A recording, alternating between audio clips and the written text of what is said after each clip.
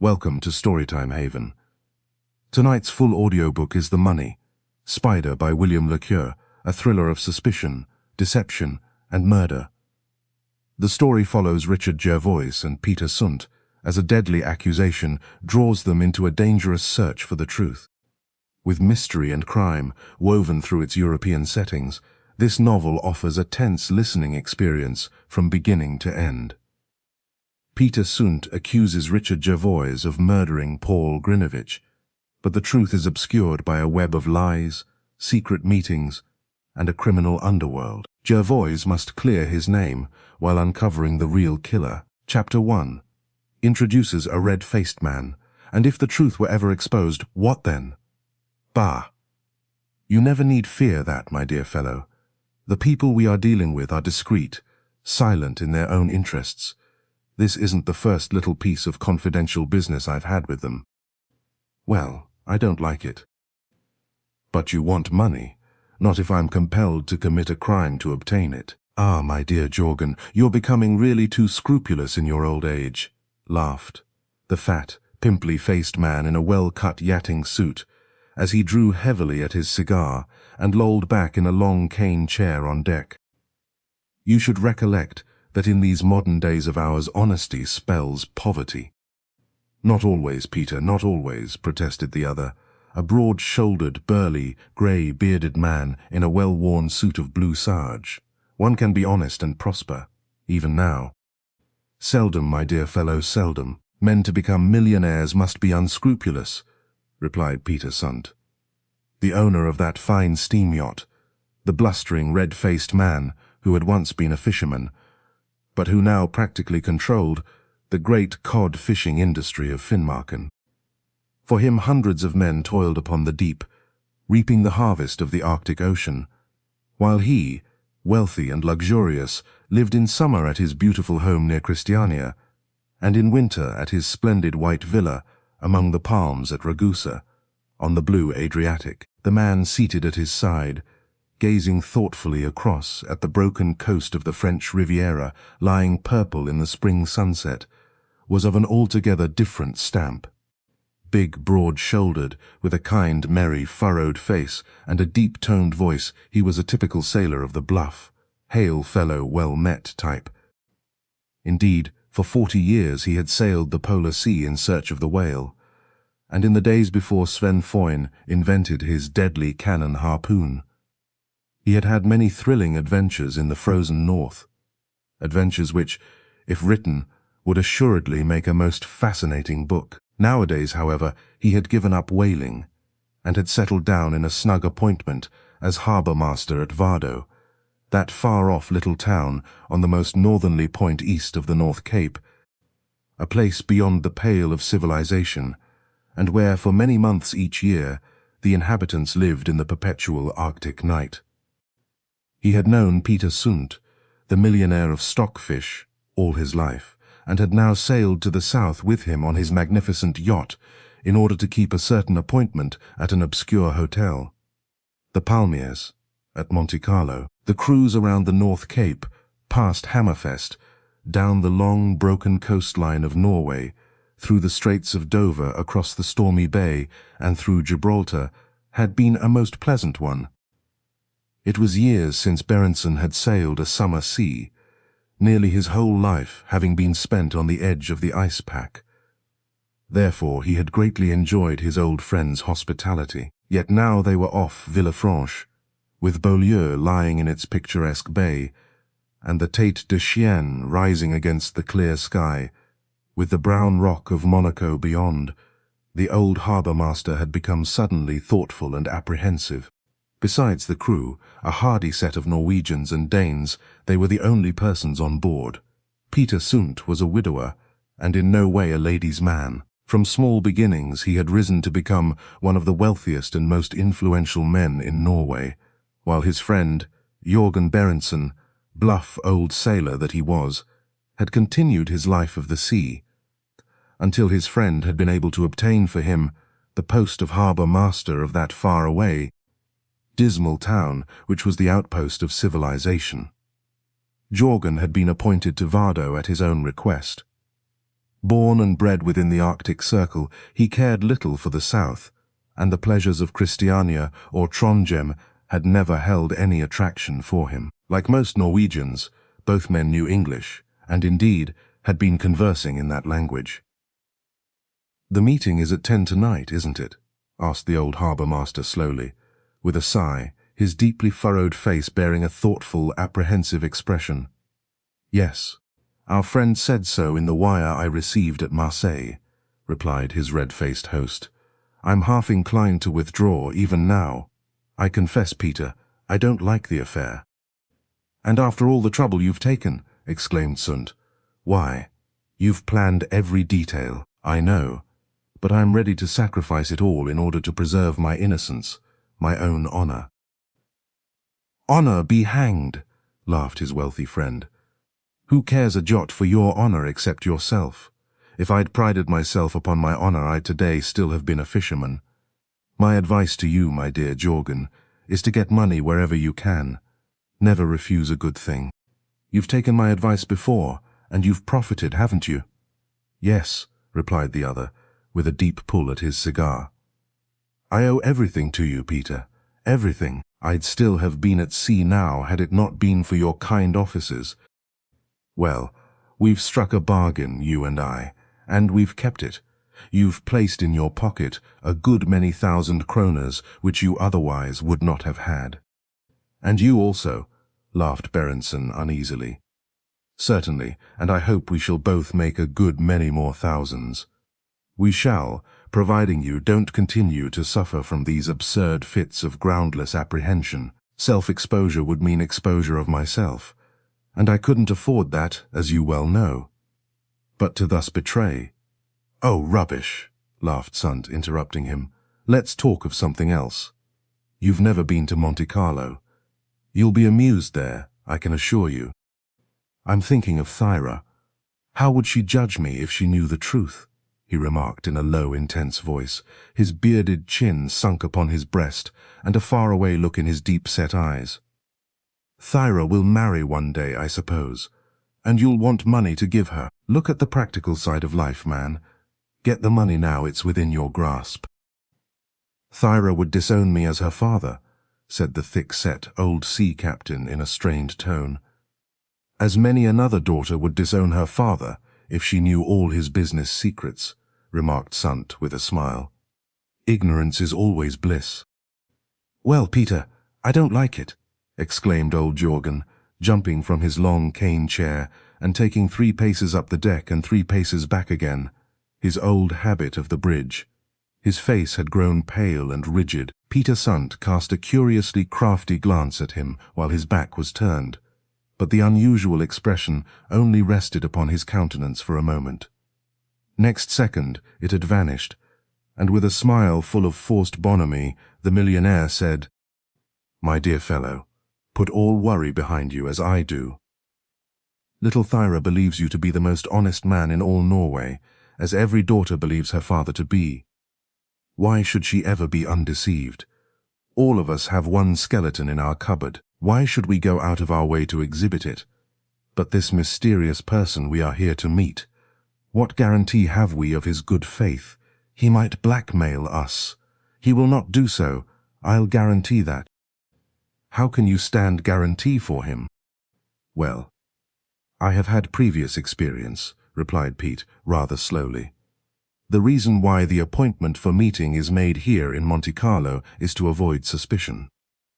The place is so cosmopolitan that even though we might be watched, there would be nothing extraordinary in us meeting a stranger here. Besides, I always come here for a fortnight or so each carnival before going round to Ragusa." "I somehow scent danger," declared the captain, halting and leaning with his back to the rail. "I don't think I shall meet the mysterious person, whoever he may be, or however much I may gain by the commission of the crime." "What?" cried the owner of the yacht, starting in surprise and staring straight at his friend.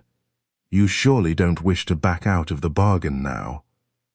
"This isn't like you, Jorgen. I see signs of a gathering storm," he replied, heartily wishing he had never accepted his host's invitation. "Where?" but the old harbour-master only shrugged his broad shoulders, and, as he did so, cast his cigar end into the water. A smart French steward appeared with a tray upon which was tea, and setting it near his master, retired. The two men did not speak.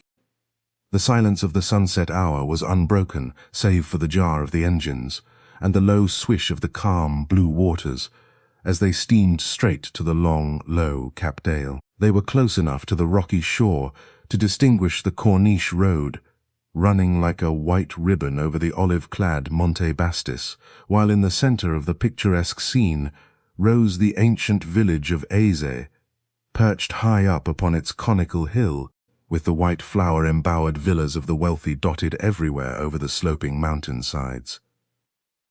To old Captain Berenson, the scene was an unfamiliar one. He knew the ice-bound coasts of Kolgef, Franz Josef Land, Spitzbergen, Nova Zembla. He lived far beyond the tree zone, in a dismal land of grey mists and snow blizzards, where nothing grew save the Arctic mosses.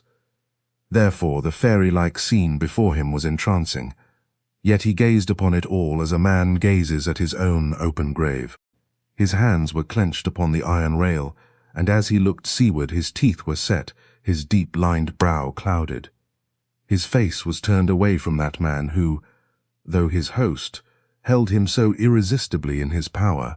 He was poor, and his poverty had compelled him to become, as he now was, the helpless puppet in that fat man's hands. He was thinking of Thyra, his sweet-faced, neat-waisted little daughter, whom he had left at home in that far-away town, now plunged in the darkness of the long Arctic night.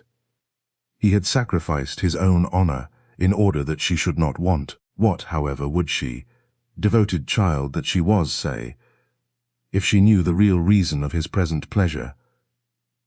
Cruise with this coarse-handed, red-faced millionaire, the object of the secret meeting, which Sundt had arranged for 10 o'clock that night. "You're a fool, Jorgen," declared Peter Sundt bluntly at last, "and ungrateful too. I point out to you a mode by which money can be secured for Thyra and yourself, and you're disinclined to take advantage of it."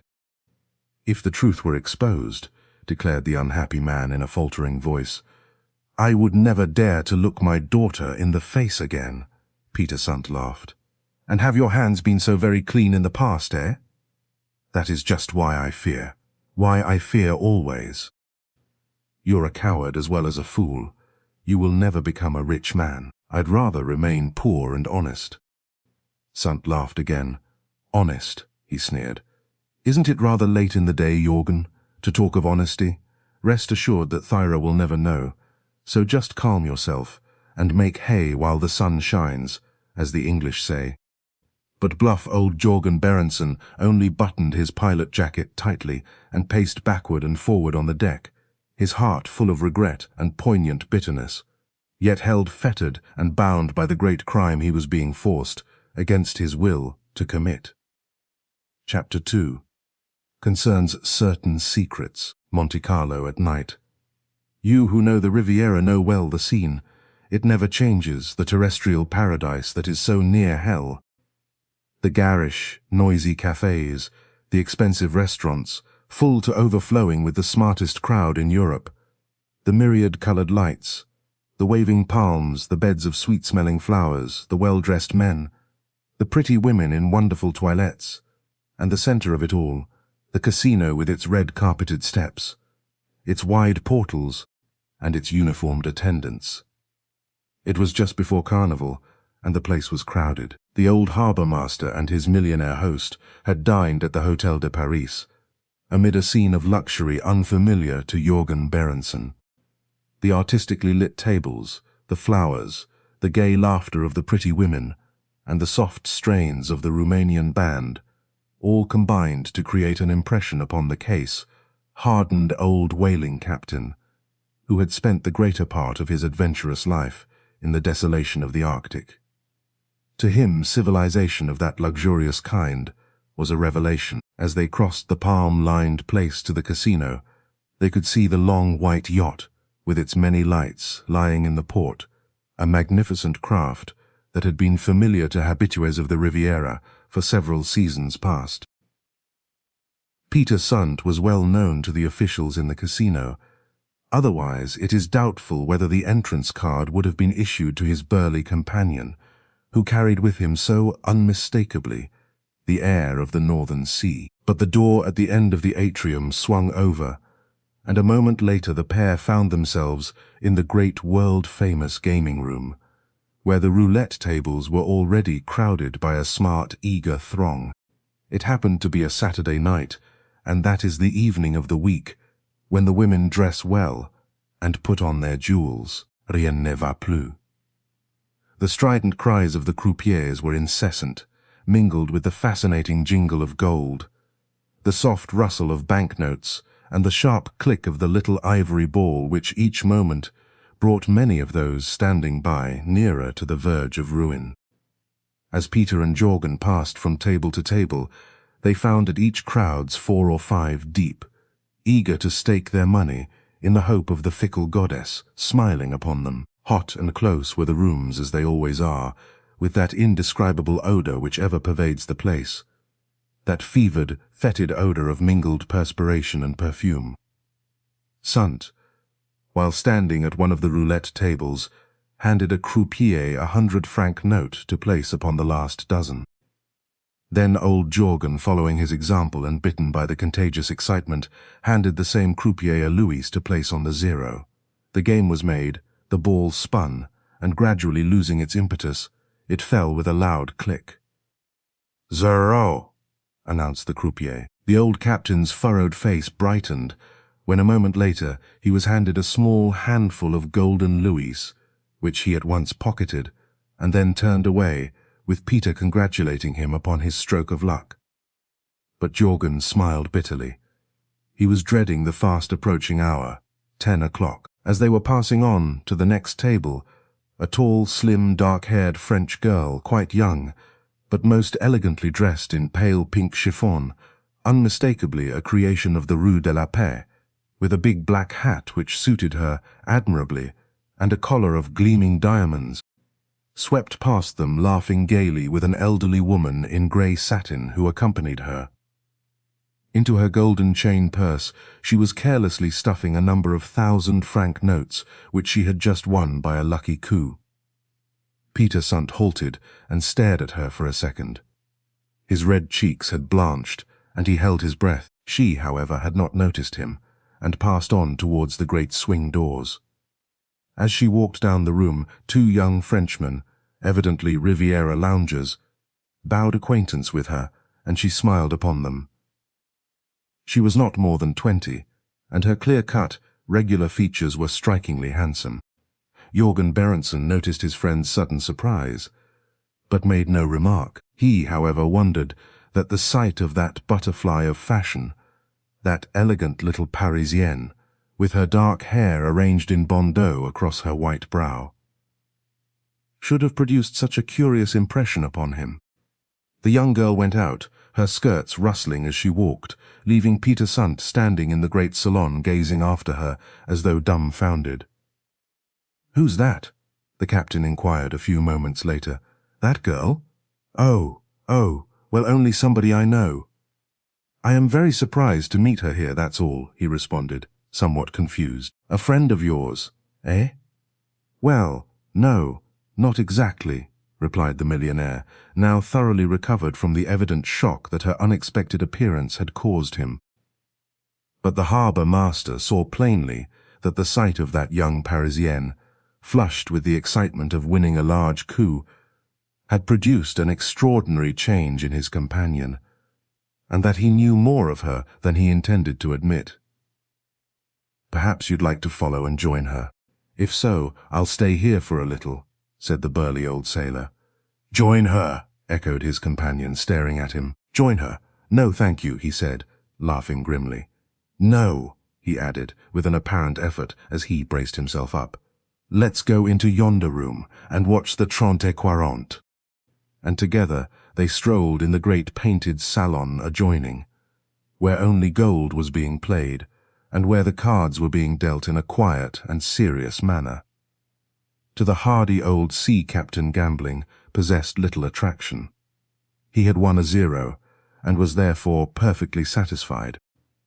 Already he found the atmosphere stifling, and the thousand perfumes of the women nauseating. The jingle of gold sounded everywhere, and above all the voices of the croupiers inviting the company to play, or declaring that no further stakes could be accepted, or announcing the winning numbers. "I'm ready to go," he said at last, with a deep-drawn sigh, as he looked at the big clock at the end of the great gilded gaming room. It wanted but 15 minutes to 10, the hour of the secret appointment which he had been so long dreading. At 10 o'clock he was to commit a crime unpardonable. Together they passed through the atrium, down the red-carpeted steps, and out into the moonlit place. The manner of the red-faced man had changed. He gazed swiftly on every side, and looked eagerly across to the terrace of the Café de Paris, as though in search of that laughing, dark-haired girl, the sight of whom had caused him such great surprise. But she had gone, and upon his coarse face was a look of bitter disappointment. As they recrossed the place and walked on beneath the dark shadows of the palms, the old sea captain, pale and agitated, suddenly halted, exclaiming in a determined voice, "No, Peter, I'll not do this. I'll go no further." "What?" cried his companion, stopping aghast. "What are you saying?" "I say what I mean," replied the bluff old fellow resolutely. "You can't mean it." "Why, it would be utterly absurd to withdraw now," declared Peter Sundt. "Better withdraw now than be guilty of such an offence," the captain replied in the low, hoarse voice of a man struggling with his own conscience. "I've arranged it all and brought you here. Yet you now go back upon your word and make a fool of me," cried the other. "You brought me here, Peter, as your catspaw, just as I have always been, ever since I took that first false step," remarked the old fellow, who owed his present snug position to the man standing before him. "And what have you to complain of, pray? I've assisted you, exercised my influence on your behalf, yet this is how you thank me. You cast mud in my face," exclaimed the wealthy man in quick anger. "I shall not do this," said Berenson. "I have decided." "You shall. Come, it's just on 10 o'clock. We shall be late. Women are impatient creatures." "Not a step further will I go in this dirty business, Peter, even for you." "But I say you shall," was Sundt's determined response. "You've suddenly grown conscientious, a trait which in you, my dear Jürgen, is unusual. Conscientiousness is a very bad sign. No man who entertains such thoughts can ever hope to prosper in these bright days, believe me." I'd rather starve than do this tonight," declared Jürgen, his eyes staring before him, as though confronted by his own terrible doom. "You can't afford to starve, my dear friend," replied the other with a short, harsh laugh. "Besides, think of little Thyra.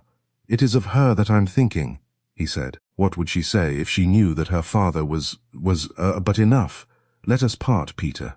Let us part now. I will get back to the north alone." "Listen," exclaimed the red-faced man angrily. "You are not going to play the fool like this. Come," and he linked his arm in that of his friend. "Come, at once, and don't show the white feather. I never before thought you were a coward, Jürgen." "I'm no coward," cried his companion fiercely. "No man has ever called me that, but I refuse to commit this crime at your bidding." "You will act as I have arranged," replied the other. "If not, well, you know the consequences." "Yes," said the old fellow in a low, strained voice, "imprisonment for me and ruin for the child." "You have to choose one or the other," the coarse-faced man remarked. "As I told you not long ago, you must choose between prosperity and ruin. None but an imbecile would choose the latter, which must mean your exposure to Thyra." The man addressed bit his lip. His hard hands were clenched. Within him a fierce struggle was taking place, for he knew, alas, too well, that this man, who had amassed a huge fortune by his callous unscrupulousness, now held him entirely in his power. He was thinking of Thyra, his own little Thyra, to whom he was so entirely devoted. Peter Sundt, quick to notice his companion's indecision, linked his arm in his again, and drew him slowly forward, saying, Come, man, don't be a fool. You can't draw back now. Why discuss such an unpleasant subject further? Come, or we shall be too late. And the old harbour master, his face pale, his eyes set straight before him at the long dark vista of the palms, allowed himself to be slowly led towards that fatal rendezvous, knowing, alas, that to refuse at that, the 11th, hour would mean an exposure that he dare not face. He was as a fly in the web of the spider. The more he struggled, the more inextricable became his position, so he only sighed bitterly, and with set teeth bowed to the inevitable. It was not long before they reached the obscure little hotel, the Palmiers, a place in a narrow street which make a speciality of cheap table d'hote luncheons and dinners. And into its small private entrance both men entered, Jörgen Berenson holding his breath, terrified at the act which he was thus forced to commit. 5 minutes afterwards Peter Sundt emerged alone, and retracing his steps, sauntered slowly back to the Place du Casino, where, beneath the dark shadow of the trees, he halted, anxiously awaiting the man over whom he exercised a baneful influence. For a full 20 minutes he idled up and down, impatiently smoking a cigar, until suddenly Jörgen's big, square figure loomed up in the darkness. "Well?" inquired Sundt anxiously. "It's done," answered the old fellow breathlessly, in a low, hoarse voice. "Let's get away from this horrible place, away anywhere. First let's go across to the Café de Paris yonder. You want a drop of brandy, no doubt. Then we'll go on board. By 11, we'll weigh anchor and be away." They crossed to the big, brilliantly lit café, where, at the small tables, many well-dressed men and women were drinking in the interval of staking their money on the tables of the casino opposite. Upon the terrace outside, Peter's quick eye caught sight of the sweet-faced young Parisienne, in pale pink chiffon and black hat, seated alone at a little table placed in the shadow against the wall. He therefore turned, and walking along the terrace both men took seats at a table near. So agitated was the old harbour master that he at first did not notice her. It was only when he followed the direction of his companion's eyes that he recognized the girl whom they had encountered in the rooms. He saw that she had turned her head, and was staring straight at Peter Sundt with a wild, fixed look, as though she had seen an apparition. With her dark eyes still upon him, she drained her tiny liqueur glass. Then her pretty lips relaxed into a smile, half of recognition, half of defiance. Peter Sundt raised his hat politely, and was in the act of crossing to where she was seated in the shadow. When she half rose from her seat, her face suddenly became blanched and drawn. Her jaws were fixed, and next instant, even before he could reach her, she had collapsed upon her chair, and reeling sideways, fell heavily upon the stone flooring. In a moment both men dashed across to her, and all became confusion, for there were many people seated in the vicinity. The first belief was that she had merely fainted, but next moment a terrible truth became evident. Upon the little marble table lay a tiny phial about 2 inches long, and empty. Jörgen took it up and smelt it. The odour was that of almonds. In a few seconds 2 agents of police were on the spot, not, however, before the old harbour master had realized the ghastly fact. The unfortunate girl, like many another butterfly whose wings are singed in that gilded inferno opposite, had deliberately swallowed a fatal draught. The police wrested her lifeless body from Peter Sundt, who held it tenderly in his arms, and as they did so the red-faced man, now pale as the poor girl herself, placed his hand wildly to his brow, and shrieked aloud, "Dead, my God, she's dead. This, then, is my punishment, the vengeance of heaven." Chapter 3. The End of the World. What secret can father have with Peter Sundt? Poor Dad. He looked so scared and worried. What can have happened, I wonder, to bring Peter so far up here again to Vardo? It's just 7 months ago since Dad went south with him. The sweet-faced girl of 20, whose soft fair hair streamed out upon the icy wind, spoke thus to herself, as, resting upon a great brown boulder, she fixed her big grey, wide-open eyes straight before her, upon the limitless expanse of stormy Arctic Ocean, that wide waste of grey, tempest-tossed waters, the very edge of civilization, were assuredly a sea of despair. Thyra Berendsen, the bright, merry girl of sweet, almost childlike beauty, lived amid surroundings which were the most dismal and dispiriting in all that barren, icebound, Arctic land of Finnmarken. The month was August, yet she wore a thick blue beret, a fur-lined coat of astrakhan, and on her hands wool-lined mitts of leather, for there, far east of the North Cape, the thermometer was at freezing point. Upon a small rocky islet, bare of the slightest trace of vegetation, swept constantly by the cutting blizzards, and buffeted by the long, dark, oily-looking rollers of the polar sea, stands a tiny town of low wooden houses, mostly roofed by turf.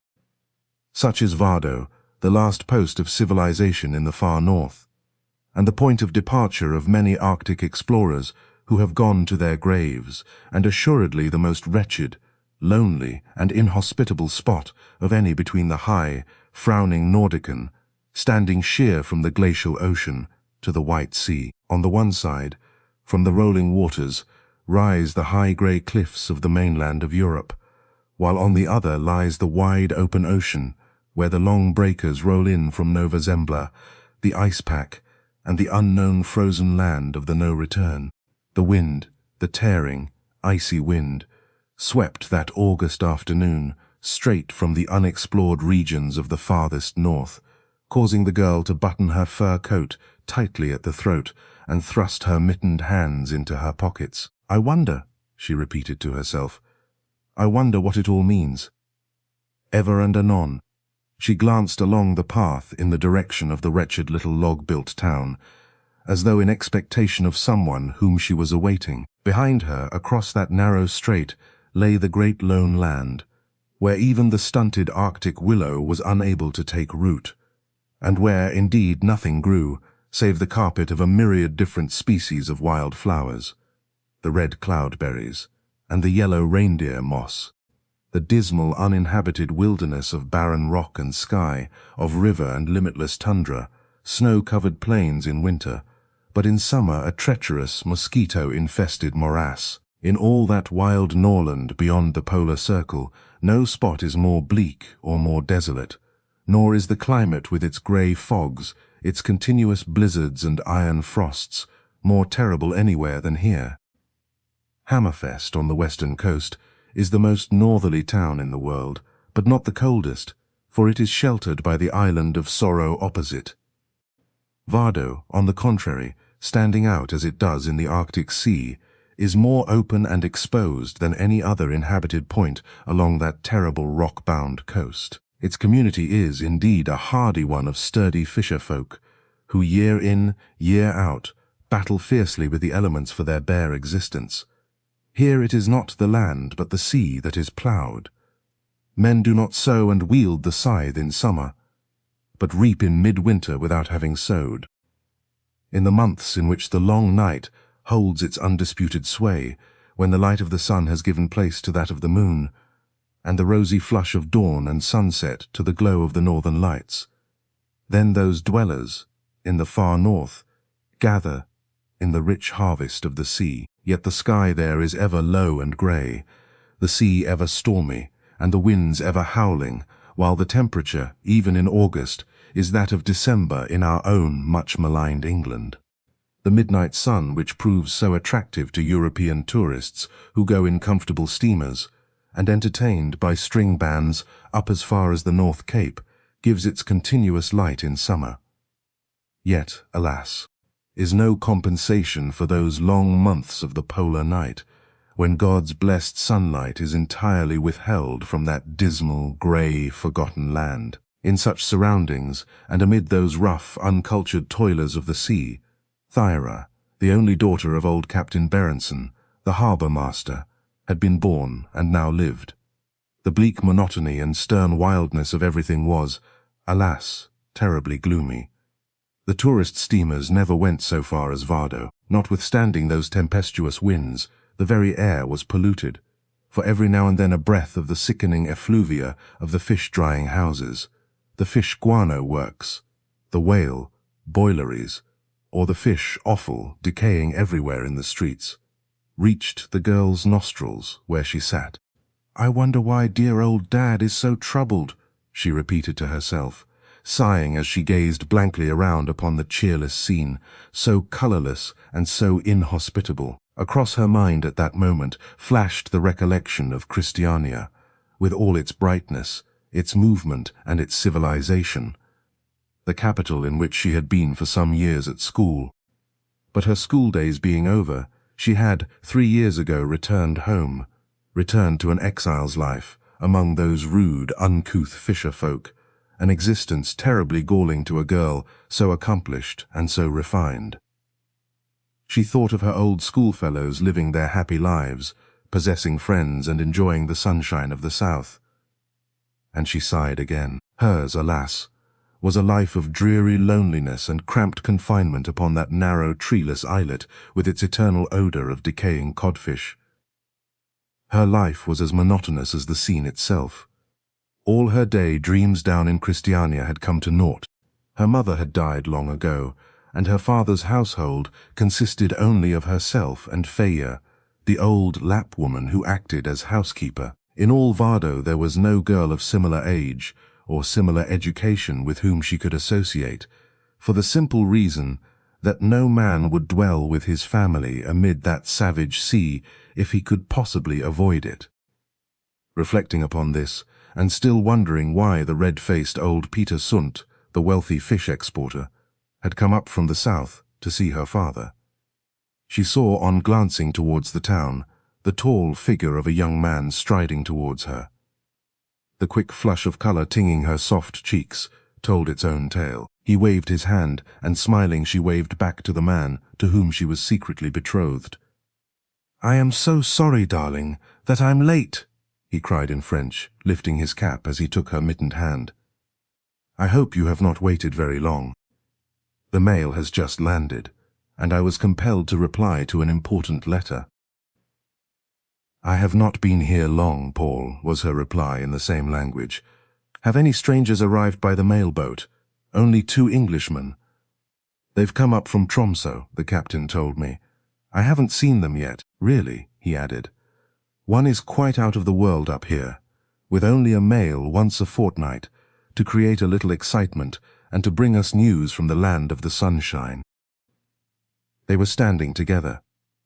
He was looking into her raised, beautiful countenance, with his dark eyes full of passionate love, while the gaze of those blue, unfathomable eyes that held him so irresistibly beneath their spell was fixed and unwavering.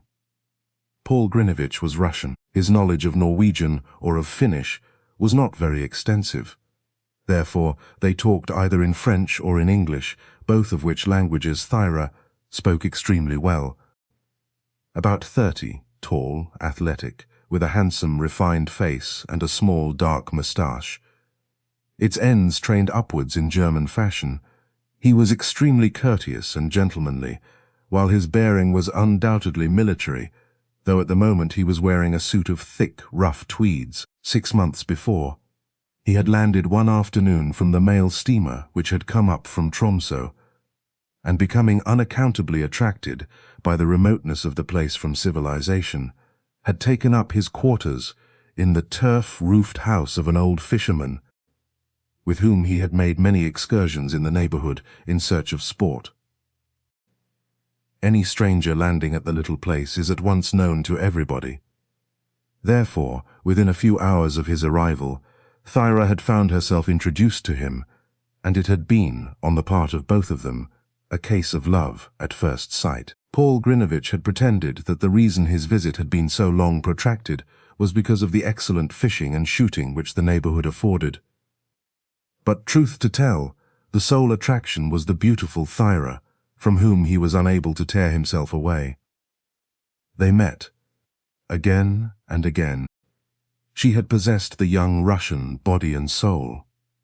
He had told her little about himself, very little, save that he had been at college in Moscow, and that his parents lived away in the far south at Odessa, that he was a gentleman. Old Jörgen Berentsen had known instinctively from the very first moment of their acquaintance and that he was comfortably off was likewise apparent.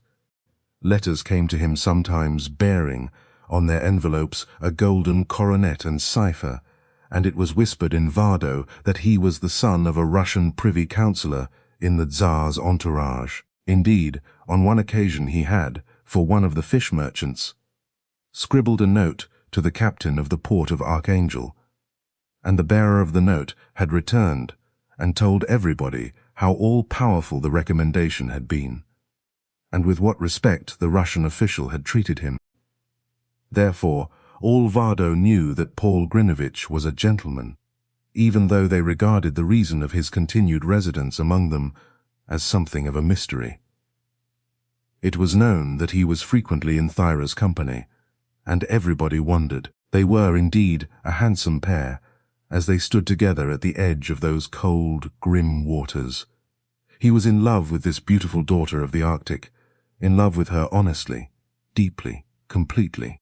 Paul, to whom the smartest salons of Petersburg, of Moscow and of Paris were ever open, loved the sweet-faced daughter of the old weather-beaten sailor of the polar seas. He had not released her hand, but stood with it held in his own, gazing into those deep, childlike eyes that held him ever in such fascination. "Thyra!" he exclaimed in a deep, low, earnest tone as a sigh escaped him. "Well?" she asked, looking up into his face as she smiled mischievously, all trace of the troubled expression upon her countenance having vanished. "Thyra, my own darling," he cried. I want to tell you something, but, well, I can't." And he sighed again and drew himself up, his passionate gaze still fixed immovably upon her. "Why not?" she asked simply. "If it is a secret, surely you can trust me. Am I not your betrothed?" "Ah, yes," he cried hoarsely. "It is just because of that, because we are to marry in a few weeks, that I cannot tell you." The girl stared at her lover in blank surprise. She had never before seen him so distressed. What could he mean? Had the mail just brought him bad news? A serious, apprehensive look overspread her beautiful face, a face that was, indeed, peerless in its perfection. The soft sweetness of her features, so well cut and so regular, was such that it would assuredly have caused comment even among the women of the Hormund in the park, or in the Bois. Hers was a type of rare, delicate beauty, with her unfathomable eyes, her well-formed nose, her pointed chin and dimpled cheeks. A beauty that was delightfully innocent and childlike, without being insipid. A beauty the more remarkable considering the rigor of that terrible climate, and how soon, alas. The faces of the sturdy men and women of the Finnmarken coast, the end of the civilized world, become hard, furrowed, and weather-beaten. The long strands of fair hair blown out upon the wind were soft as floss silk, and as she smiled she disclosed an even row of pearly teeth behind dainty lips, bearing upon them the true bow of Cupid, and made for kisses. Yes, Thyra was lovely. The young Russian told himself that again, as indeed he had done 1,000 times within those past 6 months. Among the girls he had met in Paris and in Petersburg, in Monte Carlo or in Rome, he had never met one so beautiful, so dainty, so full of inexpressible charm, and she was his very own. She had promised 3 weeks ago to be his wife, and old Jorgen, the bluff old retired Arctic sea captain, had given his consent upon one condition, that the strictest secrecy was to be observed regarding the engagement. Why, they both wondered. What motive had the old fellow in withholding the news from that tiny, gossiping, rough and ready little world of Vardo? "Paul," exclaimed the girl, slowly twining her soft arm around her lover's neck, regardless of the fact that they might be observed. "Do tell me, dearest, what is troubling you? Why does our forthcoming marriage prevent you telling the truth to me? The woman who is to be your wife," she asked in English, in a low, persuasive tone, raising her lips to his and fondly kissing him with long, clinging caress. That kiss itself was assuredly enough to make any man's head reel. The young man sighed. She noticed his brow contract as he bit his nether lip involuntarily. "Because, my darling, because it is a secret which, though I long to confide it to you, I dare not. Indeed, I must not. You are to be my wife, my own love." And he held her with trembling hands and kissed her with the fierce passion of affection. "But there, I was a fool to have mentioned it, to have aroused your apprehension, my own dear heart. I so long to be able to tell you, and yet what, Paul? I cannot, I dare not. Not when I, Thyra, ask you to tell me. Not when I make an urgent request to you. The man who is to be my husband," she asked in a voice of quiet, earnest reproach. "No, no," he cried, in quick distress, his gloved hand clenched in desperation. "No, darling, don't put it like that. Forget, I beg of you. Forget my unpardonable foolishness in mentioning a matter which, after all, does not concern you, and has naturally aroused within you some grave forebodings. We love each other, surely that is sufficient. Come, let us put all gloomy thoughts aside." "Then your thoughts are actually gloomy ones," she exclaimed in quick alarm. "Why do you try to conceal the truth from me, Paul? This is not like you." "Because, my darling, in this matter it is, for the present, imperative that I should remain silent." "Silence is best for you and for me," answered the young man.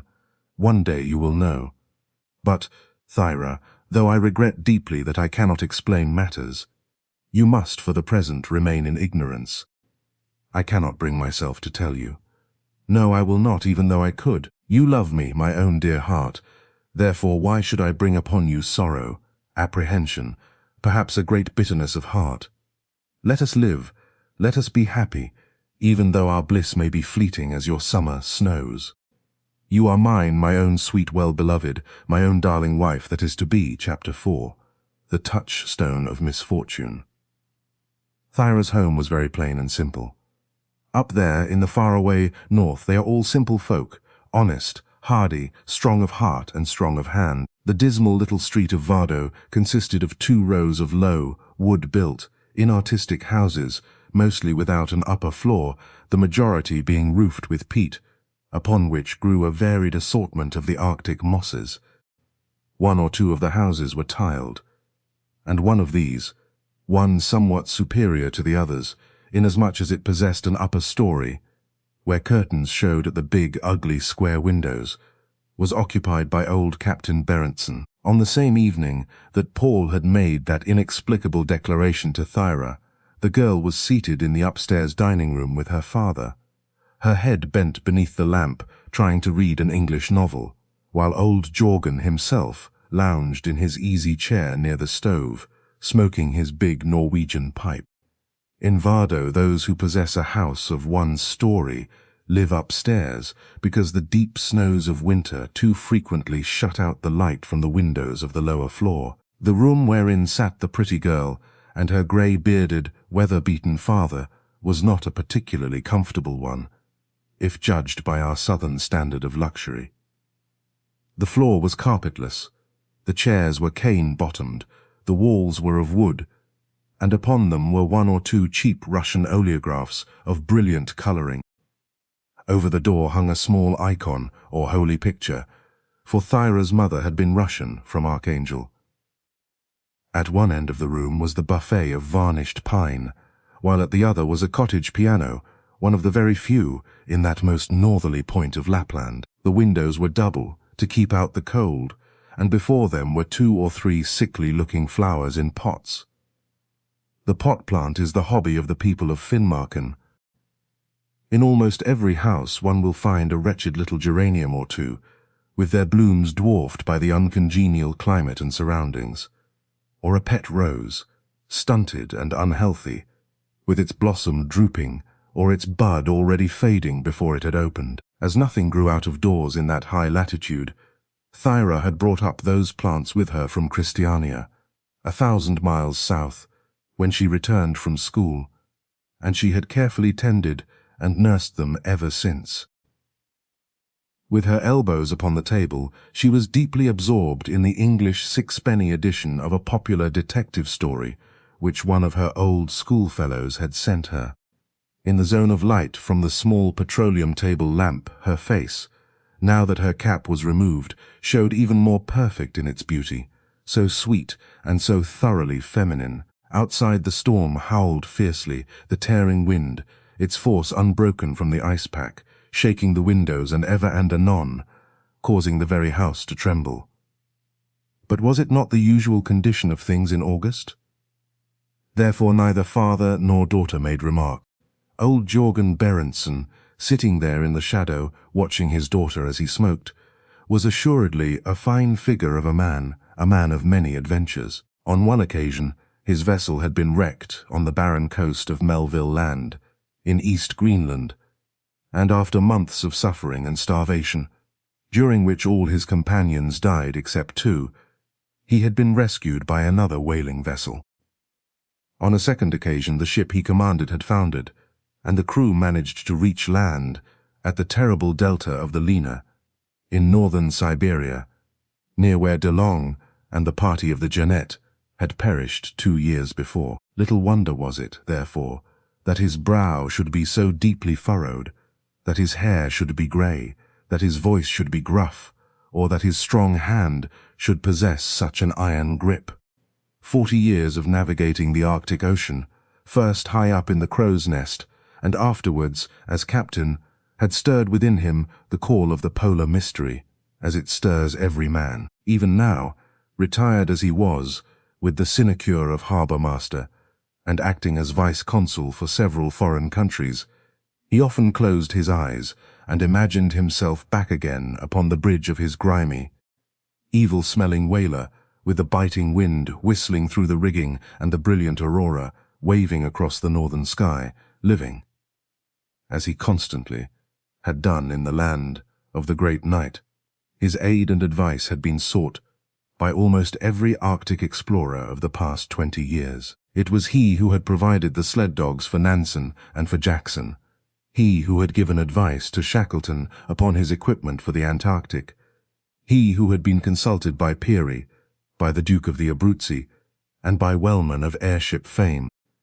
To him the ice-bound coasts of Franz Josef Land, of Nova Zembla, of Spitzbergen, and of Greenland, with their steel-blue glaciers and snow-covered bluffs, were all well known. Indeed, he knew far more of Arctic life, Arctic conditions, and Arctic mysteries than any fellow of the Royal Geographical Society of England. Nowadays, however, his adventures were all of the past. His wife was dead, and, with his daughter to bear him company, he led a frugal, quiet, uneventful life, a life that bored him somewhat in summer, and became well-nigh intolerable in the 3 months of perpetual night from November to January. Those dead, dark, bitterly cold days, when the lamp burned perpetually, and when the little town was silent as the grave, made him long for the old activity at sea, and the keen excitement of hunting the leviathan of the deep. The last days before his retirement had been spent as captain of a passenger vessel between Bergen and New York. Hence he had learned to speak English in addition to his native Norwegian, and Finnish, and French. A ring at the doorbell below aroused them. Thyra raised her head from her book with a sigh. At that moment she did not wish to be disturbed. "Oh, I quite forgot, my dear," the old man exclaimed. "The Merkur came in this afternoon, and I asked the captain to come in and bring his 2 passengers, young Englishmen. I met them on the quay. They seemed to be gentlemen." Thyra frowned slightly as she heard old Freya, the Lapp woman who acted as housekeeper and maid of all work, go to the door, and next instant came the cheery voice of the captain of the Merkur, the black old cargo boat which, trading between Vardo and Hamburg, and calling at all the ports down the Norwegian coast, brought them the mail from the south. When each 6 or 7 weeks the Merkur, with her high black funnel and white bands, appeared through the driving mists and entered the harbour, it was always a day of activity. For the captain was highly popular everywhere, and with the visits of the Merkur came news of friends, and the stores without which the dwellers on that remote little island could not exist. "Well, Miss Thyra," exclaimed the captain cheerily as he entered the room, "and how are you getting on up here after Christiania, eh?" He was a tall, rather good-looking, fair-moustached man, well set up, and extremely smart both in manner and dress. Well known to all along the Norwegian coast as something of a dandy, his uniform was always spotless. The braid upon it was untarnished, and his boots always well shined, even though he sailed those stormy seas. Besides, though he was Norwegian born and bred, his name, curiously enough, was typically English, John Martin. "Well, Captain Martin," exclaimed the girl with a laugh, as she cast a furtive glance at the two strangers behind him. "Here it is scarcely so gay as in Christiania, of course. Yet it is my duty to be here and look after Dad, so of course I must not grumble."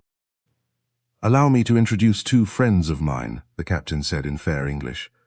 Then, indicating the elder of the pair of Englishmen, a good-looking, dark-haired, merry-eyed fellow in a well-cut suit of blue sarge, he said, "This is Mr. Jervoise, Miss Thyra Berentson." The other, a short, rather thick-set man of 32, with a small moustache and wearing gold pince-nez. He introduced as Dr. Owen Odd, adding, "These gentlemen have been with me all the way from Bergen, my only passengers this trip." "And a most delightful time we've had, Miss Berentson," declared Dick Jervoise. "Your friend the captain has been untiring in his efforts to make us comfortable in the heavy weather we ran into after rounding the North Cape." Thyra raised her eyes to his, and regarding him for a second, saw honesty in his gaze. Then she smiled, answering, "Everybody knows how pleasant Captain Martin makes a voyage. I've been with him twice down to the south." "And I hope you'll make many more trips with me, Miss Thyra," declared the fair-haired man, who, ashore, had exchanged his spotless uniform for thick grey tweeds. At old Jorgen's invitation the trio sat down, the two Englishmen delighted with their experience. It was unique to be entertained in a house so far north, and by such a delightful hostess, with her beautiful face and her pretty broken English. The four men were soon chatting, while Thyra, instantly at ease with her English visitors, busied herself in setting out the little glasses for the vodka. Martin was explaining to his English friends the adventurous career of the old man, who sat there smoking his long pipe with its carved meerschaum bowl, and they were listening, entranced by the captain's story. The old fellow, however, modestly disclaimed all title to be classed among Arctic explorers. "I'm only a whaling skipper," he declared, laughing. "My explorations have been done out of necessity, and were the outcome of mishap." Dick Jervoise glanced around the small, plain room, devoid of any coziness. He noted the small, sickly-looking flowers, the double windows, the big stove roaring, though it was an August night. All was so strange, so unusual, so extraordinary after the civilization and luxury of London. He fixed his eyes upon the beautiful countenance of the girl who offered him the Russian cigarettes. In all his wide experience, never had he seen a face so sweet, so entirely perfect, and he noticed that Owen was also gazing at her in rapt admiration. She raised her big grey eyes from the box suddenly, and their gaze met. In the white lamplight Captain Martin saw the slight flush rise to the girl's cheeks. He smiled within himself, for as a bachelor he was never averse to a mild flirtation. He knew well how much the girl had been admired down in Christiania, and had heard how she might have made a most excellent match with one of the richest men in Norway, if old Jorgen had not ordered her to return home to that life of grey monotony, which was surely sufficient to crush all the gaiety and brightness out of any young girl's heart. For nearly an hour they sat together chatting, Thyra explaining to the two visitors many interesting facts concerning the nomad Laplanders and their habits, some of whom, dressed in their reindeer skins, they had seen that afternoon, while the pair sat listening, entranced by the music of her voice. Presently the doorbell rang again, and a few seconds later a short, stout, pompous man, with a red, pimply face and a big diamond in his cravat, entered the room. It was Peter Sundt. Thyra held the man in distinct dislike. She had hated him ever since she was a child. Of late he had seemed to hold some irresistible power over her father, a power that was to her an entire and complete mystery. As he entered, She did not fail to notice how uneasily her father stirred in his armchair, or that the greeting extended to him was not that genuine, hearty one with which he had met the captain of the Mercure. What secret was there between them? The Englishmen were introduced, and the coarse, red-faced, loud-voiced man tossed off his vodka at a gulp, and seemed to treat everybody with supreme disdain, even Thyra herself. Her eyes again met those of Dick Jervoise, and in them he discerned a mutely expressed disgust. To him it seemed that society in Vardo was not very refined, and he pitied her, compelled as she was to live, amid such depressing, soul-killing surroundings. At last Martin and his friends rose to go, and Jervoise, promising to call again before the Mercure sailed, bowed over the girl's hand, followed by the doctor. She accompanied them downstairs to the door, leaving her father alone with Peter Sundt. The instant she had left the room, the coarse-featured man rose, and approaching the grey-haired captain, bent and asked in a low, hard voice, "Well, have you decided?" "I've come here for your answer. Remember." The old man removed his pipe slowly from his lips and looked straight into the other's face. I haven't had sufficient time to consider. But you will decide tonight, now, before I leave this house," declared the man firmly. "If your answer is in the negative, you know well what the result will be." "Ah, I see," cried the other fiercely. You now hold the dagger at my throat, because you know that I am utterly in your hands. Are you a man that you should make this demand, Peter Sundt, or are you one of hell's fiends?" But Peter Sundt, quite unperturbed by his victim's outburst, coolly poured out another glass of vodka and tossed it off, a smile of triumph upon his pimply face as he did so. He knew that Jörgen Berentsen was as wax in his hands. Chapter 5. An Allegation. "That's a very neat and dainty little girl, the harbour master's daughter," remarked the doctor to his friend, as half an hour later they were seated together in the narrow little saloon of the Mercure, having a cigarette prior to turning in. For a month the black old steamer, with its odoriferous cargo of dried fish, whale oil, and cod liver oil, had been their home, and their stomachs had long ago grown used to the flavour. To the uninitiated, however, the effluvia was poisonous, especially in a rough sea. Dick Jervoise agreed, but remained unusually thoughtful. Truth to tell, the sweet face of Thyra Berentsen had so impressed him that he could think of nothing else. Those soft grey eyes, that slim, dainty figure, and that musical speech in 3 or 4 languages had charmed him. Was it not entirely and utterly unexpected to find up there, so far north beyond civilization, amid that rough, hard-handed fisher folk, a girl so perfectly beautiful, so sweet and so childlike? "By Jove," declared Owen Odd, "she'd make a sensation even in the park in town. Fancy a girl like that being doomed to live in this awful place, where codfish is the sole and staple food and industry. When we started, Dick, I never thought we'd get into so high a latitude as this." "Well, we've taken Martin's advice," replied his friend. He said, "If we rounded the North Cape, we'd get into a part of the world that, though bleak and rugged, would interest us." "It interests you, my dear fellow, because you've been such a traveller.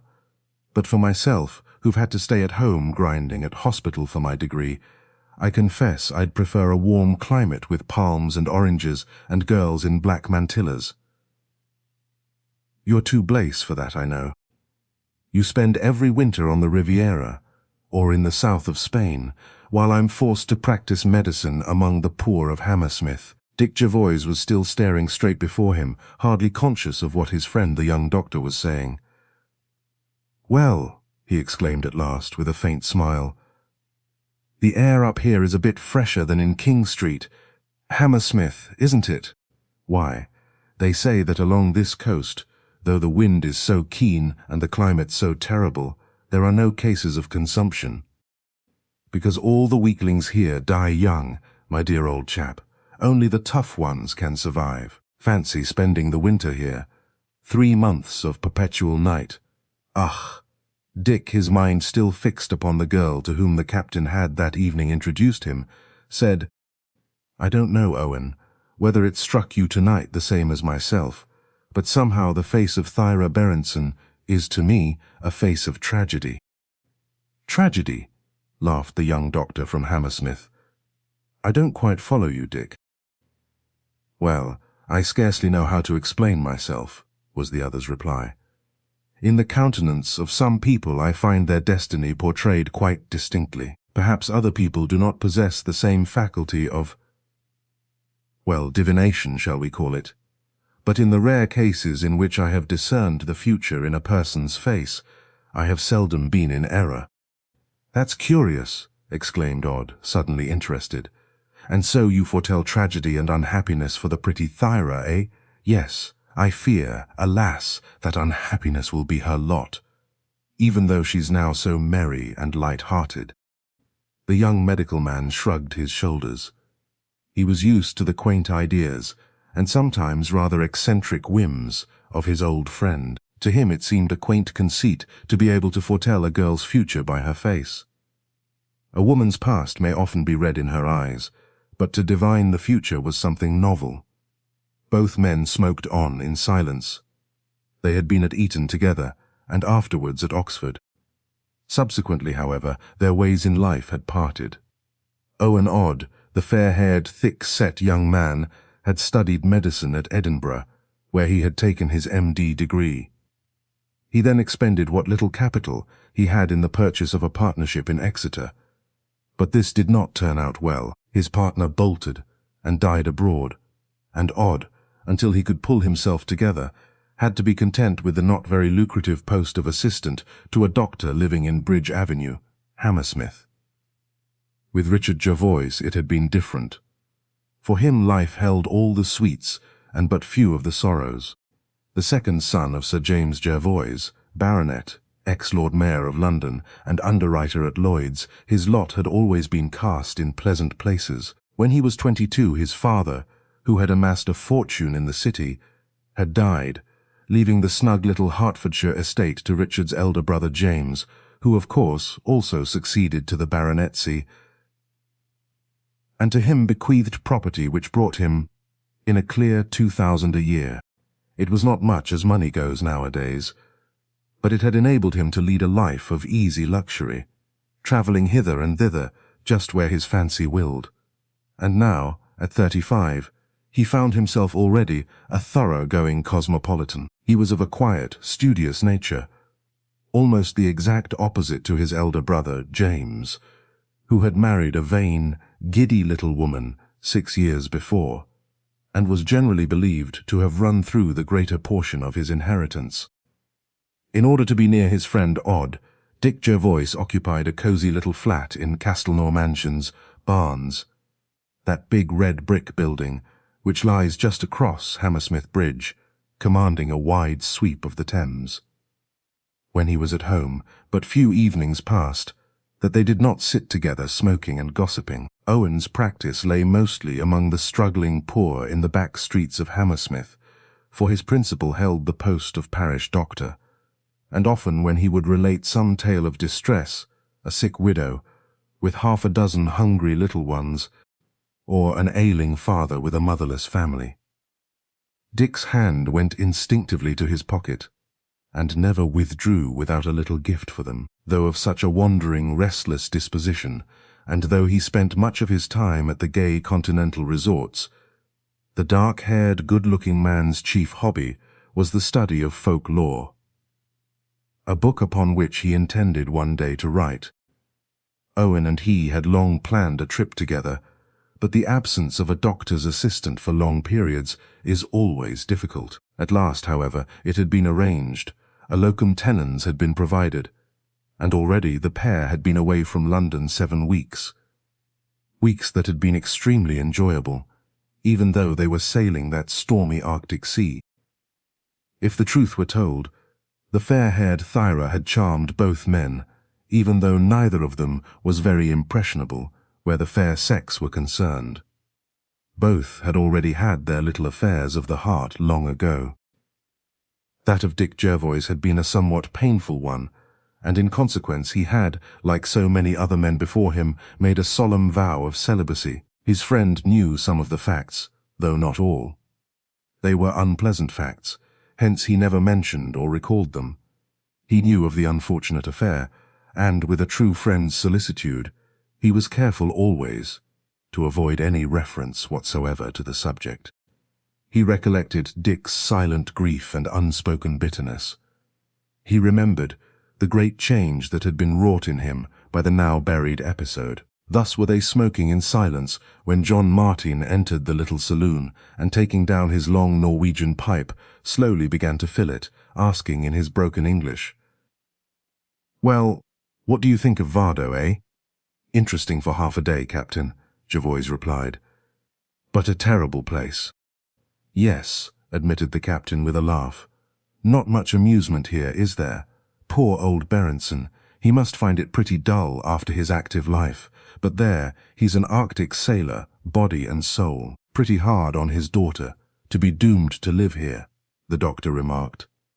"She told me she was at school at Christiania, and finds it deadly dull after the capital."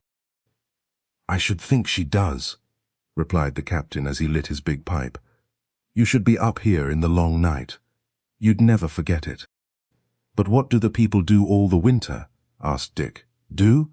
Well, they just manage to exist, and that's about all," was Martin's reply. "Of course, a good many Lapps come down to the coast yonder, but beyond that all is still, and the place, 5 or 6 feet deep in snow, is silent as the grave."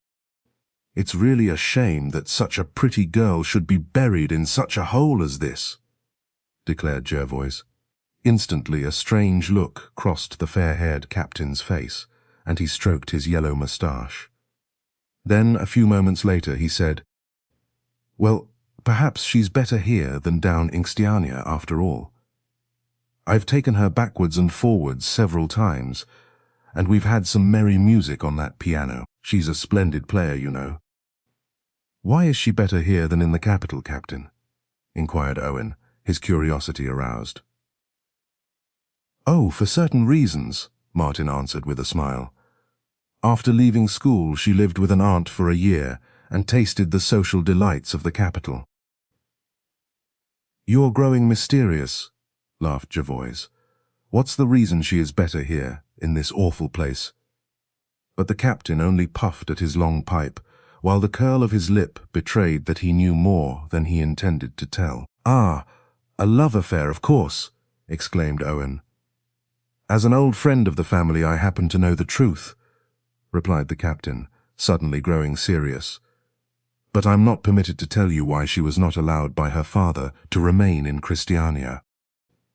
"A secret!" exclaimed Dick, bending towards the captain, very much interested. "Was it some schoolgirl love affair, Mr. Jervoise?" replied the Arctic skipper in a tone of slight reproach. "That question is really not a fair one. Captain Berenson and his daughter are my friends, remember, and I have no right to discuss their private affairs." "Oh, pardon me," Dick cried quickly. "I know I'm too inquisitive, only, well, the fact is that she's delightful, and the mystery about her had only increased our interest." "Let the mystery rest, Mr. Jervoise." "It's far best, I assure you," declared Martin. "No good is ever served by raking up the past, especially where a woman is concerned." The two Englishmen exchanged swift glances. What did the captain mean? The past? Surely that young girl with the grey eyes and sweet, innocent face could not have had a past. "Well," remarked Owen, "whatever may be the reason of the girl's recall from the south, certainly it's very hard upon her that she should be exiled in this dreadful hole." "Best for her, Doctor, best for her, I assure you," declared the captain emphatically, his pipe between his teeth. "Why?" "For reasons which, as I have already told you, are secret," he replied, his face still sphinx-like. "The story is a curious one, I admit. I'm sorry I'm not permitted to tell it to you. If I did, it would certainly surprise you both." "Why don't you tell us, Captain?" urged Jervoise persuasively. "You're always so ready to explain everything, and we will both regard what you tell us as a confidence." "No, I cannot tell you the reason of Thyra Berenson's return to Vardo," responded Martin firmly. "Please, Please don't press your question. It's a secret, you understand, one that I am not permitted to divulge. Captain Berenson is one of my best friends. Both the Englishmen were sadly disappointed. There was a reason. Some strong reason, they realized. Why the merry, easy-going Norwegian captain, who was always so merry and careless of everything, had so suddenly become obdurate, refusing to tell them anything. The secret concerning the pretty Thyra was, well, it seemed that it was not altogether creditable. What, they wondered, could it be? No explanation was forthcoming, therefore they both wished the captain good night and went along to their respective cabins. Chapter 6. Strange Matters of Fact. When Thyra, bright and fresh-looking, entered their own small living room on the following morning, she found her father seated in his armchair, bent, pale, and tired. The room, the double windows of which were seldom, if ever, opened, smelt strongly of the odor of overnight tobacco. The dirty vodka glasses were still upon the table, and as the grey, sunless light fell upon the rugged face of the burly old whaler, the girl saw that something serious was amiss. The room with its wooden walls, its wooden ceiling, and its gaudy oleographs, presented a strangely bizarre appearance in the morning light, while it was at once apparent to her that her father had not been to bed. "Why, Dad?" she cried in alarm, falling upon her knees before the seated man. "What's the matter?" "Nothing, my child, nothing," the burly old fellow replied hoarsely, as his hand wandered to her white brow and he tenderly stroked her fair hair. "But there is, I know there is," she declared. "You haven't been to bed at all?" "No," he replied. "I couldn't sleep, so I went out." "What, were you out in all that storm?" "Why, it shook the house to its foundations." "Yes, it blew hard in the night. It was fortunate for Martin that he anchored inside the breakwater. If not, the Mercure would probably have dragged her anchor and come ashore." She glanced out of the window and saw that the neighboring roofs were lightly covered with snow. "Now, Dad," the girl said, winding her soft arm about his neck persuasively, "I demand to know why you've been so upset these last 2 days. I've noticed a change in you, you know." "Change in me, dear," he exclaimed, pulling himself together with an effort at once. "Why, what change is there in me? It's only your fancy." "No, it isn't. Ever since Peter Sundt arrived yesterday morning, you've not been yourself. I've noticed it, so you can't deny it." The old fellow's weather-beaten face, now pale and haggard, instantly changed. He bit his lip, but tried, nevertheless, to look unconcerned. His hand trembled nervously, and the girl detected in his deep-set eyes, with their grey overhanging brows, an expression such as she had never before seen there. Jorgen Berenson was usually a deep-voiced, humorous, open-hearted man, whose beaming face and iron hand grip were sufficient index to his honesty of character. But as he sat there, bending over his kneeling daughter, he presented the picture of a heart-broken, disappointed man. "I didn't know that Peter's landing had had any extraordinary effect upon me, dear," he said, with a vain attempt to smile. "Perhaps I'm not very well," he added in faint excuse. "You are worried about something, Dad. You must tell me," she urged. "It's nothing, really nothing," he assured her, stirring in his chair. "Freya is late. Why hasn't she prepared breakfast, I wonder?" "No, Dad. It's rather early. I got up because I intended to go out for a walk." "To meet Paul, eh, dear?" "Ah," and the old man sighed as his bony fingers entangled themselves in the girl's silken tresses. "Why do you sigh like that, Dad?"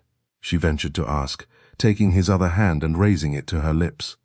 "I love Paul, and I'm sure, quite sure, that he loves me." "I know that, my dear. I've seen quite enough to be aware that you're deeply in love with one another," remarked the old man. Then, after a pause, he added, "I only wish—" "Wish what?" "I only wish, my dear, that we knew a little more about Paul Grinevitch. He is always so silent concerning himself. He has told me practically nothing. He is at any rate a gentleman, Dad, and further, he has ample means. You told me that only the other day, you know. Besides, What should I care if he hadn't? I love him." "Love," the old man echoed in a hard voice. "Ah, yes, dear child, I know. Alas, what love means to you both. I loved once." And he sighed deeply at some recollection of long ago that stirred his memory to its depths. She was surprised, for she had never seen her father in that strange and somewhat sentimental mood before. More than ever was she convinced that some secret existed between him and that red-faced parvenu, Peter Sundt, the man who carried with him the odor of fish into the salons of Christiania society. "Yes, Dad," she said, raising her soft white hand and pushing his grey hair back from his brow. "You loved my dear mother, just as Paul loves me." The old man sat staring before him. All the natural bonhomie had fled from his face. He was hard and silent, as though his very nature had been frozen by the bitter thoughts that now obsessed him. "Why don't you try and induce him, my dear, to tell you more about himself?" he urged in a hoarse voice. "The fact is, Thyra, I don't like you, my only child, marrying a man about whom I know practically nothing, and who, after all, may be only an adventurer." "Oh, Dad, you really shouldn't talk of Paul like that," she exclaimed quickly, in a voice of reproach. "Within your heart you know quite well he's not an adventurer, or you would never have given your consent to our secret engagement." "No, dear, I don't say he is an adventurer. Personally, I believe him to be a very honest fellow, and certainly he would never remain here, in Vardo, were it not for you. Whose would stay here if they could get away?" The girl blushed slightly. She knew that her father spoke the truth. "Then why may we not make our engagement public?" she asked. "Only yesterday Paul expressed a hope that you would soon allow us to make our love known." But the lines in the old sailor's brow grew perceptibly deeper, and he only drew a long breath without answering. "I know how lonely you will be when I am married and go south," she said. "We shall live in Russia, I expect. Paul talks of Moscow, but I would prefer Petersburg, as in summer I could always come to Archangel by rail, and get here by the mail to see you. And perhaps after I'm married, perhaps you, Dad, could get some appointment farther south, where there are sunshine and trees and flowers." Her father shook his head sadly. Appointments as harbour master were few and far between. There were always hundreds of applicants. For the office he held, he had been the lucky candidate out of nearly 300 retired seafaring men. "For myself, darling, I care nothing," he said, looking into her grey eyes fondly. "It is your own future I am thinking of. I have lived my life, as hard a one as that of any man. What matters now if I die up here? Besides, the hot summers of the south don't suit me. I've lived almost my whole life here in the Arctic. But, though I love Paul, father, I don't feel happy if I have, after marriage, to leave you alone," she said quickly, her eyes fixed upon his. "My dear, though I know so little of your lover's position or of his past, well," he went on, with a strange catch in his voice, "I'd rather that you married him than—" "Than what?" she asked in quick surprise. "Oh, well, nothing, dear," he declared. "I'm not very well this morning, that's all." "Now, Dad," she cried reproachfully, "that really isn't fair. You have something upon your mind which you won't tell me. Peter Sundt stayed talking with you for a long time last night after I went to bed. What has he been saying to upset you?" "Why, nothing, dear." Her father laughed faintly. "Whatever caused you to imagine that? I've known Peter a great many years, indeed, ever since he used to live in a hut at Gamvik, behind the Sletnies, and go out fishing for cod." "I'm aware of that, but why would you rather see me married? Tell me the reason," she urged. "Well," he laughed uneasily, "because you would, I know, be far happier with a good husband than living up in this dull place, so full of the evil odors of decaying fish, and so far beyond the culture and refinement amid which you were educated. I've always lived the rough life of the sea. With you, child, it is different. You are unfitted for this climate, its long darkness and its hardships. Surely you can see what a sacrifice it will be to me to allow your marriage, but—" And he paused. Well, shall I tell you the truth? He asked, staring again straight before him. Yes, do, dear Dad, she cried suddenly, again flinging her sinuous arms about his neck. Well, all tonight I've been thinking and wondering if I consented to your marriage with Paul at an early date, would you make your father a firm and definite promise? A promise? Why, of course, Dad, she declared, kissing his wrinkled cheek. But do you really mean that I may marry Paul soon? She asked excitedly. For a second the old fellow hesitated, almost as though he had not the courage to make such a promise. I have decided, dear Thyra, he answered in a deep, distinct voice, that if Paul Grinevitch is willing, he may marry you as soon as ever he wishes. The girl sprang up in a veritable delirium of joy. Oh, Dad, you are really too good, she cried, bending and kissing him again and again. Then, on reflection, a few moments later, she saw that this sudden decision must be due to some unexpected circumstance. What, she wondered, had happened to so change her father's usual character, to cause him to remember his own love of long ago, and at the same time to induce him to allow her immediate marriage with Paul? I give my permission, dear, on this one condition, he said. That you make a solemn promise to me, that you promise, he added hoarsely, without, however, concluding his sentence. Yes, dear Dad, what am I to promise you? Again he hesitated.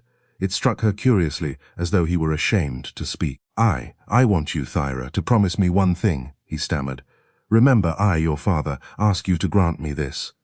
After your marriage there may be some evil spoken of myself.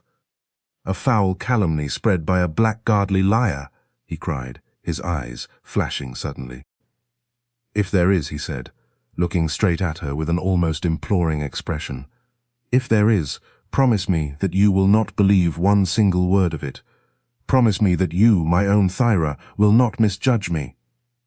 Father, she answered quite quietly, for she saw how deadly earnest he was, I promise you. Of course, I would never believe any allegation against you, who have been always so good and kind to me. When you brought me back up here from Christiania, I fretted and thought you unkind, but now I know different. You were cruel to me in my own interests. But, she added, taking both his hard hands in hers, tell me what is the nature of this calumny. What evil do you anticipate that people may say of you? It will be sufficient for you to know when you hear it, was the old fellow's broken reply. As long as you close your ears to the lies of my enemy, then I do not fear. The world may seek to crush, humiliate, and ruin me with a disgraceful scandal which I am powerless to refute.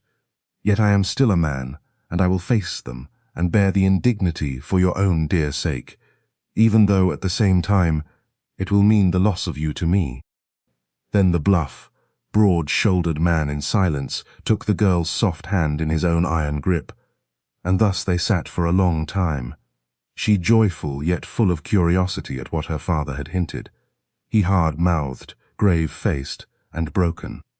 She felt vaguely that that moment was the crisis of her father's life. He had an enemy who had threatened to encompass his ruin.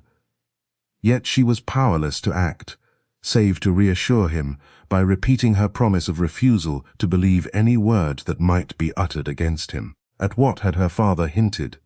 Why, indeed, had he so suddenly and so willingly given his consent to their engagement being known, and their marriage taking place? What had caused the change in him? These and 100 other thoughts ran through her puzzled brain as she sat at his feet in silence, her hands in his, until they were at last interrupted by the entry of the faithful, flat-faced, bead-eyed old Lapp woman, whose name, Freya, meant in the Lapp tongue, the goddess of love, though she had left her encampment many years to take service in Vardo.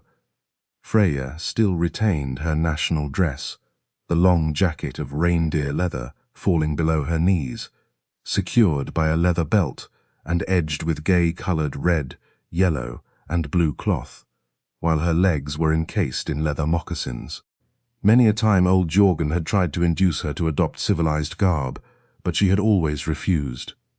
A Lapp, go wherever he or she may, clings ever to the dress of his nomad clan. Thyra, when the old woman entered to prepare breakfast, rose and went to her own room to write a note to Paul announcing the good news. While her father turned to the window, and with hands clenched and teeth hard set, held his breath as he looked out upon the snow-covered roofs and the grey, stormy ocean beyond. He had made that sacrifice for Thyra's sake. For him, in the evening of his days, the future held only a painful scandal which he must now face, and which would, more than probably, bring upon him ruin as well as disgrace. That same morning Dick Jervoise and his friend had, on rising, packed some eatables together, and taken one of the big, high-prowed old boats out of the harbour and across the rough sea to the mainland, being anxious to ascertain what the bleak, treeless, inhospitable coast was like. In a deep hollow they found a Lapp encampment, a dozen or so miserable tents of reindeer skin, with their quaintly garbed tenants in their curious, four-cornered caps, stuffed with eider down, and many of them in heavy furs, even though it were summer. The Lapp is an extremely friendly person. Therefore they spent the morning photographing, buying spoons and other articles of reindeer horn, tobacco pouches, purses of skin, and other Arctic souvenirs, in turn being invited by the headman into his tent, and given the place of honour beside the ever-burning fire. At 5 o'clock in the afternoon they returned to the ship to wash and make themselves respectable before having dinner, intending to go ashore to Vardo afterwards. In the saloon they found Captain Martin in mufti, taking his cup of tea and slice of lemon. "Well?" he asked cheerily. "And how have you fared today among the Lapps?" They both declared that their outing had been full of interest, whereupon the fair-moustached, dandified man exclaimed, "I've got some interesting news for you. Vardo is full of it." "What's that?" inquired the doctor. "We haven't seen a newspaper for a month. Thyra Berenson, the girl you both admire so much, is to be married." "Married?" gasped Jervoise. "Yes. I've had orders this morning to go on to Archangel for half a cargo, after calling at Vadso and Kirkenes. Therefore, she and her father and the happy bridegroom sail with us when we go south in a fortnight's time." "But who is she to marry? Surely not one of these uncouth fishermen?" "No, he's not at all uncouth. On the contrary, he's a very refined, good-looking and wealthy young gentleman, a Russian from Moscow named Paul Grinevitch." Jervoise stood staring at the captain, his mouth wide open. "Paul Grinevitch," he echoed. "She has promised to marry him." "Yes. The announcement has set all Vardo agog. Everybody is talking of it." "Why?" The other's teeth were clenched. His brows had contracted and his cheeks had gone pale. Odd, standing with his back to him, did not notice the sudden change in his friend. "Oh, for no reason," he managed to reply. I'm greatly surprised. Nobody told me that she was engaged. That's all." But as he turned away, he muttered some words below his breath, though neither the captain nor the doctor heard him. "Paul Grinevitch, so I was not mistaken after all, when I thought I caught sight of you yesterday. You are hiding here at the end of the world, and you intend to marry Thyra Berenson, you of all men." His blanched countenance grew rigid as he turned on his heel and left the narrow little saloon. Chapter 7.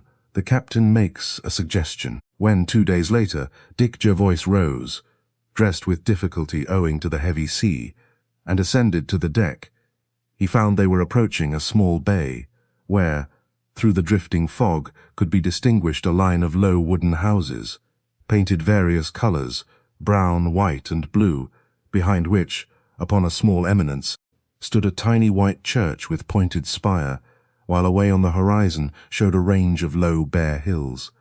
A dispiriting scene, ineffably sad. A grey, wintry sky, a grey sea, a grey land, while so chill was the wind that even though he wore a heavy leather-lined motor coat, he shivered, and it was the height of summer. They were far away now from the haunts of the 20-guinea midnight sun, tourists, away in the great lone land. The Mercure was approaching the little fishing station of Vadso, a lonely, desolate little place on the Norwegian and Russian frontier. On the bridge stood Captain Martin, smart and spruce in his uniform, and without an overcoat, chatting to the big bearded Norseman who had piloted them through the many dangerous channels beyond the Nordkap, and who was now keeping a wary eye upon the difficult course they were taking. For a ship to approach Vadso closely is impossible, therefore. While still a mile from the long breakwater, the pilot pulled 3 times at the cord of the siren, sounding the Morse code signal, and then drew over the engine room lever. The answering bell sounded, and the engines suddenly stopped. A shout, and down plunged the anchor with whir and rattle. Owen had not yet risen, while Dick had remained on board all the previous day, pleading a slight indisposition. The young doctor and the captain had been ashore at Vardo, and spent the evening with the Berensons. They had come on board again about 4 o'clock in the morning, and sailed at once eastward for Vadso. Before turning in, Owen had come into his friend's cabin to inquire how he was, and to explain how they had spent the evening at the harbour master's hospitable little house. "Thyra was there, of course?" asked Dick, suddenly interrupting him. "Certainly, and the young Russian too. It appears that their engagement was formally announced today, and it has created as great a sensation among the fisher folk of Vardo as a similar announcement in the Morning Post does in Mayfair. She's being congratulated everywhere." "And what sort of fellow is he?" inquired the man. "A gentleman, I believe," replied the young doctor carelessly. "Speaks English as well as most educated Russians, is rather good-looking, but slightly disfigured by a white scar against his left ear. He's evidently devoted to her, and seems quite a decent sort of fellow." Dick turned over in his narrow berth without a word. He only sighed. Truth to tell, however, he had turned his head away lest his friend's curiosity should be aroused by the expression upon his countenance. "Well," exclaimed Owen after a slight pause, "you're tired, old chap. I really ought not to have disturbed you, only. Well, I thought you'd like to know all the news." "Thanks, old chap. I'm not disturbed, but I'll just have an hour or 2 longer." "Right. We're due off Vadso at 9, Owen said cheerily, and he left the cabin, closing the door after him, and struggling unsteadily to his own berth, for the ship was already on her way, rolling heavily outside the harbour. After that, Dick Jervoise had slept but little, so it was really the Paul Grinevitch. The white scar that he remembered so well, the mark of Cain upon him, proved his identity. He was glad that after Martin had told him of Thyra's engagement, he had not set foot in Vardo again. Surely he had pursued the only course possible. Yet the discovery had utterly staggered him. Even now, as he stood upon the black, greasy deck, slippery with the cod liver oil which oozed from the many barrels lashed to the bulwarks, the strange and unexpected truth filled his mind. The captain, from the bridge above, shouted a merry "Good morning," but he only replied mechanically. He was thinking of Thyra, and that man her lover of all men.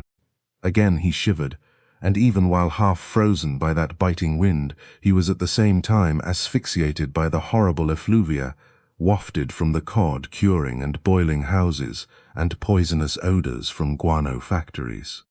A big, high-prowed boat, rowed by 6 Lap fishermen in furs with leather mitts upon their hands, came alongside, and into it was flung the small, half-filled mail-bag from the south. Then the captain, Dick and Owen Odd, together with the 2 officers, the engineer and mail officer.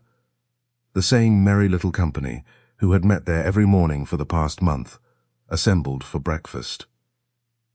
"Well, Mr. Jervoise," inquired the captain cheerily from the head of the table, "what have you decided?" "We sail at 10 tonight for Archangel. Shall you come with us?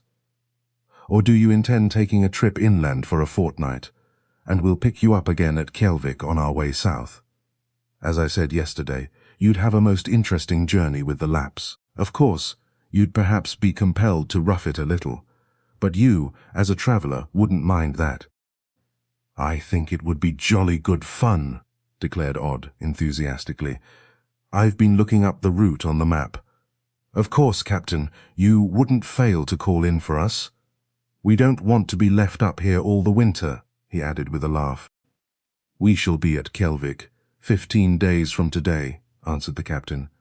The voyage from here along the Murman coast and up the White Sea is not at all interesting. You'd find much more enjoyment in a journey across country. Mr. Ackerman, your British consul here, would no doubt find you a reliable Lap guide, and you wouldn't have much trouble. The steward can give you some tinned food, and I dare say you can buy a little cooking stove ashore. I did the journey once across to Kistrand, on the Porsanger fjord, and had a most excellent time. How far is it? Inquired Jervoise. About 400 kilometers, the last 200 through a magnificent mountain range. The country is a very wild one, and quite unknown to travelers. But you'll find the Lapps exceedingly friendly, the captain said. There are 2 routes from here to Kistrand. One is by road to a little place called Nyborg, across the Tana River, and then due east by the track in the valley of the Mats and over the Borgavar to a tiny place called Laxelven, at the extreme head of the Porsanger fjord, and thence north for 50 kilometers to Kistrand. From there you can go in a boat down the fjord to Kjellvik, where we will pick you up. The other, which is longer but more interesting, is to ascend the Tana from Seida to Karasjok in a Lap boat for about 200 kilometers, and drive thence due north to Laxelven and on to Kistrand. I should certainly recommend the latter route as less tedious. The Tana, as you know, divides Norwegian Lapland from that of Finland. Besides, you'll be able to see the Laplander at home. Captain Martin's description appealed to the adventurous spirit of Dick Jervoise. He had roughed it in many odd corners of the world, and his main object in going so far north now was in order to see the Lapps and their mode of life, to study a people about whom scarcely anything has ever been written. So there and then he and his friend decided to take the captain's advice and go by the longer route of Karasjok and up the Fjellma Valley. The journey by road and river would occupy them. About 13 days, the captain estimated. The Merkur could not be in the Magerosund, behind the island of Magero, on which the North Cape is situated, for at least 18 or 19 days, being compelled to call at all the tiny fishing stations between Vardo and the North Cape. Those clusters of wooden huts sheltered beneath the bare rocks, such as Makur, Mehavn, Gamvik, and Finkonkjeilen. Therefore they would have 5 or 6 days to spare in case of untoward circumstances. The big map of Lapland was brought from the chart room, spread upon the table of the saloon, and eagerly examined by the ship's officers and the 2 Londoners. Then, when the route was decided, the steward was interviewed, and tinned provisions obtained from the storeroom. There being no fresh food in the north, all the victuals on board the Merkur, including the vegetables, were preserved. The only thing fresh was the ever-present codfish, the very smell of which permeated everything on board. A couple of reindeer skin sleeping sacks were brought out of the storeroom, as well as a tea kettle, a cooking pot or 2, matches, a couple of drums of petroleum, and other necessaries. For several hours Dick and his friend were thus occupied in their preparations, packing warm clothing into 2 canvas mail sacks. After luncheon they went ashore to interview the British consul, Mr. Ackerman, and to purchase a cooking stove. The doctor was delighted. It was his first experience of travel upon an unbeaten track. Hammersmith and Hammerfest were indeed widely separated. He recollected the dust and stuffiness of King Street, Hammersmith, with its working-class crowds, now as he gazed upon the quaint though evil-smelling little town of Vadso, so far removed from the bustle of the world. On landing at the breakwater, the captain accompanying them, they found that the population of about a couple of thousand were mostly Laplanders. The few Norwegians occupied a central group of houses, one tiny street, while all around, in the rows of ramshackle sheds built of odds and ends of driftwood, old petroleum tins and slabs of stone, lived the Lapps, or Kvaen, as they call themselves. Alongside the water stood a row of little wooden houses painted in bright colors, interspersed by old boats, transformed into various uses, and black wooden sheds for the drying of the cod. In the center of all was the little torv, or market, which at the moment of their arrival presented quite a picturesque scene. Around the stalls, where various wares were displayed, notwithstanding the cutting wind, was an unwashed crowd of all the races of the far north: Norwegian fishermen, Russian sailors, Finns, Russian Lapps, in four-cornered caps, tunics of dark blue homespun, ornamented by heavy embroideries in red and yellow cloth, Lapps of the Finnmarken, short of stature, in ragged furs, with knitted blue caps with scarlet tassels, and knives in their belts, while Samoyeds from Archangel were distinguishable by their long caftans of reindeer hide. Truly a most remarkable crowd, a melange of a dozen different languages and a dozen different costumes. Consul Ackerman proved to be a shipping agent, and agent of the Universal Lloyds. Upstairs, in his comfortable wooden house, where stunted roses and geraniums struggled for life, behind the double windows, the two Englishmen were introduced by the captain. The usual glass of vodka was offered as sign of the hospitality of the North, and the conversation soon drifted to the ways and means of the projected journey across the Kistrand. Mr. Ackerman, a pleasant middle-aged man who had spent his life in the Arctic, and who had travelled in various parts of Lapland, and also out across the terrible country of the Kola, sat for a full hour, and gave them a number of useful hints regarding their proposed route. Eventually they descended to the ground floor, where a funny, bead-eyed little man wearing ragged furs, and whose face was of distinctly Mongol type, was introduced. "This is Henkela," explained the consul. "You may place every reliance in him. He is a Lapp of the Finnmarken, and has travelled your route several times. He often does odd jobs for me, for he speaks Russian as well as a little English." At this the brown-faced aborigine of those inhospitable tundras of the north grinned, nodded, and exclaimed, "Yes." In Norwegian the consul explained the route which the travellers desired to take, and to every word Henkela listened most attentively.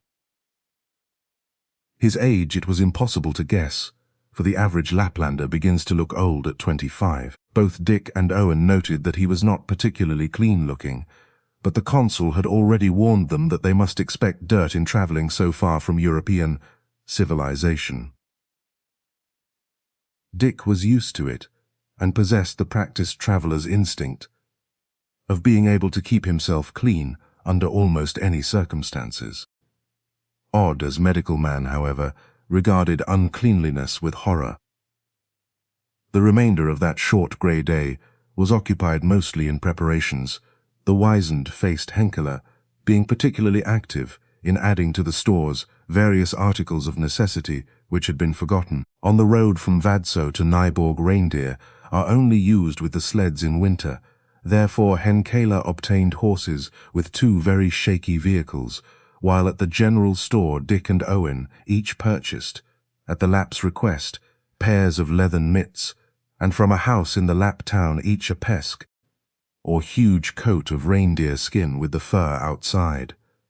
That evening the pair, together with the captain, dined with the consul, and afterwards Captain Martin bade them farewell, and went off in the ship's boat, promising to call for them at the little fishing station of Kjellvik within 18 days. Half an hour later the siren, echoing across the dark fjord, announced the departure of the Merkur for Archangel. Chapter 8 reveals the shadow. The only road in northern Lapland worthy the name is that which runs for 50 kilometers or so from Vadso, along the edge of the desolate Varanger fjord, to Sida on the broad Tanna, one of the most noted salmon rivers in the world. Next morning, soon after it became light, Jervoise and his companion driving in one rickety old vehicle, and the little beady-eyed Henkela in his ragged furs, seated on the top of the impedimenta in the other, set forth upon the journey, the consul shouting them a cheery adieu. The whole of the little Lapp town seemed to have been made aware of the impending departure of the Englishmen, for 100 or so quaintly garbed men and women, mostly in leather or in furs, turned out to witness the triumphant start of Henkela, who was evidently a most popular person. During the night it had snowed, and the ground was still covered to the depth of perhaps an inch. All around the Varanja is a veritable wilderness. As they left Vadso, a tree 2 yards high, growing in a sheltered corner of the town, was pointed out by Henkela to the 2 men in the cart behind as a vegetable prodigy. And as they went out upon the road, forth into that grey, sad country of silence and solitude, an inexpressible feeling of melancholy fell upon them both. "How horribly depressing this place is," Owen remarked, when they got beyond the town, the road running close to the edge of the broad fjord, where, far across, showed the misty mountains in Russian territory. "Yes," answered Jervoise mechanically. He was driving, but his thoughts were far from that scene of wintry desolation, away in a different vista of palms and olives, of sunshine and blue sky, a scene that was delightful to the eye, but full, alas, of bitter tragedy. Before him, as he drove from the drifting mists of morning, arose that peerless face of the fair-haired daughter of the old Arctic whaler, the tall, graceful girl with the grey eyes that had held him in such strange fascination. Even before he became aware of the identity of her lover, he was thinking of her, thinking as he had done 100 times during those past 24 hours, thinking, too, of that man whom she had promised to marry, and whenever he thought of him, whenever there recurred to him that scene, among the gnarled grey-green olives of the south, he set hard his teeth, and his nails drove themselves into his palms. Owen noticed his friend's silence, but attributed it to the impressive sadness of the scene. The road they were travelling was the most northerly in Europe, and was passable for wheeled vehicles only about 3 months in the year. In the country of the Great Night, the sled and reindeer are the usual means of locomotion. The Laplander uses a pulk, or boat-shaped sled, in which he sits, and is drawn by reindeer, one of the most uncomfortable modes of travelling in the whole world, for the bottom of the pulk, being rounded, and not being on runners like the Russian sled, is constantly turning over, and its occupant usually finds himself beneath it. Winter had not, however, yet set in earnest. Nevertheless, the ground was lightly covered with snow until the whole country, flanked on one side by the great grey expanse of the fjord, and on the other by the sloping treeless waste, was the very acme of inhospitable desolation. Not a tree was visible, not a habitation, nothing but a long, straight road through a desert of intense white snow and grey water. The ravines were rich in polar flora, with 1,000 different varieties of mosses, as well as the dwarf cloudberry, or multibire, which, as every visitor to Scandinavia knows, is so dear to the Norwegian palate. No plant higher than a few inches, however, survived that terrible climate of that Arctic desert. It was freezing hard, and even in their mitts and heavy coats, the 2 travellers soon began to be chilled to the bone. Therefore, after about 5 miles, at Henkela's suggestion they pulled up and exchanged their motor coats of European civilization for the big Lapp pesks of reindeer skin. Both laughed at the bulky figure, each presented in that unaccustomed garb. As they travelled westward, the snow became less, until the stony road was only lightly powdered. The way, however, still keeping along the edge of the broad fjord, until, after 5 hours, they pulled up at a long, log-built house, alone in that treeless region, which proved to be the post-house of Bergeby. This, the most northerly skied station which the Norwegian government maintains, proved to be a curious little place. In the carpetless guest-room was a table and some chairs. That was all. Travellers supplied their own food and their own bedding. The post-house keeper produced his register for the Englishman to sign, and having done so, they killed a tin of corned beef, off which they made a rough meal, handing the remainder to the faithful Henkela, who devoured it without much ceremony. As they sat together in that lonely little house, so far removed from any human habitation, smoking cigarettes while the fresh horses were put to, amid the shouts of Henkeler, Owen remarked, "Well, old chap, when we set out from London, we never anticipated this journey, did we?" "No," responded his friend reflectively. "We've met with several unexpected incidents," he added meaningly. Truth to tell, that journey did not interest Dick in the least. Usually he loved the excitement of travel, but at that moment it only bored him. He was on a route unfrequented and unknown, to all save the Lapps of that district and the Finnish post-driver who passed along twice each month. Yet the pale, tragic face with the grey eyes was ever before his vision, blotting out every other thing and every other interest. Owen Odd was puzzled. His companion's almost complete silence during that long drive had caused him considerable reflection.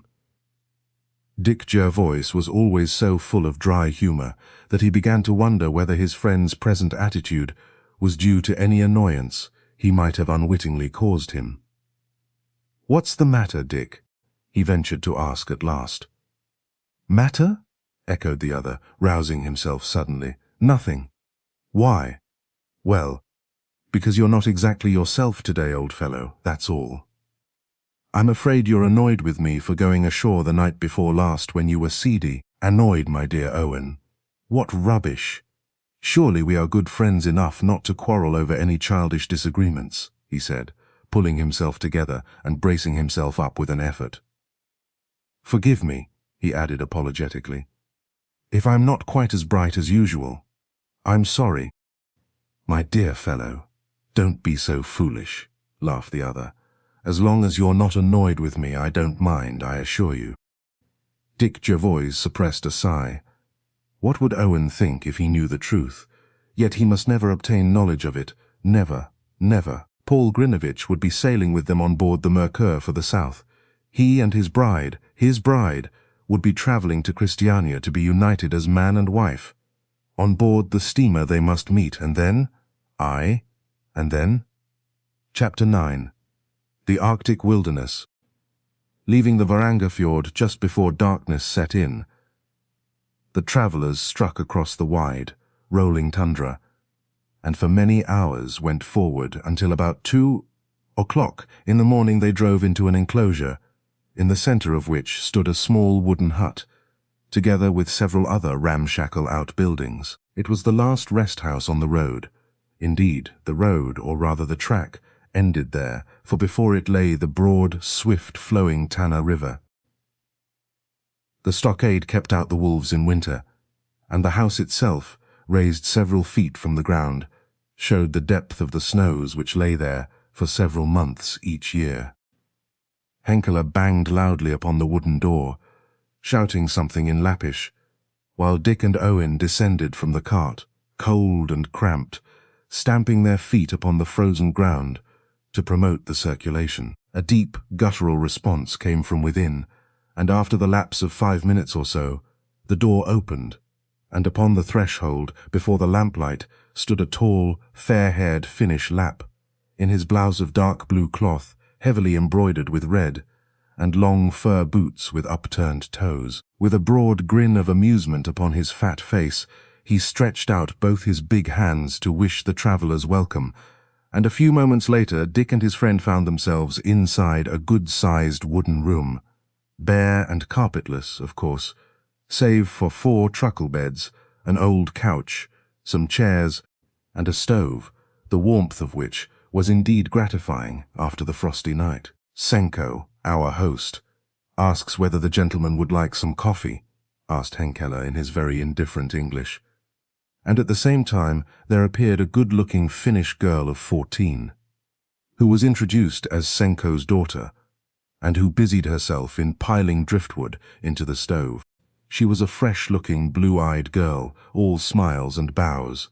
Her dress was typical of the civilized Lapp, fur boots like her father's, a short homespun skirt with heavy blue ornamentation, and a Russian shawl of scarlet and white plaid around her shoulders. Dick replied that coffee would be welcome. Therefore the girl at once retired into the back premises to prepare it. Coffee is a speciality with the Lapps, and wherever one may go, even among the half-civilized aborigines like Henkela, it is always quite drinkable. "By Jove," remarked Owen, spreading his hands to the stove. "This is a weird place, isn't it?" "Yes," his friend answered. "We're getting beyond civilization now. This is the last rest house." Henkela explained that for the next 7 days or so, they would be compelled to throw themselves upon the hospitality of the nomad Lapps for shelter in their huts.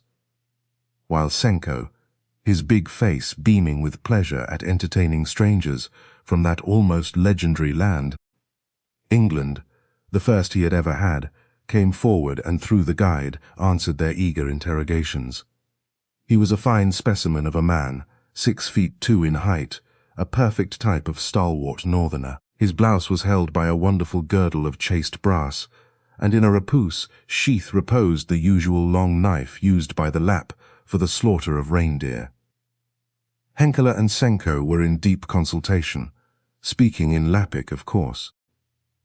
The subject of their conversation was the best means of getting up the river to Karasjok, and presently Henkela turned to the pair, saying, "Senko has a boat which will just suit us. We shall want 3 rowers, and he will get them from the encampment down in the ravine, 2 miles away. He will send there in the morning." "Let us go too," suggested Owen.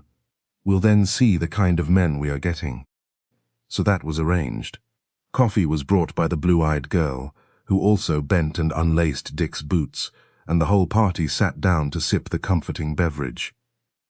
"Well," declared Owen, laughing, as he looked around, "this is really most quaint."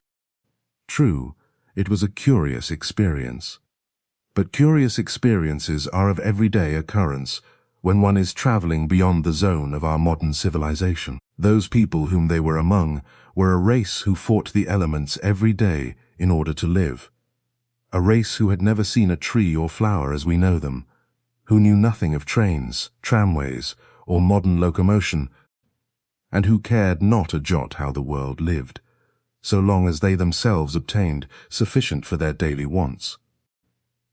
While the coffee was being drunk, and all smoked the cigarettes which Dick offered from his case, Senko entertained them with an account of how a bear had been killed close by on the previous day, concluding his narrative by showing them the skin. All the while, he slapped his leg and laughed merrily, as though the arrival of 2 wandering Englishmen in the middle of the night, at that outpost of civilization, was the greatest joke he could conceive.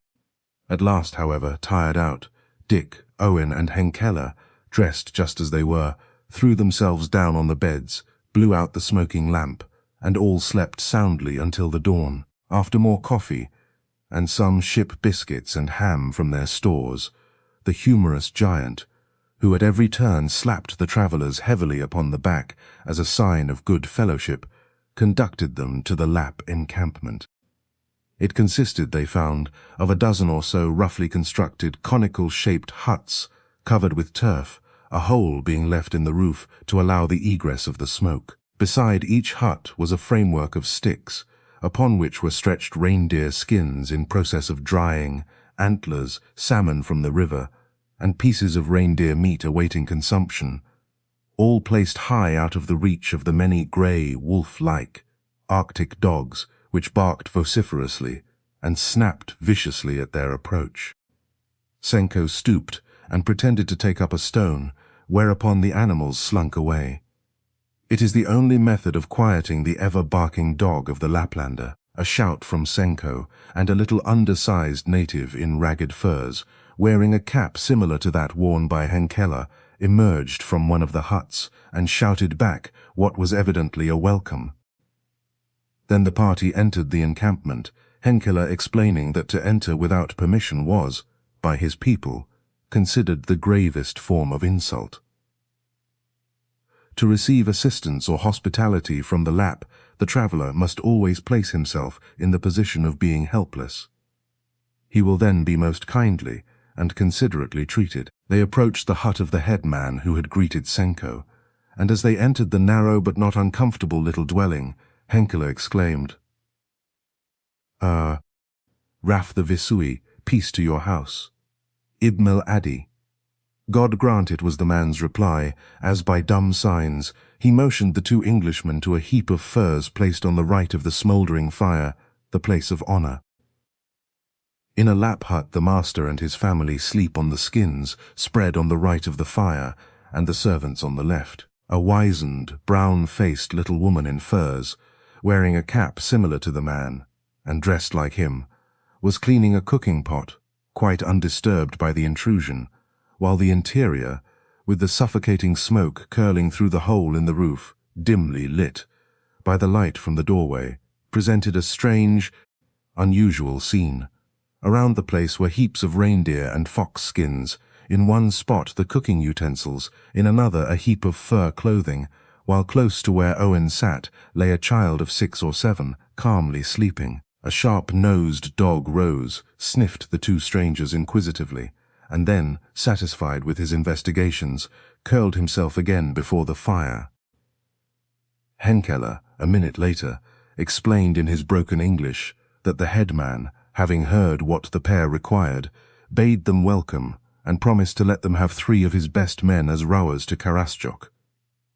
Then Dick handed round his cigarette case, and all smoked, including the old woman. Presently the two Englishmen were taken to the stockade, where a herd of about 800 reindeer was enclosed against that arch-enemy of the Lapp, the wolf. Upon his reindeer the lonely Laplander practically subsists.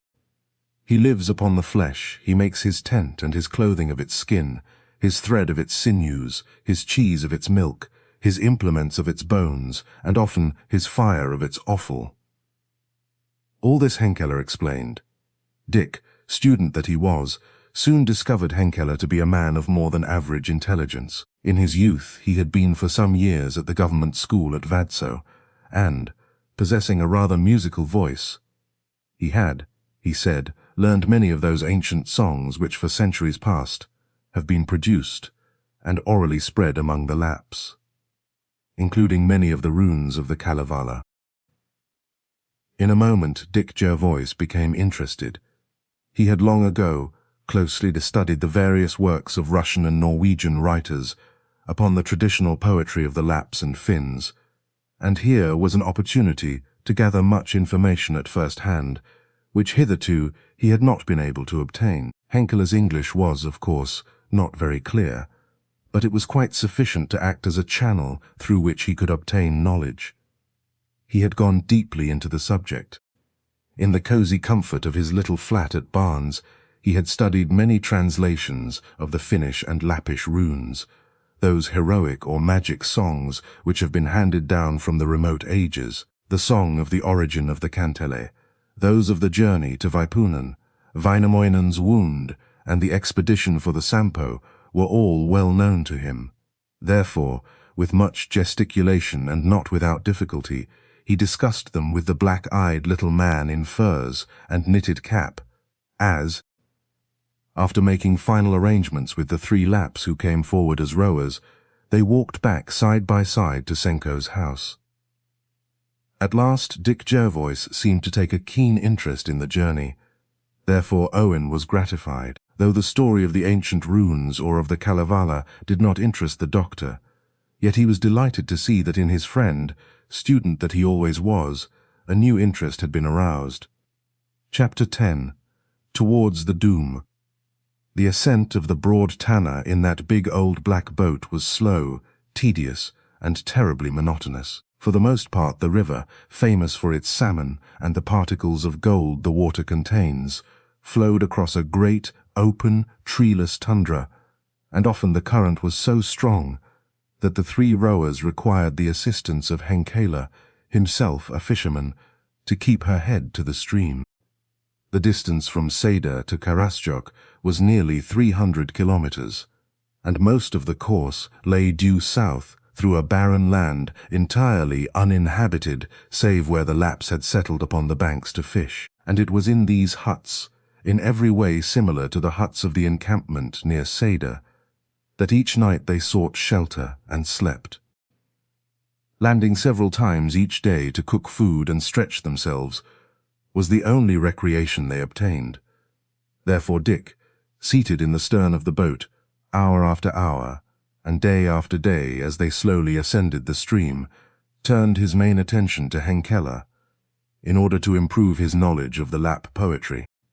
The weather was by no means propitious. Often they would be delayed for hours by those dense white mists which hung over the river each morning, and more than once snow fell heavily. Still, even Owen, matter-of-fact Londoner that he was compelled to admit that the journey was fraught with plenty of excitement and many humorous episodes. To enliven the voyage, and to encourage the rowers to their oars, Henkeler, at Dick's request, took to chanting the old runes. Sometimes he would sing of the beautiful Luonota, daughter of the air, of the supreme god, the ancient of years, Ukko, or of Wainamoinen, the eternal singer who was for 30 years imprisoned with his mother. Hour after hour, across those broad flowing waters with their rippling shallows, would the voice of the dark-faced Lapp sound, with that soft sibilation peculiar to his own unwritten tongue, musical almost as Italian. As well as he could, he would, after chanting the runes, explain what they meant in English. One day Henkeler, as the rowers kept up the rhythm of the oars, was explaining the rivalry in magic between the Finns and Lapps, which is so strongly marked in the magic and epic runes. Lapp magic is not poetical. He was explaining as well as he could, in his somewhat indifferent English. It is of that damnable kind, called by the Norse cider. This word has not entered the Finnic tongue, but we Lapps have taken it and applied it to formless or rude images of our deities in wood or in stone, because we used them years ago in our magic operations. We Lapps all believe in magic. But surely you are Christians, Jervoise exclaimed. We believe in magic, nevertheless, Henkeler declared. Each day when I go forth fishing, I make my song of prayer, my rokuxia. I say, Velamo, mistress of waters, queen of 100 sea caves, arouse the scaly crowd, urge on the fish flocks, forth from their hiding place, forth from the muddy slime, forth to this net hauling, to the weights of the 100 meshed. Take now thy beauteous shield.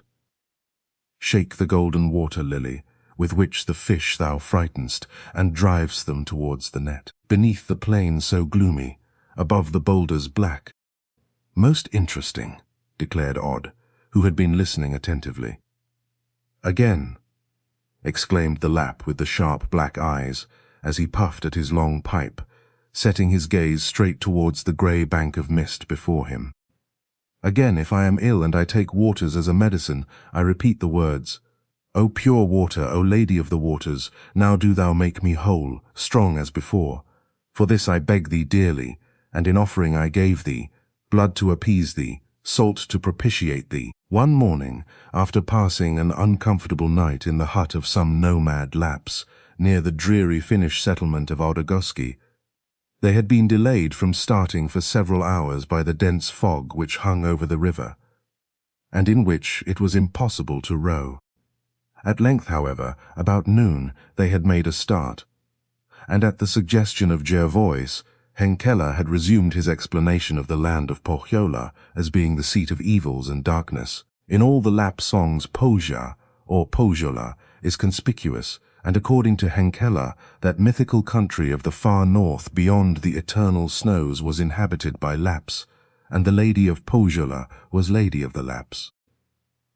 This lady is one of the principal types among the heroines of the Kalevala, and from her mythic region, ill-omened in character and harbourer of ills, come forth all the evils that afflict the northern peoples, such as ice, snow, cold winds, and the darkness of winter. It is a remote region, existing they know not exactly where, but in what direction is clearly shown by the icy breath of Boreas which comes out of it. A country of fearsome imagination, an outer land on the northern confines of the earth Alkoma, essentially dark Pemia and cold Kilma, the country of Pakanan icy coldness, a wretched land, fatal to men and heroes, where sun and moon are never seen, but visible in the eternal night is the coloured cover, Kirjokansi, or the star-studded vault of the sky. All this curious lore of a practically unknown people Dick Jervoise found peculiarly fascinating, and by the hour he sat chatting and learning from Henkele, whose broken English daily became clearer to the pair. That morning the little brown-faced man had, at Jervoise's request, been chanting the Kalevala, the rowers keeping time with the runes as they passed through that dismal, depressing land. The quaint ancient poetry told how the daughter of the air, tired of her long solitude, came down from the vast untrodden regions of the air and settled on the surface of the waters, where for 700 years she floated hither and thither as Lady of the Waters. The runes told how the egg of a duck fell into the sea and broke, and the fragments underwent a transformation. From the two halves of the shell arose the vault of the sky, and the terrestrial hemisphere below it. From the yolk the sun took form, from the white the moon, from the more shining parts the stars, from the darker parts the clouds. The story was told of how every tree grew, save the oak, which Wainamoinen, the eternal rune-maker, at last made grow by a fire lit by 5 sea-maidens, how it rose so high as to darken the clouds, and how a giant was called to cut it down and fling it into the waters, where it was carried north to the shore of the dreaded land of Pohjola. He sang those 500 or so lines of the quaint national song of ages. Long past in his curious plaintive chant, the rowers straining at their long oars and keeping time, and when he had concluded he translated portions of it into his indifferent English. The conclusion the two travellers understood to be as follows: Spake ancient Wainamoinen, come now, thou dame of Pohjola, go we to share the Sampo, to see the coloured cover, on the point of the misty headland, on the height of the fog-swathed island, says of Pohjola the lady. I'll not go to share the Sampo, to see the coloured cover. Then ancient Wainamoinen sieved mist within a sieve, and around about fog sowed he, at the foggy headland's ending, and thus in words then spake he, here ploughing and here sowing, here every kind of grain crop, for the wretched north country, for the widespread soil of Suomi. Moons here, and here be suns, here stars be in the skies, says of Pohjola the lady. To this I'll find a hindrance, a wondrous thing have found I, for thy ploughing, for thy sowing. I'll create a hail of iron, of steel a raging rainstorm, to strike thy crops so tender, to scourge and waste thy field. Spake ancient Wainamoinen, create thy hail of iron, yea, cause to fall thy steel storm, upon the land of Pohjola, on the crest of the cliff of clay. The river mists had now lifted, disclosing the low, treeless banks of the broad flowing waters, a wide, dreary, uninhabited wilderness. Here and there clumps of dwarf silver birch, the trees only 4 or 5 feet in height, struggled for an existence. This was the edge of the tree zone. Travelling south, it was the first sign of vegetation, in addition to the moss and lichen of the Arctic tundras. As next day and the next, they continued their voyage up. Stream the birches grew thicker and higher, their grey trunks adding to the general melancholy of the scene. At rare intervals they passed a few scattered Lapp huts near the riverbank, when the rowers would shout their salutations, awakening a horde of dogs whose barking made exchange of greetings difficult. Sometimes they would land to allow the 3 rowers to rest, and receive the hospitality of a Lapp hut, and in exchange make presents to the chubby, brown-faced little children in furs, in that great lone, God-forgotten land, where fog and stretches of snow intensified the gloom, and where the only means of subsistence were the fish and the reindeer, those fur-clad wanderers of the tundra, dwarfed of stature and still savage of nature, only just managed to keep body and soul together. Many of the men went in winter down to the coast to work in the cod fishing or in those strong-smelling yelder, the timber-built sheds where the fish is dried for the European markets. The others remained in their turf-built settlements, herding their reindeer and awaiting the passing of the long night. Henkele one afternoon ordered the rowers to halt at a sharp bend of the river, now rapidly narrowing and more wooded on its banks, and, landing, conducted Jervoise and his friend to the Siedi, or sacred oracle stones of Lavajok. The same day they passed 3 dangerous rapids, which roared and foamed, and as night closed in they found themselves at the junction of the Karasjoka rapid river with the Tanner. Dick Jervoise had one thought, one fear. Each day, each hour brought him nearer a crisis of his life, and that thought obsessed him during the whole journey through the monotonous gloom. They found a Lapp hut where they spent the night wrapped in their furs, for it was snowing heavily and intensely cold, and next morning ascended the swiftly flowing stream which ran through thick birch woods to the little Lapp town of Karasjok, where their boat journey ended. The time at their disposal was very limited, for they had already taken a day and a half longer in ascending the Tanner than they had estimated, and now, in order to catch the Mercure, they would be compelled to travel in all haste due north, again to the Porsanger fjord. Though they found Karasjok and its 300 or so inhabitants intensely interesting, they could only remain there 6 hours. Then, bidding adieu to their 3 rowers, they, with Henkeller, mounted into 2 ramshackle vehicles, each of which was driven by a Lapp in reindeer pesk, fur boots, and 4-cornered cap stuffed with eider down, and set their faces due north across the wide, rolling tundra, upon which snow had already fallen, though not so deeply as to enable them to use sleds. From Karasjok to Laxelven, at the extreme head of the fjord, was a distance of about 100 kilometers, but progress was difficult owing to the bad state of the track. The route is a winter way used by the Lapps in their boat sleds. Therefore, in autumn, before the heavy snow has fallen, it is in places almost impassable. On the road there was neither rest house nor even Lapp huts. Therefore the drivers were compelled to husband the strength of their horses, and progress was consequently very slow. Evening drew on with that curious steely light, only seen within the polar circle, that bright greyness which quite suddenly gives place to total darkness. They were slowly plodding their way around the base of a bare, giant, snow-covered mountain, known to the Lapps as the Gvornik, and for ages regarded as sacred, owing to its form like a crouching man. The birches around were stunted, and ever and anon could be heard the dismal howling of the wolves which infest that district. Before them, in the cheerless gloom, lay the grey waters of the Lake of Igja, and Henkeller explained that while in winter the sleds traversed its frozen surface from end to end, it was at that season necessary, in order to avoid the swamps, to make a long detour. For the 1000th time Dick Jervoise cursed himself that he had not continued in the Mercure, landed at Archangel, and gone south to Petersburg. The journey they were now completing must end in disaster. That was inevitable. The tired horses stumbled over the rough way, and the tearing wind in their teeth was bitingly cold. So sharp indeed was it that Dick and his friend had their faces half hidden by their big fur hoods, and their hands in their mitts. All were hungry.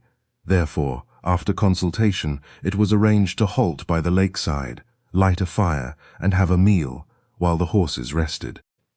In that lonely, dismal spot they remained, sheltered from the tearing wind, as well as they could by the 2 Lapp carts, until about 3 o'clock in the morning, when, all having snatched a brief sleep reclining before the fire on their baggage, they struck camp and pushed again onward. "If we don't turn up in time at Kjelvik," laughed Dick as he mounted into the rickety old vehicle, "then Martin must go on with the mails, and we'll be left up here to spend the winter." "What would your patients in Hammersmith do then, my dear fellow? Eh?" "They'd have to die happily without my aid," exclaimed the other with grim humour. "Never fear," interrupted the faithful Henkeller. "You will be in Kjelvik in time. We have yet 2 days. We shall be at Laxelven tomorrow evening, and row down the fjord 50 kilometers to Kistrand, and then by another boat to Kjelvik." "We leave it entirely to you, Henkeller," Jervoise said. "We must catch the Mercure at all hazards. We couldn't spend the winter here with you. We have no proper clothes or equipment, and could not, in consequence, withstand the cold. You would have to wear the dress of our people, and live in our huts." "You would not suffer," answered the Lapp simply. "Our life, though so rough to you, is very healthful after all. We'll return again next year. Never fear." Owen promised. He was just as anxious to rejoin the ship as his friend had been to leave it. Dick had grown more silent and thoughtful in the hours which slowly passed as they pushed forward towards the coast. How much would he give if he could but avoid travelling by the old Merkur? True, he could land in Hammerfest after they had rounded the North Cape, but it would then, alas, be too late. On board that black steamer, with its eternal smell of cod liver oil, was Paul Grinevitch, the last man in the whole world he desired to meet. Had not Captain Martin told them, he was to pick up Berenson, Thyra, and the young Russian on his way back from Archangel. Alone in that terrible land of darkness and desolation, all the winter it was impossible to remain. To meet that man to whom Thyra Berenson was engaged was now absolutely imperative. There was no way by which to avoid him. On the morrow he must board the steamer. He must meet Paul Grinevitch face to face. He shrank, yet he set his teeth hard, and his brows contracted at thought of what must ensue at that encounter. A name escaped his lips involuntarily, yet so low that his friend seated beside him did not distinguish it. Thyra, Thyra. Yes, he must act even at risk of his own honor, for her sake. Chapter 11. Face to face, 4 days later, a cold, cheerless morning with grey sky, drifting snow and a biting wind. From Laxelven they had rowed the whole length of the wide Porsanger fjord, first to Kistrand, and then on to Kjelvik, the wretched little fishing station on the island of Magero, just behind the North Cape. The Merkur was due that day. The fortnight of hard travel had fagged them both, and now, resting in a bare and rather uncleanly little hut belonging to a fisherman, the outlook over the grey, narrow Magrosund, with the high, brown rocks rising sheer on either side, was terribly dismal and dispiriting. Henkeler had gone forth, and with the searching eyes of the fisherman was scanning the horizon eastward for any sign of the steamer. But there was none. A little cluster of miserable huts, together with the 2 or 3 drying sheds, comprised the most northerly fishing station in Europe, being nearly 100 kilometers north of Hammerfest. The climate at that point, exposed to the open polar ocean, was even worse than at Vardo, while the stench from the cod liver boilery was dreadful. The dwellers there, the hardy toilers of the sea, most of them Lapps, knew not a bright day of sunshine as we of the south know it, nor had they ever in their lives seen either tree or even flower, other than those upon the mosses of the tundra. Never a cornfield or an olive grove, a vineyard or a grass pasture had they ever gazed upon. They knew of nothing but those storm-tossed waters of the glacial sea, the floating ice, the bare rocky land, and the bird-covered bergs, from which, even as the 2 Englishmen gazed, countless thousands of gulls, penguins and auks, came forth darkening the sky in their flight. Dick Jervoise, still in his big reindeer coat, and with a fortnight's growth of scrubby beard upon his chin, was sitting on an upturned barrel calmly smoking a cigarette. The moment he had been dreading through all those days of travel, since they had left, Vadso was now approaching. He was to meet Paul Grinevitch. Owen Odd, with an air of nonchalance, very different from that calm, attentive attitude he adopted in his shabby little surgery in Hammersmith, was seated on a box impatient for the arrival of the Merkur. "By Jove, Dick," he was saying, "I'll be glad to get out of this stinking hole. It's the worst place we've struck in the whole journey. Only fancy being doomed to live here and to work in the boilery yonder. Phew!" and he held his nose against the sickening stench. "Yes," laughed his friend. "This is, I admit, rather different from other places. The perfume factory at Grass, and the Otto of Rose distillery at Kazenlik, for instance. Yet surely ours is an experience never to be forgotten, an experience of the hard conditions of life on the edge of civilization. This place, Henkeler tells me, is one of the fishing stations belonging to that fat, red-faced old man Sundt, whom we met at the Berentsons. He controls the fishing and boiling here, at Mehaven, Finconshilen, and lots of other places. And is reputed to be a millionaire, eh? Added Dick. They say so, and all out of cod liver oil and stockfish. Owen laughed. The more consumptives there are in the world, then the better for his pocket. Some men's fortunes actually depend upon the spread of disease. Doctors included, remarked Dick with a mischievous smile, whereat Odd laughed, and with impatience suggested they should go outside and join Henkeler to scan the horizon for signs of the incoming Mercure. The whole of the wretched little colony of undersized men, in furs and mitts, unclean men, with pale brown faces of Mongol type, with small narrow eyes, short scrubby beards, full lips and blunt noses, was agog with expectation. The rare visits of the steamer, which brought them stores and took away their barrels of oil, and the great packages of dried cod down to Hamburg, was always a red-letter day. The few Norwegians and Russians who worked there looked for letters and newspapers. From the civilized land they had known in their youth, the others, the half-savage Lapps, loved the excitement of drawing their big black boat alongside the steamer in the heavy sea, and shipping their black, greasy barrels on board. The work was always very perilous, for the sea around that great frowning cliff called the Helness was never calm, and the wind, straight from the ice, was always rough, bleak, and bitter. Many a life had been lost in the work of shipping the oil and the wind-dried fish, and many, alas, in the work of gathering the scaly harvest of the sea, the shingly beach, whereon the great breakers of the Arctic were lashing themselves into a boiling foam, was strewn with thousands of cod heads and offal, while from the boilery came forth a dark vapour, poisoning the atmosphere for miles around. Some Lapps, in their grey, ragged furs, their dirty red tasselled caps, and their fur boots turned up at the toes, were busy packing the last bales of dried fish, shouting among themselves and hauling on the cords as they bound 400 or 500 cod together. A Norwegian, one of Peter Sundt's managers, in furs and mitts, stood by, directing operations.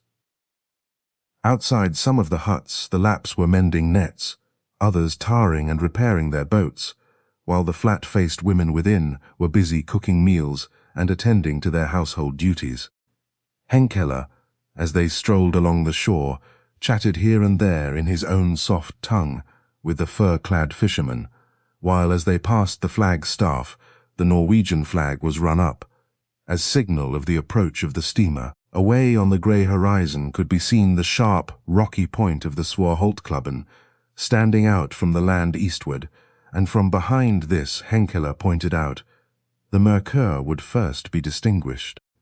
That little colony which, through those months of the great Arctic night, toiled and fished in a perpetual darkness, only broken by the occasional aurora borealis, and in snowstorms and blizzards almost continuous, was, Henkeler declared, enjoying a fine day.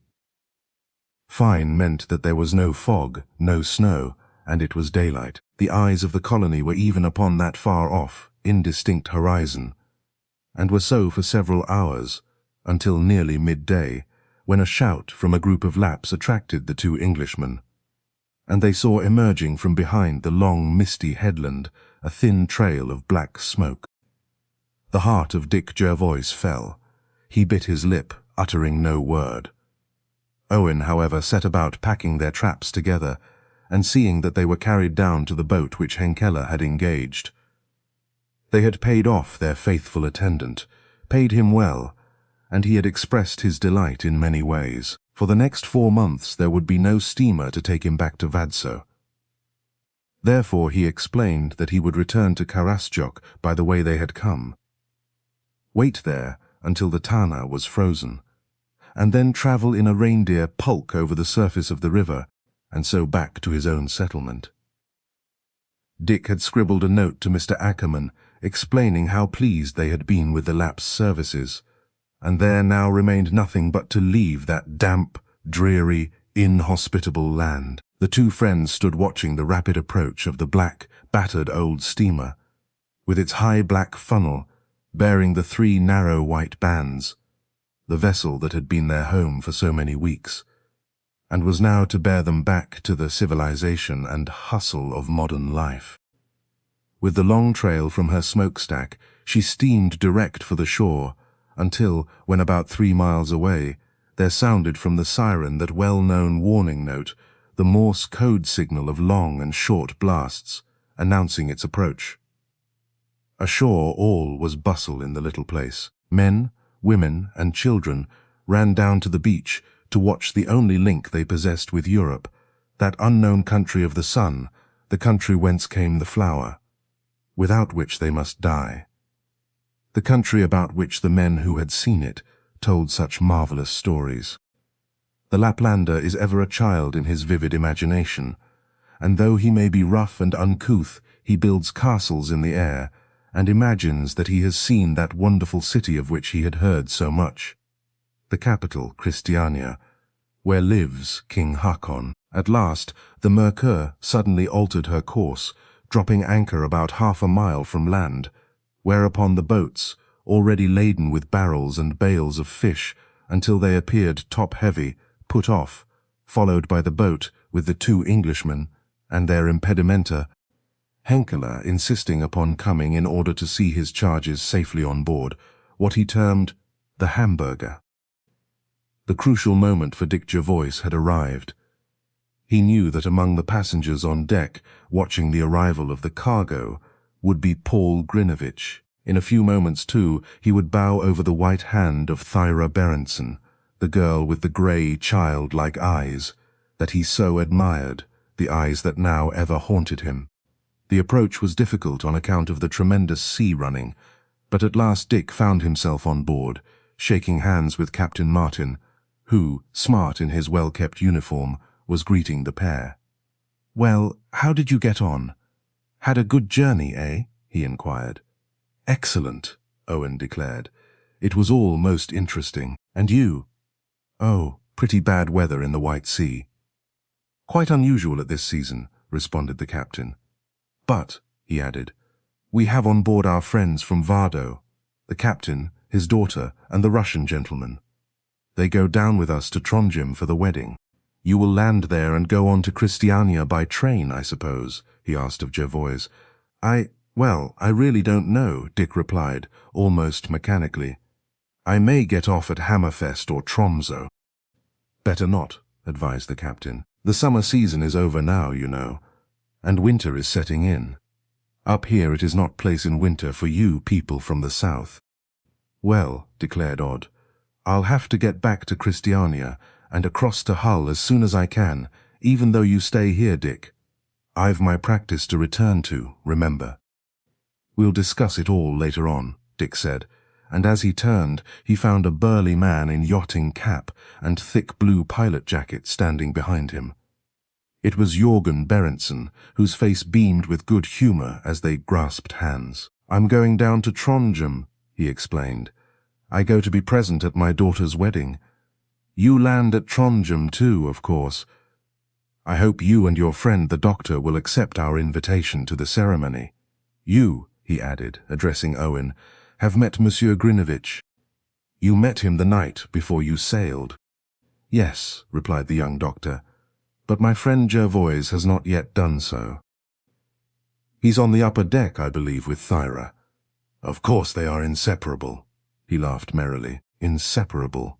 Would they be, thought Dick Jervoise, if father and daughter knew the shameful truth? Above their heads rang out a peal of merry, girlish laughter. She was leaning upon the rail just over them. He could hear the man's voice, a voice which he had, alas, bitter cause to remember. Her lover made a remark, whereat she laughed again. Dick Jervoise overheard what the man had uttered. His brows contracted, and, smiling a hard, tight-lipped smile, he turned away. Jorgen Berendsen held him, however, in conversation for a few moments longer, while Owen had already gone below to wash and make himself presentable. Then, just as he turned to descend to his cabin, he came face to face with Thyra and her lover, dressed in neat blue sarge, with a long seal jacket, a fine blue fox skin around her neck, and a small fur toque, she presented a delightfully dainty figure, as her grey eyes shone with delight at meeting the Englishman. "Ah, Mr. Jervoise!" she cried, holding out to him her hand in its leather mitt. "Here you are at last. We've been wondering ever since we left Vardo whether you would get across here in time." "We arrived only this morning, Miss Thyra," he answered, bending over her hand with his cosmopolitan courtliness. "It took us much longer to ascend the Tana than we had anticipated, and it seems we very nearly lost the steamer." "Oh, Captain Martin intended to wait 24 hours for you," she declared. "We could never have left you and Dr. Odd in this awful place all the winter. Allow me to introduce Mr. Grinevitch, my future husband, Mr. Richard Jervoise." The Russian, in a suit of rough homespun, and wearing a thick, grey, half-military overcoat, reaching to his heels, and a golf cap, turned from gazing across at the land and faced him. For a second the pair stared into one another's eyes. There was defiance, even hatred, in the glance of both of them. Thyra, however, did not detect Paul's expression. Her usually quick intelligence had now become blinded by her intense and all-absorbing love for him. She did not notice that quick flash of anger, so cold and metallic. The two men bowed stiffly in silence. Neither uttered a word. Dick Jervoise, with an excuse that he was unpresentable, passed by them and went straight downstairs. The strife had begun. How would it end? Chapter 12. Love's Shadow. Evening fell rapidly. The shadows deepened into black, impalpable clouds. Slowly the Merkur steamed up the narrow Magerosund behind the bare, rocky island of Magero, on which stands the North Cape. On either side rose, sheer from the rolling waters, the dark, black, inaccessible rocks, the home of thousands of seabirds. As daylight faded, the scene became inexpressibly grand. The merry little company had assembled below in the shabby little saloon, where somebody was playing the old piano. Only Paul and Thyra were on deck, standing near the chart room, hand in hand, and watching the northern twilight fast deepening into night. Thyra, for the first time since leaving Vardo, felt a weight of sadness upon her soul. What was it? The gloom, the oppression of twilight in that remote and barren place, through which destiny was carrying her, or was it the mere reflection of Paul's unwanted seriousness? She spoke, raising her beautiful eyes to his, but he remained silent, his cigarette between his teeth, his gaze fixed straight before him. The light was being run up to the masthead, the music ceased, and the only sound was the rhythmic throbbing of the engines and the hiss of the angry sea. An infinite sadness, a mystery of fearful shadow, fell blacker and blacker from the heavens. Why had her father so suddenly and inexplicably allowed her marriage to Paul? This thought again recurred to her as she stood leaning upon the rail in silence. It was certainly most generous of him to make that sacrifice, to allow her to marry and leave him to lead his life alone in that dismal settlement of the far north. Yet she felt that there was a reason, some strong reason, of which she was being kept in ignorance. True, she loved Paul with all her heart, yet, somehow, when she came to analyze her feelings, she regarded the future, the embarrassments of the first days of marriage, with just the slightest trepidation. Surely her soul was becoming involved in the shadows darkening her. Together they paced the slippery deck, sometimes with difficulty, owing to the heavy roll of the polar sea. Her lover buttoned her coat tightly at the throat, and tightened the splendid blue fox around her throat, for the wind was biting. The ship's bell clanged out the time of day, and the mast-head light showed brighter in the darkness. A strange sense of oppression had fallen upon her. She was not guilty of folly in action, but certainly her words were strange. Paul found them amusing, yet they distressed him. Though seemingly calm, Thyra could not hide that she was under the dominion of some fixed idea. What was she thinking about? He halted, and at a point secluded from the view of any sailor who might be on deck, he embraced her tenderly, imprinting a fond kiss upon her soft white cheek, And yet, even as he held her in his arms, he felt her far, immeasurably far, away from him. What could it mean? "Aren't you happy, my darling?" he asked at last. Paul's searching question had its echo in her soul also. What was it that they lacked? They were both of them strong and young, the girl told herself. Paul loved her ardently, blindly. He lived only for her, and he was so good-looking. His fine, passionate eyes, his soft white hands, his clear-cut features, possessed a magic which intoxicated her. Since leaving Vardo 3 days before, they had been skirting that northern iron-bound coast, spending greater part of their time on deck, standing or sitting hand in hand. The stern grandeur of the scenery was everywhere impressive.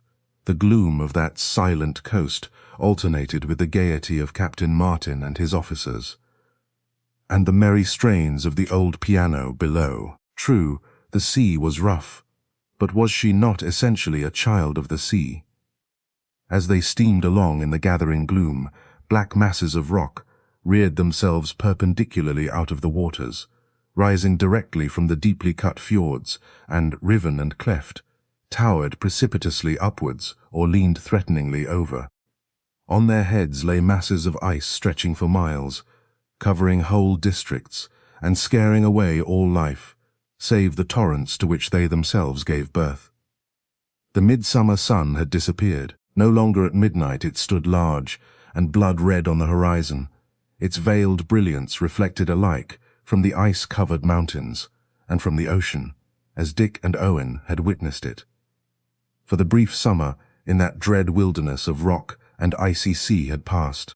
There is a bewildering, overwhelming charm about that northern latitude, that region of silence and mystery, a charm that is unlike any in the whole wide world. It is a charm that grips the heart unconsciously, and yet so firmly that all who have sailed the Arctic seas, or travelled on those barren lands of the far north, strangely enough, are ever eager and ever long to return once again to those islands and skerries, and that maze of bays, sounds and straits of the northern coast of Lapland, which possesses for the southerner an attraction as magnetic as they do for the compass of the mariner. As the darkness deepened, the steamer slowly passed beneath a high black cliff, rising sheer from the water, which, the girl pointed out to her lover, was one of the largest bird-covered bergs of the district, the home of millions of eider duck.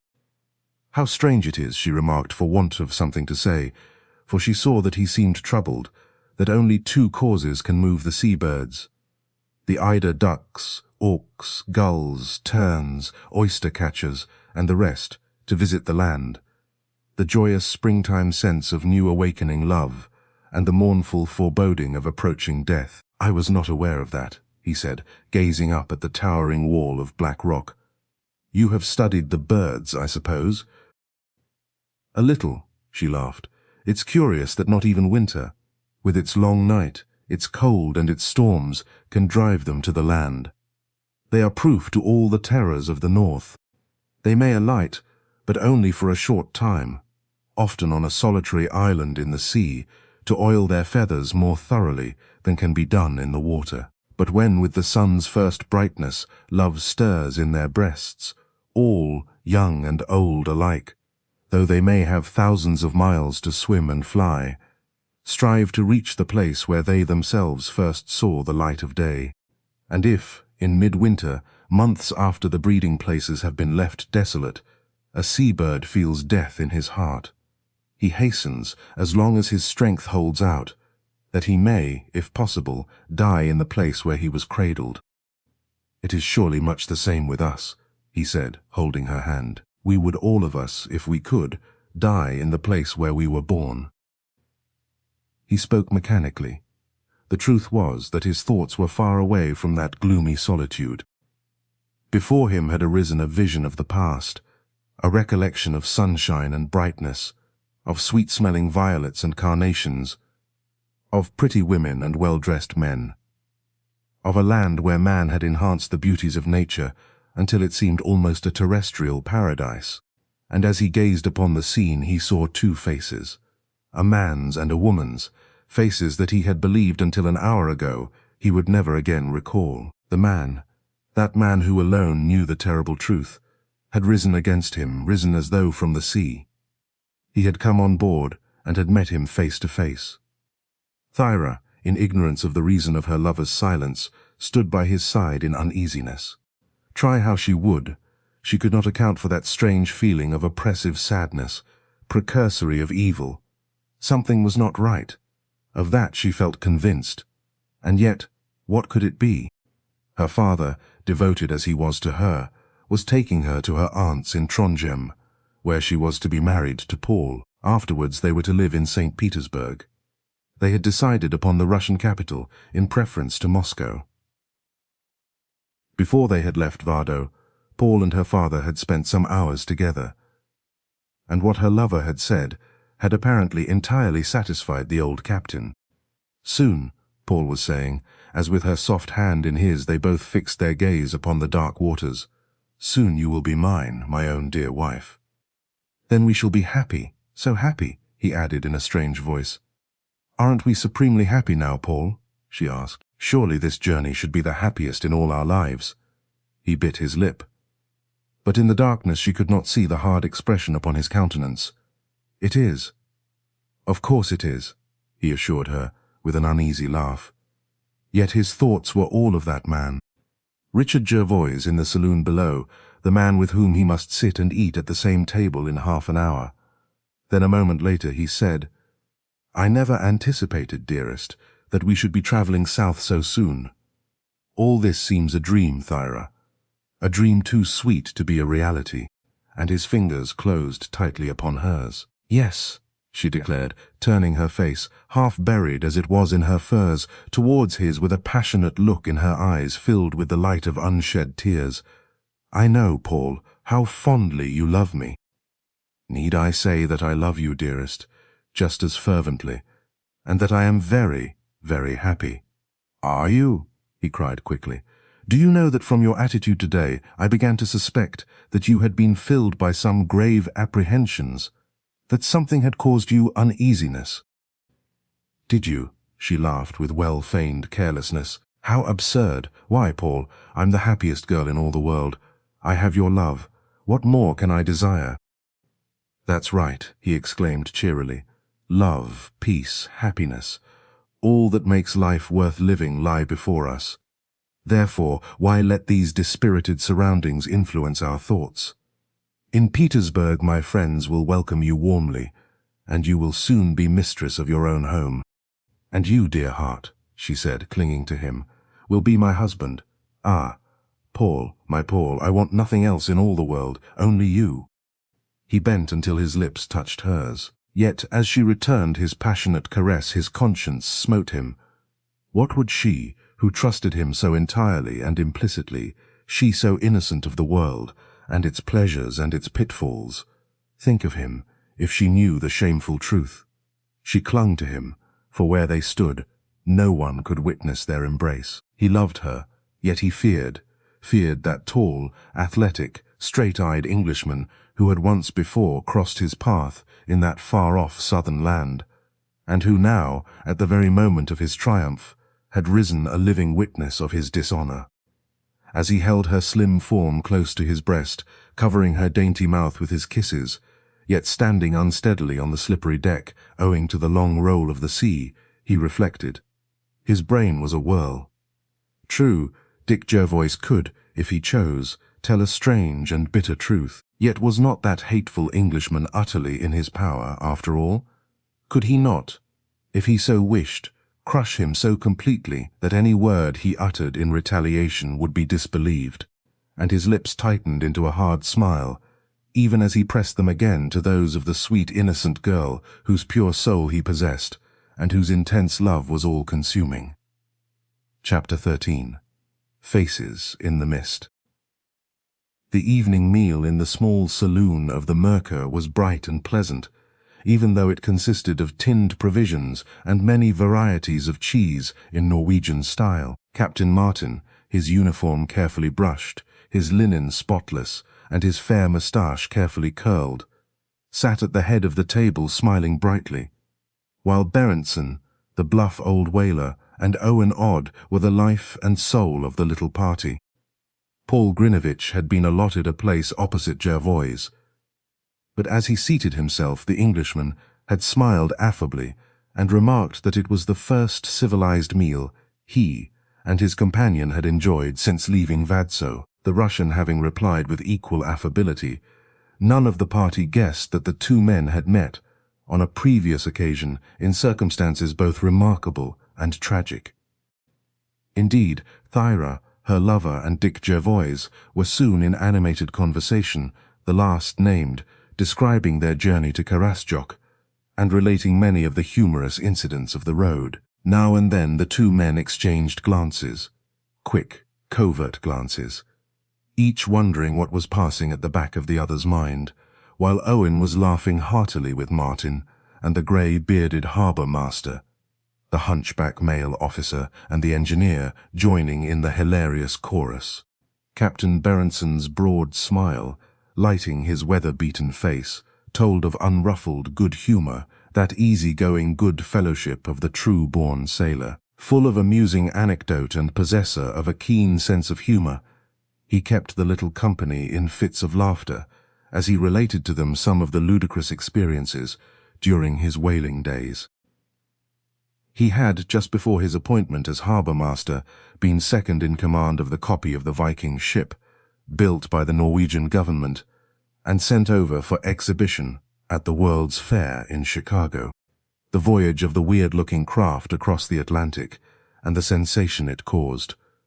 Aboard the various vessels met on the way, he described most humorously. Some skippers, discovering it looming up on the horizon, believed that Noah's Ark was still afloat, while others fancied it was one of the Armada vessels risen from the deep, or the Flying Dutchman himself. "You should have been on board with me," he was saying in English. "We had the greatest fun, I assure you. We would refuse to answer signals, and they would heave to and come on board to see who and what we really were." The crews of some craft were evidently frightened, for they stood away directly they sighted us. They believed Old Nick himself to be aboard. "Yes," remarked Captain Martin. "No doubt it was a most unusual-looking vessel, and must have given a good many people a turn. One doesn't meet Viking ships on the high seas very often in one's life." "Well, we, of course, acted suspiciously in order to puzzle every ship we met," laughed Berenson, "and in mid-Atlantic we experienced some very bad weather into the bargain." The meal was enlivened throughout by nautical and other reminiscences, and afterwards, at Dick's request, Thyra went to the piano and, smiling sweetly, sang one or two of the gay French songs she had learned from a book, called Les Chansons de Paris, which Captain Martin had brought her up from the south a year before. The first she sang was Heures d'ivresse, the popular ditty which Léontine Deschamps sang for so long at the Folies Bergères, and the refrain of which was Veux-tu, toi que j'adore, me dire encore, encore, ces mots voluptueux, tendrement amoureux, ces phrases si grisantes, si folles, si troublantes, viens me les dire encore, toi que j'adore. This she followed by the dainty chansonnette of Denoisy, Les refrains du printemps. Quand le printemps dans les buissons met un bouquet de fleurs nouvelles, il apporte aussi des chansons, dedans le cœur des demoiselles. Les petits jeunes gens sont plus légers, et trottinant, l'amour en tête, ils chantent d'un air dégage, un gai refrain de chansonnette. Titine, Mutine, n'a pas dit 8 ans, et chante, contente, voici le printemps. Sweetly she sang, with a tuneful verve and a pronunciation full of charm, and when she had ended all the party applauded her again and again, bringing a slight flush of embarrassment to her soft cheeks. Captain Berenson, a fine, burly, grey-bearded figure as he stood at the table, his body swaying easily with the motion of the ship, as became the sailor, gave a humorous recitation in Norwegian, while Dick Jervoise, now thoroughly reassured by the Russian's attitude of pretended disregard of the past, gave one of the Ingoldsby legends. Thus passed the first evening of the southward voyage, Martin and Berenson smoking their long Norwegian pipes with the huge bowls, and everyone contributing to the general entertainment. Captain Martin had but little to do with the navigation of the ship, for so dangerous are the channels and fjords right down to Bergen that the vessel was constantly in charge of the 2 pilots which she always carried to and from the north. Paul Grinevitch's turn came. He seated himself at the piano and, with a quick glance at Jervoise first, ran his fingers over the yellow keys, and then, in a rather good tenor voice, began, On la nomme la Fanchonnette. Elle est blonde, comme les blés. Elle a la voix d'une fauvette, les yeux noirs, les cheveux boucles. Elle est frêle, mignonne et blanche, exhale un parfum en baume. Nous nous connûmes un dimanche, et depuis mon cœur fut charme, ma Fanchonnette svelte et simplette. Revêt tes atours gracieux. À la folie, fais-toi jolie, et le charme de tous les yeux. Ma favorite, profitons, vite, car les beaux jours n'auront qu'un temps, et dans la fête. Des amourettes sachons de penser nos 20 ans, ma Fanchonnette, Fanchonnette. Those words, that haunting refrain of the café concerts, brought back to the eyes of Dick Jervoise the vision that he would fain forget. The vision of that sweet-faced girl with whom he had walked in the olive groves at sundown, and in the bright moonlight by the tideless southern sea. He tried to close his ears to the words, but alas, it was impossible. He sat rigid, staring towards that man seated at the piano, that man who was taunting him, torturing him with a refinement of cruelty, of which those about them never dreamed. It was a pretty song, ah, yes, but they knew not the tragic memories which that tune awakened within the heart of the tall Englishman. Before him rose a grey mist, and from it a woman's face gazed forth, at first with a look of bitter reproach in her big blue eyes, to be succeeded a moment later by an expression of terrible haunting horror, the face of a woman who was gazing into eternity. Once, while singing, Paul Grinevitch turned from the instrument and again glanced at Jervoise. Their eyes met. The singer recognized by the Englishman's countenance the effect of the song upon him, and, after a pause, commenced the last verse. It was her song. Had not they both sat and witnessed her triumphs? Had they not both joined their plaudits with those of the after-dinner crowds at the Alcazar date, the Ambassadeurs, Olympia, the Parisiana, and that gilded casino beside the Mediterranean? Ah, yes. It was her song, the one he remembered so well, the one she had sung at his request, on that last never-to-be-forgotten night. His nails drove themselves into his palms, and the perspiration stood upon his brow at thought of it all. There was a grim fatality, surely, that he should meet Paul Grinevitch face to face, that Grinevitch himself should sing that song out upon that chill Arctic sea. He sat staring straight before him, not moving a muscle. His attitude, though none noticed him save the Russian, was that of a man fascinated by a peep into the future. Strange how a simple song, the scent of some common flower, the mention of a name, recalls in both men and women after long years the vivid recollection of a tender affection of a forgotten love. For one brief moment the heartstrings are touched and respond in sympathy. Then, disregarding the present, we live again for a short space beside the one we loved and, more often than not, drink our fill of the tragedy of the past. Fanchonnette! The very name caused a big lump to rise in the throat of Dick Jervoise. The torture of it all was beyond endurance. He could have risen and struck down that grinning man who, singing her song, knew that he was cutting deeply into his enemy's heart, more cruelly and relentlessly than by a knife thrust. Scenes, some sweet and tender, some, alas, tragic and terrible, arose in quick succession before his clouded vision. In all he saw her countenance, that pale, wan face with the shadow of death upon it, that face upon which he had, alas, looked for the last time. Ah, it was cruel, too cruel of Grinevitch to sing that song. It was inhuman to thus torture him, well knowing that he dare not raise his voice in complaint. At last the singer sang the concluding refrain, and then turned to his victim. But the latter dare not raise his gaze. He was sitting pale and erect, glaring before him at that hideous ghost of the past. What a charming little song! Thyra declared, and as her lover rose from the piano and rejoined her, she gazed into his eyes with an expression of fervent devotion.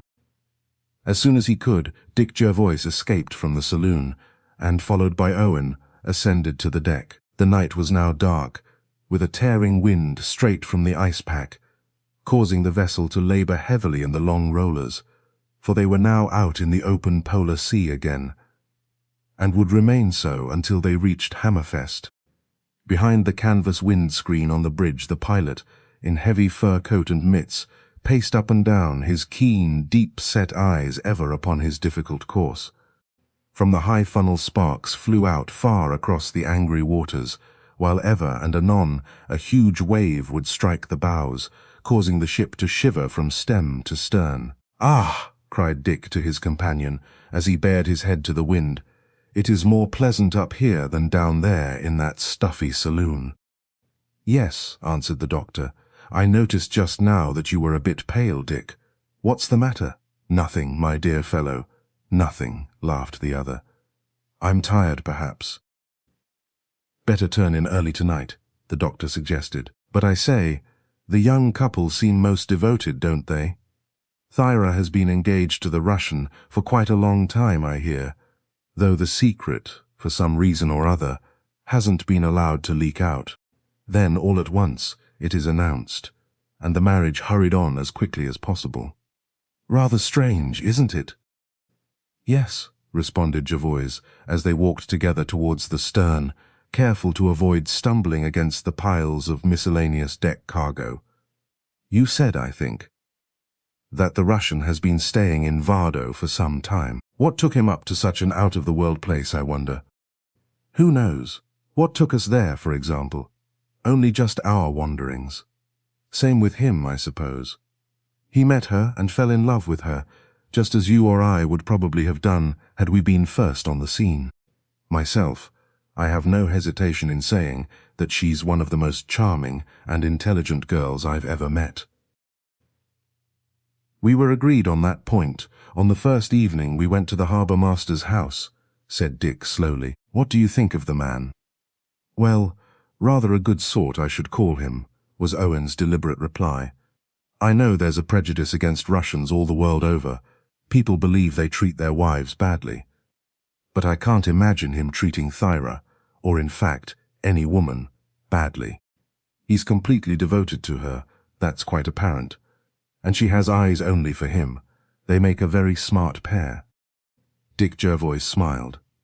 "Love-making is always amusing and sometimes ludicrous, when you are only a witness," he said. "The lover always puts on his best behavior before his enchantress. It is certainly so in this case. Paul Grinevitch is, I admit, good-looking, courteous, well-spoken, and essentially a ladies' man.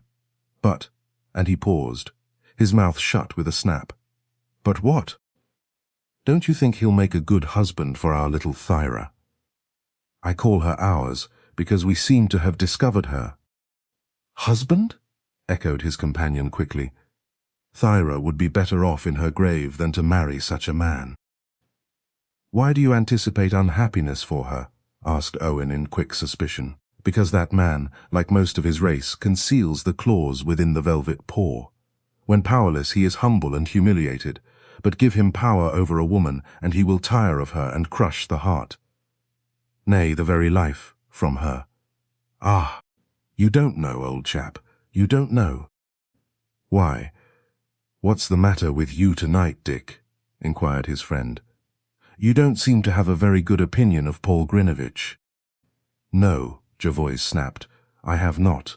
Thyra will regret the day of her marriage to that man, depend upon it. Don't you think your condemnation, well, rather premature, old fellow? You've only been with him a few hours." "I've seen sufficient to know the truth," was the other's hard response. Could it be that Dick was jealous of the Russian? His friend wondered. He had noticed his curious, preoccupied demeanor all through their journey across from Vadso. Prior to their meeting with Thyra, he had been his sane, rollicking, easy-going, cosmopolitan self. Could it mean that Dick had fallen desperately in love with the daughter of the harbour master, and now, discovering that she already had a secret lover, he hated him? That was the only solution of the problem. Dick, dear old Dick Jervoise, who was to him almost as a brother, was deeply in love. This Russian, with his courtly airs and piercing eyes, so full of passionate glances, was his rival for the hand of the beautiful Thyra. Owen Odd was silent. The position was both painful and difficult. He had never suspected it, for he had long ago believed Dick to be proof against a woman's smiles, case hardened against feminine blandishments, as most men who lead cosmopolitan lives at last become. But his words were sufficient proof of the hatred and bitterness in his heart. "You don't appear to like Paul Grinevitch, eh?" he repeated a few moments later.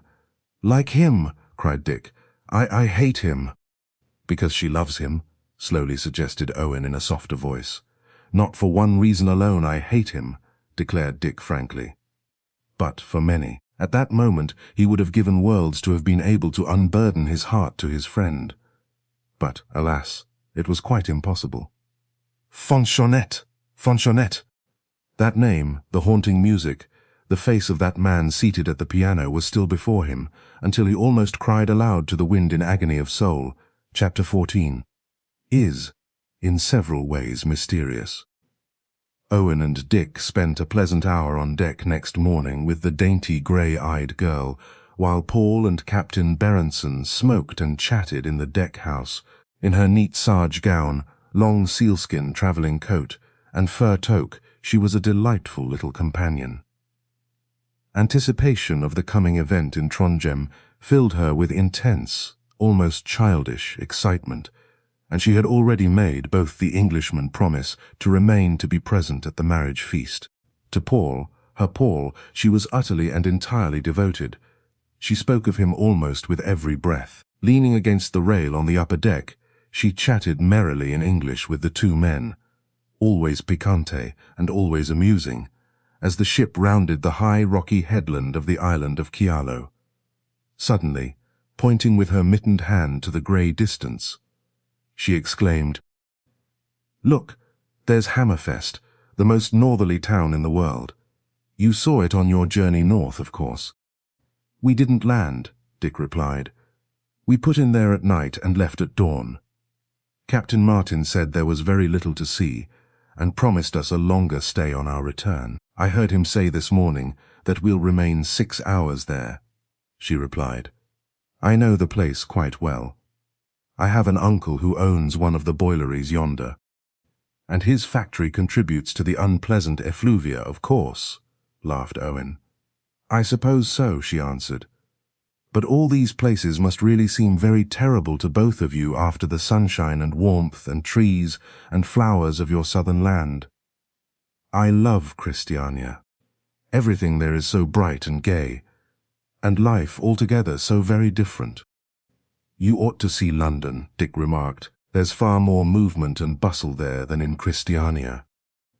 "Ah, yes. I have read so much of your great London, where the railways run underground. I would love to see it.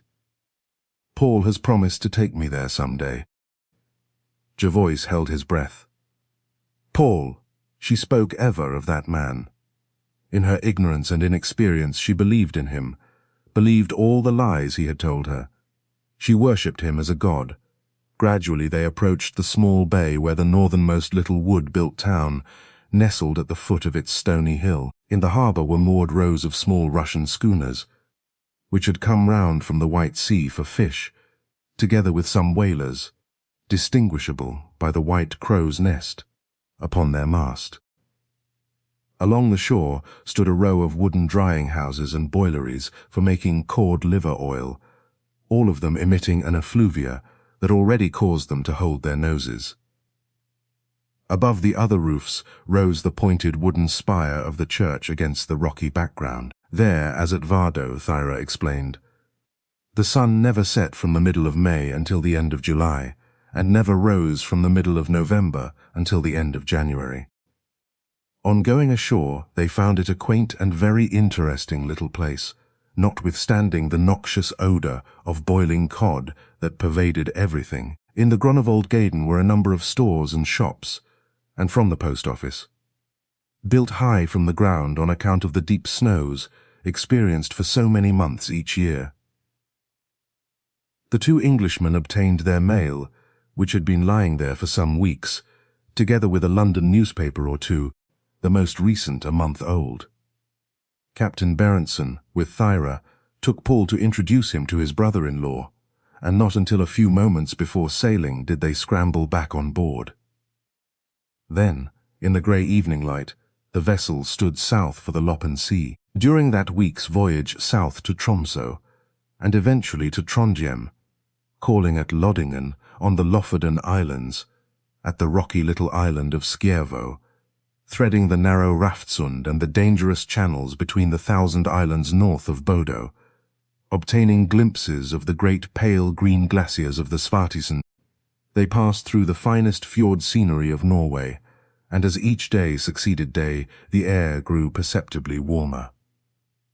They were returning to the European summer. One afternoon, not long after leaving Bodo, with its background of irregular snow-capped mountains, they crossed the polar circle, their small signal gun being fired to mark the event, while in the saloon a bottle of champagne was opened, and the future prosperity was wished to the happy pair now so soon to become man and wife.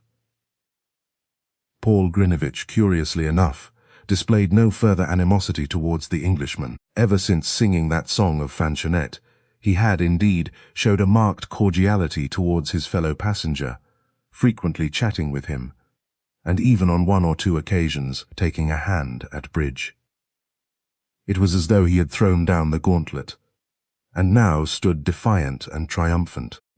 Two passengers, bearded Norwegian merchants, had joined the ship at Tromsø, and as they skirted the rocky coast, a grand panorama, day after day, the merriment grew greater. The oppression of that terrible desolation of the bleak Nordland was being lifted from them all. Now that upon the land, right down to the seashore, grew the firs and pines, while the houses and smiling villages of civilization nestled beneath the brown rocks. They were entering the Norway of the tourist, the picturesque fjords of the 12-guinea yachting folk, and the fields of the Tweed attired, personally conducted. But the season was over. The last tourist steamer had gone south, and even though it was early September, winter was creeping on. In those latitudes there is no autumn. Thyra's gay, rippling laughter rang everywhere throughout the vessel, as one afternoon they steamed up the beautiful Trondheim fjord towards the busy northern port. All was excitement and bustle, and the deck was heaped with baggage. The girl had, in her lover's presence, repeated the invitation to the two Englishmen to remain in Trondheim and be present at the wedding. And as Grinevitch had added his cordial request with hers, Dick and Owen both accepted. Captain Martin, whom Berenson and his daughter pressed to remain, had promised to do his best to anchor for 3 days before proceeding down to Hamburg. Owen Odd was still sorely puzzled. He could not for the life of him decide whether, after all, Dick was really in love with Thyra, or whether his friend, by some extraordinary intuition, believed Paul Grinevitch unfitted to be her husband. Many times during walks along the oily deck with his friend he had reverted to the subject, but Dick had always declined to discuss the matter.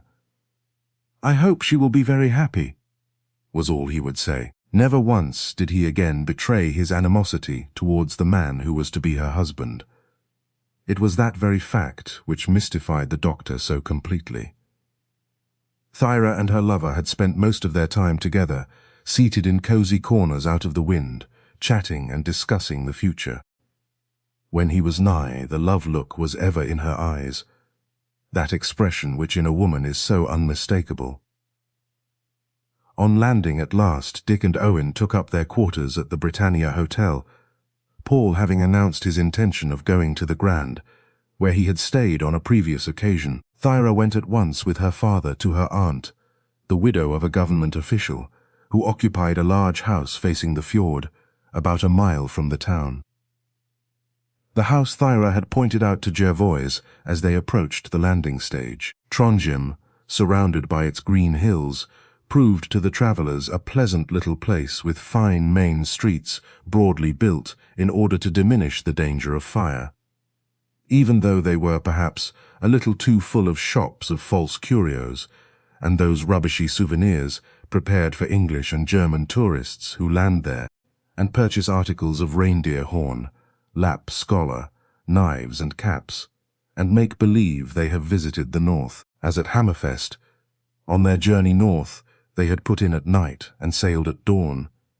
Therefore, after so much knocking about in the Arctic, Dick and his companion were glad to bid adieu to their rather narrow quarters on the storm-battered old Merkur, to sleep again in a civilized bed and eat food that had not been tinned. A few days' sojourn there, they resolved, would prepare them for the journey home.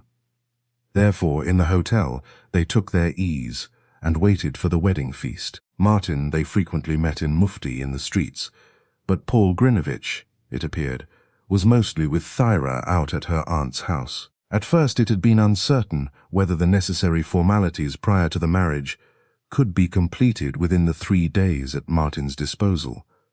But a note from old Jorgen Berenson delivered at the hotel told them that all was in order, and that the wedding, which was to be of the quietest nature, was to take place in the quaint old cathedral of Trondheim, wherein repose the relics of St. Olaf, and which is probably familiar in photographs to many readers of this drama of the Arctic seas. That same evening the two Englishmen met Paul emerging from a jeweller's in the Dronningens-Gaden. At first the Russian endeavoured to avoid them, and seemed a trifle flurried at the encounter. "No," laughed Owen good-humouredly. "Now you might just as well confess. You've been to buy your bride a present." "May we not be allowed to see it?" With some reluctance the Russian at last handed the doctor a leather case, which, on being opened, disclosed a pretty hair ornament in diamonds of chaste design in the form of 3 ears of barley. The keen eyes of Grinevitch met Dick's. In them was that same look of bold defiance and of triumph. The Englishman lowered his gaze, made a remark of admiration of the present, and then spoke of something else. "Well," exclaimed the Russian presently, "you will be at the church, both of you, tomorrow at 12. And he rushed off, for he had, he said, to visit his fiancée. "You hate that man, Dick, and he hates you," Owen declared the instant Paul was out of hearing. "I saw it in the fellow's eyes." Jervoise started at his friend's words. Then he had noticed. "Yes," he replied, with a feeble attempt to laugh it off. I suppose he's jealous of me, yet I can assure you he has not the slightest cause." Next day was bright and brilliant, as Dick Jervoise passed from the warm sunlight into the grey, sombre interior of the great cathedral with its wonderful windows. That day he acted as though in a dream.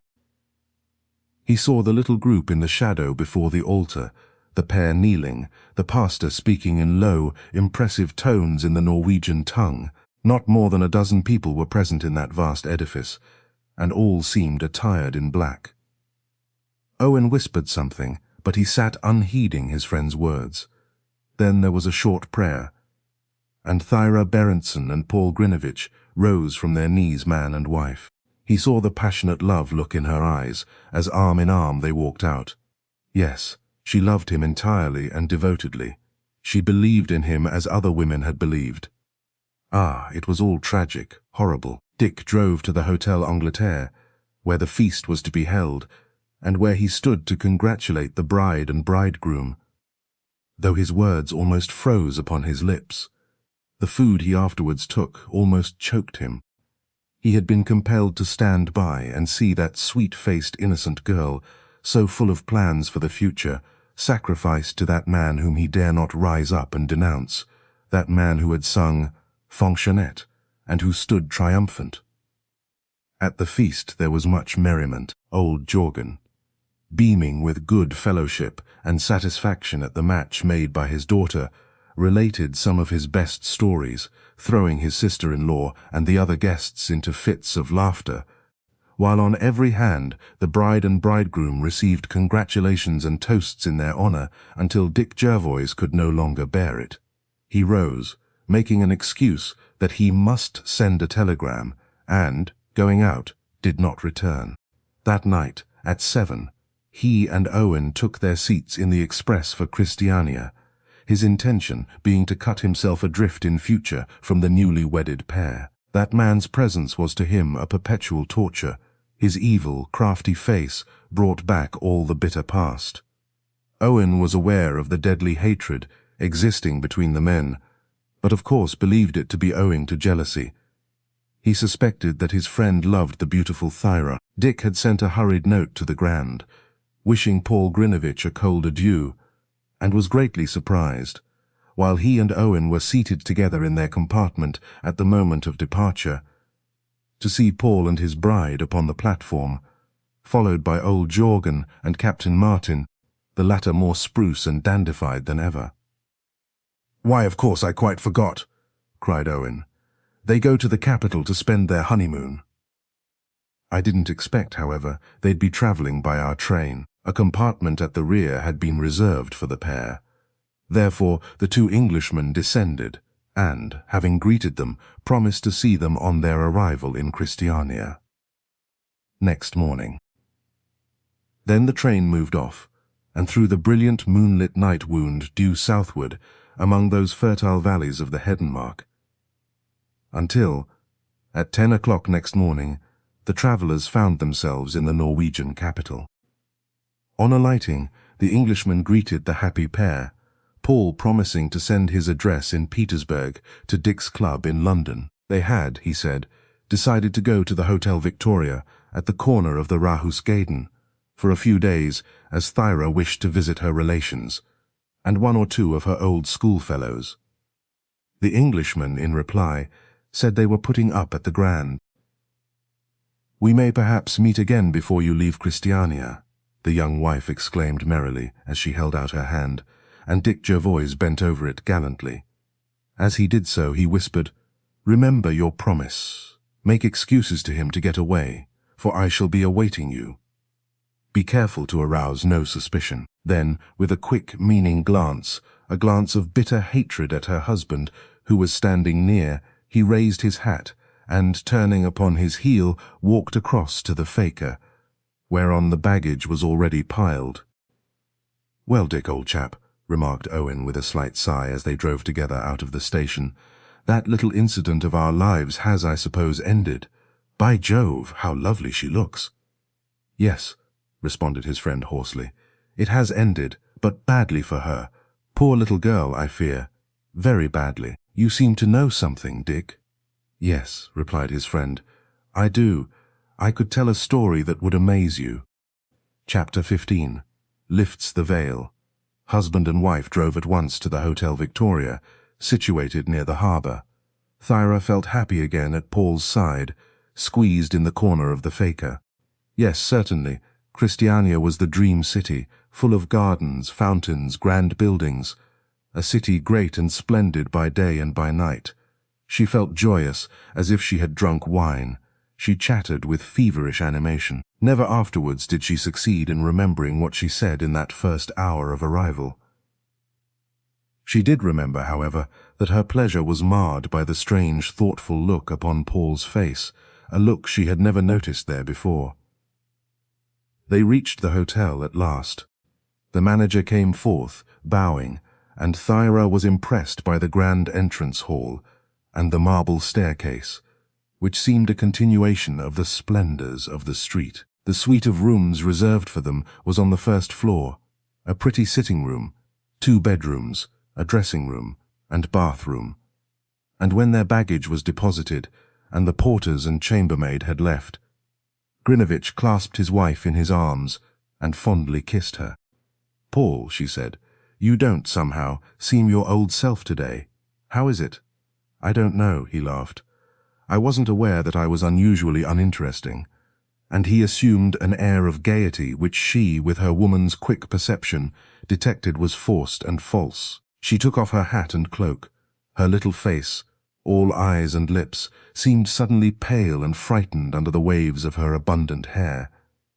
He grasped her hand and raised it tenderly to his lips, saying, "Tell me, little one, what's the matter? You, who seemed so very happy as we drove from the station, are now worried and pale." "Why, I'm sure I'm not, Paul," she protested. "I'm so delighted to be back again in Christiania. I want this afternoon to go and see my old schoolfellow, Aslang Anderson, if you'll let me." I sent her a postcard from Trondheim. "Of course, dearest. Go and see her if you wish. I have letters to write, so I'll remain in after luncheon." Thyra, who had sought permission to be absent, not without some apprehension, breathed more freely when her husband gave his consent. Would he have done so readily, she wondered, if he had known her real intention? When she had washed and redressed her pretty hair, they sat down to déjeuner in their little salon, both laughing merrily while they ate their meal. Paul, who had been rather surprised at her change of manner, attributed it to her excitement at again finding herself back in the capital, where she had spent so many happy days of her girlhood. "My friend has no idea I'm here," she was saying. "I did not telegraph to her, as I want to give her a surprise. She doesn't even know I'm married." But Paul listened to her chatter only mechanically. His mind was full of other things. A cloud had arisen upon the horizon, and he was now wondering if it would pass over, as so many clouds had passed over, or if it would burst. If it did, what then? Well, he would be instantly overwhelmed. The truth would be out. He held his breath at the mere thought of such ugly contretemps. Their marriage had been a strange one, it was true, but its result was foredoomed to be stranger, with a denouement undreamed of. About 2 o'clock Thyra put on her furs, and for the first time since her marriage wished her husband au revoir, promising to be back in a couple of hours at most. She knew her way well about the capital. Therefore, before leaving Paul, she kissed him, and begged him not to be apprehensive on her behalf. "Get through all your horrid letters, dearest," she urged, "and we will go out to the theatre this evening. It will be such a great treat to me, you know." So he promised her, and with a ripple of light, happy laughter, she left him, and disappeared with a frou-frou of her skirts down the great staircase. From the window he watched her turn the corner out of sight, for she preferred not to take a cab. She loved to walk in Christiania, she declared. Then, when she had gone, the man drew a long breath, and as he stood in the center of the room, he gasped, "My God, if she knew! Ah, if she knew, what would she think? But she must never know the truth. Never." He lit a cigar to steady his nerves, and then passed out upon the balcony, where he seated himself, staring moodily down into the street. Afterwards, agitated and unnerved, he rose, and, returning to the room, sat at the writing table for a short time. The 3 letters he had written with a fountain pen he took in his hand, and descending to the bureau, asked that they might be sent to the post office to be registered. He also remarked to the manager that any visitor who should chance to call should be shown to his room at once. Then he reascended the broad staircase and paced the room in quick agitation. The expression upon his countenance showed that he dreaded something, that a dark cloud overwhelmed him. Shortly before 3:30, a waiter tapped at the door of the sitting-room and ushered in a tall, slim young woman in deep mourning and wearing a veil. "Well, Paul," she exclaimed in a hard voice, the moment the man had gone, "this is a curious situation, is it not? So you are married." She spoke in Russian, though by her dress and manner she presented the appearance of a Frenchwoman. She was dark, and when she raised her veil, revealed well-cut regular features. He had risen, but had scarcely greeted her. Indeed, he had not even offered her a chair. "Ah," she laughed, "I see that my presence here is not altogether welcome, eh? You are devoted to your bride from the snows, of course," she added with a sneer. "Cannot we leave Thyra out of this discussion?" he asked coldly, indicating a chair in which she seated herself. "It seems that she's gone out and left you. Have you quarrelled already?" It was fortunate, perhaps, that she wished to go and visit an old schoolfellow. "Fortunate for you. She would not have approved of this meeting. I can't think why you assume this attitude, Alza," he cried angrily. "Surely it is only to torture me that you recall the past." She laughed triumphantly. "Is the past so very bitter then? I did not know you possessed a memory. I don't." She laughed airily. "It was not always so. You have tasted the sweets, you now have the dregs." "Yes," he said in a hoarse, bitter voice. "I know, alas, and you are carrying out your threat. You intend to expose me, to tell Thyra the truth." "I am here to do so," was the woman's calm response. "It is only right that she should be informed." She little knows whom she has married, poor girl. "And you!" he cried fiercely, advancing a few paces towards her. "You! What if I tell the truth? That you are the woman who—" "My dear friend," she exclaimed, interrupting him, "you are perfectly at liberty to make whatever charge you like against me. I am quite capable of taking care of myself." "Not always. Remember what you owe to that white-livered Englishman." "He was at least a gentleman, Paul," she declared. "And if he had chosen, he could have made matters very awkward for both of us. If we had allowed him. We could not have prevented it. I was caught like a rat in a trap." "Yes, I know," laughed Paul Grinevitch. "But isn't it best to drop the subject? Why are you here in Christiania? On the old game, I suppose."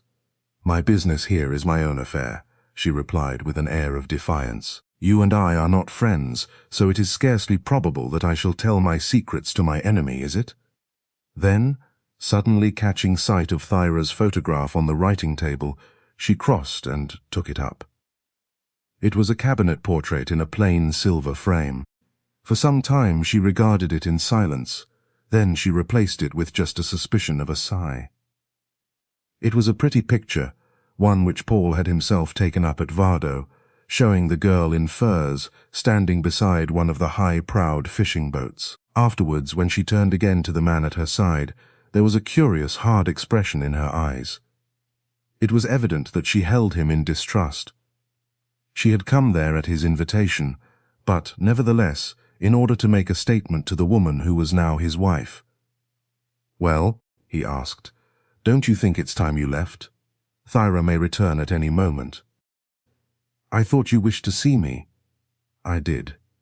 I believed that you were better disposed towards me than you are. I wanted to ask you a favor of me, eh?" "Yes, Alza," he said in an earnest, altered voice. "Since that scoundrel Bortseff has spoken, we are both sailing in the same boat. You know my position, penniless. You've married Thyra and haven't a sou. That is unfortunately true. I've been a fool, an absolute fool, but I loved her. I went too far, and I couldn't draw back. Well, I want money. Money to take us to England. You have plenty, I know. That last little affair with the French bonds must have brought you at least 100,000 francs. Will you lend me some?" The well-dressed young woman sighed slightly, her dark eyes still fixed upon him. "You want me to assist you to carry this grim comedy of marriage still further?" "Yes. Why expose me? It would break the girl's heart.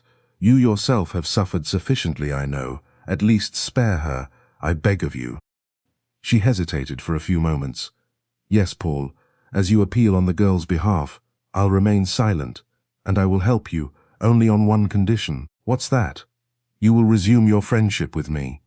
"Your business friendship, if we may so put it," she said, her eyes still upon his. "But, Alza, I could never do that. It wouldn't be fair to Thyra." "Fair or not," replied the young woman with determination, "if I help you, then you must in return give me your assistance, and run the risk of arrest. Are you not doing so now? Each hour since Bortseff has betrayed us. Come, you will write a letter to Enderlein, agreeing to assist us again, and I will telephone to the Norse Credit Bank for funds for you." "But I really can't. I've done with that kind of thing, done with it forever." "Very well," she laughed. "Then we, on our part, have done with you, and shall regard you still as an enemy." Chapter 16. Bride and Lover. Owen and Dick, on their arrival after the night journey from Trondheim, idled about the Grand Hotel, and took a stroll up the broad Karl Johansgaden, smoking and inspecting the shops. The young doctor did not fail to notice that with Thyra's departure, Dick's manner had entirely changed. He had now become listless and careless, and once or twice had remarked, with a deep sigh, upon the tragedy of the girl's union with the young Russian. The life and movement of the capital was pleasant enough after their long sojourn in the silent north, yet both men were now anxious to get back to London. As Dick strolled at his friend's side up the principal street, his mind was full of Thyra, and of apprehensions regarding her future. His blood boiled when he realized the full consequence of her marriage to Paul Grinevitch, that she should have married that man, of all others. Through his brain surged 1,000 bitter thoughts. The past arose before him, hideous as a bad dream.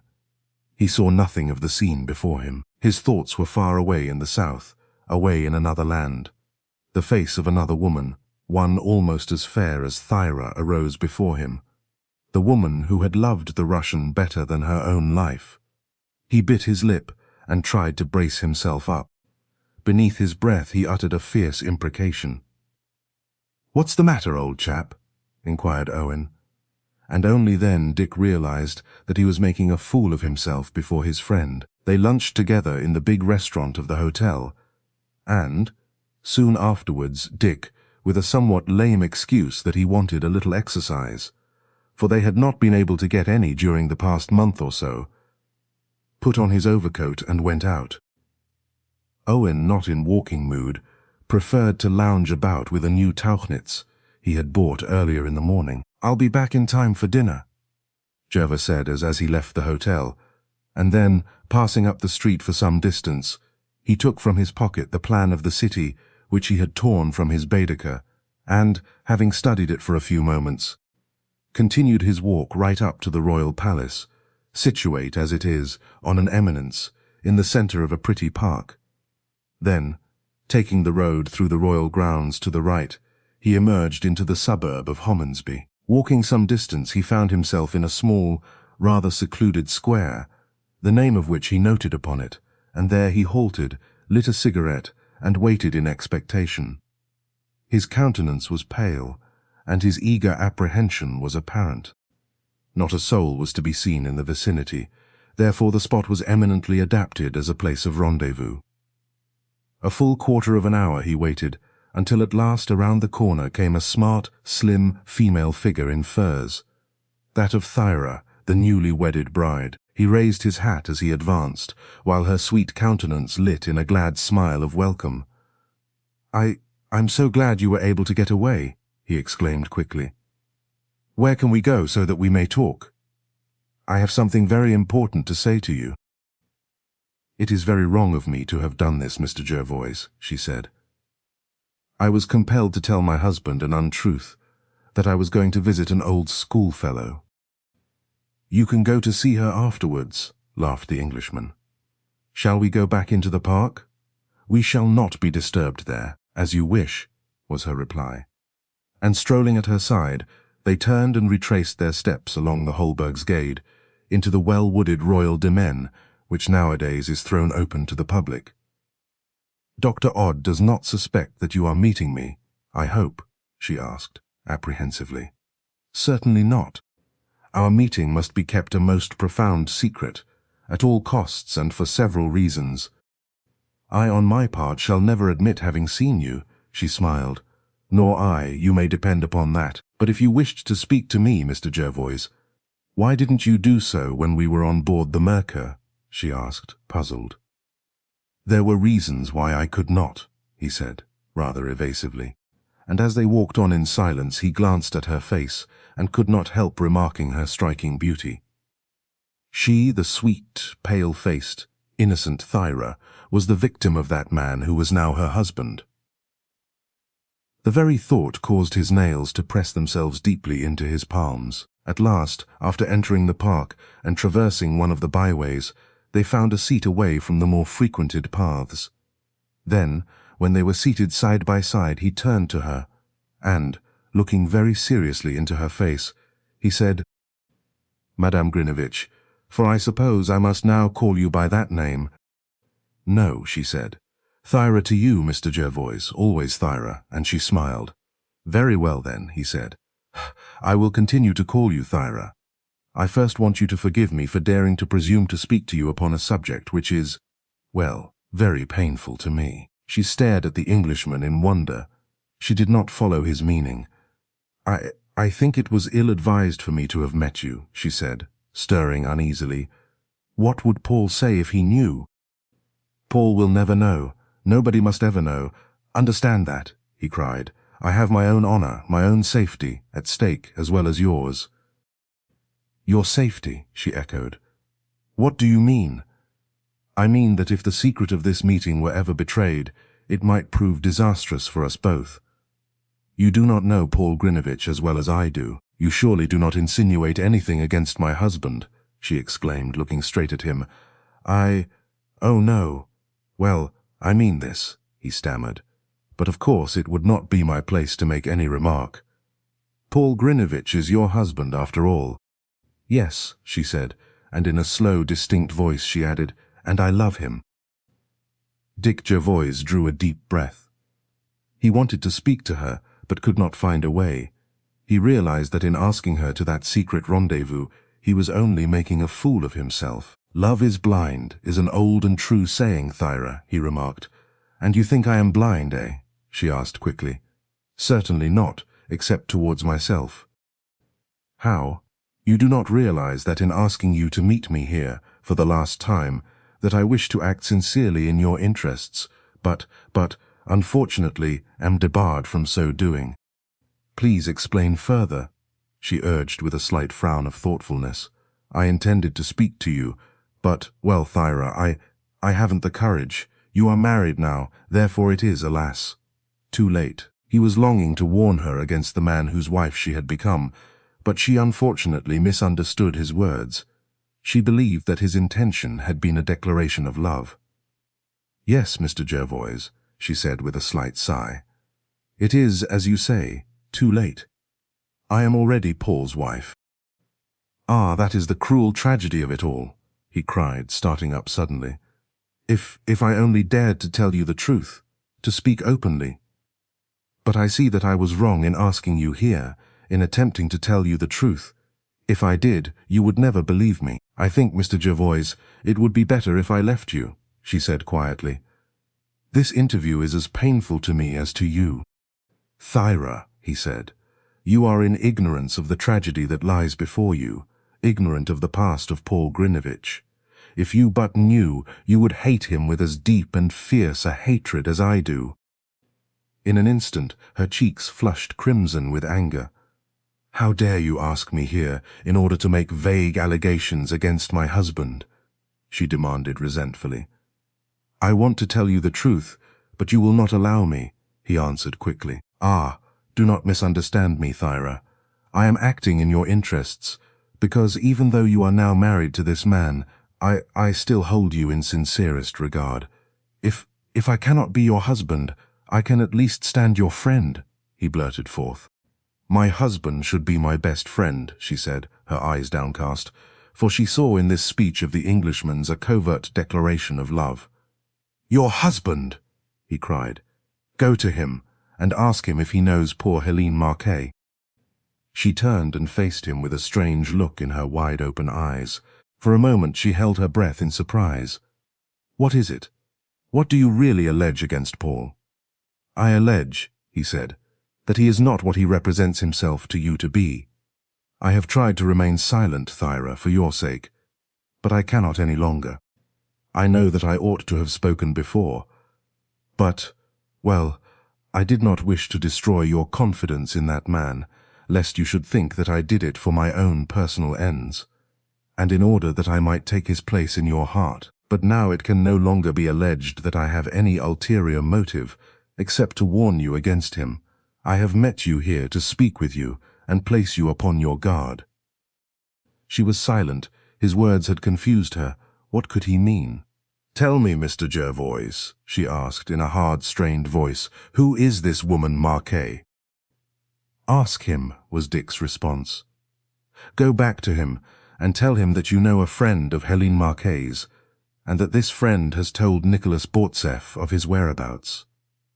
Then watch the effect of your words upon him, and this on the first day of my marriage. Better today than later, when you are numbered among his victims, was Dick's earnest reply. Only I beg of you to regard the source of your information as a secret one. Then you fear Paul? Fear him, cried Dick in furious anger. I do not fear him. He fears me rather. I hate him, and if ever we meet again, I'll crush the life from him with as little compunction as I'd kill a viper. You would kill Paul? She gasped. It would only be what he richly deserves. And alas, Thyra, you will agree with me some day, when you know the truth.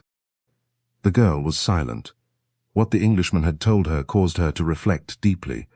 Could it really be true that Paul, her husband, was only an adventurer after all? No, it could not be. She refused to believe. What proof had she against him? She was his wife, and it was not just to him that she should listen to such calumny. Who was Helene Marquet? At least she would know that, and would demand a reply from his own lips. Oh, why, she thought, had not the Englishman told her this before her marriage, instead of waiting until it was too late? No word was spoken between the pair for a full 5 minutes. Then, suddenly stirring herself, she said, rising from her seat, I wish to go, Mr. Jervoise. Why so quickly? I have got my girl-friend to call upon, in order to justify my absence. Ah, you fear your husband, he remarked bitterly. But it will not be for long, I venture to think. She noticed the strangeness of his manners and wondered. Then she bowed, her eyes filled with tears, and refusing to remain longer with him, wished him adieu, and hurrying away down the path was quickly lost to sight. A few minutes later, Dick, with his pale, drawn face hard set, turned upon his heel and walked in the opposite direction. At any rate, he muttered between his teeth, I've told her the truth, and unmasked the scoundrel. And he strode along, not knowing whither his footsteps led him. About 3 hours later he returned to the hotel, distrait and thoughtful, and slowly dressed for dinner. The latter was not by any means a cheerful meal, and Owen noticed how gloomy his friend had become. In order to liven him up a little, he suggested a music hall, and not until midnight did they return to the Grand. About 12:30, just as they were leaving the big noisy cafe, which occupied the ground floor of their hotel, to ascend to their rooms, a page boy approached them asking for Mr. Jervoise, and saying that a gentleman was in the bureau desiring to see him instantly. Filled with curiosity as to who his visitor might be at that hour, Dick found a tall, thin-faced, elderly man who, speaking in fairly good English, said, I have been sent, sir, by Madame Grinevitch at the Hotel Victoria. Would you kindly go to her at once? She is in greatest distress, poor young lady. Distress at what? He gasped, his face in an instant pale as death. Ah, then you have not heard? You have not read the newspaper this evening, said the man. You are unaware of the mysterious occurrence. Madame's husband is dead. Dead! The two gasped in one breath, staring at each other. Dick's face was blanched to the lips. Owen noted how his hands were trembling, and how his eyes seemed starting from his head. Ah, gentlemen! Exclaimed the thin man who stood before them, holding up his hands. It is indeed a most annoying matter for our hotel, and calculated to greatly injure us. Poor little Madame. She has been out alone all the afternoon, and returning a little after 6, found her newly wedded husband lying dead upon the floor of their sitting-room, murdered. Chapter 17. Some Amazing Facts. The announcement electrified them. What can have happened? Gasped the doctor, staring at his friend, who, standing rigid, could utter no word. We must go at once to her. Dick Jervoise hesitated. He was trembling like a leaf. He tried to articulate some words, but his tongue clave to the roof of his mouth. The matter is already in the hands of the police, exclaimed the thin-faced Norwegian, who explained that he was manager of the hotel. The poor lady is distracted. For nearly 2 hours she remained unconscious. Then she only sat moaning her dead husband's name, Paul, Paul. Afterwards she asked me to find Mr. Jervoise and to inform him of the terrible tragedy. Ah, gentlemen, the man added, it is most unfortunate for my brother's hotel. Business is bad enough just now, without this damaging occurrence. Is it an entire mystery? Asked Jervoise. Is nobody suspected? He managed to inquire. Nobody, was the reply. But gentlemen, we are wasting time, added the man. I have a fiacre, let us go to her. Outside it had been raining for the past 3 hours. Christiania was drowned in mire and gloom. As the rickety fly rumbled over the stones, up the broad Karl Johannsgaden, the principal street of the city, to where the great arc lamps of the station shed their cold white brilliance, Dick Jervoise sat as a man in a dream. The announcement had staggered him. Why had she sent for him? Why had she dared to do that? There was a danger, a peril to her, and to him. He knew that it would now require all his self-possession, all the cunning he possessed, in order to avert suspicion of the truth. She had loved that man who was now dead. The man struck down by an unsuspected hand. His teeth were tightly clenched, and he held his breath. It was fate. In her presence he had felt the burning, the fragrant, the intoxicating whirlwind of life. She was everything his youth, his instinct, his soul had yearned for of maddest and sweetest. How many years had he not travelled and dreamed of that one pale, sweet face, the one woman who would fill the void within his heart? The delicious expectation was already beginning to be shrouded in his cosmopolitan world. Weariness was beginning to seem altogether gone when she had appeared in that out-of-the-world place. And then. He bit his lip as the vehicle, with the rain pelting against the closed windows, turned from the zone of brilliant light around the station into one of the long, narrow, ill-lit streets on the right, the Dronningens-Gaden, and presently they drew up before the hotel entrance. They found the dead man's bride huddled up in a chair in a small sitting room on the first floor, a pale, pathetic little figure whose face, turned towards them as they entered, had strangely changed. Jervoise crossed to her, and bending, spoke softly, humbly, almost sweetly, but with that sweetness one employs towards a sick and fractious child. For a moment it seemed that Thyra was unconscious of his presence, but next instant, with a curious, haunted look in her fine eyes, she shrank from him. A grave-faced, elderly man was standing at her side. The doctor who had been summoned to her when she had fallen unconscious beneath the blow. To both Englishmen it was apparent that the unfortunate girl's mind had become slightly unbalanced by that sudden shattering of all her hopes, of all her love. That love, born of dreams and enchantments.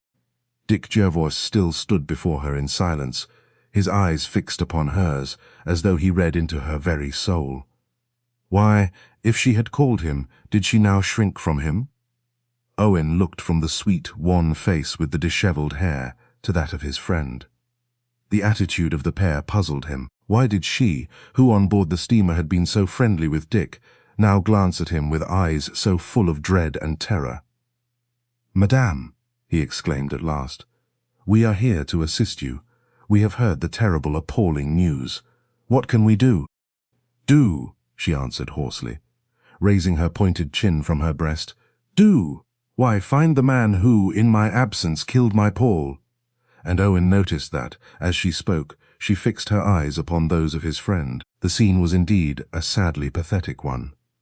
The slim, white-faced girl-wife, seated in that small, rather shabbily furnished room to which she had been moved after the tragedy. The man who loved her so intensely standing before her, bowed and undecided. Owen Odd saw that for some unaccountable reason Dick feared her just as much as she feared him. What, he wondered, had really occurred? In a flash, the recollection of his friend's long absence that afternoon crossed his mind. She, too, had been absent from her husband, out making a call upon one of her old schoolfellows, it was said. Had Thyra and Dick met and spoken? Suspicions, dark, grave suspicions, arose within him, but being Dick's friend, he resolutely put them aside. Yet he could not conceal from himself his friend's bitter hatred of the man now dead, nor could he forget that Dick himself, in a moment of anger, had denounced the murdered man. "Paul! Paul!" cried the poor girl suddenly in English, lifting her white arms into space, now believing in her delirium that her husband still stood before her. "Ah, you are still sad," she went on. "You think it a mere passing caprice. If you could only know the truth, how many days, how many weeks, how many months even. I had thought it over, examined it all, tortured my conscience with it. If you knew how many times I have tried to express in words what I want to tell you, I have never found it possible to speak. Some tyrannous force has always prevented me from opening my heart to you. And now you are my husband, dearest. We two, by ourselves, far from every molesting voice, we two alone shall decide our destiny. Hear me. I will try and explain. More than ever, at this moment, I love you. I am united to you for my whole life, and for the life beyond. I was crying, and I fancied I saw your eyes clouded too. It was at that moment I realized that I loved you above everything in the world, and I decided then to make the sacrifice for you. Her rambling sentences were too painful to the listeners, painful to Dick most of all. The grey, bearded man standing by her motioned to them, and they left the room, feeling themselves powerless to assist. Even Owen, a medical man himself, recognized that the case was better left in the hands of a doctor of her own people. In the corridor outside they met the thin-faced Norwegian who had conducted them there, and another, rather stout, fair-haired man, whom the other introduced as a commissary of police. "The whole affair is a complete mystery," explained the thin-faced hotel manager in English. "Yonder is the room in which the tragedy occurred, if you care to see it," and he conducted them along the passage to the farther end, where, on opening a door, they found themselves in a good-sized salon, rather well furnished with two long French windows, overlooking the small, tree-lined square and the harbour beyond. As the electric light was switched on, they saw at one end of the room a high carved sideboard, and on the walls each side long gilt mirrors. Across near the windows was a restful-looking couch with a big yellow silk cushion, in the centre a square table, and in a corner, set crosswise, a small escritoire. On the table, in a big vase, was the splendid bouquet of white flowers which Captain Martin had presented to the bride, as she had entered the train on the previous night, the odour of them heavy and oppressive, now that they were drooped and fading. Jervoise tried to blot the scene from his vision. Had he dared, he would have refused to enter there. Those words of Thyra's, as in her delirium she believed that her husband still lived, haunted him. His, indeed, was an agony of soul. Her sacrifice, what had been her sacrifice? "See!" exclaimed the commissary of police in Norwegian, pointing to the dark green carpet behind the table. Owen bent, and upon it saw a large brown patch, still damp, the life-blood of Paul Grinevitch. On the yellow silk cushion which the official turned over was another ugly stain, and again upon the couch, to which it was apparent the unfortunate man had crawled after receiving the mortal wound.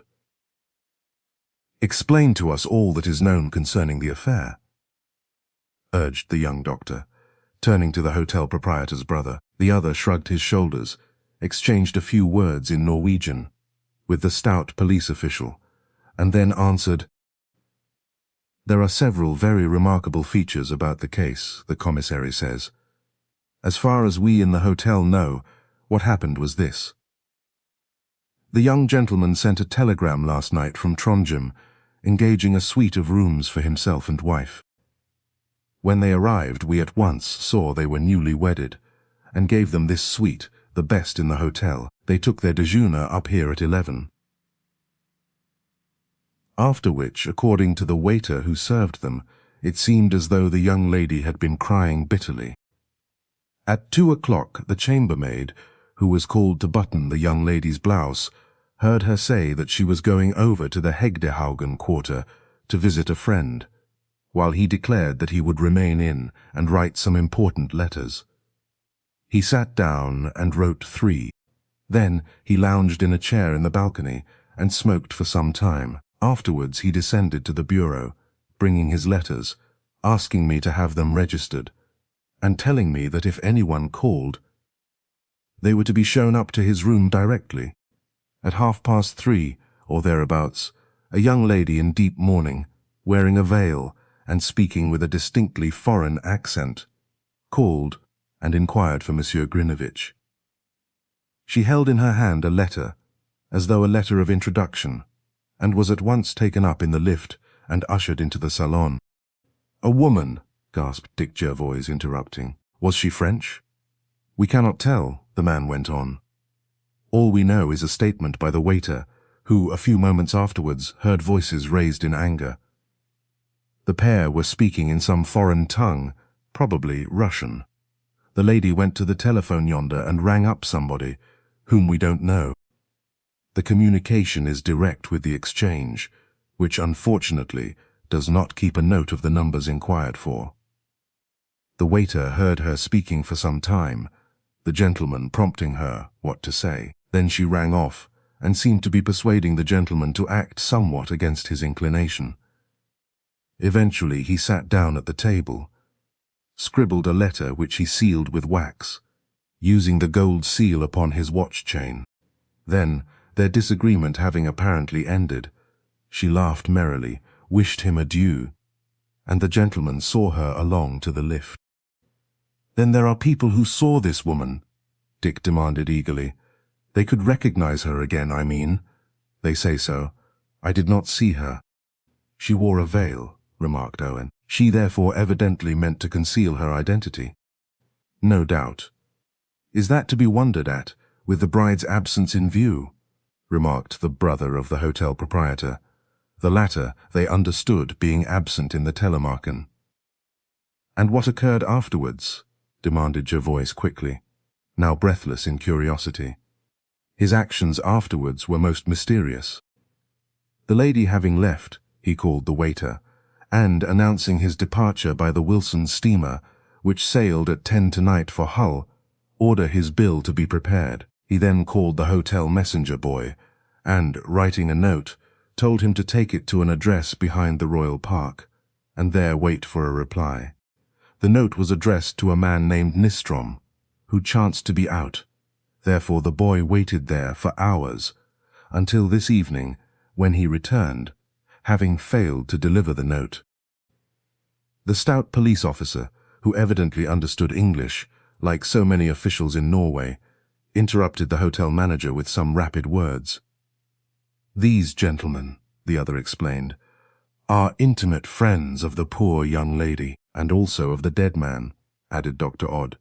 "Therefore we wish to know the most complete details, in order, if possible, to throw some light upon them." "The authorities are entirely puzzled," declared the thin-faced man. "They do not suspect anybody, at present." "But what happened after the unfortunate man had sent the boy on the message?" Dick inquired.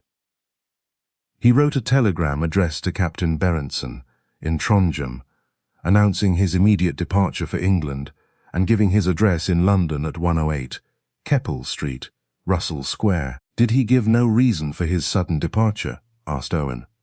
"None.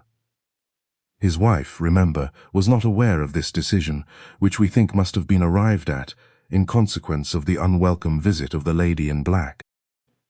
"But apparently he expected her," said Dick. "No, I understood him in the bureau to say that a gentleman would call." "Ah," remarked Owen. "Then the lady called and found him unawares. She, however, knew Madame was absent, or she would scarcely have dared to visit him, I think." "But the assassination?"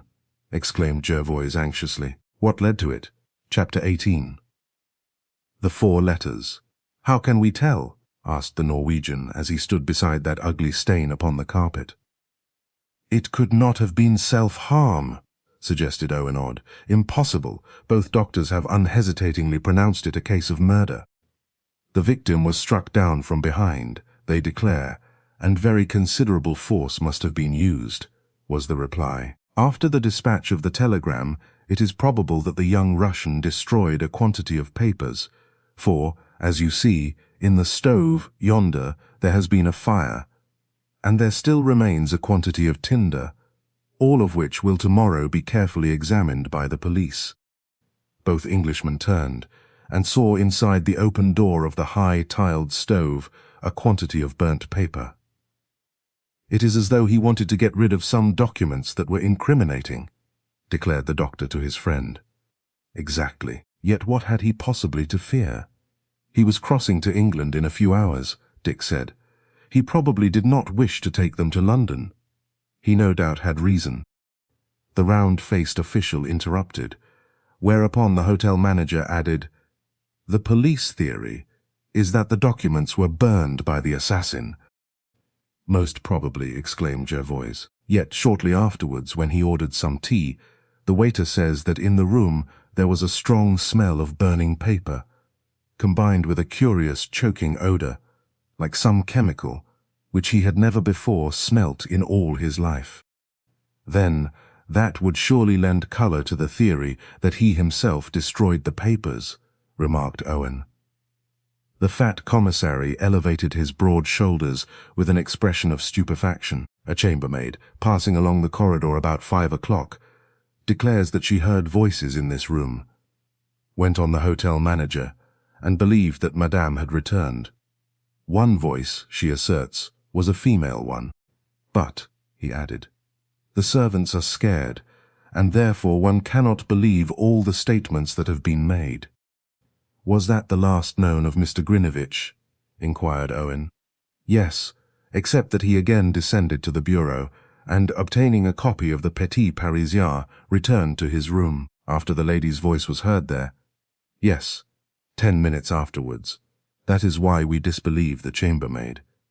The police have closely questioned her, and now discount her allegation. She is not now certain whether it was a woman, or only the young gentleman speaking aloud to himself. At any rate, when he came down for the newspaper, I spoke to him, and he was perfectly calm. "I may be out when my wife returns," he said. "If I am, kindly tell her I have only gone along to the telegraph office and will be back immediately." He ascended again in the lift, and that was the last I saw of him alive. "What else is known?" anxiously inquired Dick, his blanched face drawn and haggard. "Nothing, or practically nothing," was the prompt reply. "Madame returned in a fiacre just after 6. As she passed through the hall, I noticed that she seemed very flurried and anxious to get upstairs. I spoke to her, giving her her husband's message, but she scarcely heeded me, and flew upstairs without waiting for the lift. She dashed along the corridor and opened the door. Then a loud, piercing shriek alarmed us, and the terrible truth was quickly apparent. I was called instantly, and on entering here, my eyes met a ghastly scene. The poor fellow was lying beside the couch over there, with life extinct, while on the floor beside him, his girl bride had fallen in a dead swoon. "And was no stranger seen to enter or leave the hotel?" asked Owen with knit brows. "Absolutely nobody." "How many entrances are there here?" "Only one, by the main hall. There is, of course, a kitchen entrance, but it is shut off from the visitors by a locked door, the key of which hangs in my office. The door has been examined and has not been unlocked. And the only visitor was the young lady in mourning. She was the only visitor. Of that we are quite certain." "Then who committed the crime?" asked Jervoise. "Ah, that is an absolute and complete mystery. One which is rendered even the more remarkable by certain extraordinary facts which have been discovered since the grim occurrence." "And what are they?" demanded the young Hammersmith doctor. "Several," replied the hotel manager. "One is perhaps more curious than all the rest. You will recollect that the deceased gentleman, before his death, sent our messenger with a note to a certain person named Nystrom. That note was not delivered, but the police have just ascertained that the man in question is an adventurer who is wanted in Copenhagen on a very serious charge, and whose arrest was only this afternoon, applied for by telegram by the Danish police. Curious. The authorities believe that the note sent by the unfortunate man was a preconcerted signal or warning. At that moment, 2 police officers in uniform entered the room and handed to the commissary several letters. "Ah, here are the letters I sent to the post office to be registered this evening, the letters which Mr. Grinevitch brought down to me after his wife's departure," exclaimed the manager. "See, they are all addressed to persons in Russia. It is fortunate that they had not been dispatched." The fat commissary laid the 3 sealed letters upon the table and, taking his penknife, slit them all open, being eagerly watched by all assembled. "So," he ejaculated as he took out the contents of the first. "Extraordinary! The same as the mysterious letter to Nistrom," exclaimed the hotel manager.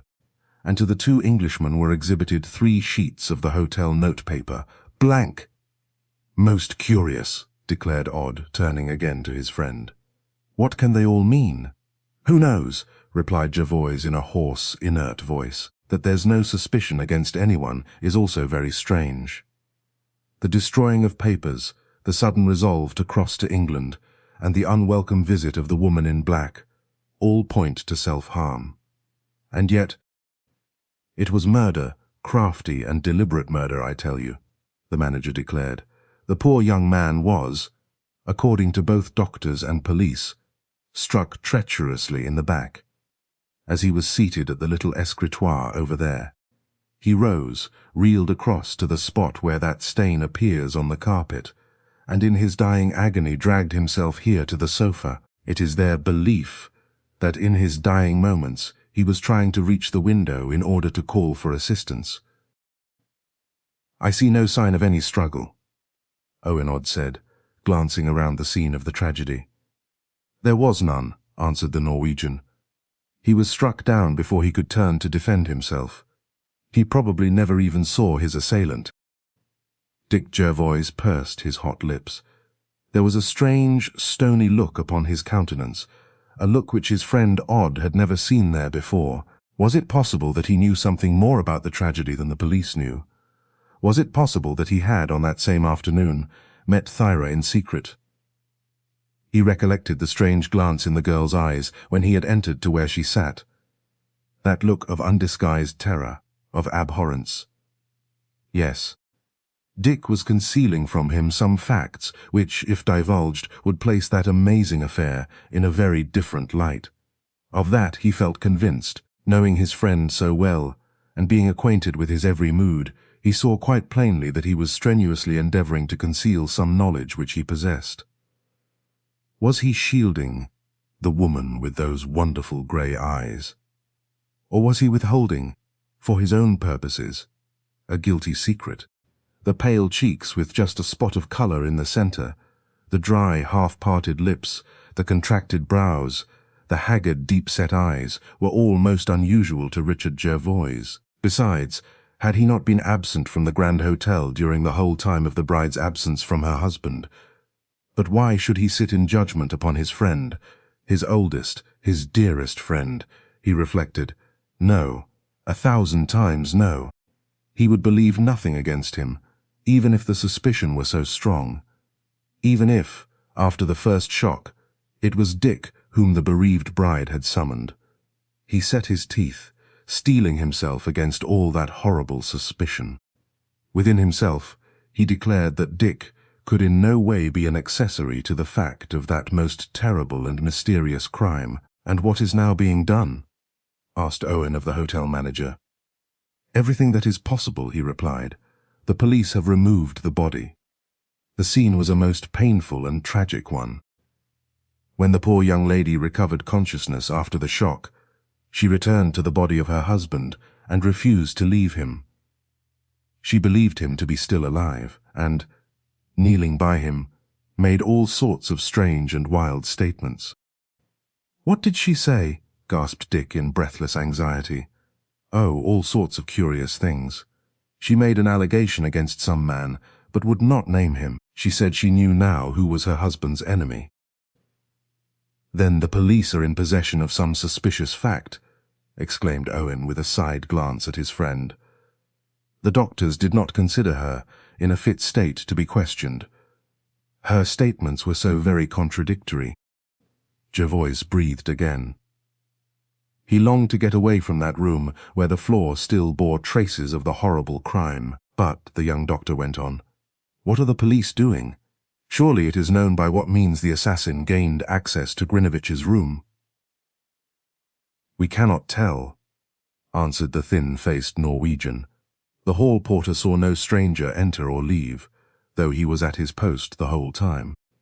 Neither did the servants see anyone go into the room, even though several of them, their curiosity aroused by the happenings of the previous couple of hours, were almost constantly on the watch. There were whispers among the servants that the bridal pair had quarrelled. Hence the whole staff on this floor had become instantly inquisitive, as was but natural. Yet the assassination was committed swiftly and surely by invisible hands. Could anyone have climbed up from the street, or come along the balcony? Owen suggested. See for yourself, replied the other, throwing open one of the long windows. Both men, followed by Dick, stepped out upon the spacious balcony into the rain. But at a glance all saw that entrance by the window was entirely out of the question. No, Owen said, reassured. The assassin must have entered by yonder door, for if the victim had been sitting writing, then the murderer could have crept across the carpet noiselessly and struck the blow ere the other could realize his danger. That is exactly the police theory.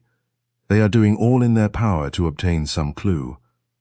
Already they have taken away certain things, the doorknobs, as you see, and other small articles, in the hope of finding fingerprints. The whole of the Christiania detective force are at this moment engaged in trying to solve the mystery and endeavoring to trace Nistrom and the dead man's unknown visitor. You can do nothing, gentlemen, I fear.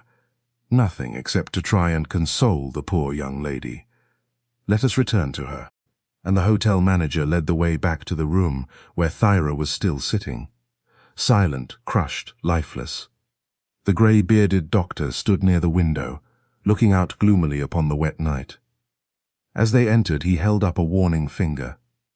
They halted. In the slim girl widow's grey eyes they detected a strange, wild expression as her gaze fell upon Dick Jervoise. "Ah!" she gasped with sudden surprise, stretching forth both her thin white hands. "You, Mr. Jervoise, I must speak to you, alone. Come in for a few moments and send all these people away. I want to speak with you, alone." Owen and Dick exchanged glances. Then the grave-faced doctor, who had been watching her, spoke something in Norwegian, and all withdrew, all save Richard Jervoise. They closed the door softly, leaving the pair alone. The Englishman stood in the center of the room, trembling, staring, pale as death, his chin sunk upon his breast.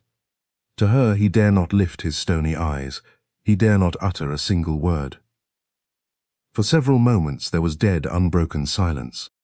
Then, bending forward and looking straight at him with those great wide-open eyes, she said in a hard, distinct voice, "Mr. Jervoise, you lied to me. I know the truth." Part 2, Chapter 19, Bide Tryst. The grey light of the brief December afternoon had deepened into darkness. The woodland Pytchley had enjoyed a splendid day across South Rutland. Meeting at Stockeston Hall they had found in Great Eastern Park, and after a sharp run across Hollyoaks Lodge, the fox had crossed the Eye Brook to the Uppingham Road, where the kill had taken place. Another brush had been secured in that long little spinney behind Seaton Grange after a hard chase, and a third, an old dog fox, had been given to the hounds in Laxton Park. The smart crowd of men and women who had followed, people who hunted with the Quorn, with Lord Exeter's, or with the Fitzwilliam 3 or 4 days a week, had agreed that it had been the best run of the season. Then, after mutual adieu, they had, in the falling light, all separated to ride home, each his own way, some for many a weary mile. Dick Jervoise's road back to Ingersby Hall, his aunt's splendid old place, lay by bridle paths which he knew well, paths which he had ridden ever since a boy. That morning he had gone to the meet with his cousin Harry, a young Yorkshire landowner. But the latter had been thrown out at a spot north of Uppingham, where he had had a spill in a brook, and Dick had not seen him since. Therefore he rode on alone, his tired bay mare stumbling ever and anon, and causing him to utter language scarcely suited to a drawing-room. His way lay across bare ploughed lands, and through Harrington Wood, leafless and dismal in the fading light, until close to the old mansion of Kirby, gaunt and grim in its loveliness and decay, he was compelled to dismount and lead the mare. Thus he trudged onward for nearly 5 miles, sometimes across ploughed land, or over broad pastures and along muddy lanes, every inch being known to him. The shortest cut is not always the easiest, for on his way he found a brook so swollen that he had to remount in order to cross it. Fox hunting ran in Dick Jervoise's blood. His father had been one of the most noted followers to hounds in the grass country, and one of the fastest cross-country riders of his day. Before his death he had been MFH, and more than once had received tempting offers to write his reminiscences of the Belvoir and the Grafton. In the hunting season, Dick frequently stayed with the Dowager Countess of Corby at Ingasby, and rode with both the Woodland Pytchley and Mr. Furney's. In his well-worn hunting pink, he looked a fine athletic fellow, an ideal English sportsman, as indeed he was, though a student who loved to pore over his dry-as-dust books in his little flat overlooking the river at Hammersmith Bridge. Yet no sooner had cub hunting commenced than he was down at Ingasby, and up and out at 4 o'clock in the morning, riding with the huntsman and his pack through the mists before daybreak. A chip of the old block, old hunting men had dubbed him long ago. In his teens he had earned his laurels by breaking his collarbone in a bad fall over at Cold Overton, and even other accidents of minor count had never deterred him from enjoying hot runs over that ideal country north of his late uncle's fine ancestral domain. As he entered the great old world stable-yard, Chapman the groom touched his cap, and glancing at the mare exclaimed, "Gone lame, sir, eh?" "Yes," Dick replied, handing over his mount. "We've had a pretty hard day, but we killed 3 times, so we mustn't grumble." And he entered a door, traversing many stone corridors of the magnificent old Tudor mansion, worn hollow by the feet of many generations, until he passed into the great hall, with its high windows of stained glass, its oaken roof, its rich carpets, stands of armour of bygone Corbys, and the splendid old Gibbons carvings. Before the wide open hearth, where blazed huge logs, the tea-table had been set, and around it, with the well-preserved, white-haired countess presiding, were several gay, gossiping young men and women of the house-party. Dick's entry was hailed with delight, and news of the run eagerly demanded. "And where's Harry?" inquired her ladyship, pouring out Dick's tea from the silver pot. "Don't know, aunt," replied her nephew airily. "Last I saw of him was in a ditch, looking a bit muddy, and rather the worse for his fall. I saw he wasn't hurt, and rode on." "You hunting men are really extremely selfish," declared the old lady, when at the same moment Burton, the elderly butler, handed Dick a telegram on a salver, saying, "It came for you, sir, about 12 o'clock." Jervoise tore it open, read its contents, and thrust it carelessly into the pocket of his scarlet coat. Then, turning to a pretty girl in blue, the daughter of a Yorkshire banker, he began to chaff her regarding something he had heard in the hunting field. That day anent her latest swain. The girl blushed, declaring that what he said was both cruel and untrue. "Well, that's what Teddy Mills told me today as we rode together." "And he's your cousin, isn't he?" asked Dick, good-humouredly. Ingasby was a splendid old Tudor place, with battlemented towers, turrets, buttressed walls, and noble oriel windows, originally glazed with beryl, and imposing structures with numerous shields of arms and heraldic devices upon the masonry. On the painted glass of the high mullioned windows of the hall, beneath where Dick stood, were emblazoned the shields of the various families, with whom the Earls of Corby had intermarried. and straight before him, at the rear of that great open fireplace with its shining dogs, was a secret chamber, in which 20 persons could comfortably dine, as well as the entrance to a subterranean passage to a house 3 miles distant. The white-haired countess had led a lonely widowhood in that beautiful old place for 20-odd years, dividing her life between there and her snug little house in Curzon Street. She was a very charming, well-preserved woman, essentially aristocratic in bearing, whose turnout was always one of the smartest in the park, whose hospitality was unbounded, and who, at Ingersby, delighted in surrounding herself with young people. For there was plenty of hunting, and some of the finest shooting in the Midlands. Sir James Kingwell, 1st Earl of Corby, who died 3 years after the Restoration, was a typical old cavalier who spent 20 years of his life as a prisoner in the Tower. Many of the portraits in the hall, in the dining room, and in the splendid ballroom were historical, among them being the picture of the Earl of Shrewsbury, who was slain in the notorious duel by the 2nd Duke of Buckingham. Indeed, the old place was full of interesting relics, but practically unknown because her ladyship, preferring privacy, had closed her doors rigorously to all sightseers, prying archaeologists, or photographers of the illustrated papers. There was much merry chatter over the teacups around the huge blazing logs. About a dozen young men and women had assembled and were discussing in anticipation the ball which Lady Exeter was giving at Burgley on the following night, and to which the house party had been invited. Dick, however, managed to slip away up to his room, the great old-fashioned apartment which he always occupied, and was known as Henry Five-Eyes' room, as that monarch, when Earl of Richmond, was said to have ridden from Bosworth Field to seek refuge at Ingarsby, then a monastery. It was a quaint, old-world room, the mullioned windows of which looked out across the terrace, the monks' fish-ponds, and the great park beyond.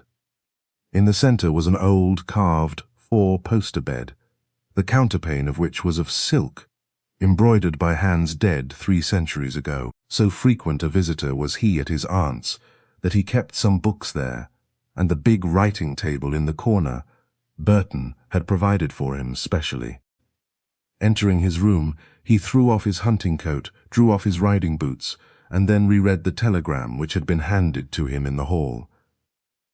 "I wonder," he exclaimed to himself aloud, as he crushed the message in his hand, standing staring at the fire, the light of which illuminated the room.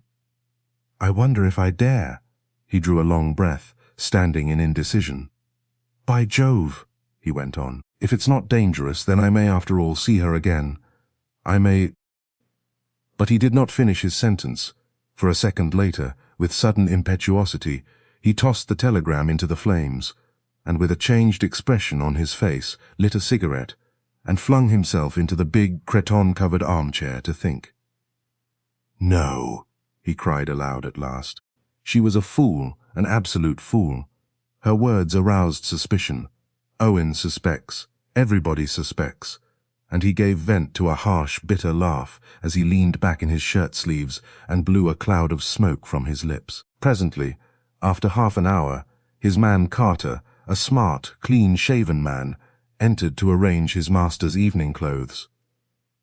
Without a word, the servant crossed to the wardrobe and busied himself in getting out the suit and spreading it, with the dress shirt, collar and tie, upon the bed. "Shall you dress now, sir?" he inquired at last. "No, Carter," was his master's reply. "Perhaps I shan't dress at all this evening. At 8 I want you to send word to her ladyship that I'm not very well. Caught a chill out hunting today, and ask her to excuse me from coming down to dinner. Pretend I'm in bed and have some food brought up here. I'm going out this evening, and I don't want anyone to know I've been absent. You understand?" "Exactly, sir," answered the well-trained man. "I don't know when I'll be back. Before the house is closed, I hope. If I'm not, watch Burton to bed, and then go down to the ballroom, and leave one of those 2 end windows unfastened for me. I shall go out that way as I went once before." "Very well, sir." And if my cousin Harry or anyone wants to see the invalid, say I'm asleep, and have told you I didn't wish to be disturbed. You'll stay on duty up here all the evening, and eat my dinner for me." "Yes, sir," and the man stood awaiting further commands, without moving a muscle of his aquiline face. "Remember, not a soul must know of my absence. A lady's good name may perhaps be at stake. If I'm back early, I may dress and join the men in the billiard room." "I don't know yet. Be discreet, that's all."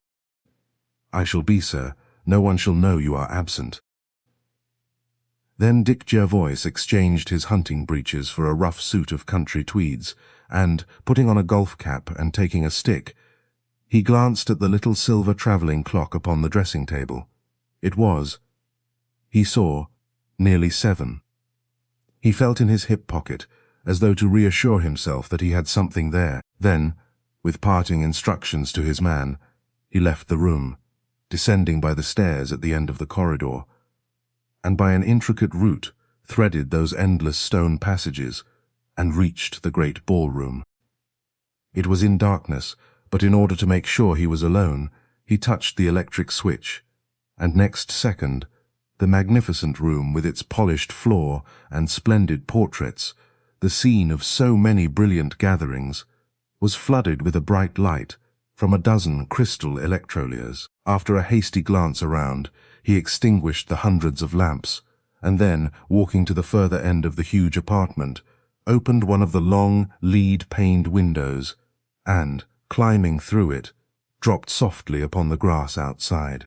Then, keeping in the shadow as much as possible, he slipped across the stone bridge that spanned the lake in front of the house, the ancient fish pond of the Carthusian brothers, and struck out straight across the park to the dark woods beyond. The night was moonless, with heavy clouds precursory of rain, but the way being known to him, he walked on without hesitation, and was soon within the wood, taking a narrow footpath, which, in 20 minutes or so, brought him out into a ploughed field, which he skirted, passing in turn across a wide pasture, and at length gaining a narrow lane full of deep ruts, where walking in the darkness was somewhat difficult. Presently, however, he came out upon a broad highway, the many telegraph lines beside which denoted that it was a main road, and, turning to the left, walked along for a full half-hour, passing on his way a small hamlet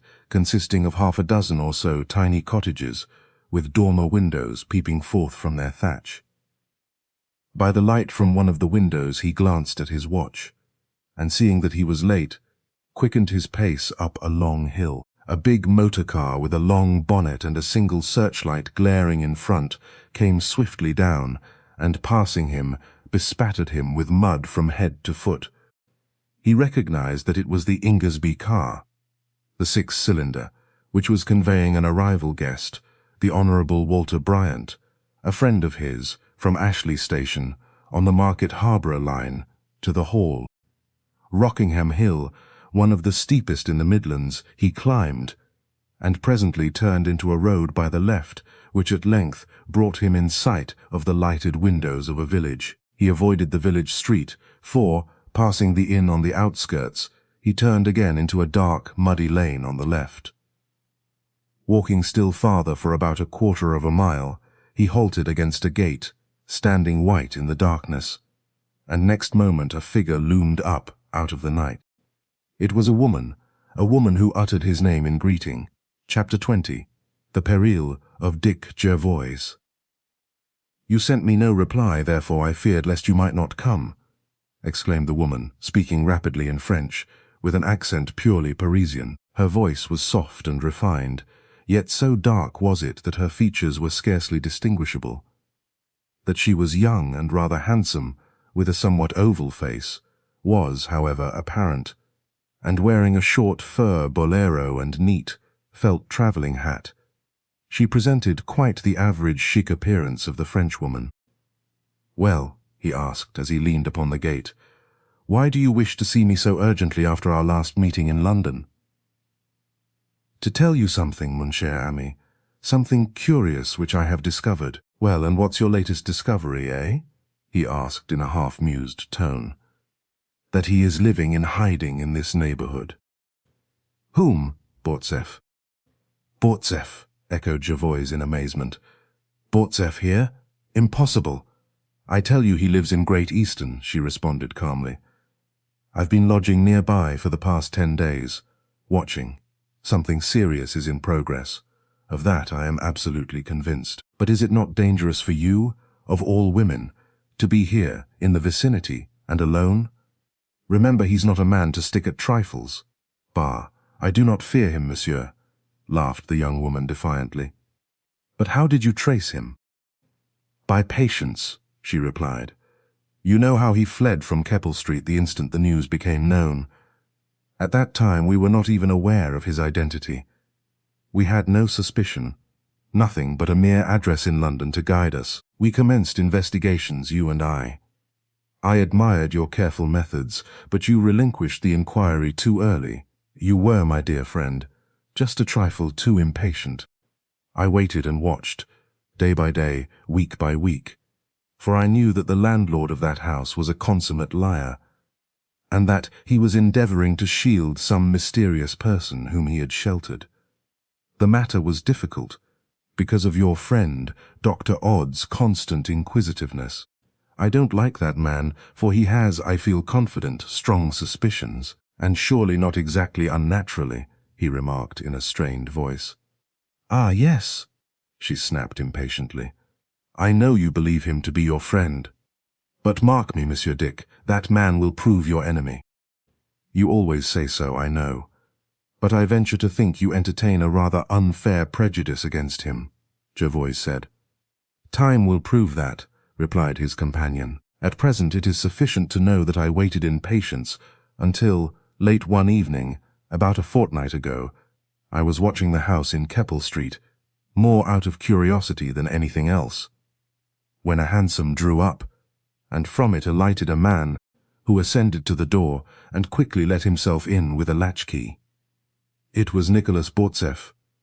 From that moment until now, I have never lost sight of him. And he does not suspect, not in the least. You say he is in hiding over in Great Eastern. I know the place quite well, about a couple of miles from here. He is the guest of a certain Dr. Larkham, who lives in a house at the extreme end of the village. I know him, Jervoise said, much surprised. Larkham rides to hounds sometimes. He is apparently living there as a paying guest in the name of Siegler. Are you sure it is Bortsev? Absolutely. I have seen him a dozen times or more. I know him rather too well, alas, replied the woman. Bortsev, Bortsev, he repeated to himself. Then what is your theory? He asked. Theory, she exclaimed, speaking still in French. I have none, my dear monsieur. I regard his movements as strange, very strange, that is all. Paul Grinevitch telegraphed to Jorgen Berendsen that he intended to leave Christiania at once and go direct to 108, Keppel Street, Russell Square. An hour later he was killed. Then, when inquiries are made at the address in question, a mysterious lodger who only returned that day instantly disappears. Now this mysterious person turns out to be Nicholas Bortsev, who had gone into hiding in the name of Siegler. Surely there is an object, and that object is fear of something. But what it is, how can we tell? Be careful that he doesn't discover you, mademoiselle. I shall take very good care of that, was her reply. I have taken lodgings with a good woman in Middleton village, and am supposed to be a governess waiting for a family to return from India. Yesterday I had news from Christiania. The police have made an arrest. The fools. They've thrown one of the hotel waiters into prison. Dick Jervoise was silent. What mademoiselle had told him caused him the greatest surprise. Why had Nicholas Bortsev fled from one hiding place to the other on hearing the news of Paul's death? What connection, indeed, could the two men have had, except that they were compatriots? But he was in London at the time of the affair, remarked Dick, after a long pause. Ah, that is just the point, replied mademoiselle quickly.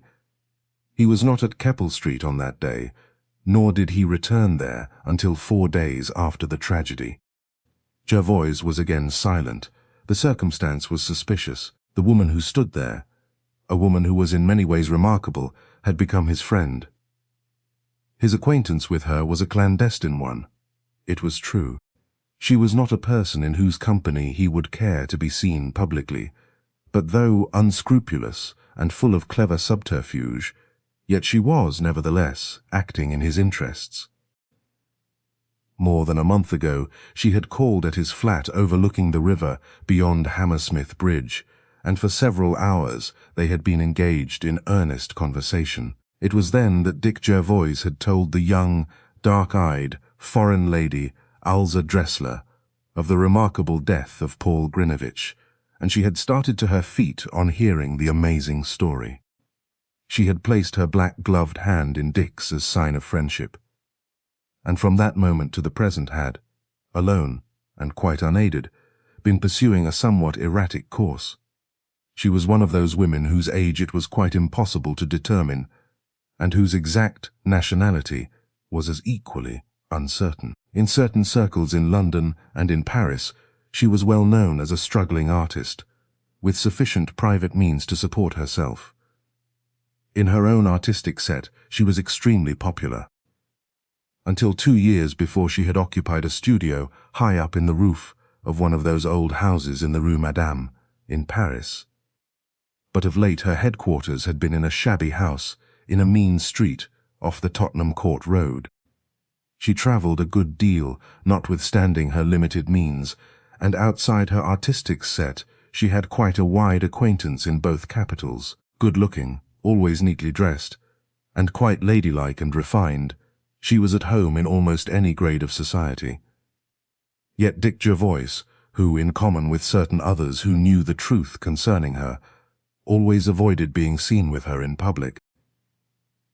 Owen Odd, on the other hand, had been attracted towards her from the first moment of her introduction by Dick, and, notwithstanding the latter's veiled warnings, he had managed to snatch 2 or 3 evenings away from his practice, to take her to theatres. He found the romance surrounding her particularly fascinating, for was she not to the world a mystery? "The affair becomes more complicated, Alza," Dick exclaimed at last. "Somehow I can't quite conceive that Bortseff has ever had any dealings with Paul." "That remains to be seen," she said. "You know Bortseff almost as well as I do. And for that reason I do not think it wise for you to live here alone and watch him. Remember, he has spies ever about him." "My dear Monsieur Jervoise, I am quite capable of taking care of myself," she cried, laughing his fears to scorn. "Already I am trying to ascertain why Grinevitch decided to come to London, and I hope soon to learn something." "Ah, yes, it will be interesting," said the man. "But do you suspect Bortseff?" "At present I suspect nobody. First, let me discover the reason of Paul Grinevitch's sudden decision. Then perhaps we can form some theory. At present I can only watch." "Rather dull for you in Middleton," he laughed. "The place is never very exciting even in summer, but at this time of year it must be pretty quiet. As an artist, my dear monsieur, I can adapt myself to any mode of life," she declared with a light laugh. "In this affair I have an object, you will recollect, a personal interest." "A personal vengeance," he said, correcting her in a low, meaning voice. "Well, if you choose to put it so," she said in a changed voice. Then she added, "Though you were unaware of my presence, I've seen you in the neighbourhood of Ingarsby on 2 or 3 occasions. I saw you walking with 2 young ladies on the Bulwick Road one afternoon, and twice you've passed me in a motor car without recognizing me."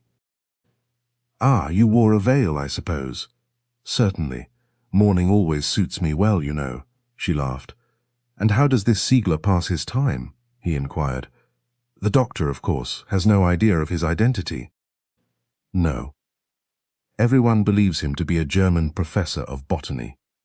He is friendly with several people in the neighbourhood. In fact, he's dining out this evening at a house about 2 miles from here. When I leave you, I'm going across there to try and discover something concerning these friends of his." "What's their name?" "Sedgwick, I believe it is. They are a father, mother, and 2 daughters, and live in a big old-fashioned ivy-covered house lying back from the road not far from a place called the Holy Well. Some fine cedars stand on the lawn. "Sedgwick," exclaimed Dick Jervoise. "I happen to know the Sedgwicks of Blaston." "Does he know them?" "He went there to dine this evening, I tell you. He and the doctor drove over in the dog-cart. They passed me on this road." "My dear Alza, you're a very remarkable woman," he ejaculated. "By Jove, nothing seems to escape you. When my mind is set upon accomplishing something, no power on earth turns me against it." "You know me well enough," was her answer. "In this affair I have an object in view. A distinct object. Whether I remain here for a day or for a year, it is to me immaterial. I shall accomplish it. You asked me for advice. You asked my assistance. As for advice, I urge you once again to beware of that man who calls himself your friend. Dr. Odd. But why? I don't understand." "I need not go into details, Monsieur Dick," answered the woman, standing there in the darkness. "Indeed, that is not my habit. I am working in your interests, in those of Thyra, and also, well, I do not deny it. Why should I? In my own. Since I saw you last, 16 days ago, I have again seen your friend the doctor." "Oh, he was very charming. He took me to the play, and to the Savoy to supper afterwards. I accepted his invitation that evening for one reason alone. I wanted to ascertain something. Well, I was successful. I discovered what I wanted to know. I discovered that he was not your friend." "Not my friend? How can you tell that?" "He has seen Thyra," was her slow reply. "He slipped across the channel to meet her, to tell her of his suspicions, I expect." "You think so?" gasped Jervoise, standing rigid before her. "He suspects me. Yes, that is my surmise. But I had one truth from his own lips, that he loves her." "Loves her," echoed her companion in a hollow voice. "Why, he has always given me to understand." "My dear Monsieur Dick," interrupted the mysterious woman, whose face he could only indistinctly distinguish. "That's just it. You are so very confiding, so easily misled. It is your failing, if I may be forgiven for saying so. That man loves Thyra, hence he is no longer your friend, but rather your most bitter enemy." "Ah, yes, you will discover the truth ere long. He loves her, loves her." Chapter 21. Strangers in London, in one of the luxurious pale blue and white sitting rooms in the Hotel Ritz in Piccadilly, Peter Sundt, the millionaire of Stockfish, lounged lazily by the fire, smoking an expensive cigar. His well-cut frock coat, smart fancy vest, carefully trimmed moustache, and hair arranged with care, gave him a somewhat gentlemanly appearance, though his red and rather pimply face was coarse, his hands rough, and his manner betrayed his plebeian birth, and the struggles of his fisher days. The man for whom thousands were at that moment netting those cold, dark, icy seas, whose nauseous-smelling boileries supplied 3 parts of the whole world's produce of that boon to the consumptive, cod liver oil, whose fishing fleets were spread all across the Arctic seas, and whose influence in Norway was almost equal to that of the Prime Minister himself, sat regarding his visitor with narrowed brows. Upon the hand, holding his cigar, a fine diamond flashed in the firelight, and removing his gaze from the pale, drawn face of the man seated opposite him, he thoughtfully contemplated the ash, waiting for a reply to his question. His visitor was the grey-bearded, bluff old sailor, Jørgen Berentsen. Outside in Piccadilly, the short grey January afternoon was drawing to a close. The great arc lamps were already lit, though it was not yet dark, and the roar of the traffic reached the 2 men, notwithstanding the double windows. One window of the room looked away across the Green Park towards Buckingham Palace, the other upon the life and movement of Piccadilly itself. "Well?" asked Sundt at last, speaking in Norwegian. "I invited you to come here, because I want to know the truth, Jørgen. You know it. Come, tell me." "I have already replied. I do not know the truth." "You mean that you refuse to tell me?" cried the red-faced man, his dark eyes flashing angrily. "Do you recollect what I told you in your own house up at Vardo?" "I do. Perfectly. replied the other in a strained voice quite unusual to him. Then why have you not heeded? If you had taken my advice long ago, you could have become a rich man, left your wretched northern tomb, and lived away in the south in the sunshine and flowers, as I do. Thank you, replied the old sailor. I am perfectly happy as I am. Thyra is returning with me, to live as we lived before. You're mad, man. Do you actually intend to take the girl back to the rough Arctic life in that most dismal hole on all our coast? She wishes it. Sundt shrugged his shoulders in impatience and drew heavily at his cigar. Then all I have to say, Jorgen, is that you are very foolish. She would be far better in Christiania, or even in Paris. You have a sister living there. I remember her when I was a boy. My child wishes to go north with me. Therefore I shall agree. Surely her married life was brief enough, and fraught with sufficient ill fortune. Yes, sighed the cod liver oil manufacturer. It was a most painful and mysterious affair. I was at Havre at the time, and didn't hear of it until nearly a week later. The French papers are somehow always slow in reporting events in Norway. As soon as I read about it, I telegraphed to you, and to her my condolences. We received them, replied the old harbour master quietly. My yacht took me from Vardo on the morning following my call upon you, and I was fortunate in catching the mail boat south from Hammerfest. Otherwise, I suppose I should have travelled down by the Le Queux with you all. But it must have been a most painful affair, he declared with a sigh. Poor girl, she has no doubt felt it terribly, after only a few hours of marriage. The mystery of it all is most puzzling, declared the elder man. You read the details afterwards, I expect, in the Norwegian papers. I did. It was most extraordinary. Every feature of the case seemed mysterious. Even Thyra did not, on that fatal afternoon, pay the visit she was supposed to have made. Or, at least, that is what one of the papers which assisted the police in their inquiries declared. That fact is, I fear, correct, answered Berenson with a sigh. And has your daughter ever told you the true story of her movements on that fatal afternoon? Inquired the red-faced man with a curious look in his searching eyes. Unfortunately, she refuses. It is her own affair, she says. She resents any inquisitiveness as to where she went during her absence from her husband. Has it not struck you, my dear Jorgen, as somewhat curious that she should, on the very first day of her marriage, make an excuse to her husband, and go forth to keep some clandestine appointment? For that it was, without a doubt. Whatever her movements were, they were in no way dishonourable, Peter, replied the bluff old man. Thyra would never deceive the man she loved. But, my dear friend, she did deceive him. Even you, her father, must acknowledge that. She made an excuse to meet somebody, and she has kept her secret from the police, and from everybody. You speak as though her secret, as you call it, were a guilty one, cried her father, reddening with anger. My dear Jorgen, please do not misunderstand me. I have viewed the whole of the tragic and mysterious circumstances from every standpoint, and have arrived at one conclusion, the only one possible in the circumstances, that Paul Grinevitch was murdered through jealousy, and the man loved Thyra. Still loves her, without a doubt. That man is the assassin.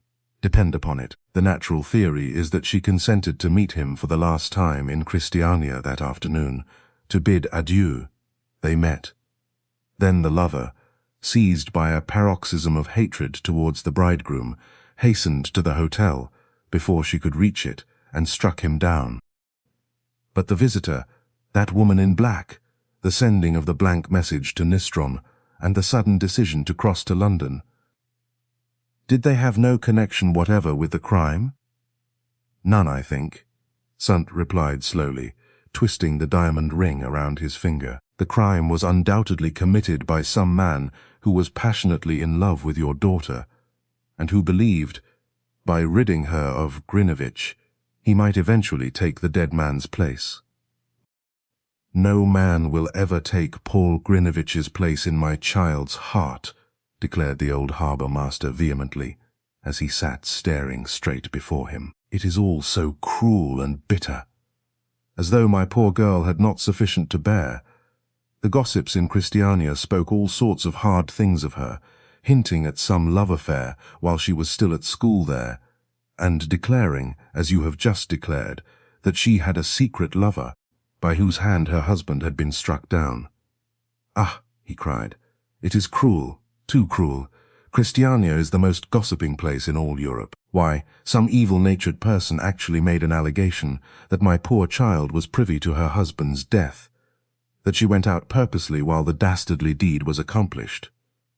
"Yes, Jorgen, I too heard that same report," remarked the great man slowly. "Scandalous though it was to invent such a theory, yet—" "Yet what?" asked the grey-bearded man quickly. "Well, there are so many unsolved mysteries connected with the young man's death that one does not know really where to commence. I think I'm correct in saying that not a single one of those mysteries has yet been elucidated, not even the identity of the young lady in mourning. The police bungled the inquiry from the very beginning.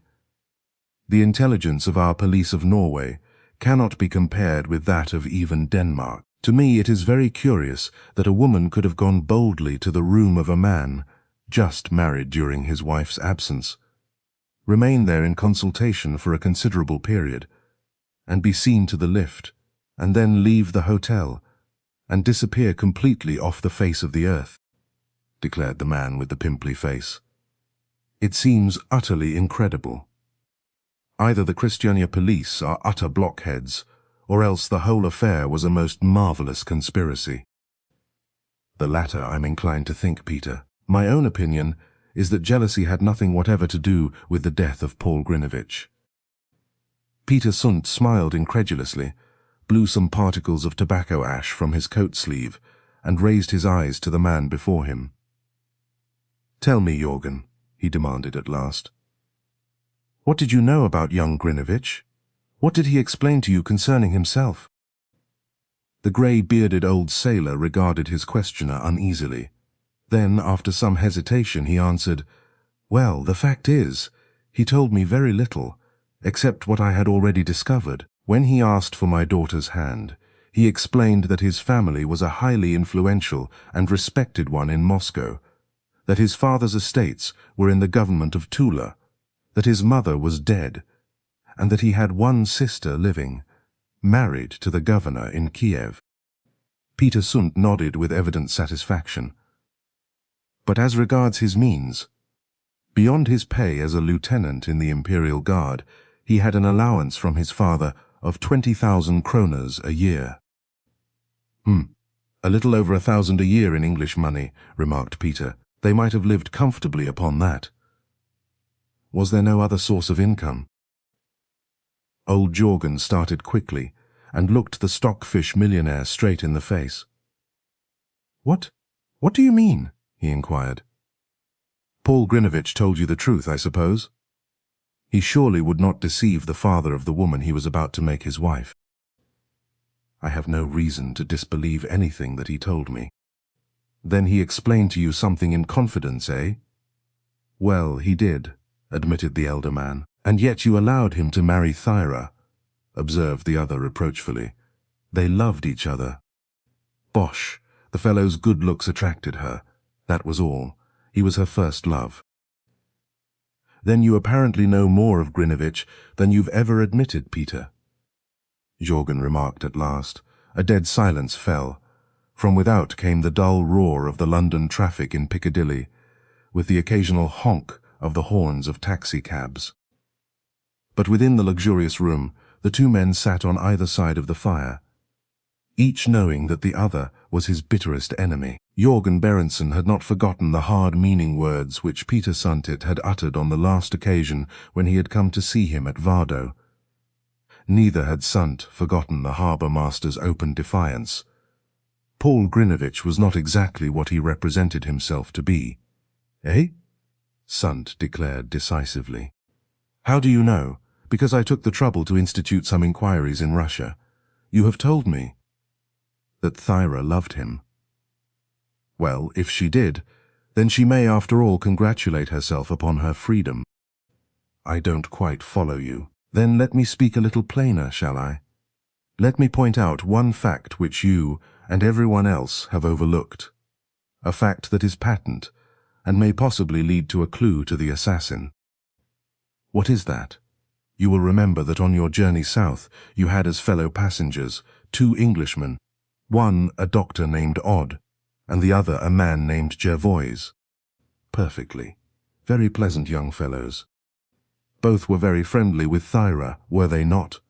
I believe so. She used to chatter with them in English, and moreover they came to the marriage feast, invited by Grinevitch. I am aware of that, said the other. I am aware, too, that they travelled to Christiania by the same train as the pair, and that Richard Jervoise was greatly attracted by Thyra. That Englishman loved your daughter, Jorgen. And what of that? She is very beautiful, as you yourself have many times acknowledged. Many men in various walks of life have been attracted by her. None more so than this Richard Jervoise, was the red-faced man's hard reply. And there are certain facts which are, in themselves, very remarkable. What facts?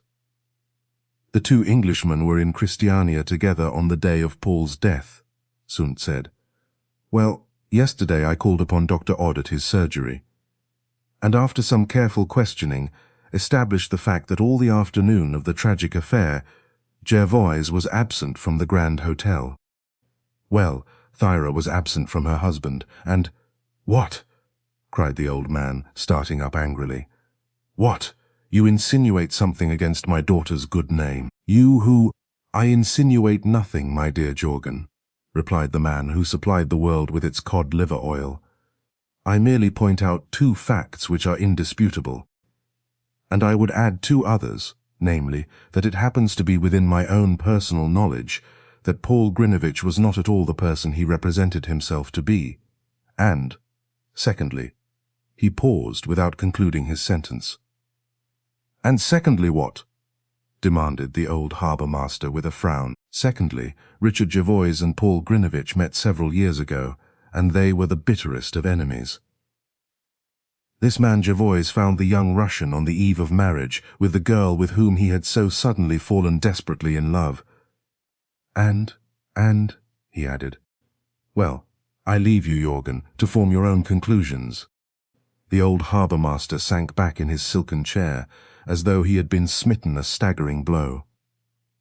Chapter 22. Thyra makes an admission. That same afternoon Dick Jervoise had stood for a considerable time watching at the long window of his sitting-room in that great block of red brick flats at Castleknoe, on the Barnes side of Hammersmith Bridge. The view across the wide reservoirs and up the Thames beyond Old World Chiswick and its mall was one of the most extensive and picturesque in the immediate environs of London. His were cosy quarters. He had chosen them for 2 reasons. First, to be near Owen, whose surgery was in Bridge Avenue, just over the long suspension bridge, and second, because it was an open spot, with plenty of light and fresh air both back and front. His rooms were not extensive, but quite sufficient for the simple wants of a bachelor.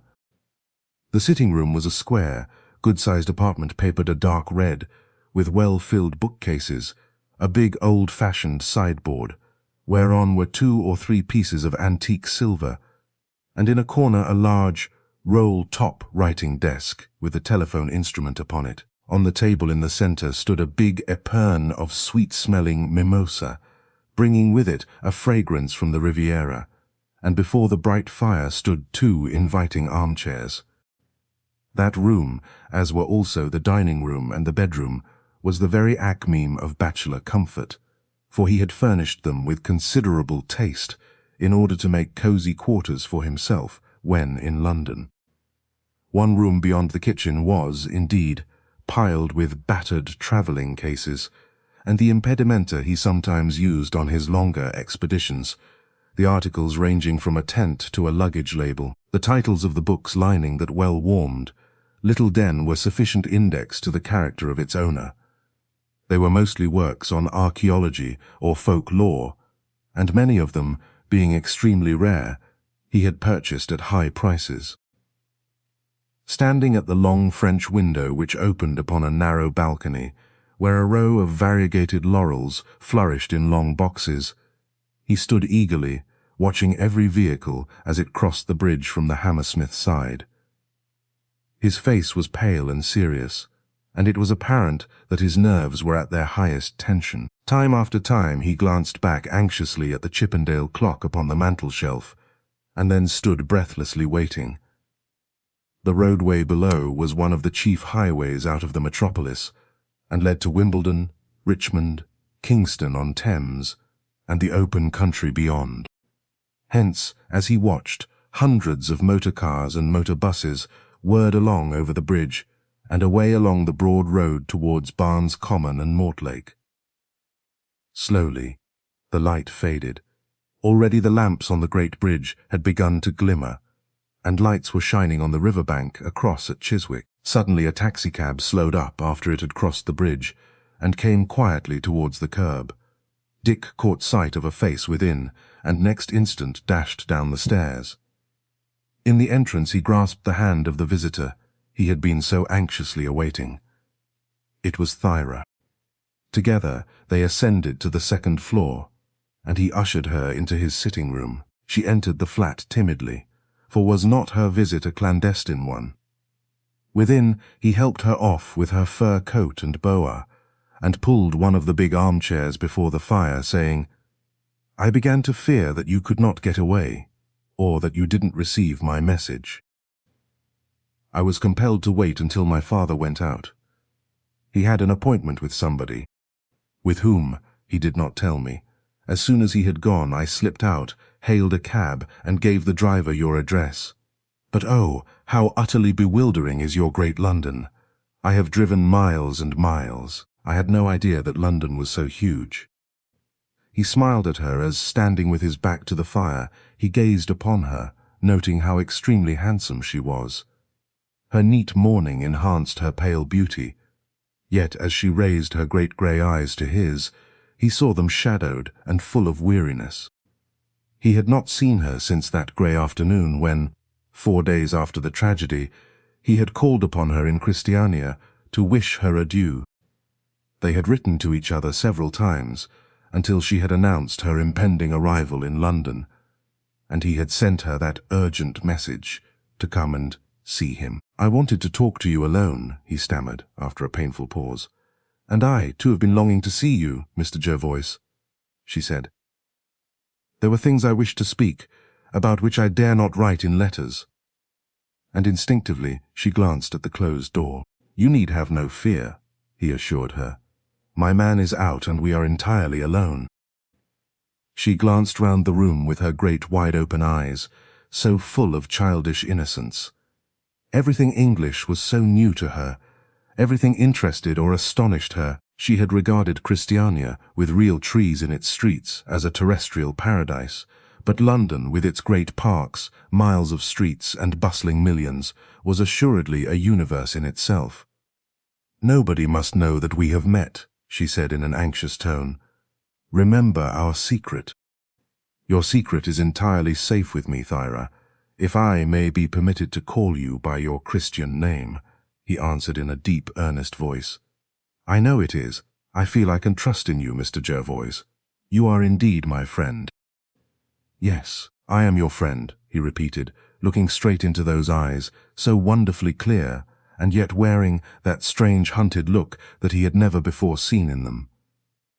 "Nobody suspects?" she asked the next moment in a hoarse whisper, bending forward in her chair towards him. "Nobody. Our secret is quite safe." She stirred and rearranged her skirts, his words having reassured her. London, when 3 days ago she had landed at Tilbury with her father from Gothenburg, she had been filled with childish joy at the mere thought that London was near. London, the long-dreamed-of city of wonders, the world's metropolis, the home of all splendours, all delights. London, the home of Richard Jervoise. She had, however, dreaded that meeting. She knew that to see him again was imperative, yet she anticipated the encounter with fear and misgiving. Nay, with something akin to horror. Nevertheless, on receipt of his dreaded demand, she had braced herself up, and now faced the ordeal unflinchingly. As Dick Jervoise stood still looking into those splendid eyes, he read what was passing in her mind. "Thyra," he said slowly, in a very low, impressive voice, "you are apprehensive, far too apprehensive. You are unnerved, I fear.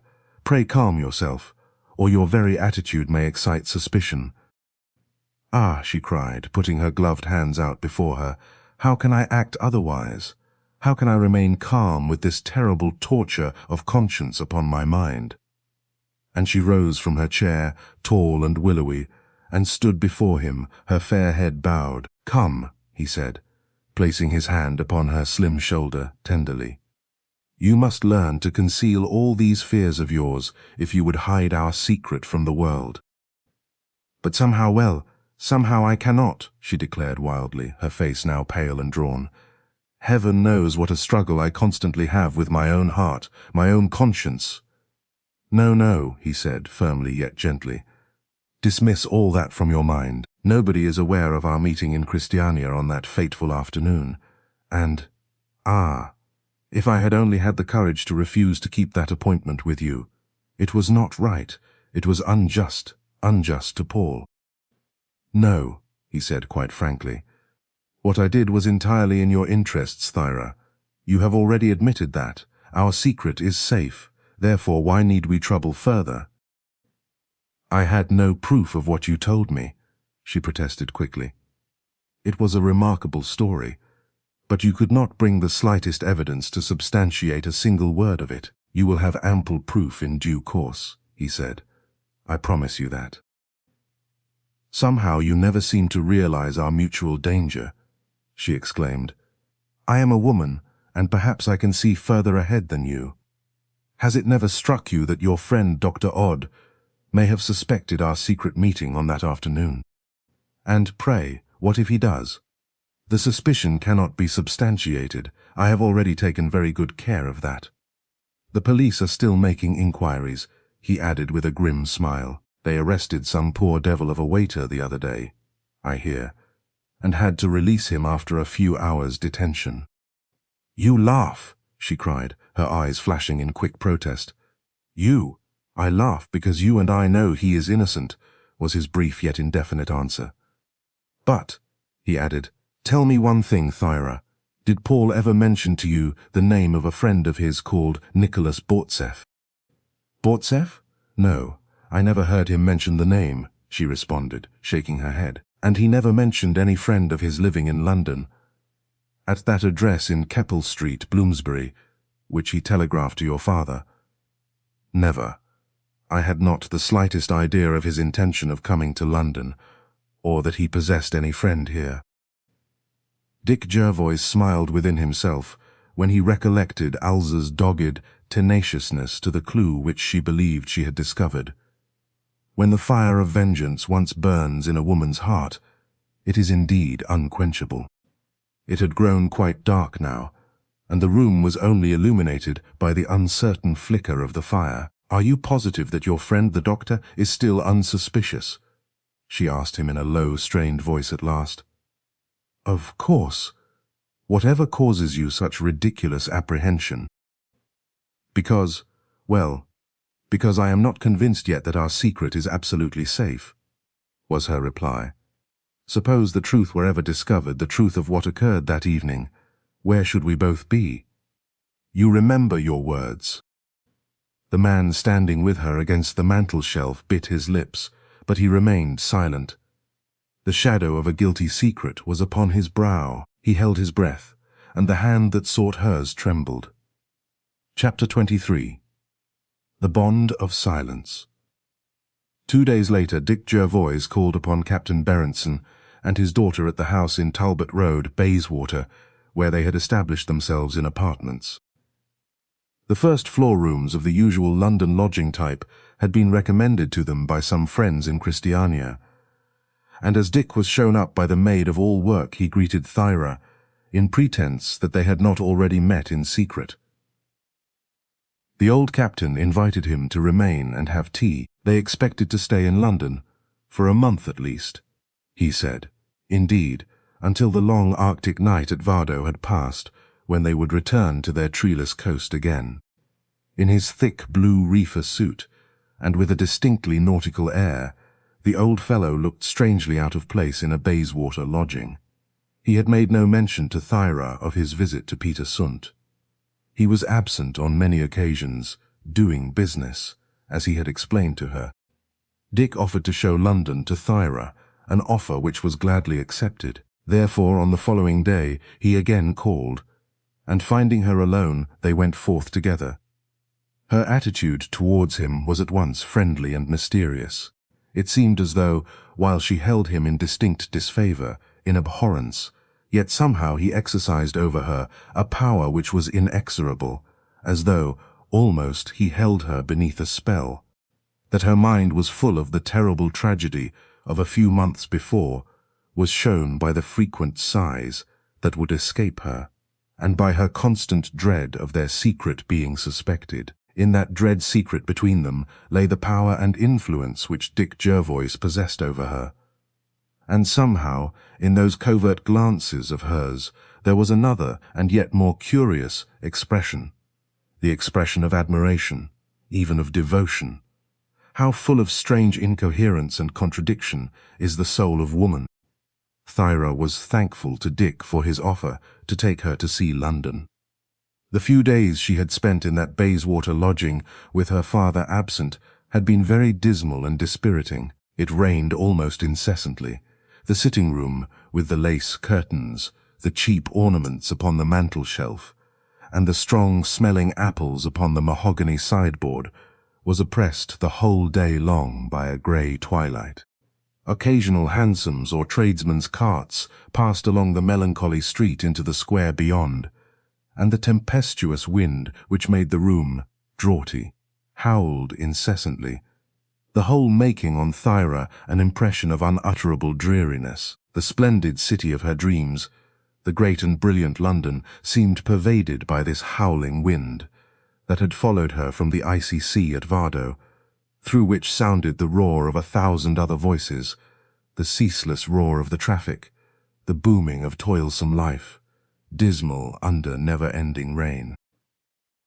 With profound tenderness, Dick Jervoise took her forth to show her some of the principal sights.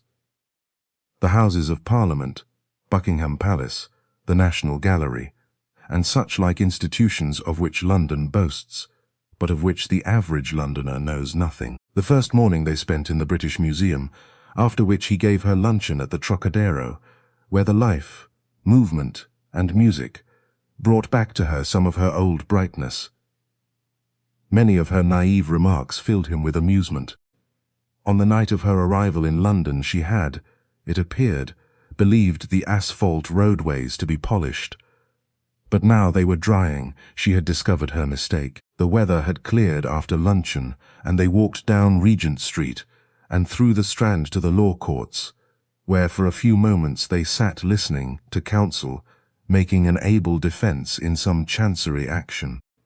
Then they took a motor omnibus to Trafalgar Square, where he showed her the lions and the Nelson Monument, after which they entered the National Gallery, and took a cursory glance at some of the art treasures preserved there. She examined everything with the keen inquisitiveness of a child, while he, on his part, took the greatest interest in showing and explaining everything. The crowds and hustle of the Strand bewildered her. More than once, as they passed along, he noticed men's heads turned to admire her striking beauty, but, all unconscious of the sensation she created, she walked on at his side, listening intently to his explanations. There was a bond between them, a bond that was unbreakable. She could not disguise that fact from herself. Were it not for that one thought, grim and terrible, she would have been happy, perhaps even been able to forget the black shadow that had so suddenly fallen upon and clouded her young life. Along Pall Mall they went, and up St. James's Street. He pointed out Marlborough House, St. James's Palace, the various clubs, including his own, a great, dark, smoke-blackened building close to Piccadilly. As they passed, the liveried hall porter who chanced to be standing upon the steps, recognized and saluted him. She peered within the hall with curiosity, and inquired what the place was like inside. She had never seen a club before. "It looks very old," she declared, gazing at the sombre but handsome exterior.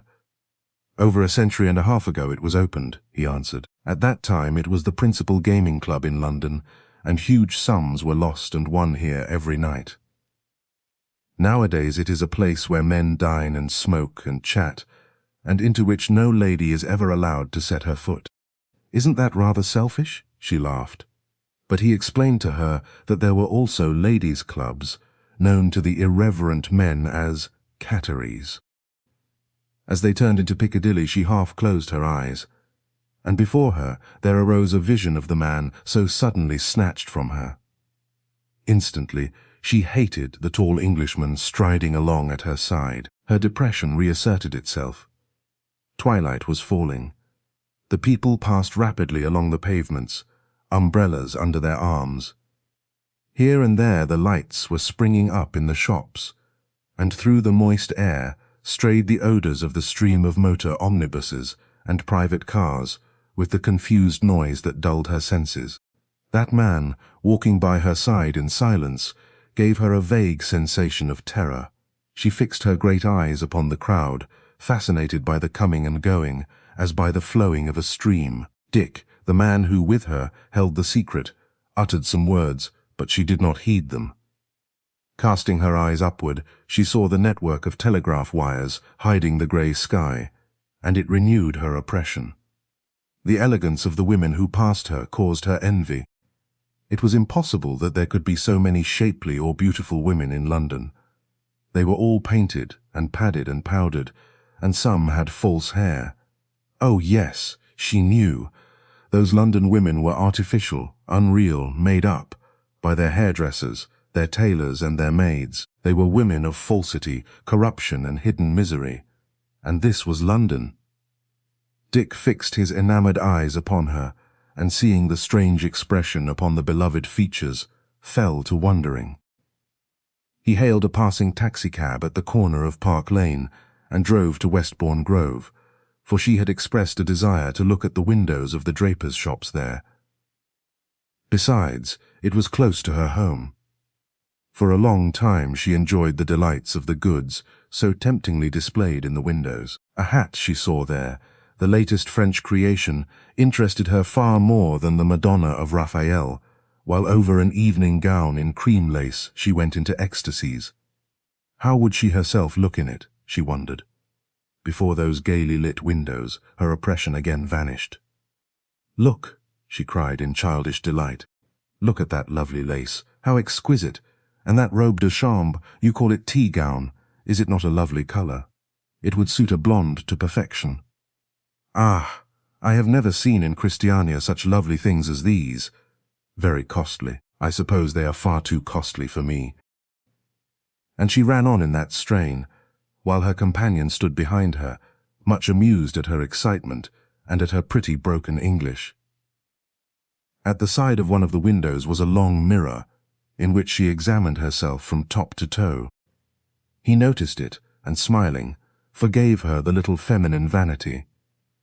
They turned down a dark street of private houses, and the moment they had left the shops, Thyra felt the weight of sadness again upon her soul. There arose that phantom of the past, the white face of the man now lying in his grave. She shuddered, and went on down the dull, melancholy street in silence. The man at her side was no longer the tall, good-looking Englishman she had met at Vardo, but an evil shadow that haunted her everywhere. Yet she could not evade him. How could she? What if the world knew? She reflected as she walked along at his side. What if the shameful truth ever became known? How would the world judge her, and him? In the cheaply furnished upstairs drawing-room in Talbot Road, they found that the captain had not returned. Therefore Thyra rang for the tea, while her companion stirred the fire and lit the gas. Then she went into the next room to remove her hat. When alone, he stood staring blankly into the fire in deep reflection. Was he not playing a very dangerous game? He asked himself.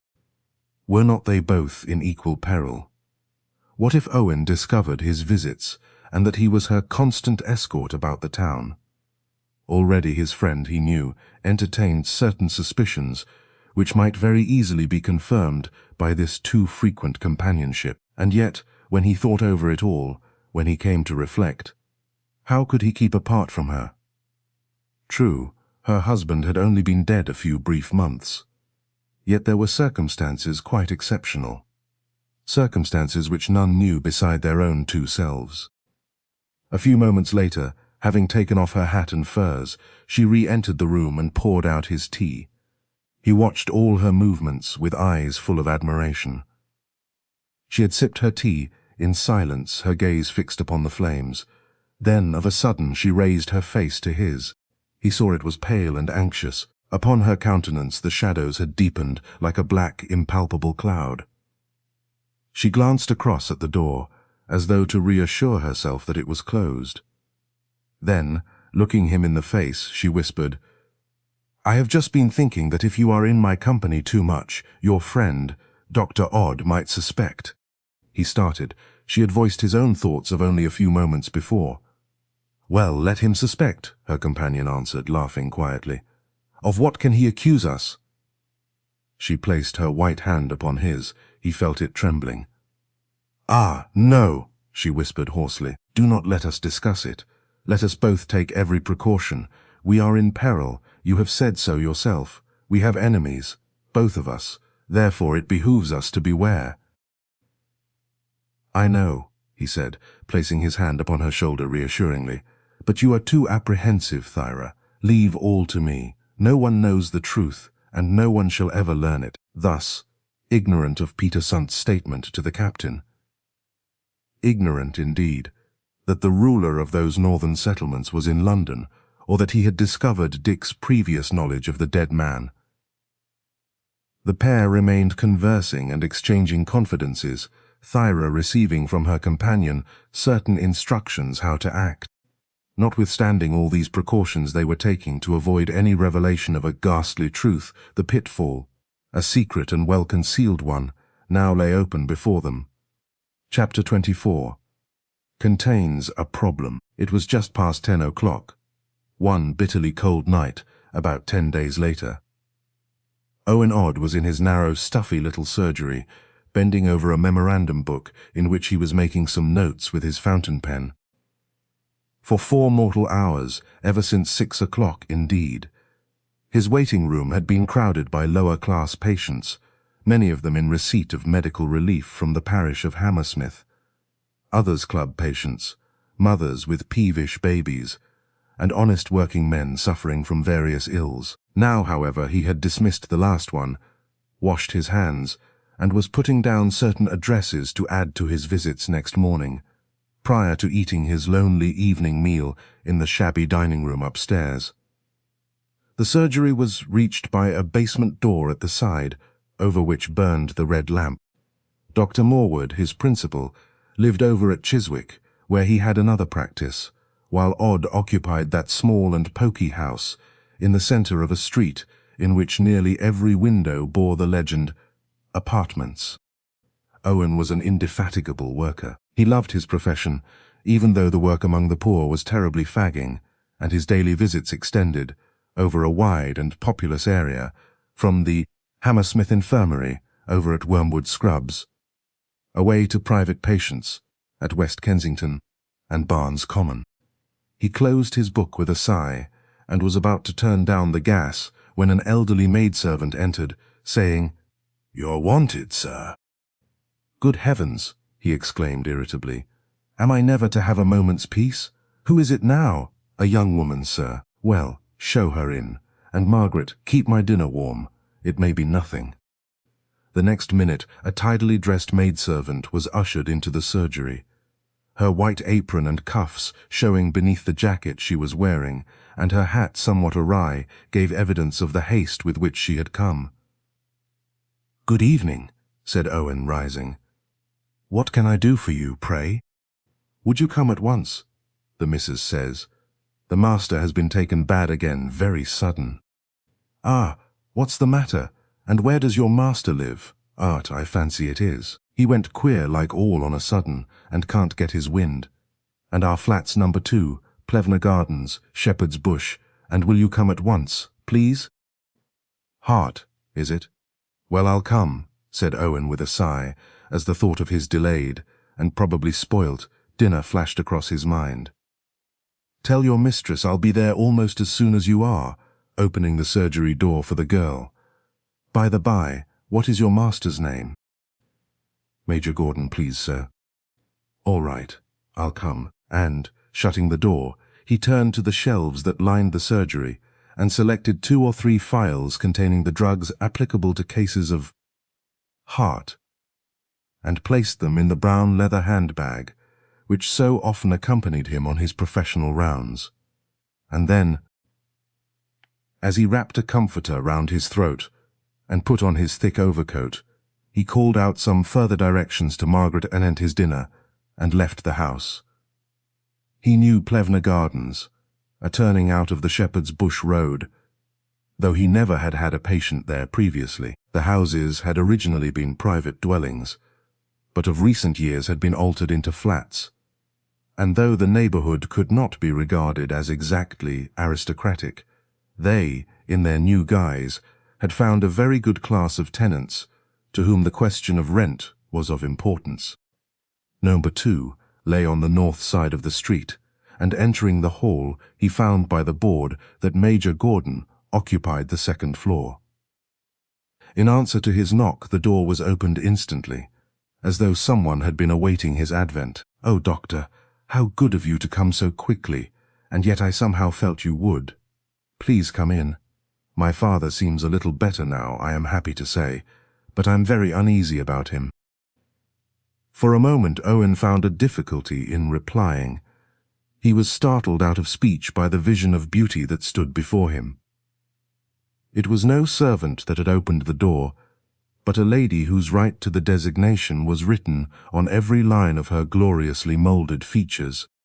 Never before had such a vision of radiant beauty dazzled him and compelled him to silence. A wealth of light brown hair, now somewhat in disorder, hung low over a broad forehead, and the ripples and waves seemed to catch and imprison the gleams that fell from the overhanging electric lamp. Her dark blue eyes, gazing into his own, appeared unnaturally large, owing to the anxiety that pervaded them, and this same anxiety was indicated in the lines of the little mouth, which struck Owen as being a perfect representation of Cupid's bow. "I'm delighted to hear it, miss," stammered Owen, for once shaken out of his professional sang-froid. "Gordon," replied the girl, for she was little more. "It is my father who is ill." "So I understood from your servant. May I ask, is he liable to these seizures?" "No, I can hardly say that, but he has had one before, more than a year ago, and they always make me so nervous." Naturally, said Owen, stepping into the small hall and rapidly recovering his professional air. "Perhaps I had better see him at once, when I may be able to afford him some relief. Oh yes, please come this way." And the doctor, having removed his wrap and coat, followed the girl to a bedroom situated at the end of a rather narrow passage. There, lying on a couch, he found his patient, a man of some 50 years of age, whose handsome face was white and drawn with pain. His eyes were closed, and he was breathing heavily. "Father, here is Dr. Odd. Isn't it good of him to have come so quickly? Mary had hardly got back before he was here.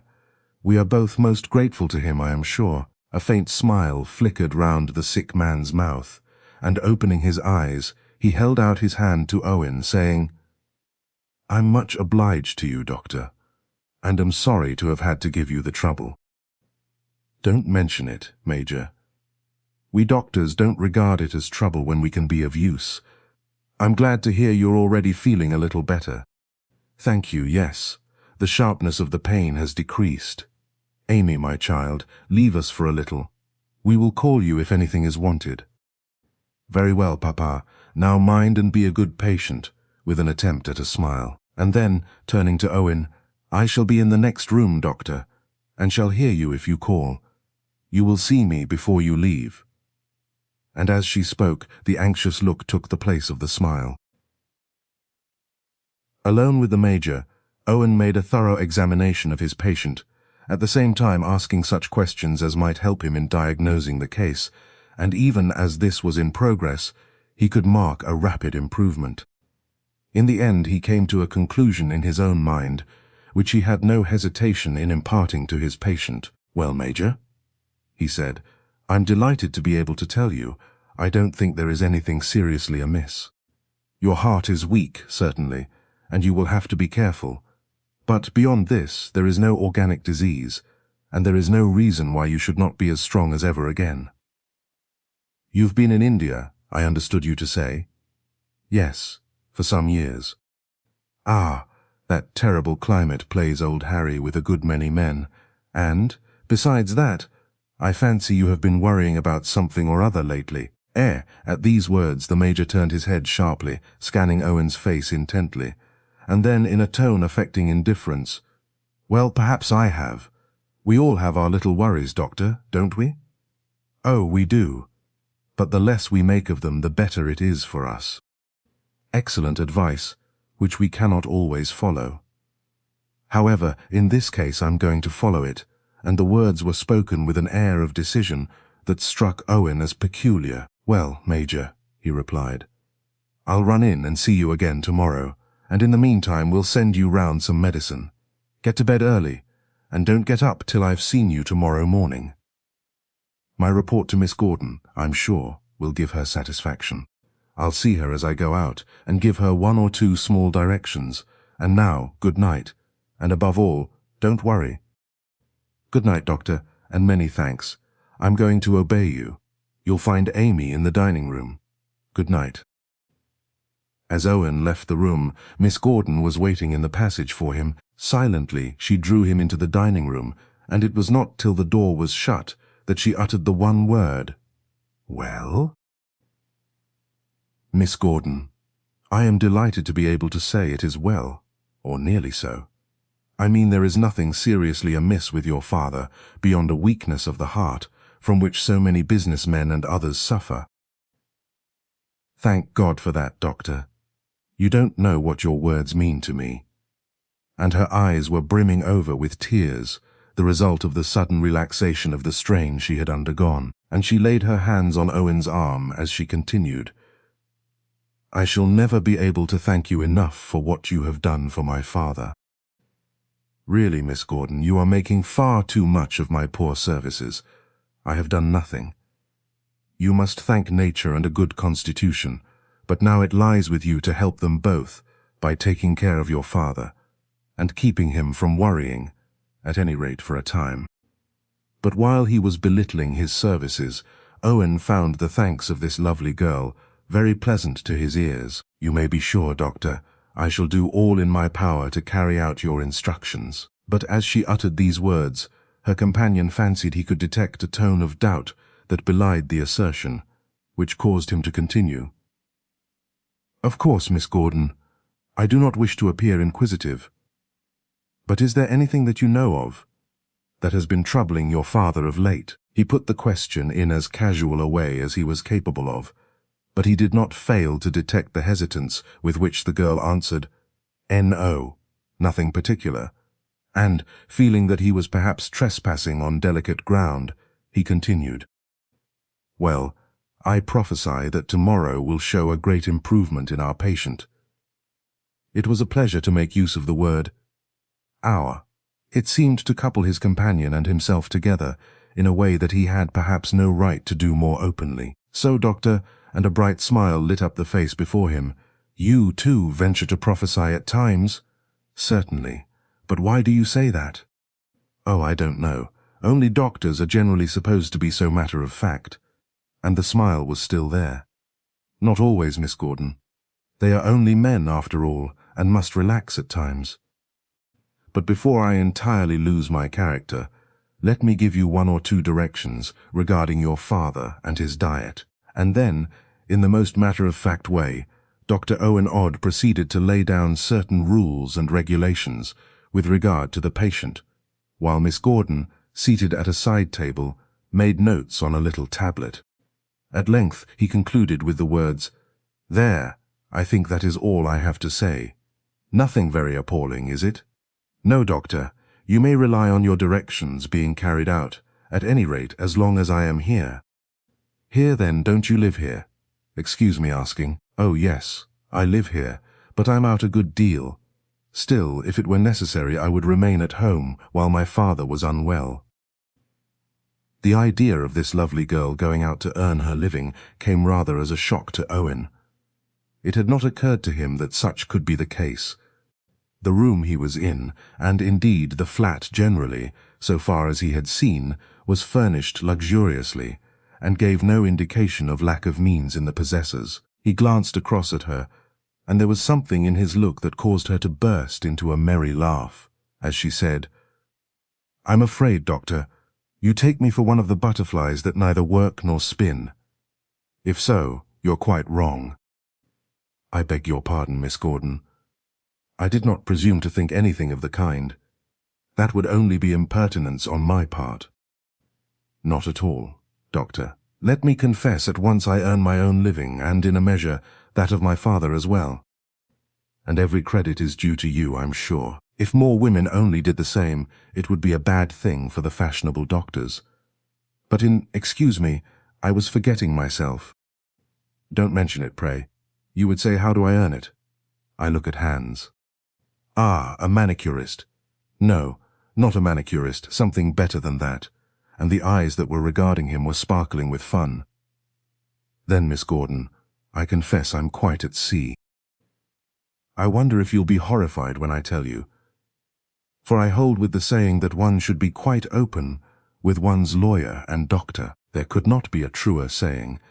And whatever you may choose to tell me, Miss Gordon, you may be quite sure will go no farther."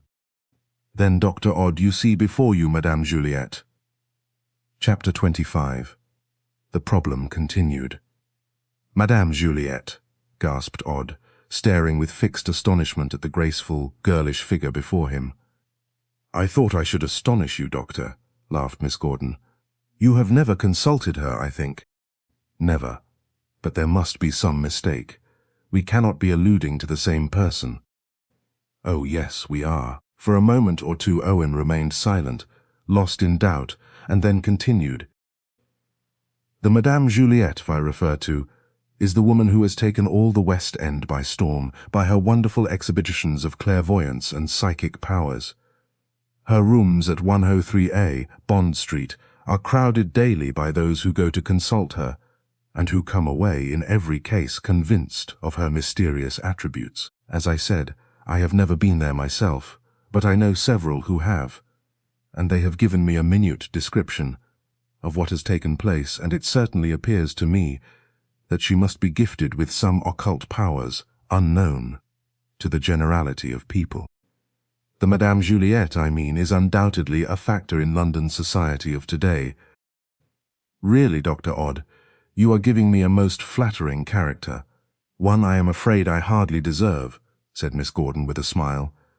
"And you mean to tell me you are this person?" "Without a doubt, but from the descriptions given me she is stout and middle-aged. Very unlike you, Miss Gordon," continued Owen, still far from being convinced. "And she poses as an Indian, and looks it at least. So my friends tell me." "Your friends appear to be close observers with graphic powers of description, for they have painted a very true picture of me in my professional guise." "You are not joking, Miss Gordon," said Owen, with his eyes still fixed on his companion's face, for as yet he felt hardly able to believe what he had just heard. The idea of this slim, graceful girl, with the pink and white complexion of the Anglo-Saxon race, being able to pose and take in the fashionable world as a dark-skinned, obese-bodied Oriental, was more than he could momentarily grasp. The smile on the girl's face showed how she was enjoying his perplexity, and she continued, "I am afraid, Doctor, you hardly grasp what can be done with judicious padding, an artistic make-up, and suggestive surroundings. I can assure you the native origin of Madame Juliet has never yet been questioned, and all her clients are content to take her as they find her, and to believe, more or less, in what she tells them. Well, Miss Gordon, I can only say you astound me. And yet, if it is necessary that you should make money, the role you have selected is probably as good as any other, providing that. And here Owen stammered, for he hesitated to finish the sentence he had commenced. Providing I am honest in my business, you intend to say, eh, Doctor? Yes, that is what was in my mind, I confess, replied Owen. Naturally, it is the first idea that would occur to you, and I'm glad you mentioned it. We have not known each other long, but when our acquaintance is a little older, I am sure, Doctor, you will not regard me as a cheat and charlatan, as are so many of those who profess the same powers as I do. My dear Miss Gordon, don't imagine for a moment that I am presuming to judge you. I have not the faintest right or groundwork on which to do so. You startled me at first, I admit, and this must be my excuse for saying what I did. Oh, I quite understand. But, you see, Doctor, I spent a good many years of my life in India, and as it happened, I had exceptional opportunities of meeting and learning from one who was deeply versed in the mysteries and secrets of, well, call it what you will, the science of Orientalism. It has been given to few to be favored as I was, and now, when occasion demands, I see no harm in putting my knowledge to account. Certainly not, Miss Gordon. I now begin to understand a little more clearly. The facts of the case are shortly these. My father was able to do a kindness to a certain man in India, and he was much at our bungalow. From the first he appeared to take a great fancy to me. I was but a child at the time, and he endeavored to show his gratitude by instructing me in much that he knew himself, and is jealously guarded from Europeans as a rule. This new path of knowledge took my youthful fancy at once, and I gave more attention to it than I did to my ordinary lessons. My memory is a good one, and I forgot nothing that I was taught, and at the same time was ever eager to learn more. My aptitude and diligence so pleased my teacher that there was no trouble that he would not take to help me forward, till at last, I may say, I knew nearly as much as he did himself, and even then he and I continued to study together, for like other sciences, there is no limit to Oriental mysticism, and the more one learns, the more there is to know. And I can quite understand that you found it a most fascinating study, Miss Gordon. I did indeed. But stop a moment, please.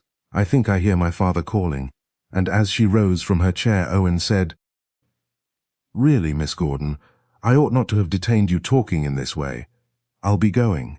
And he too rose. No, Doctor, if you don't mind waiting a few minutes longer, I should like to tell you a little more, as I have commenced. While she was absent, Owen could not help marveling at the incidents of the last hour and a half. Previous to that, he had little to engage his thoughts beyond his practice, and the matters connected with his friend Jervoise, and now, in answer to an apparently casual summons, he found himself chatting familiarly with, and listening to the confession of, a girl who, besides being dowered with a beauty such as he had never before had the fortune to come across, was armed with powers that had won her one of the first places in the talk and tattle of the West End drawing-rooms. It was all so strange and inexplicable, and then the curious fact flashed across him that he should have been summoned when there were a score of doctors nearer to Plevna Gardens than his surgery. Everything this evening seemed more or less of a mystery, and with a shrug of his shoulders he left the matter there, just as the door opened to admit his hostess. You'll forgive me, I know. My father has got into bed, and seems quite comfortable and likely to sleep. He wished me to thank you for staying with me for a little time, for he said he was sure I should be dull all by myself. Oh, don't mention it, Miss Gordon. I have been far too interested to want to go. I must say you are an excellent listener, Doctor. But what was I saying when my father called? Oh, I know. Well, after a time my father and mother and myself left India. Your mother... I was not aware that... She died some years ago, said the girl in a saddened tone, and then suddenly raising her eyes, she fixed them on Owen's face with an intensity that made him feel strangely ill at ease. He felt he could not endure their penetrative power. It was as though she was viewing his inmost thoughts, reading the secrets of his brain, and he dropped his eyes till, with a faint sigh, she continued. We resided for a time in the west of England, and, when my father had retired, came to London.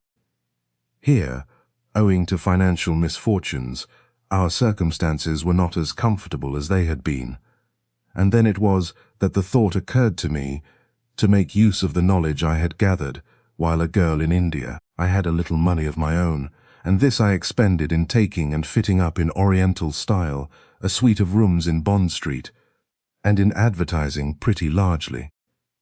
At first my father was much against my plan, and it was only on my undertaking to adopt a disguise that he gave his consent.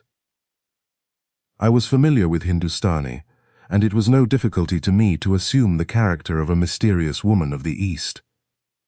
Hence the appearance of Madame Juliet on the London stage. And, Dr. Odd, you have no idea of the superstition and love of the mysterious and occult in the fashionable circles of today. It is rampant, I assure you, and if I were to lower myself and condescend to tricks, my clients would swallow them without a grain of suspicion. But that I will never do. I give them just what I am able to do honestly, and no more, and with that they must be content.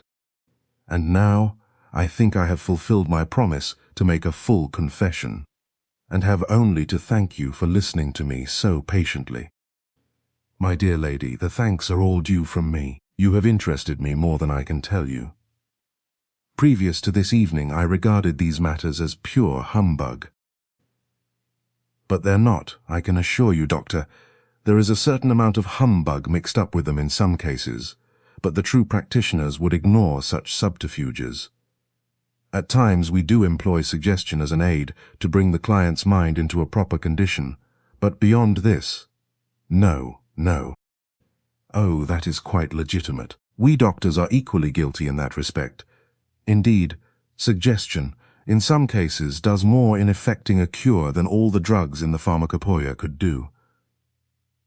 But there is one thing I should like to ask you, Miss Gordon, if you will not think me too inquisitive. Oh, no, no. Ask me what you like. Then what caused you to send for me this evening, when there were so many doctors nearer you? Doctor, you've asked me a question I cannot answer, beyond saying that something told me to send. I had seen your name on the brass plate, but as far as I know, previous to this evening my eyes had never rested on you, and yet, and once more, as the words came to an end, the eyes of the girl became fixed on the face of the man before her with an intensity that was startling. But it was only for a second or two, and then, as on the previous occasion, with a little sigh she became herself again. "It's curious," said Owen. "I don't understand it." "No more do I," replied the girl. "But in occultism there is much that in our normal condition we are not able to grasp. But if I cannot satisfy your curiosity in this respect, I may perhaps in another. Would you like me to look at your hand?" "By all means. It would be interesting." And Owen drew his chair nearer that of the girl and held out his hand. She took it gently in her own, and, bending over it, examined it intently. For a time she did not speak, and then, almost in a whisper, muttered something in a language unfamiliar to him, breaking off to look up with a bright smile, saying, "Forgive me, I am so accustomed to this little trick of the trade. I forgot you were in a sense behind the scenes, as it were. But do you mind coming to the table? There is one point on which I am not quite clear." And while she spoke, she moved across the room, and from a cabinet took a shallow crystal dish, into which she poured some thick, inky fluid from an oriental clay vase, and set it on a table beneath the electric light. "Kindly sit opposite me, and gaze intently into the fluid. You will see nothing, but it will be an aid to me." Owen did as he was bid, and for a few minutes there was silence, broken at last by his companion's voice. "Your early life was uneventful and happy. You did fairly well at school and college. You have travelled far and seen strange sights. You have been in the company of criminals. Yes, yes, more than one, and yet this is not clear. There is something that betokens a murder. Still, I know it is not clear even now." At these words, Owen gave a very palpable start, as his suspicions of his friend flashed across his mind. With an effort he pulled himself together, and his companion gave no sign of having observed his action, but continued, "It is not clear. It is not clear." And passing her hand across her eyes, she rose, saying, "Doctor, I can do no more tonight. I ought not to have attempted even this much. I have had a hard day, and my father's attack has tried me more than I thought. You must excuse me, please." "Certainly, certainly. I'm sorry that I should have put you to this trouble. It was very good of you. You must not judge me by this evening, Doctor. As I say, I'm not myself, and under these circumstances I never do myself justice." "Oh, I don't know. The first part was quite true, and as for the criminals, well, I suppose we doctors do occasionally come in contact with them. But the murder," and Owen smiled, as though politely contravening the suggestion. "Ah, don't take any notice of that. It was there I may have failed. I could not see clearly. Everything was indistinct. Forget my words, Doctor. It would have been better if I had remained silent." "What? Must you be going?" "I really must, and am ashamed of having taken up so much of your time. I'll call in tomorrow morning, and after that I hope your father will have no further need of my services." "I trust not, professionally, but I am sure he will always be pleased to see you as a friend when you can find time to look in on him. You see, I'm obliged to be a good deal away from him. Good night, and once more let me thank you for what you have done." "Good night, Miss Gordon, and please don't mention it." And Owen made his way down the stairs and out into the night, while Amy Gordon returned to the room they had just left, and, seating herself before the fire, gave herself up to her thoughts. What they were, none can tell. At times a happy expression rested on her fair features, soon to be chased away by a troubled look of perplexity, which in its turn gave place to a smile. Meanwhile Owen was making his way back, to his solitary rooms, almost unconscious of those who passed him, or of those he passed. "Is it possible she can know anything?" he muttered. "It's most extraordinary, and yet, well, time will show." Chapter 26. The Man Bortseff. The next morning Owen called at Plevna Gardens, as he had promised, and found his prognostication had proved true, and that the Major had had a good night, and was practically himself again. Miss Gordon had waited to see him before leaving for Bond Street, but she had little conversation with him, and yet in the few sentences she uttered, he thought he noticed a change from the previous evening. She seemed more shy and reserved, and yet at the same time cordial and friendly. After hearing his report, she vanished for a few minutes, and returning dressed for outdoors, shook hands with him, saying, "I'm afraid you must excuse my not staying any longer, Doctor. I've a busy day before me, many appointments. But don't hurry away if you can spare a few minutes, for I am sure my father will be glad of a chat with you. Good morning." And, kissing her father and telling him she would be back. As soon as she was free, she left the flat. Owen stayed talking for a short time, and then, at the Major's request, promising he would look in again one evening shortly, left as he too had a heavy day before him. It was 2 or 3 days after this, when he had finished his entries and was about to go upstairs to supper, that old Margaret entered the surgery saying, "Mr. Jervoise is in the dining-room, sir." Owen pursed his lips. For a moment his brows contracted. Then he ascended at once to where his friend was awaiting him. "Halloa, old chap!" exclaimed Dick in his usual cheery manner. "I haven't seen anything of you for nearly a fortnight, so thought I'd just run over and look you up." "Good. Have a bit of supper," exclaimed the doctor, blinking at his friend through his gold-rimmed pince-nez. "I rang you up on the phone several times, but got no reply. Suppose you were out?" "I've been out quite a lot of late," answered Jervoise, though he did not say that Thyra was in London, or that he had been almost daily in her company. Jervoise could not conceal from himself the fact that his friend's manner was unusually strained. True, they sat down to the table together and commenced the cold supper which had already been laid. Yet there was not in the doctor's greeting that old warmth of some months ago. Why? Their conversation was mostly upon a topic in which both took a keen interest: motor racing. Presently, however, Owen, as he raised his glass of claret to his lips, asked, "Have you heard any more of Alza?" "No. I believe, however, she's still in England." "Why?" Dick shrugged his shoulders, answering, "Her movements are usually mysterious, I fancy. A rather dangerous woman, I've heard."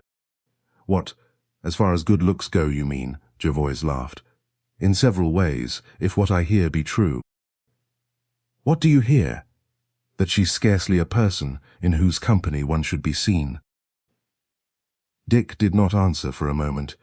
He was reflecting upon the fact that his friend had taken her out on several occasions, and yet he now denounced her as an undesirable person. Had they quarrelled? "Well, old chap, didn't I tell you something of the sort long ago?" "Yes. But you didn't tell me all that you might have done concerning her." "A man never wishes to say hard things about a woman, especially if she's pretty." Dick laughed. "Yes, but you might at least have told me what you knew." "You admired her, my dear fellow, so I left you to find out for yourself. She's a very mysterious young person. What can have induced her to so closely watch that house in Keppel Street?" "Nothing, except that I explained that that address was the one given by Grinevitch immediately prior to his death." "You know Alza well, eh?"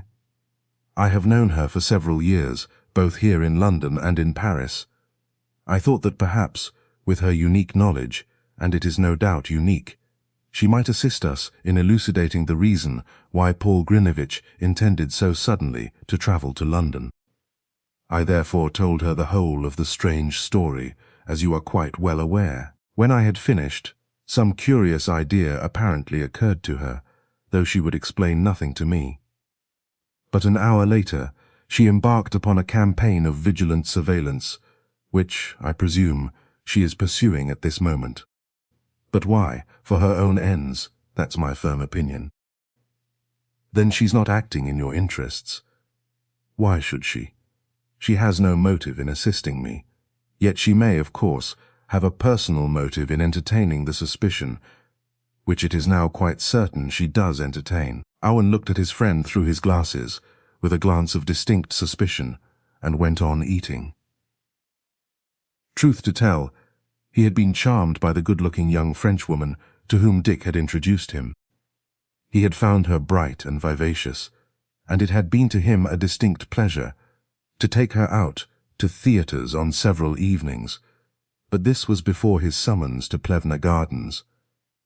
Why she had been engaged in so closely watching that dark house in Keppel Street was to him a complete mystery. She had told him that she had acted on behalf of her old friend Monsieur Jervoise.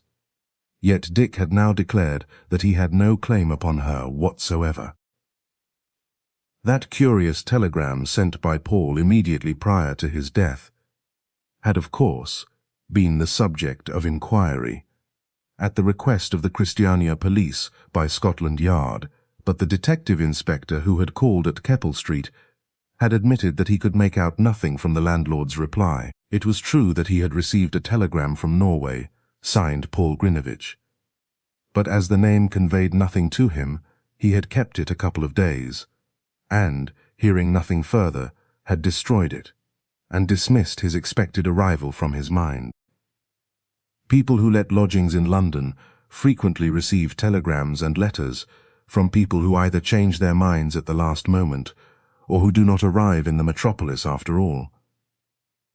Thus, when Scotland Yard's cursory inquiry had failed, this bright-eyed young Frenchwoman had openly declared her intention of ascertaining the truth. Owen had himself visited that quiet street at night on more than one occasion, and, though unnoticed by her, had seen her waiting in the vicinity, patiently watching.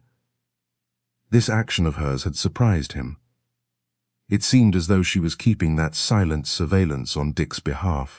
Suddenly, Owen raised his eyes from his plate and, looking straight at his friend, asked, "Among your many acquaintances, have you ever known a man named Nicholas Bortseff?"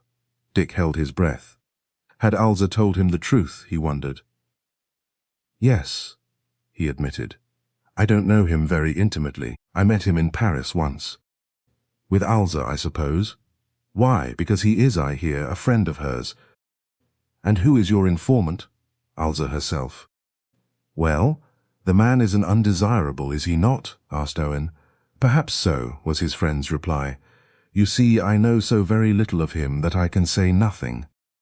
"Who is he?" "A Russian, as his name implies. A refugee who lives mostly in Paris, I believe." "Refugee is a synonym for revolutionist. Is he one?" "In his case, I think it is an exception," Dick replied. "As far as I know, his flight from Russia had no connection whatever with politics. He was persecuted by drastic police methods and simply left the country in order to obtain freedom. Ask any Russian, and he will mention to you dozens of men who have left the country from the same cause. To the public mind, every Russian residing abroad must be either a nihilist or a spy, which is simply absurd.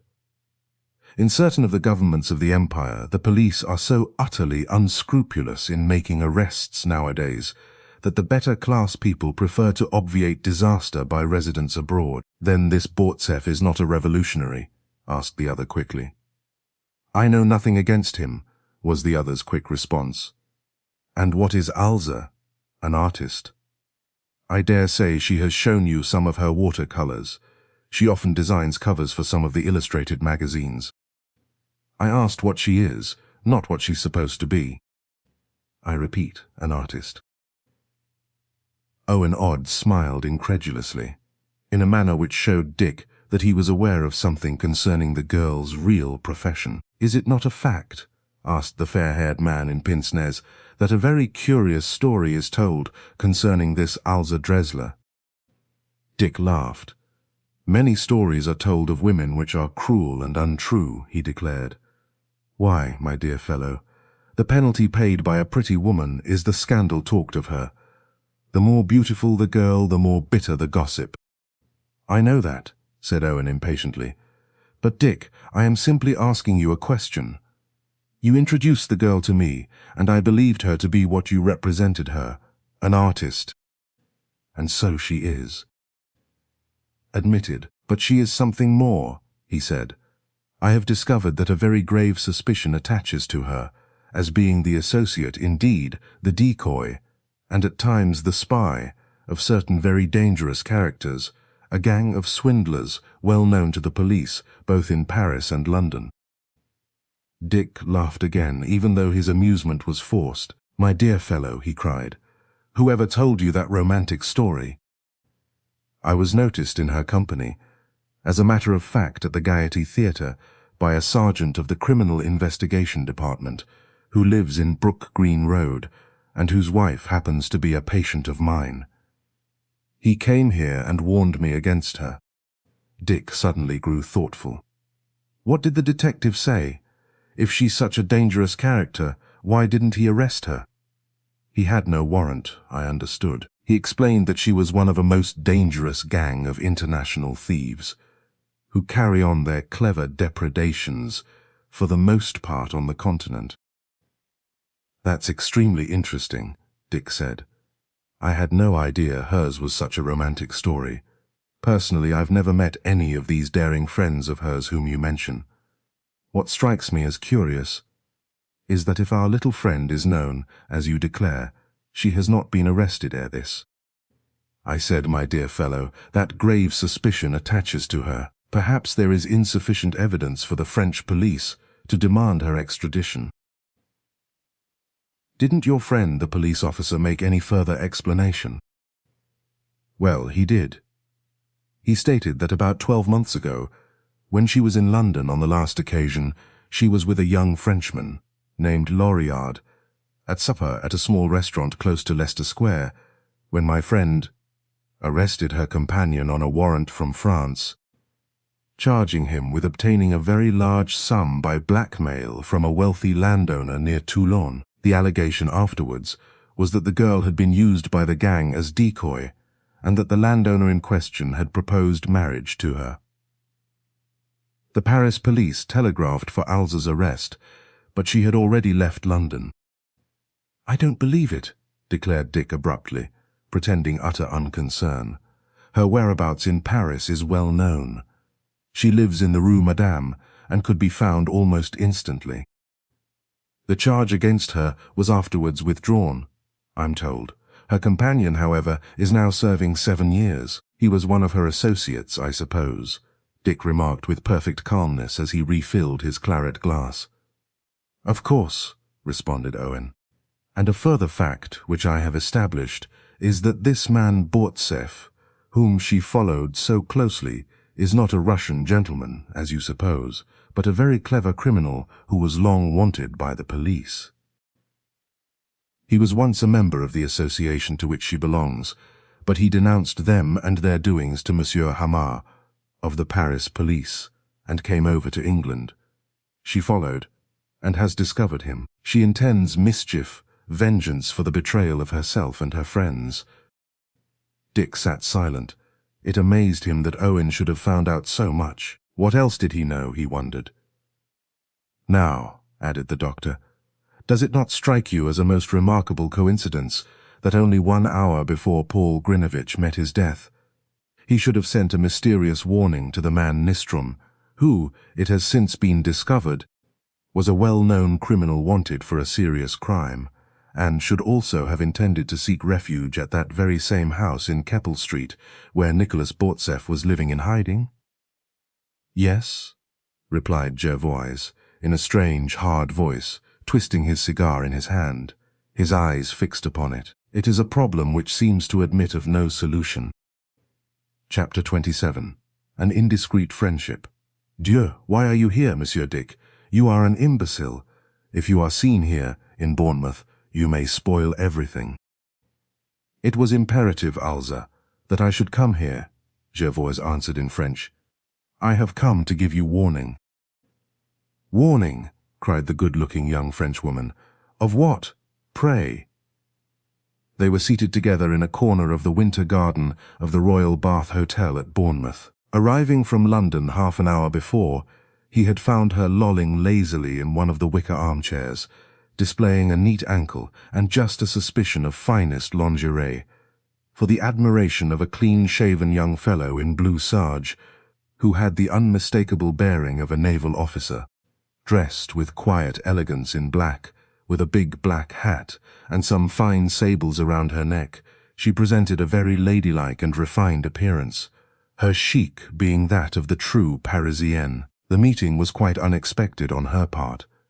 Yet Dick, for the last week, ever since that evening at Owen's house, had been endeavouring to trace her whereabouts. He had hastened next day down into Rutland, only to discover that she had left for Edinburgh. North he went, and on making inquiries at the Caledonian Hotel, learnt that after a week she had gone to London, leaving an address at Barons Court, Kensington, for letters to be forwarded. At this address, a house at which she had lodged on 1 or 2 occasions, he had ascertained her whereabouts at Bournemouth, and had that morning arrived in order to consult her. There were several idlers in the winter garden, including an old Anglo-Indian and his wife. Therefore, Dick suggested that they might walk out and talk, where there were no eavesdroppers, none who chanced to see that well-dressed and essentially refined young lady, who always kept herself aloof from everybody, and who passed her lonely hours in reading fiction or doing fancy needlework, would have for one moment guessed that she was actually what Owen Odd had declared her to be. None, indeed, would believe that she was at that watering place with a fixed purpose, and that that purpose was an evil one. For the past 10 days or so she had been at the hotel, living there in the name of Duveen, and half the men were longing to make her acquaintance. But she disregarded them all, and remained entirely apart from everybody. The other guests noticed that she seldom went out, but attributed it to the fact that the weather had turned bitterly cold. And if she were weak-chested, the east winds were the reverse of beneficial. The advent of Dick Jervoise therefore surprised those tea-table gossips, who spent the greater part of the day in the winter garden, a kind of great conservatory with palms, fish-ponds, and tropical birds. Therefore, Alza, quick to note any impression upon her neighbours, rose, fastened her furs, took up her muff, and they both passed out and down the hill leading towards the pier. "Fortunately, he has gone motoring with 2 men to Salisbury today," she said as they went along. "Otherwise I dare not be seen out, especially in your company." "Then Bortseff is here, eh?" he asked quickly. "Of course, at the Grand. If he were not here, I should not be. I prefer my own Paris, cher Monsieur Dick, I assure you. This place, ugh!" And she made a wry face and shuddered. Her companion laughed. "It must be very dull for you to be so much alone, of course." "I need not be alone, but unfortunately I cannot afford to make chance acquaintances. They always have a habit of turning up just at the moment when one does not desire them." "You know," was her answer, "I nearly met with complete disaster once, owing to an indiscreet friendship." "Ah, Alza," he said as they passed the pier entrance and continued along the cliffs. "You are an exceedingly clever woman." "You have more than once made that remark before," she replied, smiling, at the same time drawing her furs closer about her throat, for, though the day was bright, yet the winter wind was strong and exceedingly cold. There were few people about, for on such a day visitors prefer the shelter of the invalids, walk to the rough wind of the cliffs. "I have not come to seek you to pay you compliments, my dear mademoiselle," he said seriously when they had strolled some distance. "As I have already said, I am here to warn you seriously." She turned her dark, luminous eyes towards him, and with an air of careless merriment exclaimed, "Good, tell me, what's the danger now?" "My friend Odd has discovered who and what you are. He knows practically everything." She stared at him, a trifle paler, holding her breath. "Then I hope he is interested," she said briefly. "But you do not seem to realize your danger," he pointed out. "You were seen in his company and recognized by a detective. The officer told him who you were." She pursed her shapely lips and twisted her skirt more tightly about her shapely hips. "You think I ought not to remain in England, eh?" she asked in a hard voice. "I certainly think there is a grave peril if you do," he said. "Why are you still watching Bortseff?" "For reasons of my own, personal reasons. He is your enemy, that I know. But if he discovers you, will he not again turn upon you, as he did once before?" "He will not have a chance," responded the girl in a determined tone, still speaking in French. "He gave information to the prefecture of police, which sent the man I love to Cayenne, remember? Because he turned police informant, he fancies himself safe. But he is unaware of the fate that I, Alza Dresler, have marked out for him," she cried, her dark eyes flashing with a fire which plainly showed her hatred. "You are safe neither in England nor in France, Alza," the man said quietly. "You once did me a great service, one that I have never forgotten and have ever thanked you for. You—" "Oh, enough, mon cher Dick," she declared, interrupting him and putting up her black-gloved hand to stay his words. "You forget how deeply I regard you for that great kindness, that generosity you showed to me. You could have handed me over to the police, but you let me go free because I was a woman. I know I'm bad. I can't help it. My father was a thief, and as you know, I have lived among thieves all my life. My whole existence has been one of fraud, subterfuge, and deception. My friends are the worst and most unscrupulous in all Europe. I admit it all. Yet how can I change it?" "I know, mademoiselle," said Dick in a low, sympathetic voice. "I entirely understand your position and appreciate your difficulty. You are an associate of certain undesirable persons through no fault of your own. You were born in criminal surroundings and taught dishonesty from childhood. Your intelligence has been sharpened by long association with keen, clever men and women who live upon their wits. Until now you are as expert as they. You can assume refinement and innocence so marvelously that your victims become as wax in your hands. I know it all, mademoiselle, and no one more regrets your position than I do myself." A serious expression was upon her dark, handsome face. She had always liked the tall Englishman, always respected him, and had ever been ready to listen to his advice. At that moment there arose before her eyes the recollection of one day, a few years before, when they had met at the Hotel du Parc, at Vichy, and a month later at the Sudbahn Hotel, at Semmering in Austria, of their long walks together in the mountains, and of the friendship that sprang up between them. Then of that fateful night when, at the instigation of a certain man living in the hotel, she had managed to step into the little salon occupied by the pretty French actress, and, on searching, had discovered the string of fine pearls she was known to possess. Could she ever forget that moment? She had taken them from their velvet case, and was holding them in her hand beneath the green-shaded lamp, when she heard a movement behind her, and, turning in alarm, saw the tall Englishman, who happened to be a friend of the actress, standing there. He knew the truth. He barred her passage and charged her with the theft. He had caught her red-handed. "Mademoiselle," he said, "I followed you here, and I have seen you take the pearls. Your friend is that stout man in spectacles who speaks German, and who has been here for the past fortnight, yet whom you have pretended not to know. He is your accomplice. I have seen you meet in secret. I shall ring, and hand you over to the police." His finger was already upon the electric button near the door, when she had dashed across, and flinging herself wildly upon her knees before him, begged forgiveness. Begged his silence, begged his protection, even though she were a thief. In those brief, exciting moments as they now walked together, she recollected his hesitation, his deep, earnest, reproachful words, and how, taking her hand, he had assisted her to rise.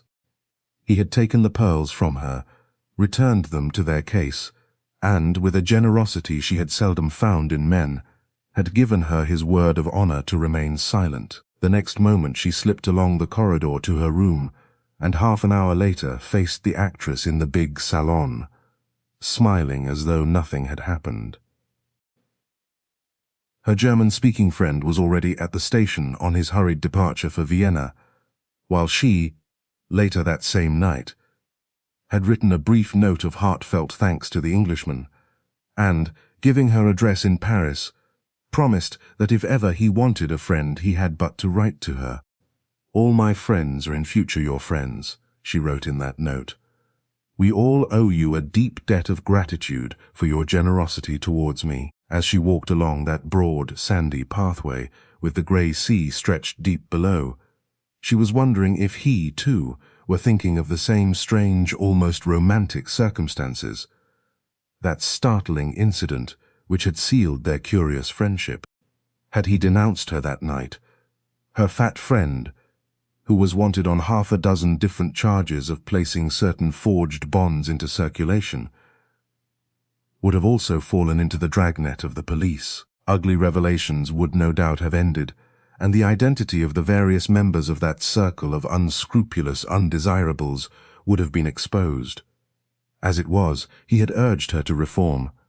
Ah, she recollected too well those deep, earnest words of his, how they had rung in her ears ever since. They recurred to her now, and after that brief but bitter reproach, he had allowed her to pass out. She owed her liberty to the silence of Richard Jervoise, and now her present visit to England had been at his request. He had written to her, asking her to redeem her promise and perform him a service. The same day, she had received his letter, she had crossed the Channel, and next morning called at his flat at Barnes. In his own snug den, he had told her the story of the strange death of Paul Grinevitch, a story to which she had listened with the deepest interest. She had written down the address in Keppel Street, and having discovered that Nicholas Bortseff visited the house in question. Her vigilance had never for one instant been relaxed. Dick knew that this Russian was her bitterest enemy. Yet it was by no means plain why she should exercise that constant surveillance upon his movements. That he had been travelling from place to place was clear from her own erratic journeys. Yet why she should be ever at his heels, and why she should risk detection and betrayal, as she no doubt was daily risking, remained to him a complete enigma. "My duty was to come here and warn you, mademoiselle," he went on as he strode at her side. "For aught you know, the police are making inquiries concerning your whereabouts, now that you have been recognized with Owen. And your friend the doctor, of course, believes what he has been told concerning me," she remarked very quietly. "Without a doubt. I have tried to cast disbelief upon the statements of the police officer, but denial in the circumstances is, as you see, rather difficult." "You need not deny it, Monsieur Jervoise," she answered in a low, bitter voice. "One day, ere long, I know I must find myself under arrest. I have had many narrow escapes in my career, therefore I can't always hope for success." And she smiled sadly, looking into his grave eyes. "But why run this risk?" he cried. "Surely it is unnecessary. Why not slip away to Germany, Holland, Denmark, anywhere save here and in France?" She was silent for a few moments. Then, halting and turning her eyes to his, she said in a calm, thoughtful tone, "Monsieur Dick, did you not ask me to perform for you a service? You love the Norwegian lady Thyra, is not that so? Tell me the truth." "Yes," he stammered after a brief pause, the color rising to his face. "I do not hide the truth from you, my friend. Why should I? I love her." "Then if you do," she answered quickly, "if you do, then please allow me to remain here and act in your interests. I am your friend, as you have declared, your sincere friend, Monsieur Dick, and one who owes her liberty to you." Chapter 28. A Curious Truth.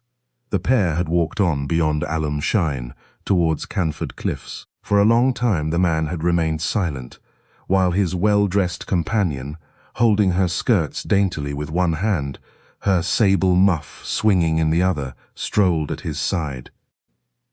When in those warm summer days she had first met him, in that smart hotel in Vichy, she had admired him with an admiration almost akin to affection.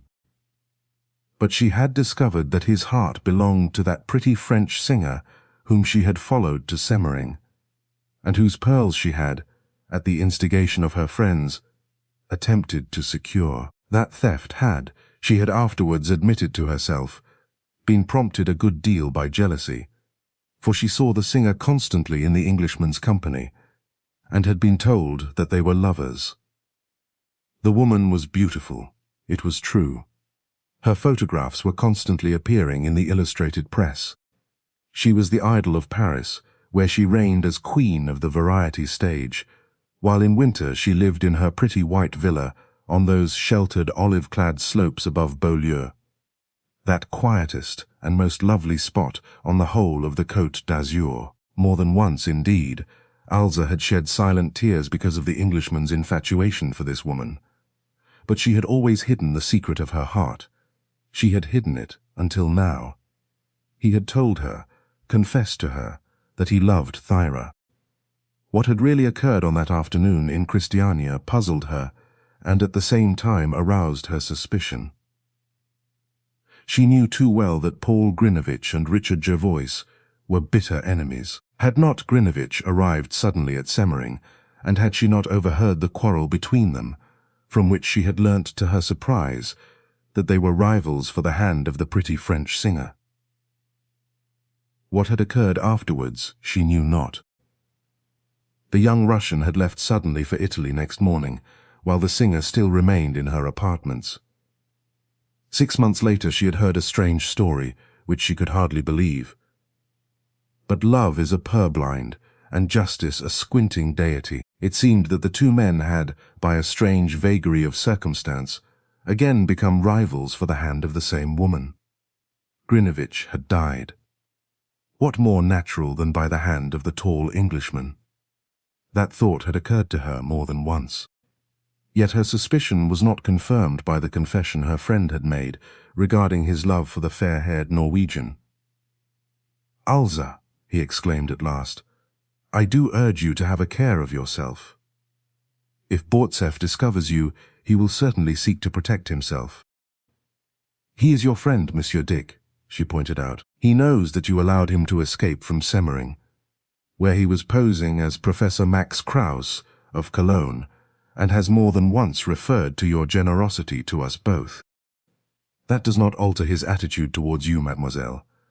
He has already turned police informant, and at any moment he may denounce you. I suppose, if he chose, he could make some revelations." "Eh?" "Yes," sighed the girl, "ugly ones. I have been, nay, am still, their catspaw, as you know."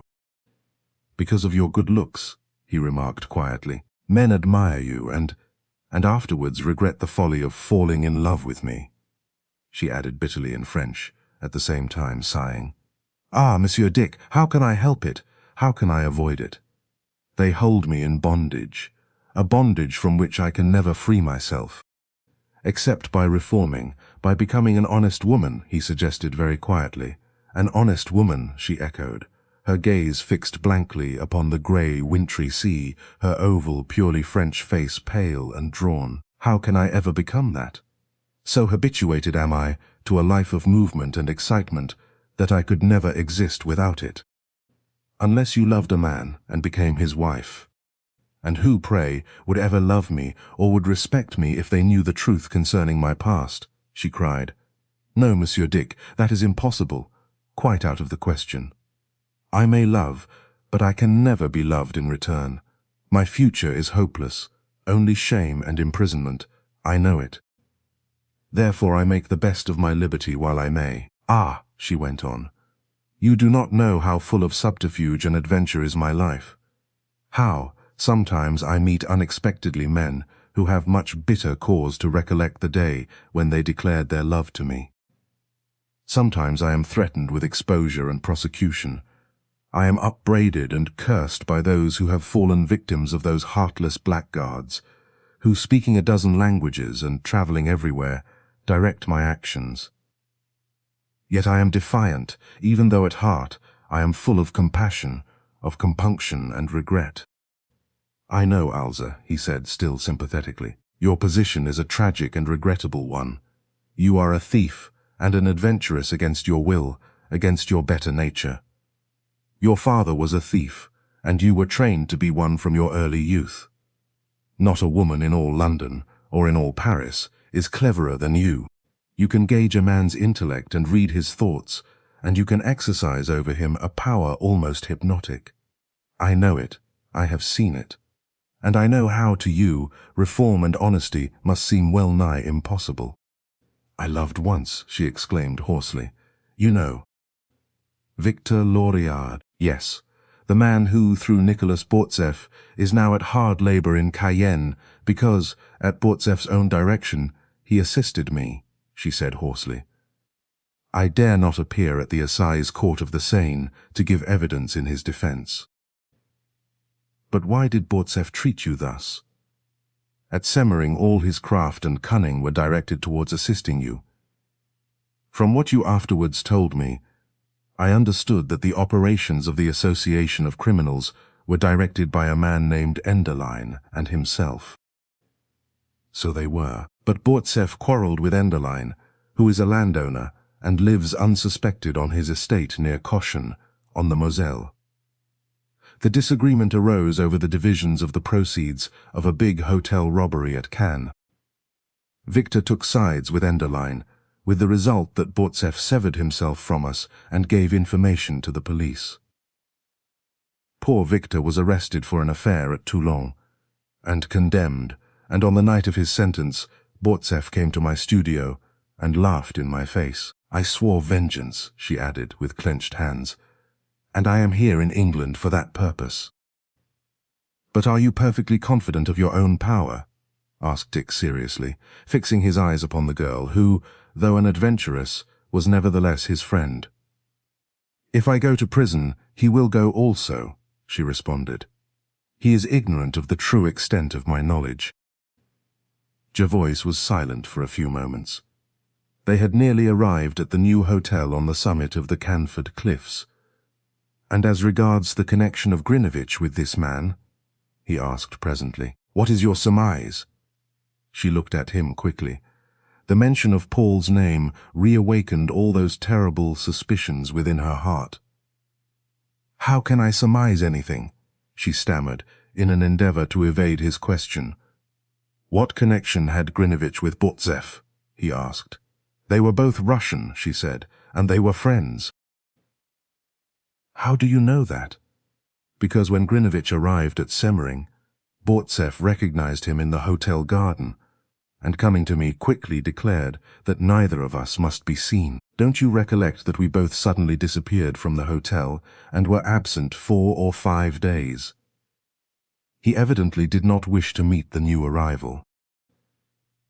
It seems much as though Grinevitch had made his peace with Bortsev and intended to join him.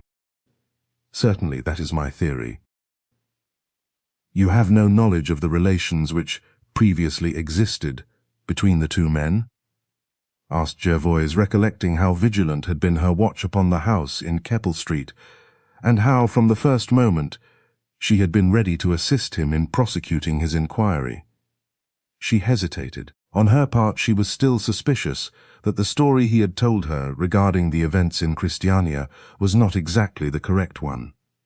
He loved Thyra, and had been the bitter enemy of Grinevitch. Alza Dresler was a girl of exceptionally keen intellect. To practice any deception upon her was indeed difficult, for her own life was wholly a fraud and a deception. In Dick's story, she had from the very first recognized a flaw. He had not told her everything, and that fact piqued her. For was she not his friend? Was she not acting wholly and entirely in his interests, acting in disregard of her own peril, performing for him a service in return for his own generosity, when he had caught her a thief red-handed? "Bortsev was evidently in fear lest your friend should recognize him," the girl remarked at last. Then, when they paused together in their walk a few moments later, she turned her eyes to his again, saying, "You were very devoted to Helene Marquet in those days, Monsieur Dick. What happened afterwards? She no longer sings her song, Ma Fanchonnette, I suppose? Do you remember how fond you were of it? Ma Fanchonnette, svelte et simplette. Revêt tes atours gracieux, à la folie, fais-toi jolie, et le charme de tous les yeux." And she glanced again into her companion's troubled face. "Yes," he answered in a thick, husky voice. "I remember, alas, I remember only too well, and you are recollecting, as I, alas, am recollecting. Those moments when you found me in her salon," she said, in a slow, pensive voice. "No, Alza, I am not," he protested. "No, that is a memory long past and forgotten. I am thinking of something else, of what happened afterwards." "And what did happen?" she inquired, recognizing from his drawn features that whatever was the memory, it was a painful one. "I know that you and Paul Grinevitch were rivals in Helene's affections." He started, staring at her. "How did you know that?" he gasped. "I overheard your quarrel in the hotel on the day I returned," she answered frankly. He stood rigid, as though turned to stone. Even she, the woman criminal and a thief though she be, had become suspicious. She was reading in his eyes the tragic truth. "Where is Helene?" repeated the girl, without affecting to notice his agitation. "Surely you know." "Why ask me?" he protested in the same hoarse voice. "I do not know. I have never seen her since you and she left Semmering." He was silent, his face turned to the low-lying coast across Poole Harbour. "Helen is dead," he answered in a low tone scarce above a whisper. "Dead." "Ah, yes, Alza," he cried despairingly. "You knew her. You knew that she was once my dearest friend.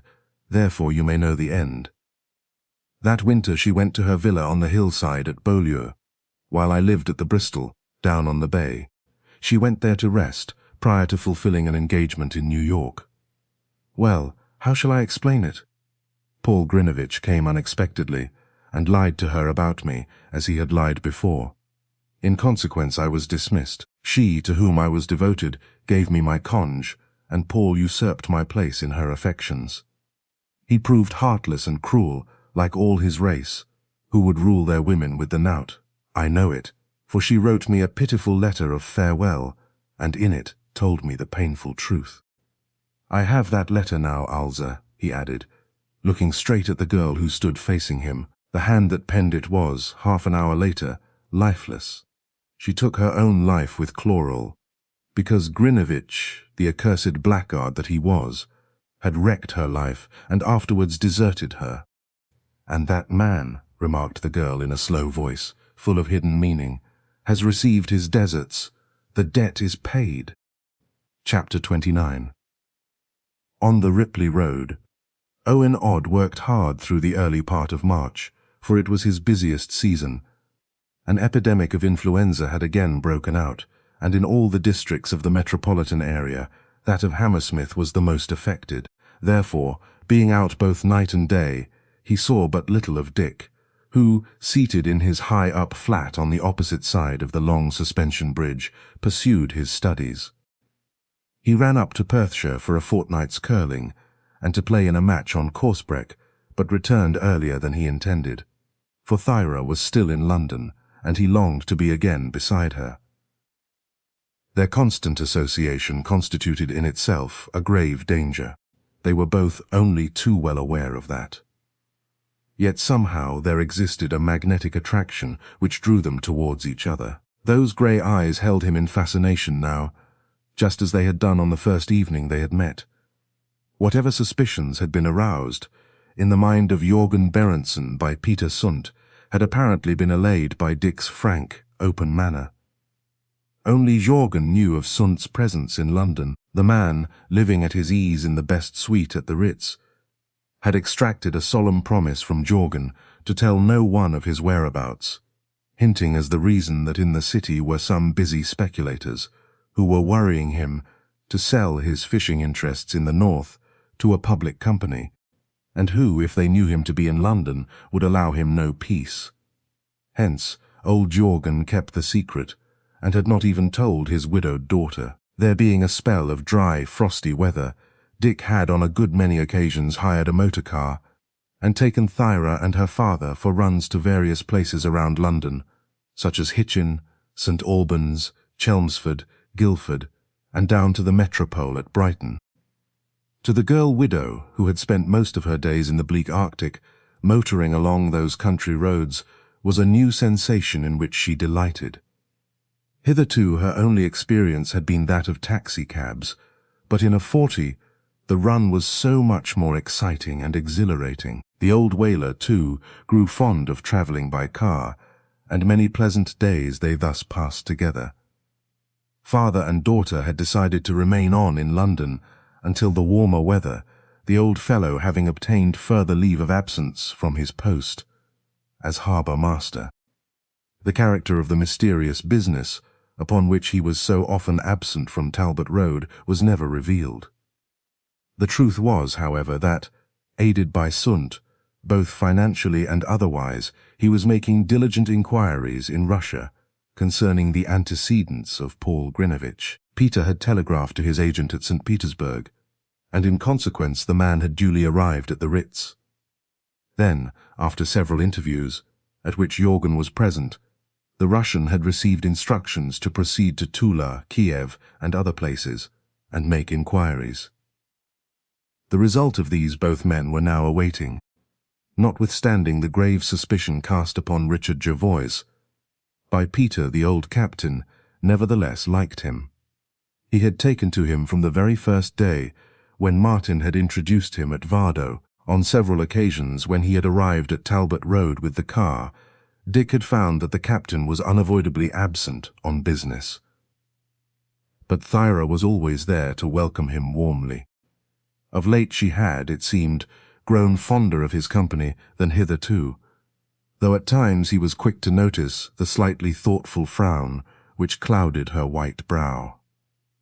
One morning, when he called with the car, and found the captain out, he proposed that they should wait till his return after luncheon, but she pointed out that it would be too late, to go for a run of any length, and suggested that they should travel down to Guildford and lunch together at the inn, where they had lunched a week previously. This they did, going by way of Kingston and Ripley, duly arriving at the inn, where they had a pleasant tete-a-tete meal, no one else happening to be present. After a few sentences on indifferent matters, when the waiter had left, the pair had fallen silent. They exchanged glances, but Thyra spoke within herself, as was her habit, and made note of a sudden and sad discovery. Dick was changed. No, this time it really was not mere fancy. He was changed. She became puzzled. What could it mean? She held her breath when she recollected all the past, that bitter, never-to-be-forgotten past. She sighed for that free life at Vardo, with the fresh wind from the ice pack, those rolling open seas, and the brilliant northern lights that so often lit the sky. Ah, how happy was her life there! How very different from that stifled existence on a drawing-room floor at Bayswater. And yet, she looked into her companion's face, and her gaze wavered. And yet, alas, there was that bond which she could not now break. He was proposing to take her father and herself to a play at the Garrick on the following evening.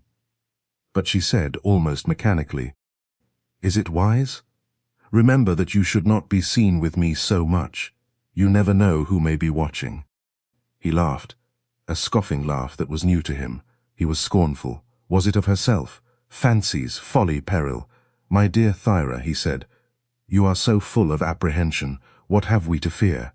Our secret is surely safe, as it always will be." And he looked at her again with that strange, unusual gaze that caused her to shudder. Half an hour later, they were seated together in the closed car travelling back, over that well-kept open road towards Ripley. Yes. He was changed, she thought, as she sat at his side, gazing at the ever-winding road and bare trees rising straight before her. She had noticed how his expression had transformed. A woman is always quick to read a man's face, and certainly she was no exception. Something gloomy, something deprecating, had come into his eyes. Had he really lost faith in her?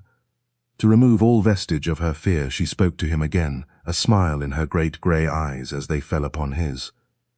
Her heart thumped wildly, for he did not answer. He remained plunged in thought, his mouth hard and rigid, still regarding her fixedly.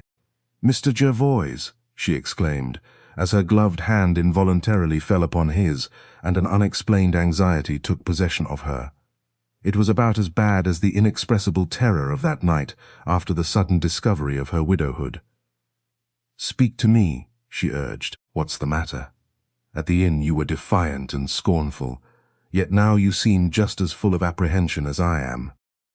"I was thinking," he said, his eyes fixed upon hers. "Nothing," he added. "Don't be alarmed." But she did not conclude her sentence. The car roared on through the grey, threatening afternoon, and with a sudden swerve sped through the village street of Ripley and out again into the country roads. "Why do you ask?" he murmured at last. His voice was hardly a breath, but a breath in which Thyra felt the raging of a storm of resentment. Again she was afraid. She now became conscious of a mysterious transformation. Only a day, nay, only an hour.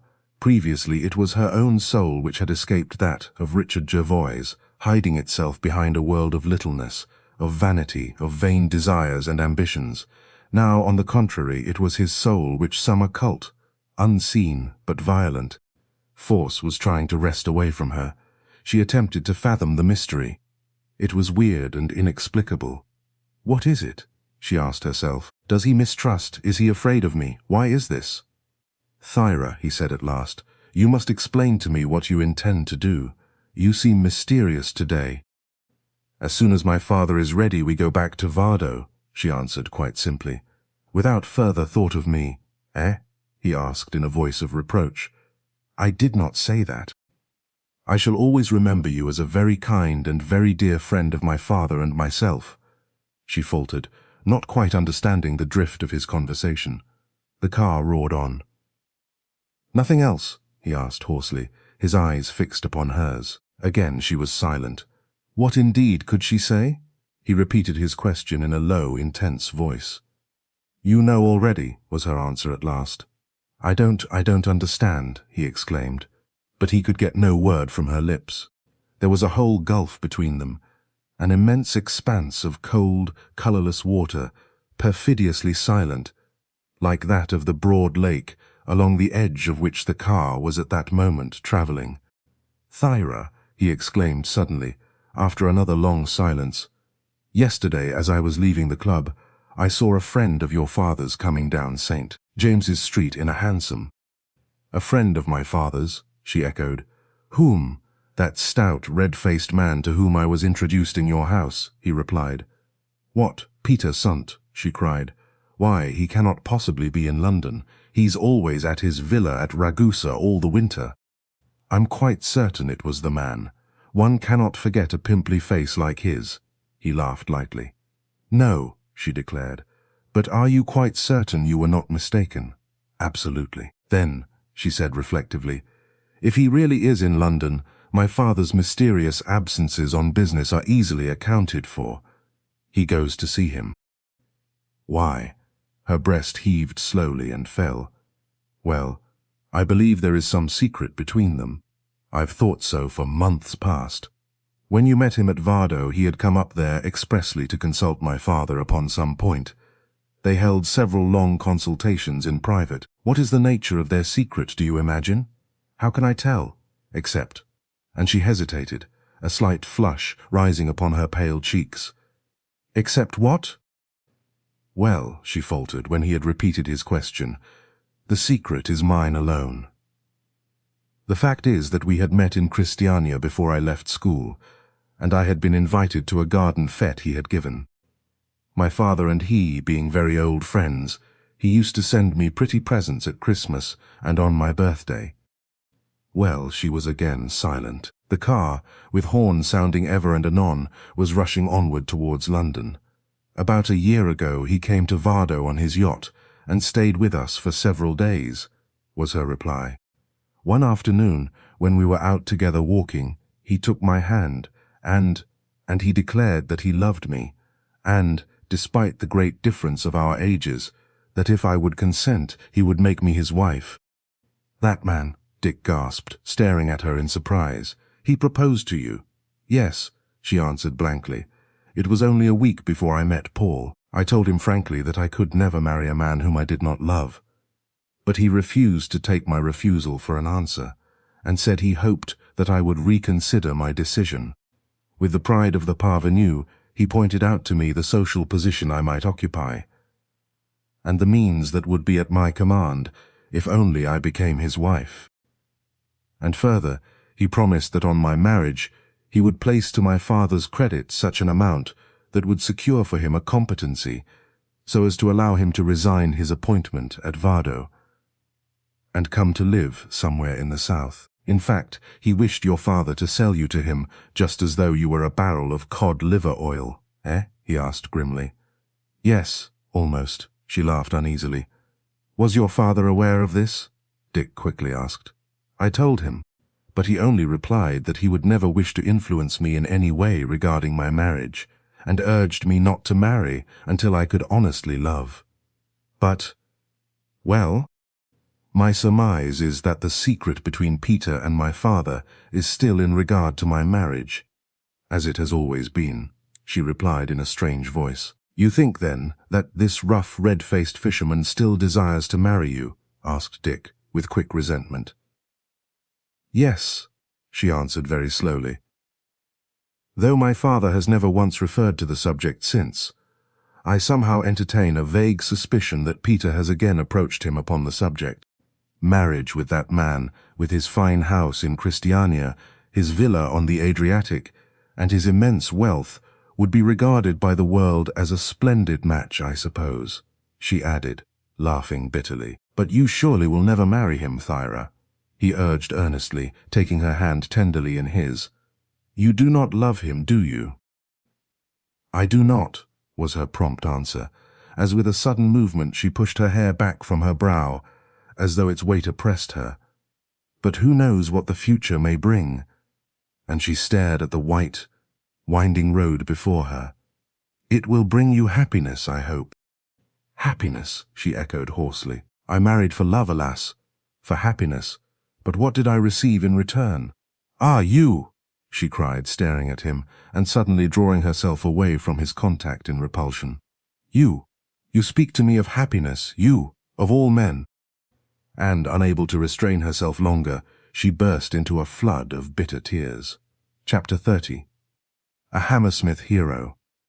Owen Odd's time seemed to him more occupied than ever since his summons to Plevna Gardens that winter's night. His practice was a large, if not a very remunerative, one, and the patients, though they did not expect to be charged large fees, looked for as much attention as if they paid in guineas instead of shillings. Dr. Morwood's assistant was not one to neglect his duties. He was as attentive and considerate to the cases where the fees were very doubtful as to those where he knew the bill had only to be sent in to be paid at once. For one thing, it was his nature to do with all his might what his hands found to do. And beyond this, there was an incident in his past that was ever present to his mind, emphasizing the dangers of duty neglected. From the time of his becoming assistant to the Hammersmith practitioner, he had never found much time that he could honestly call his own, in which to mix with such friends as he had in London. Now that small circle was enlarged by the occupants of the second-floor flat at number 2, Plevna Gardens. He was not inclined to forego the pleasure their society gave him. His professional calls there had been followed by others of a purely social nature. Both the Major and his daughter had pressed him to come in when he could spare the time in an evening, and smoke a pipe and have a chat without any ceremony. Invitations which he was only too ready to accept, though it entailed more strenuous work earlier in the day to obtain the necessary leisure. On further acquaintance, Owen had found the Major a most interesting and amusing companion, well-read and broad-minded, with whom it was a pleasure to converse, and his stories of his Indian life and adventures, in which his daughter, Amy, would often join, were always worth listening to. So that those evenings, when the young doctor, having worked at high pressure for the greater part of the day, found himself free for an hour or two, were red-letter ones in his calendar. But Owen did not try to beguile himself into the belief that it was the Major's society alone that drew him to Plevna Gardens. There was a greater attraction than the old soldier's stories, good as they were. Amy Gordon, the Madame Juliet of the West End, had taken up an all-absorbing position in his life and thoughts. He loved this beautiful girl with all the passion of his nature. Since that first evening, she had been the one woman in the whole world for him. She had come into his life in such an extraordinary and mysterious way, in a way that even she herself could not account for, that he saw in their acquaintance something more than lay upon the surface. That it was preordained he had not a shadow of a doubt, and he read in the fact a happy issue to what at the outset was nothing more than a professional call. But at the moment he did not see how this was to come about. He was a poor man with nothing, as far as he knew, save his work to depend upon, and in his present position that did not promise much. The post of assistant in a second-rate practice never meant affluence, and beyond that, Amy Gordon was making money fast, and he was not one to marry, as the saying is. For money, he would scorn to be a hanger-on to his wife. No, when he married he must have an income equal to that of the woman he sought as his lifelong companion. But for the moment, he could afford to let matters drift. Outwardly they were only acquaintances, and, as far as he could see, Amy regarded him as nothing more. She always seemed pleased to see him, and, as visit followed visit, grew to treat him more and more as a friend.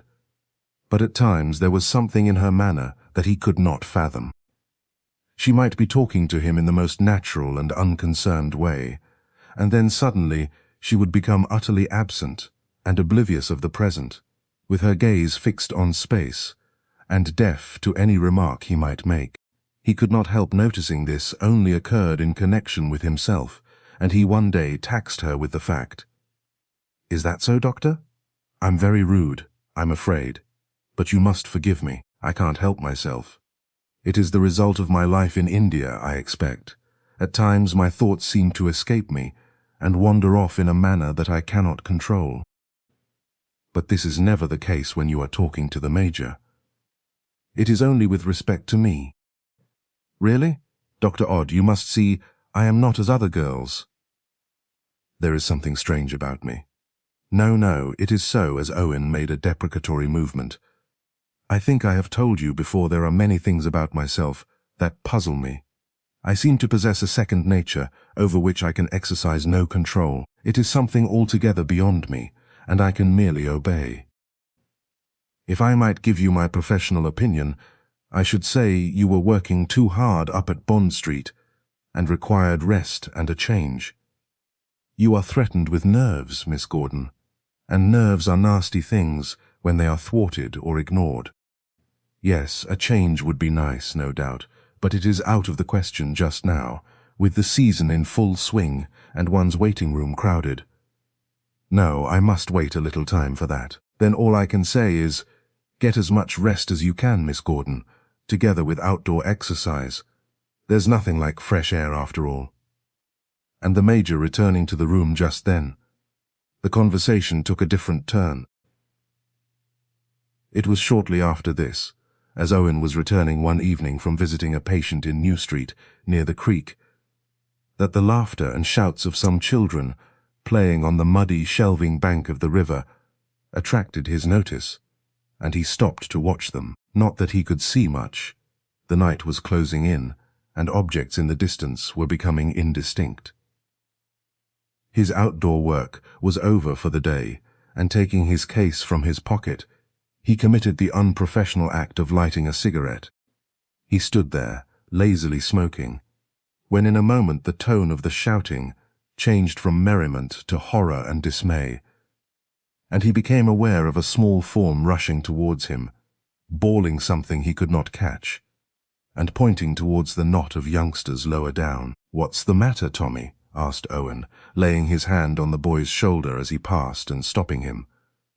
"Jem Blaine's in the water and drowning," screamed the boy, and would have rushed on if Owen had not detained him. "'Ere, leave go, will ya? I'm going to tell his mother," with a further struggle to get free. "Where is he? Can you see him?"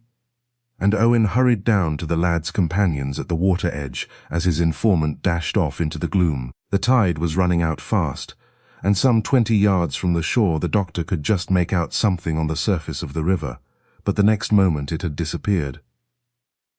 There he is. He's been down once already, and he can't swim." And the boys moved along the mud bank as the object was carried down towards the bridge. Owen recognized that there was not a moment to delay. It was a case of life or death within the next minute or two, and tearing off his coat and waistcoat as he ran, he dashed into the river somewhat in advance of the drowning lad, hoping to be able to get far enough to intercept him as he passed. He was a good swimmer, but he soon found that, weighted with the thick clothes he was wearing, he had no easy task before him. Striking out as rapidly as he was able, he reached the spot he had made for, only to see the boy for a moment through the gloom some 4 or 5 yards from him, nearer the center of the river. And then it was only an arm and hand that caught his eye. The rest of the small body was submerged, and now it became a race, muscle against tide, and the owner of the muscle meant to win. During the next few moments, Owen experienced all the fascination that is felt by those engaged in a great struggle, in which determination comes to their aid. He had often fought death before, but it had been in a quieter, though not less determined, manner. Then there had been waiting, watching, and expectation. Now all this was compressed in one gigantic effort. All he could do must be done at once, or it would be useless. Death had got his grasp on his victim, and unless he could tear him from his grip before his fingers tightened, his opponent must prevail. Owen swam as he had never swum before. Every ounce of his strength and willpower he put into his strokes. He would win, He would not be beaten. The boy's life was not so much to him. He hardly thought of that as a life. It was the act of snatching it from destruction that filled his mind through those moments of intense concentration. He was gaining. There was little to guide him now. All had disappeared save one small hand. Half a dozen strokes and he would be up to it. He felt he had the strength of 3 men as he cut through the muddy tide. He had been swimming on his side, using the powerful overhead stroke, and now he turned his head to grasp his prize. The hand had disappeared. There was nothing before him but the rippled surface of the river. He was too late after all. "He's just in front of you, master. He's gone under." "Can't you grab him?" came the shout from the bank, from the drowning lad's companions. Owen's breath was almost gone. Swimming as he had been had taxed him to the uttermost, but he was not beaten yet. Taking a long breath, he dived. He could see nothing beneath the surface. The light was too dim and the water too thick, but if the sense of sight failed, he still retained that of touch. And he had not progressed more than a couple of yards when he felt something in contact with his hand. He grabbed it, and coming to the surface, dragged it with him. As he shook the water from his eyes, he could have shouted, had breath remained, in exultation. He had got the boy. For the moment, victory was with him. But the struggle was not over yet. The tide was running strongly, and each moment drew him farther from the shore. It was useless to attempt to fight his way back. He had not the strength. All he could do was to keep himself and his prize above water. Fortunately, the boy was unconscious and did not struggle. He held him as he had learnt to hold a rescued person in the old days of his swimming instruction, and trod water, suffering himself to be carried on by the tide, and reserving his strength as much as possible. Meanwhile, the shouts of the boys on the bank had given notice that something was amiss, and attention had been called to the river, so that by the time Owen and his burden drew near the bridge at Hammersmith, a fringe of excited watchers lined the up-river side, peering into the gloom in the hope of catching sight of rescued and rescuer.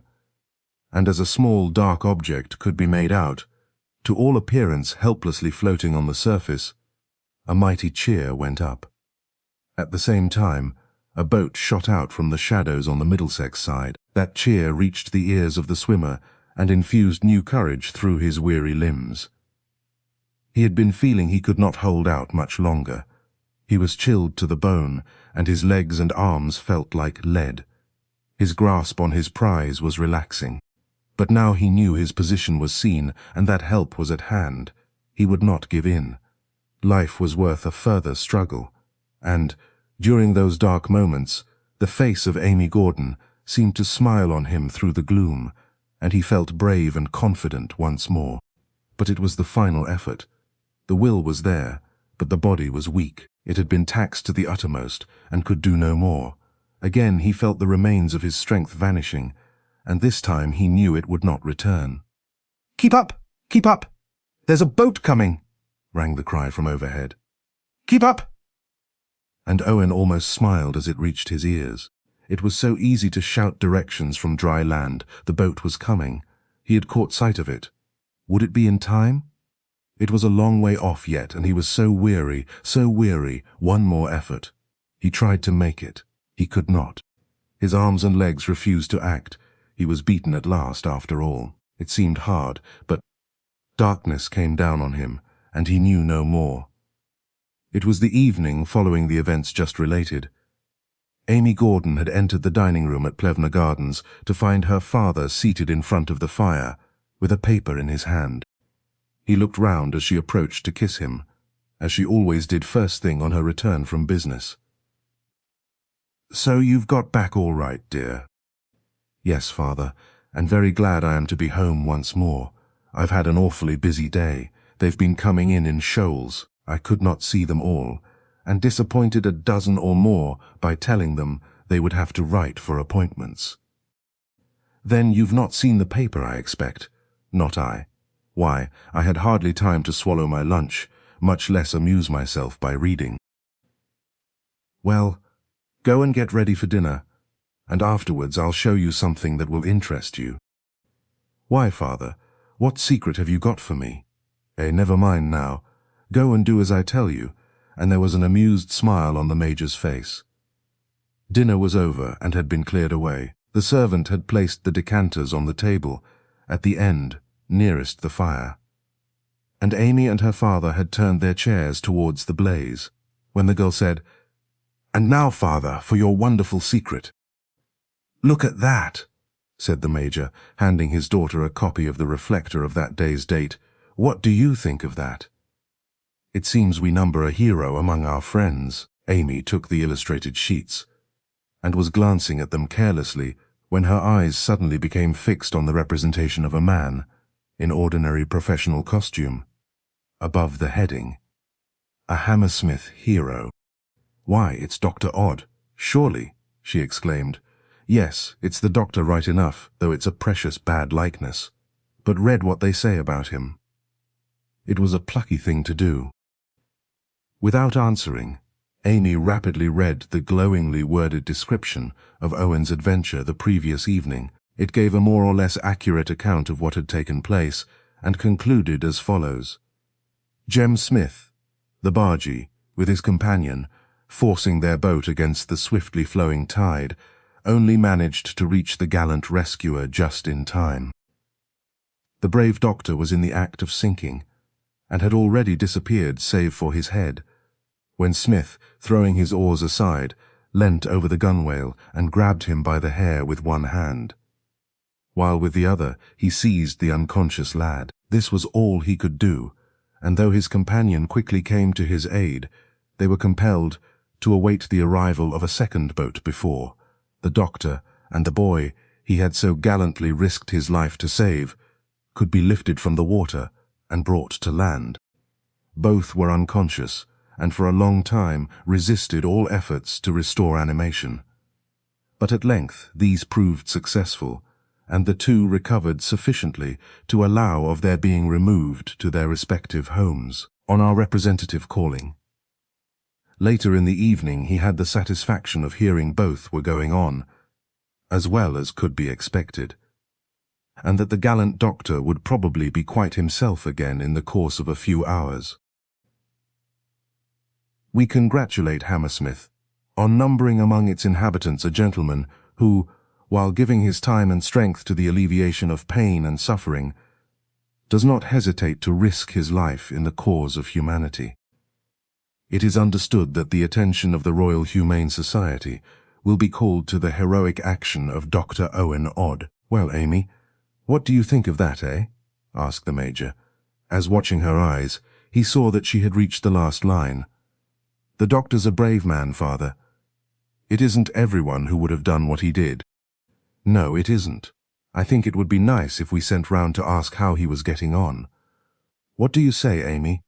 "As you like, father. But I should fancy he will be coming very shortly to see you." "He hasn't been for more than a week now." "No, he hasn't." And while he was speaking, the Major had kept his eyes on his daughter's face, for resting on it was an expression he could not understand. Her eyes had remained glued on the portrait of the Hammersmith hero, and yet they seemed to be looking through it rather than at it. Her father made one or two further remarks, which drew monosyllables in reply, and, seeing she was lost in thought, he took up a book, and silence reigned in the room. When at length his daughter spoke, it was to make a remark on an entirely different matter, and the subject of the doctor's exploit was not again referred to. On the Major retiring at 10:30, his usual hour, his daughter, after seeing him to his room, and that all his things were put out ready, returned to the dining-room, and taking up the Reflector again, opened it, spread it out upon the table, and leaning her head upon her hands, gazed at the illustration. Some minutes passed in this manner, and then, rising quickly, she exclaimed in a tone ringing with conviction, "At last I have it. Of course it was he. I knew I should remember." And switching off the light, she left the room. Chapter 31. Another problem. It was about 10 days after the evening, of which mention has been made in the last chapter, and Amy was again seated by herself before the fire in her cosy dining room. In her hand she held a letter, the writing and spelling of which left much to be desired. She had found it on her arrival home that evening, and, having opened it, had said to her father, "Oh, it's from old Martha. She seems to have got another place, and thinks it is going to suit her. I'm sure I hope it may. At her age she is not everyone's servant. Where has she gone to now? Chippenham, with one old lady, who has a small house where there are few stairs, so it won't be such a trial for her legs as at her last place." "Sounds better," said the Major, returning to his paper. "She isn't begging, I hope." "Oh, no.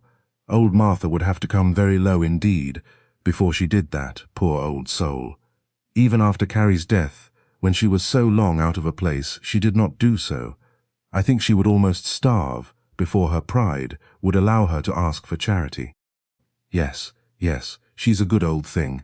You might do worse than have her here with us." "I have thought of that, but I've no fault to find with Mary, and when we were wanting a servant, Martha was engaged. So I hope things will go on all right with her now." And Amy left the room to change her things, placing the letter in her pocket. She had only glanced at it hurriedly, and it was not till her father had retired for the night, and she had the dining room to herself, that she read it carefully. Ignoring the bad grammar and curious spelling, it ran as follows: "Spring Cottage, Chippenham, Tuesday. Dear Miss Amy, I thank you for your letter, and hope this will find you as it leaves me at present. I am in a comfortable place as above, and few stairs, with a Miss Warnford, who has plenty of money, but no legs, not to speak of, through rheumatism. Likewise her temper is awkward at times when it's bad. But I can put up with that, and humouring her she soon comes round. You ask me about your cousin, Miss Carrie Dean. As you will remember, I was only with her a fortnight, before she was taken bad for the last time.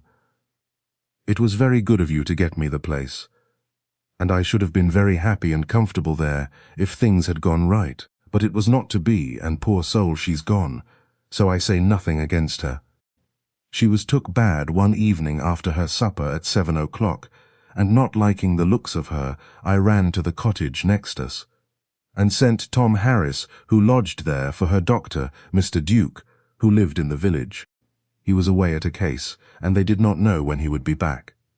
Tom came and told me, and, Miss Carrie getting worse, I told him to get a horse or something, and go to Exeter, and fetch one of the doctors there. He said he knew one what had cured a mate of his, a Dr. Hodge, I think it was, so I told him to fetch him. Off he goes, and Miss Carrie was getting worse and worse, and there was I awaiting and awaiting, till at last I heard the horse outside. Tom had come back, and no doctor.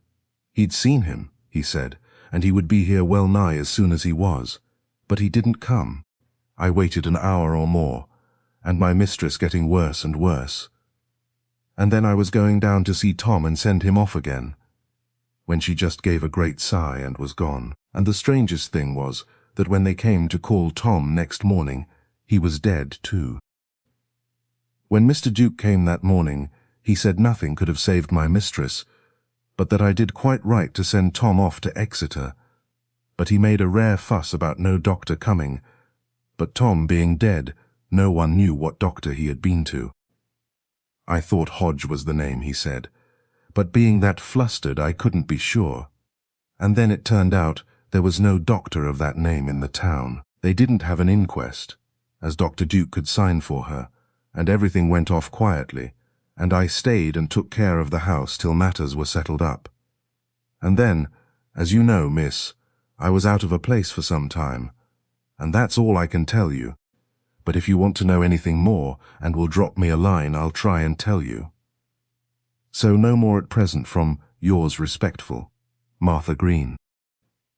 Having finished the perusal, Amy laid the 2 sheets in her lap and sat motionless, staring into the fire. There was a hard look on her face, and her brows were contracted into deep lines. She was thinking, and her thoughts were not of the pleasantest.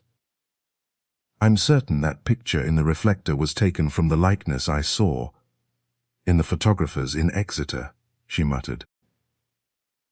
I had completely forgotten it till I saw the reproduction in the paper, and then it came to my mind in an instant. It's curious that though I had seen him several times, the fact that I had seen his photograph at Exeter never occurred to me until I saw his portrait in the paper, and that not a good one, and then if it were he. And yet I can't think that he would do such a thing. Still, what I saw in the lines of his hand that first evening he came to see my father. And again there was silence, broken only by a deep sigh. Once again the girl spoke. She had a habit of talking to herself when alone.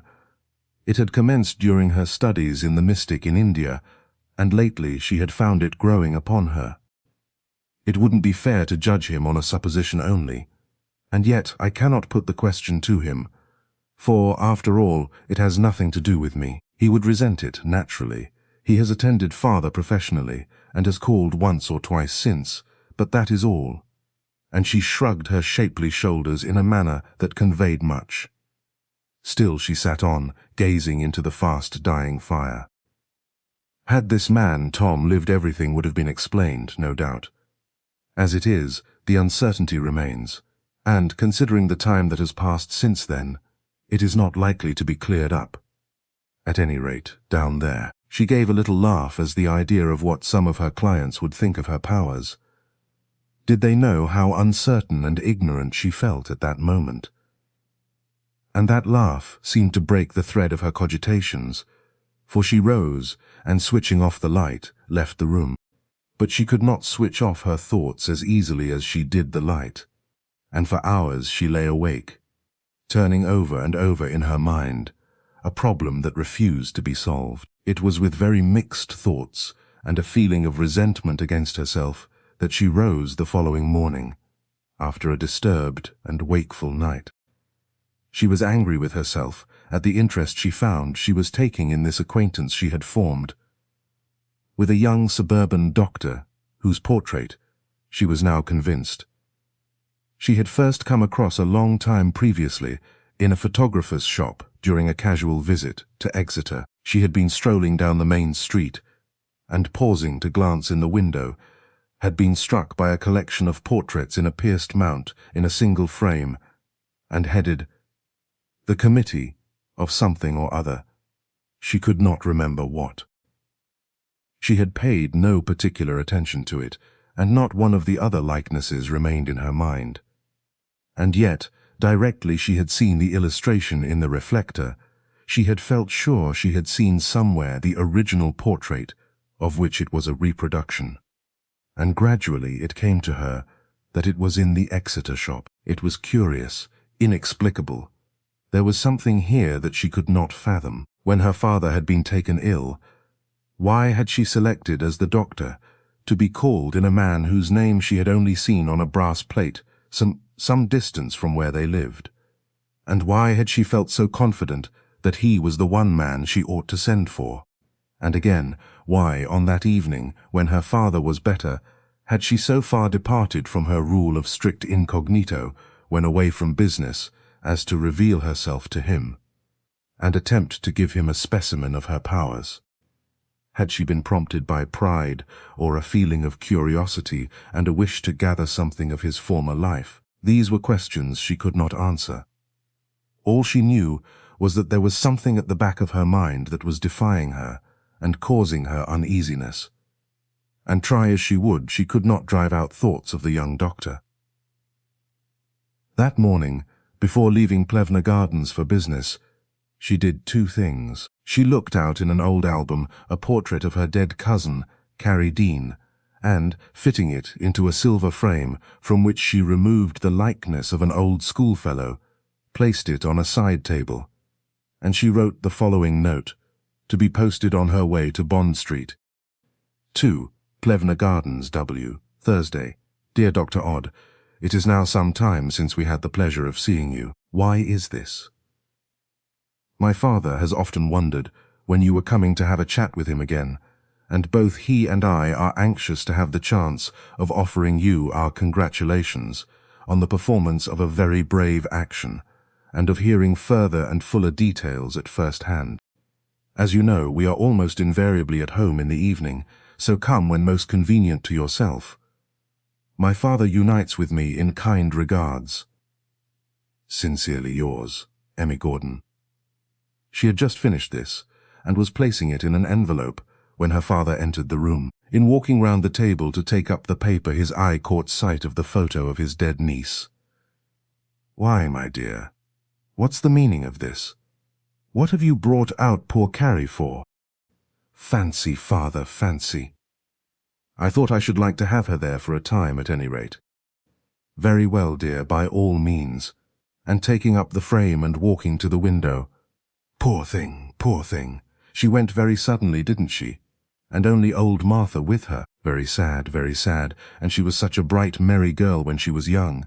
And replacing the frame, just off, dear. Well, take care of yourself. I think I shall run up to the club this morning. It's such a fine day. The very thing. It would do you good. By the by, father, I've sent a line to Dr. Odd, suggesting he should look us up when he has time. That's right. I'm longing for a chat with him. He's one of the best. Goodbye, child, goodbye. And with a kiss to her father, Amy left the room. And now you're feeling none the worse for your efforts. Eh, doctor? Said the Major.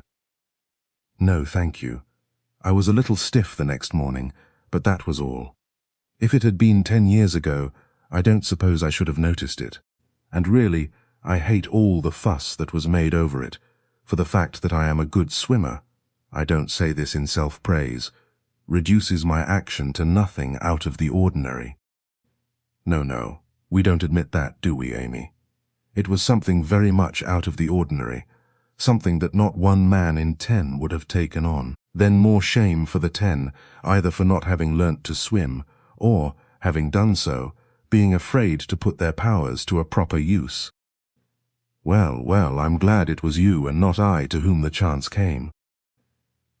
Owen Odd had looked in on the Major and his daughter, and the trio were seated round the fire, for the evening was chilly, the 2 men enjoying their pipes. It was kind of you, Miss Gordon, to write to me, though without your invitation I had meant to call, but I fear you are tired this evening, are you not?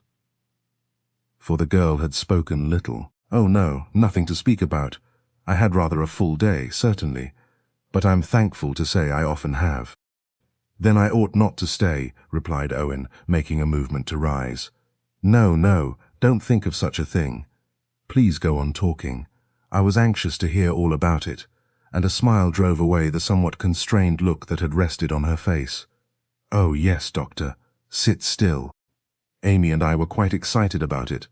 But tell me, you were precious near done when they got you out. Were you not? I was, I admit. You see, I haven't had much practice of late, and to keep oneself afloat in one's clothes takes some exertion, to say nothing of having to support the dead weight of a body as well. But one does not think of that at the time. I don't quite know what one does think about, except there is the feeling that one won't be beaten, and you keep on going to the last gasp. And how is the boy you saved? Asked the girl. Oh, I have called at his house since, and found him as well as ever, the young rascal. And didn't I give him a rare jacketing for all the trouble he has caused? Was he duly penitent? Not as he ought to have been. He seemed to regard it as a joke, and considered himself more of a hero than anything else. However, I think he'll be precious careful in future when playing on the banks. They certainly did not flatter you in the reflector portrait, said Amy, joining in the conversation once more. No, wasn't it awful? And how those journalistic folk manage to get hold of the portraits they do is a puzzle to me. That one was from a photo I had done in Exeter some years ago, and it was considered rather a good one at the time. Oh yes, I know it. At least I've seen it before, said the girl, raising her eyes and looking Owen straight in the face. You know it, Miss Gordon? And Amy fancied she detected a look of uneasiness as he uttered the words in a constrained tone. Yes, I think I saw it in a shop in Exeter. Then you know the place? I can't say I do, not really. I've been there once or twice, but it is some time ago. I have no friends there. Ah, wasn't the water cold that night? Said the doctor with a shudder, changing the trend of the conversation abruptly. It was that. That tried me as much as anything, I think. It must have been. I wonder you did not get the cramp. If you had... I should not be enjoying myself here tonight, replied Owen with a laugh. But it is not a matter to joke about. And I'm most thankful things turned out as they did, and that I was able to save a life that in the end may do some good in the world. Yes, that must be a splendid feeling, and one you doctors have more opportunities of experiencing than laymen, said the Major. Speaking as a military man, our object is to take life, while yours is to save it. What a difference, and yet we are both doing our duty in opposite ways. It seems to me that the doctor's feeling must be the higher of the two. Though, as a soldier's daughter, perhaps I ought not to say so. I don't know that, my dear, replied the Major. Duty is duty in whatever direction it may lie, and how many of us can truthfully say we have always performed it? Said the girl, with her eyes still upon Owen. By the by, Doctor, did you know a practitioner in Exeter of the name of Hodge? She continued. Hodge, not while I was there. But of course, that was some time ago. And again Owen turned the conversation by some remarks to the Major, and for a time Amy remained silent. Nor did Owen try to draw her into the conversation. He had a feeling that all was not right. There was a cloud over the gathering that he had never noticed on former occasions. In some way a barrier had arisen between the girl and himself. Outwardly there was nothing that could be noticed, and yet it was there, and he was convinced she was aware of it, as well as himself. He could not account for it, nor was it of his raising, therefore it must be her doing. It worried him, and he was ill at ease. For some time longer he sat talking to the Major, but on his part the conversation was forced, and he feared it might be noticed. At length, in connection with a remark that had been made respecting some well-known man, Miss Gordon said, "May I trouble you, Doctor, to hand me Who's Who? You'll see it on that side table." Owen rose at once, and in order to take it, had to move the photo that Amy had recently placed there. She was watching him closely. A strong light fell upon it, and as he moved it, she saw him glance at it in a casual way and put it aside, but without any sign of recognition or interest. "That is a cousin of mine who died," she said. "Do you see any likeness to me in it?" He handed her the book, and returning to the table, took up the frame and brought it under the light, examining it closely. "Not the slightest, Miss Gordon. She looks very delicate." And he replaced it. He did not resume his seat, but, after talking for a few minutes, shook hands with his host and hostess and bade them good night. The Major soon after this retired, leaving his daughter still sitting before the fire.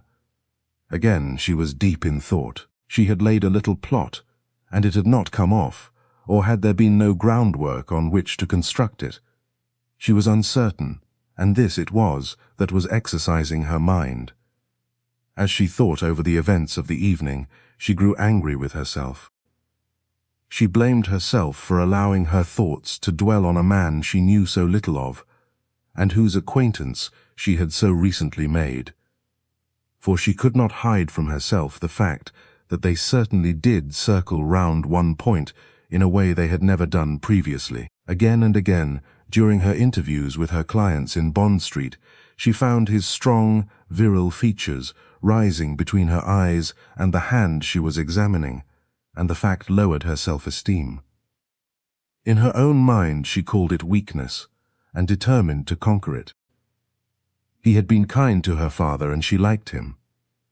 His society made pleasant break in their evening's adieus, but it should remain at this. She would draw a line over which he should not pass. Every girl at a certain age has the intuitive knowledge when a man finds in her something more than he finds in other girls, and Amy was no exception to the rule. She knew that she had already become a very important factor in the life of Owen Odd. In a measure the knowledge gave her pleasure, yet on the other hand, she was not sure that she would allow matters thus to remain.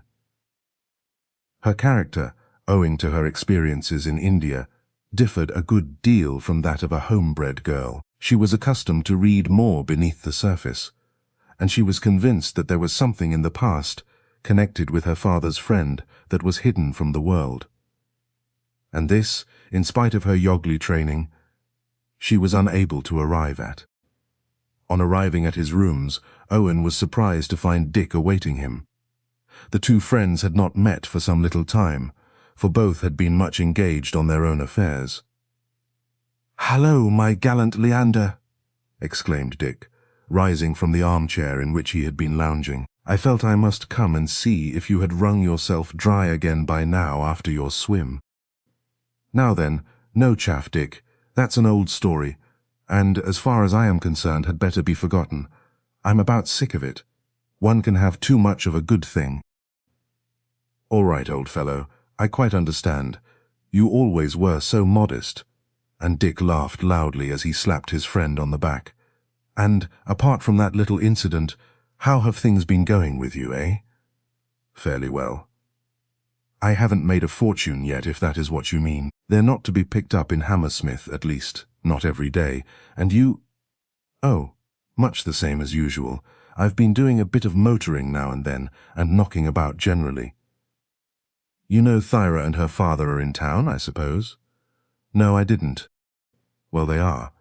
And Peter Sundt as well." "Really, we only want 1 or 2 more, and the whole of our Arctic circle will have come south," replied Owen with a laugh. "I suppose you've been showing them round?" "Some of them. But new friends don't blot out old ones. There's room in my heart for both. And I want you to give me a little of your company tonight." "New friend. Great Scott! I didn't know you placed that scarlet-faced Sundt in that category." "I don't. The beast! I hate that fellow, Owen. Hate him like poison. Bah! It leaves a nasty taste in my mouth even to mention his name, so let's drop him. Keep your coat on, and let's be off to more habitable regions for an hour or 2. I hate Hammersmith." "You appear to have a wave of general hate flooding you this evening, Dick. What's the matter?" "I'm hanged if I know.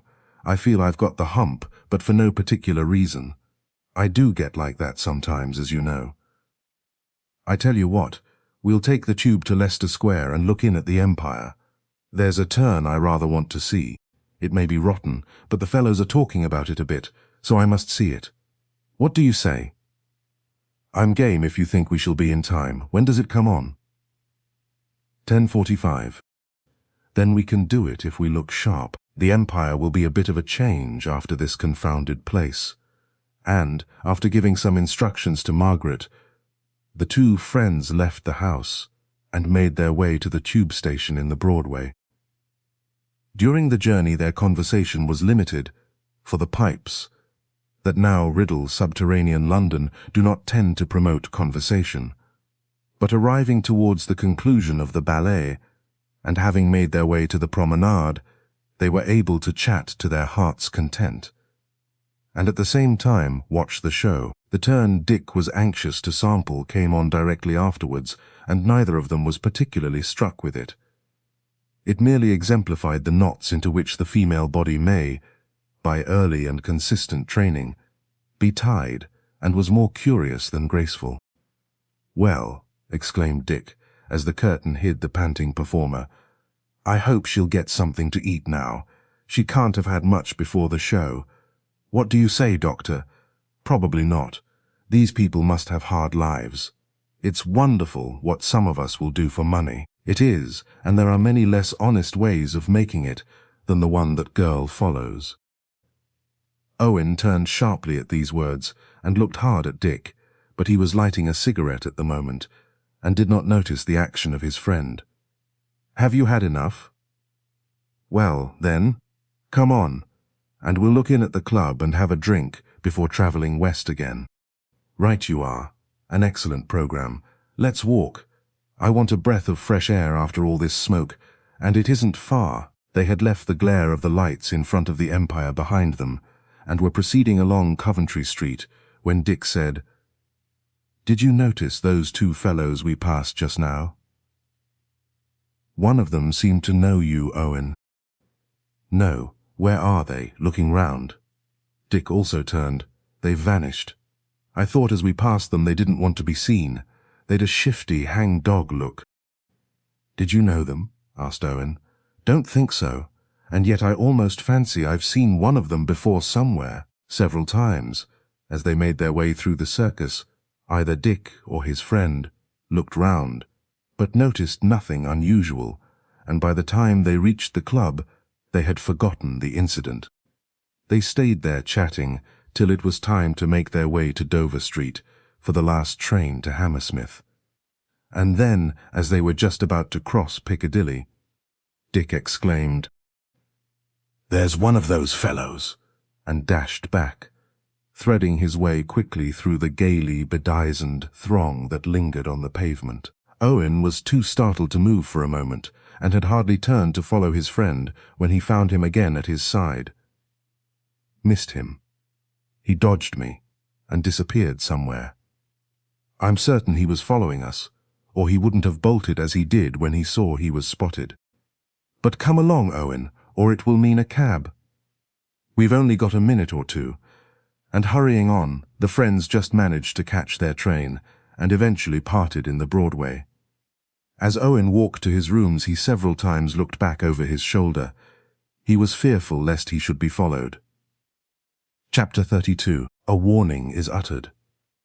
A few evenings after Dick and Owen's visit to the Empire, on the latter's return home, at the end of his afternoon round, Margaret met him in the surgery and handed him the slate with the names of the callers during his absence.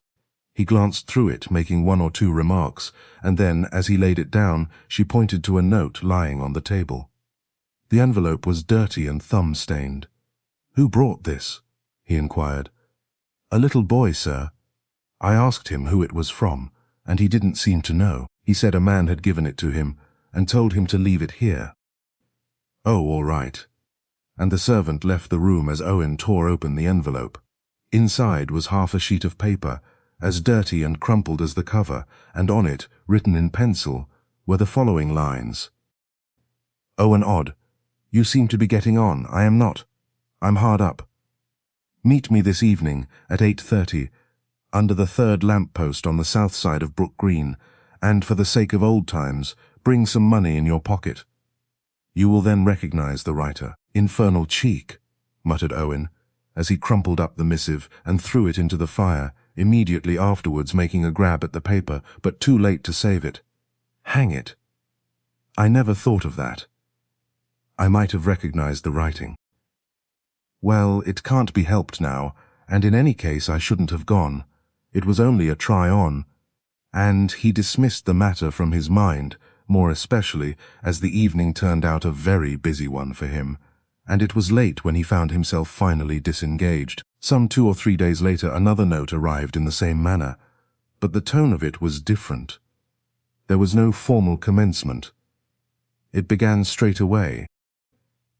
"You took no notice of my first letter. I give you another chance. Be at the place I first mentioned at 8:30 this evening. If you cannot come then, come tomorrow night at the same time, and mind and bring what I asked you for. If you fail me again, I shall know how to act. I am watching you daily. Be wise in time." "Who in the name of wonder can have sent this?" muttered Owen, holding the dirty paper under the gas and examining the writing. "A feigned hand, I'm certain, and yet an educated hand. I don't think it can be one of my patients. Well, I shan't go. But if this kind of thing continues, I shall have to stop it. I'm not going to be badgered and threatened for nothing. But the police shall do it, not I." And for the second time he put the matter aside, and did not allow it to worry him. He, however, took the opportunity of running over to Barnes and showing the last missive to his friend Dick. "Look here, Owen. Do you think it can have anything to do with those fellows we saw following us from the Empire?" "The other evening," said Jervoise, after glancing over it. "I should think not. But then, you remember, I did not see them." "No, you didn't. If you should get another of these things, you might let me have it, and I'd keep the appointment and see what kind of a man your correspondent is. It would be rather a joke." "All right. The next one that comes I'll send on to you, but it may be only meant as a sell by some fellow who thinks himself devilish clever and funny. Of course it may, there are such heaps of fools about. But now come along with me. I'm going to run up to the club. Can't, old fellow. Sorry, but I'm far too busy. I must be off, and the two friends parted. No more dirty notes arrived for Owen, and he had concluded he was right in setting it down as a sell, when one morning, just as he was preparing to start on his round, the surgery bell rang, and on his opening the door, he found the Major standing outside. "Ah, Doctor, I'm glad I caught you. I was afraid you might have gone." "You are only just in time, Major. But what is it? Nothing wrong, I hope. Not with me, I'm glad to say. But I wanted a word or two with you, if you can give me a few minutes," replied his visitor, entering. "Certainly. Come in and sit down. We shan't be overheard here." "Oh, no. The surgery is as secret as a confessional." "Good. Well, I've received a most extraordinary communication referring to you, and though I don't believe a word of it, I thought it was only fair you should see it. Just glance your eye over that." And the Major drew a letter from his pocket and passed it across the table. Owen smiled as he picked it up. A glance at the direction was sufficient to convince him that it came from the same quarter as those he himself had received. "Read it, Doctor, read it," said the Major, closely watching Owen's face as he drew out the usual half-sheet, containing the following words. "Major Gordon, as a friend I warn you against Dr. Odd, who has insinuated himself like a snake in the grass into your flat. He is no fit companion for your daughter or yourself. You have merely to ask him about Exeter, and my words will be proved. A doctor given to drink is one to be avoided." "This is getting beyond a joke," exclaimed Owen hotly as he finished reading. "I shall place the matter in the hands of the police at once." "Well, I really think you ought to, though mind you, I don't believe a word of the insinuation in it. And I ask you nothing. Oh, for my own sake I can't leave it there, though I confess I am not quite clear what the blackguard is driving at in mentioning Exeter.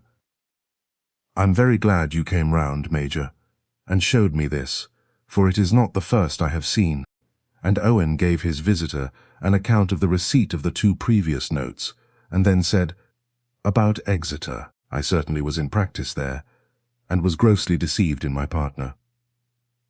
It is true I did not pay much for my share of the practice, because I was given to understand that it was a small one, but that it only required working up. The books, such as they were, seemed all right, and showed a certain amount of profit, but the patients were anything but high class, save in 1 or 2 instances. Still, as a young man, I had hope that by sticking to work, I might in the end make a good thing of it. But it was not long before I discovered what kind of a man my partner was. He was more frequently to be found in the public house than the surgery, and his character was well known in the town. But when all right, he was clever as an operator. I had invested most of my capital in the venture, so I could not well withdraw, and for some years I fought on. I have every reason to believe that as far as I was concerned, I was respected and liked, and I obtained several public appointments. But in the end I found it would not do. I should never be any better. My partner was a millstone round my neck that I could not shake off, so I determined to cut my loss and start once more. I dissolved the partnership, and for a time took locum tenens, till I came here as assistant to Dr. Morawad. It seems hard on you, Doctor, but I suppose you were not sufficiently careful in making inquiries at first, eh? No. I was young and green, and too anxious to get to work and make money, and I looked on people as honest till I found them the reverse. And what was your partner's name, if it's fair to ask? Jakes, Benjamin Jakes, and about as big a walking beer barrel as you'll come across in a day's march. But he soon came to the end of his tether. I expect so. He had relied on me, and when I left him, he rapidly went to utter grief, was sold up, and I heard, left the place, and since then I've entirely lost sight of him. Did you part good friends? I expect not. Well, not exactly bad ones. He didn't like my going, but he could not stop me, and so had to make the best of it. And you've never heard of him since? Never. Do you think he is the sender of these letters? I can't say. It is not his writing, but at any rate, they are from someone who is acquainted with Exeter. Well, continued the Major, rising, you will take what steps you think best, and the sooner you get hold of the blackguard the better. I'm glad I came round to you first thing. And remember this, Doctor. What you have told me will make no difference in our relations, and both my daughter and myself will always be glad to see you at our house, when you can spare the time to run in. Thank you, Major, thank you. Will you mention this matter to Miss Gordon? As Owen remembered some words had fallen from her lips, that first evening he had been in her company, when she had been examining his hand. Just as you like. And then, after a pause, no, I don't think I will. Some girls are quick to get silly notions into their heads, not that Amy does. Still, perhaps it would be better not, and the two men left the surgery together. On Owen's return, some hours later, he had not been in the surgery many minutes when the telephone bell rang. Well, he shouted, taking up the receiver, are you Dr. Odd? Yes. Who are you? Never mind. But you see I have kept my promise, and this is only the commencement. You thundering scamp! I only wish I was at your end of the line for a couple of minutes, growled Owen, trembling with rage. A light laugh rang in the receiver by way of answer. Don't get raggy, continued the voice. You know how you can put an end to it all. Tonight at the place and time I named, and mind and bring plenty with you. I'm hanged if I do. You don't get a penny from me. All right, old man. I shall have to try stronger measures.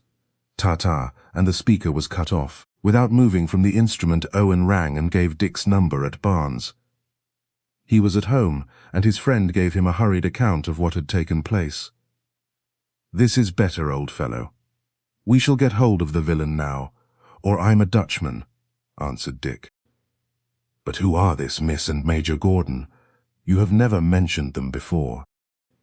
Owen had somehow brought Amy's name into the story without thinking, and replied in as careless a way as he could assume. Patience of mine, the former beautiful and the latter gallant, I'll be sworn. And Owen could hear an amused chuckle as he replied, Now, no fooling, Dick. This is a serious matter. It is, my boy, it is. And I'm going to help you if you want me. I'll be with you about 7 if you'll be in, and then I'll take the job on. Miss Gordon wouldn't like you to run any risks, eh? But I say, what about the little Alza? What will she have to say? Shut up and don't be an ass. I'll be in at 7 and show you this last effusion. Goodbye, and he rung off. Dick turned up punctually at the time mentioned, and the two friends had a long conversation, when it was decided that Jervoise should go alone to the rendezvous and see if he could recognize anyone. Owen remaining at home till his return. Brook Green is not a particularly lively spot at any time, and on this exceptionally cold spring evening it attracted few loiterers. 1 or 2 couples of lovers huddled close together on the seats, but everyone else seemed more intent on getting along as quickly as possible than lingering about. There was, of course, a stream of pedestrians passing along the west side. Where is the road leading from Shepherd's Bush to Hammersmith? But there was no lingering here either. Dick rather enjoyed the idea of doing some amateur detective work, and set about it in what he considered the orthodox way. Making his way to the north side, he walked briskly along, stopping opposite the 3rd lamp-post on the other side the green, presumably to light his pipe, but at the same time taking a glance over the grass to see if there was anyone waiting about. Beyond a man who was walking in the direction of London as quickly as he himself had been, he could see no one. He continued his pace, keeping level with this individual, until the end of the green was reached, and then saw him disappear down one of the adjoining streets. Waiting a few moments to ascertain if his actions were a blind, and he would return, Dick crossed to the south side and made his way back again. 3 or 4 people passed him, but there was nothing about any of them to call for attention, and he was fain to admit that he was at a serious disadvantage, and with small hope of discovering anything, unless the opening movement came from the other side.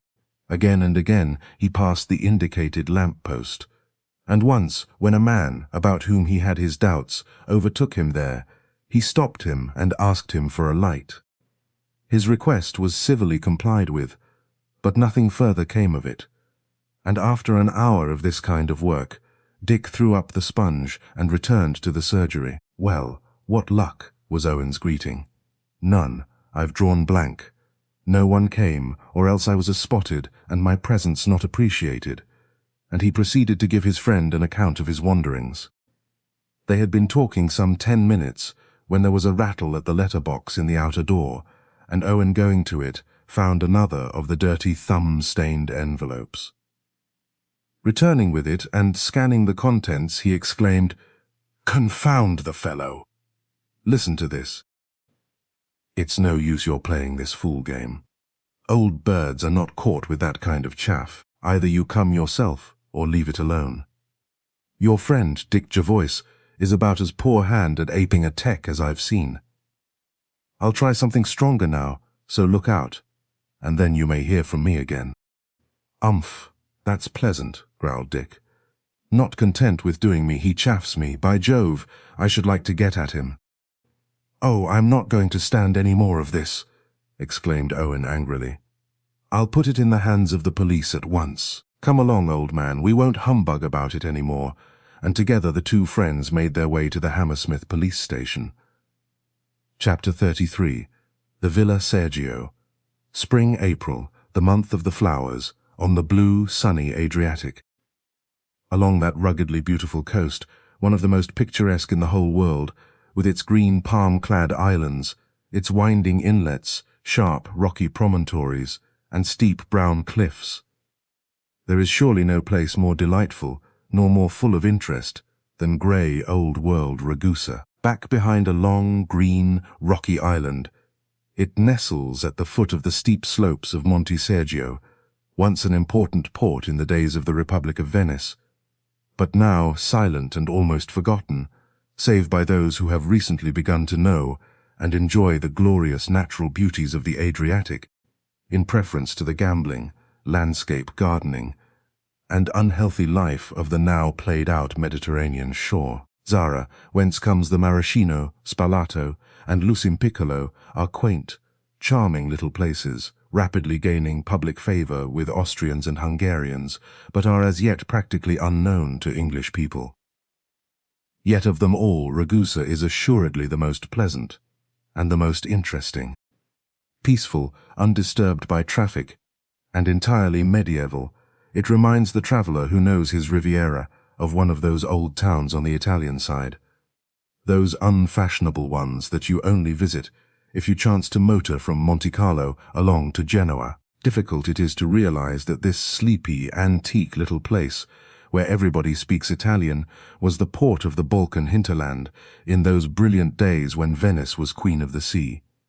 Today, it is a tiny decaying town of cyclopean walls, of narrow streets and queer crooked byways. Across its dry moat, and through its ponderous gateway, with the crumbling coat of arms carved in the stone, carriages are unable to pass. Hence there is an absence of bustle, which one finds in other towns. Quaint Bosnian, Dalmatian, and Montenegrin costumes are worn by many of the people. The shops sell genuine antique embroideries, old silver, and old arms, while almost as soon as one enters the main street by the Porta Pil or Landgate, one seems out again at the Watergate. The stranger who strolls about those small piazzas, inspecting the Duomo, the 16th-century churches, with their long flights of steps, and their celebrated Madonnas, the fine Renaissance rector's palace, the splendid old medieval fountain, and the rest of the relics of an age bygone, will be struck by the peaceful air of it all. The world has progressed with rapid strides these last 3 centuries, but it has passed Ragusa by unaltered. The same today as in the 17th century, the town within its huge walls still remains, a place of deep shadows with glimpses of bright blue sea at the ends of dark, crooked alleys. Here may the wandering Englishman linger and reflect, for is it not full of historic associations? Is not that beautiful, palm-clad island of La Croma opposite, the gem of the Adriatic, associated indisputably with the heart of Richard Coeur de Lion? And if the traveller, retracing his steps along the Corso to the Porta Pil, and crossing the dried-up moat to the splendid avenue of mulberry trees outside the walls, the quarter of the villas and hotels, chances to glance upward at the green hillside behind, he will notice, dominating the town, a huge white villa in Italian style, with red roof and 2 long rows of green-painted sun-shutters standing embowered in its palms, roses and tangles of climbing geraniums. By a single glance it will be recognized as the finest villa on all that beautiful coast, more palatial indeed than that of a certain royal personage, which stands on the mulberry-lined boulevard below.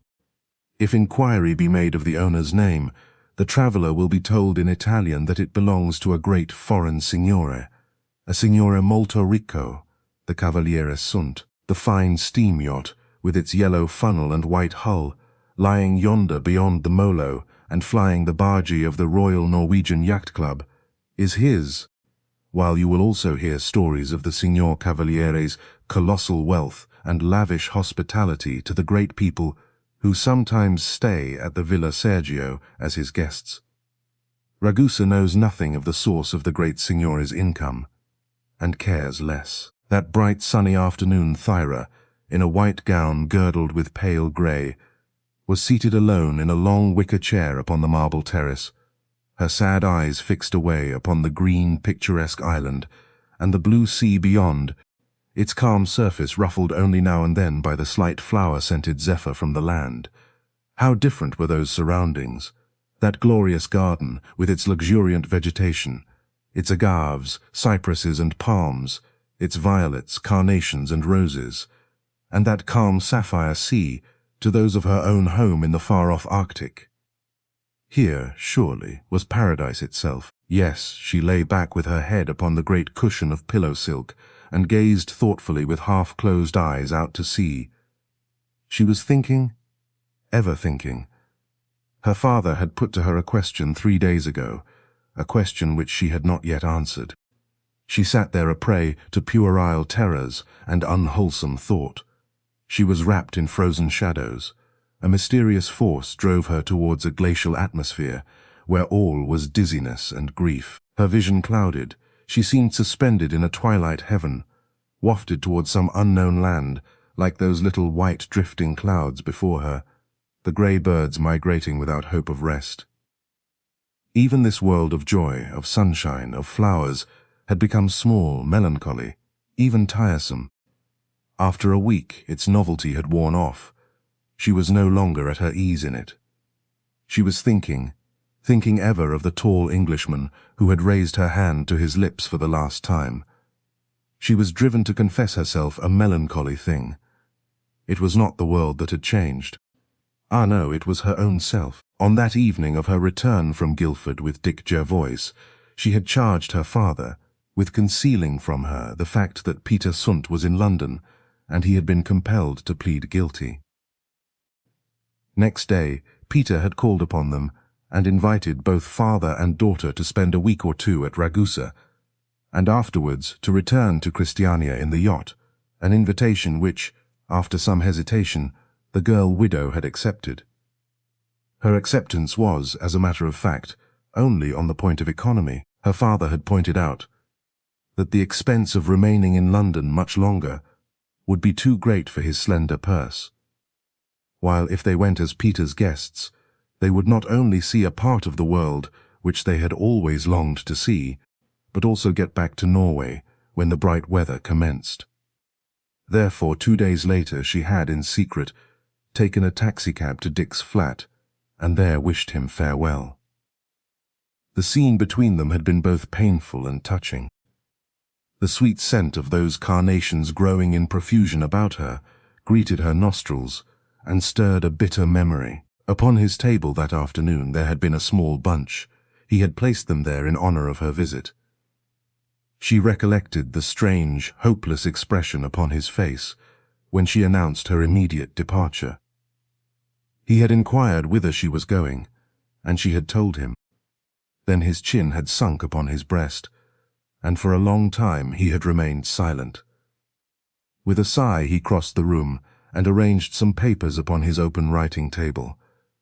It was because she should not see the expression of pain upon his features, that she knew quite well. At last he faced her and spoke frankly, his voice only faltering once. She heard him to the end, to the bitter end. Yet did he speak the truth? Were his words sincere?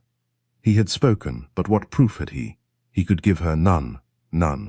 His excuse was but a lame one after all. Yes, one unsupported by any single vestige of proof. And so, after half an hour, perhaps the most painful half-hour in all her life, she had risen from that big armchair by the fire to take leave of him. Now, as she sat alone staring at those slowly drifting clouds, she remembered it all. The silence of that room at Barnes, unbroken save by the whir of a passing motor bus, the musical chimes of his clock, and his hoarse earnestness when he had bent over her hand and kissed it for the last time. She was a fool for ever revealing Peter Sundt's proposal of marriage. She saw it now, alas, that it was too late. She had seen in the eyes of Richard Jervoise such flow of tenderness, of regret, of dream, that she had at first not the heart to rob him of it. But the one dread thought had occurred to her, that same bitter thought that had for so long oppressed her, that had held her apart from him always. The words he had spoken were full of deep and tragic meaning.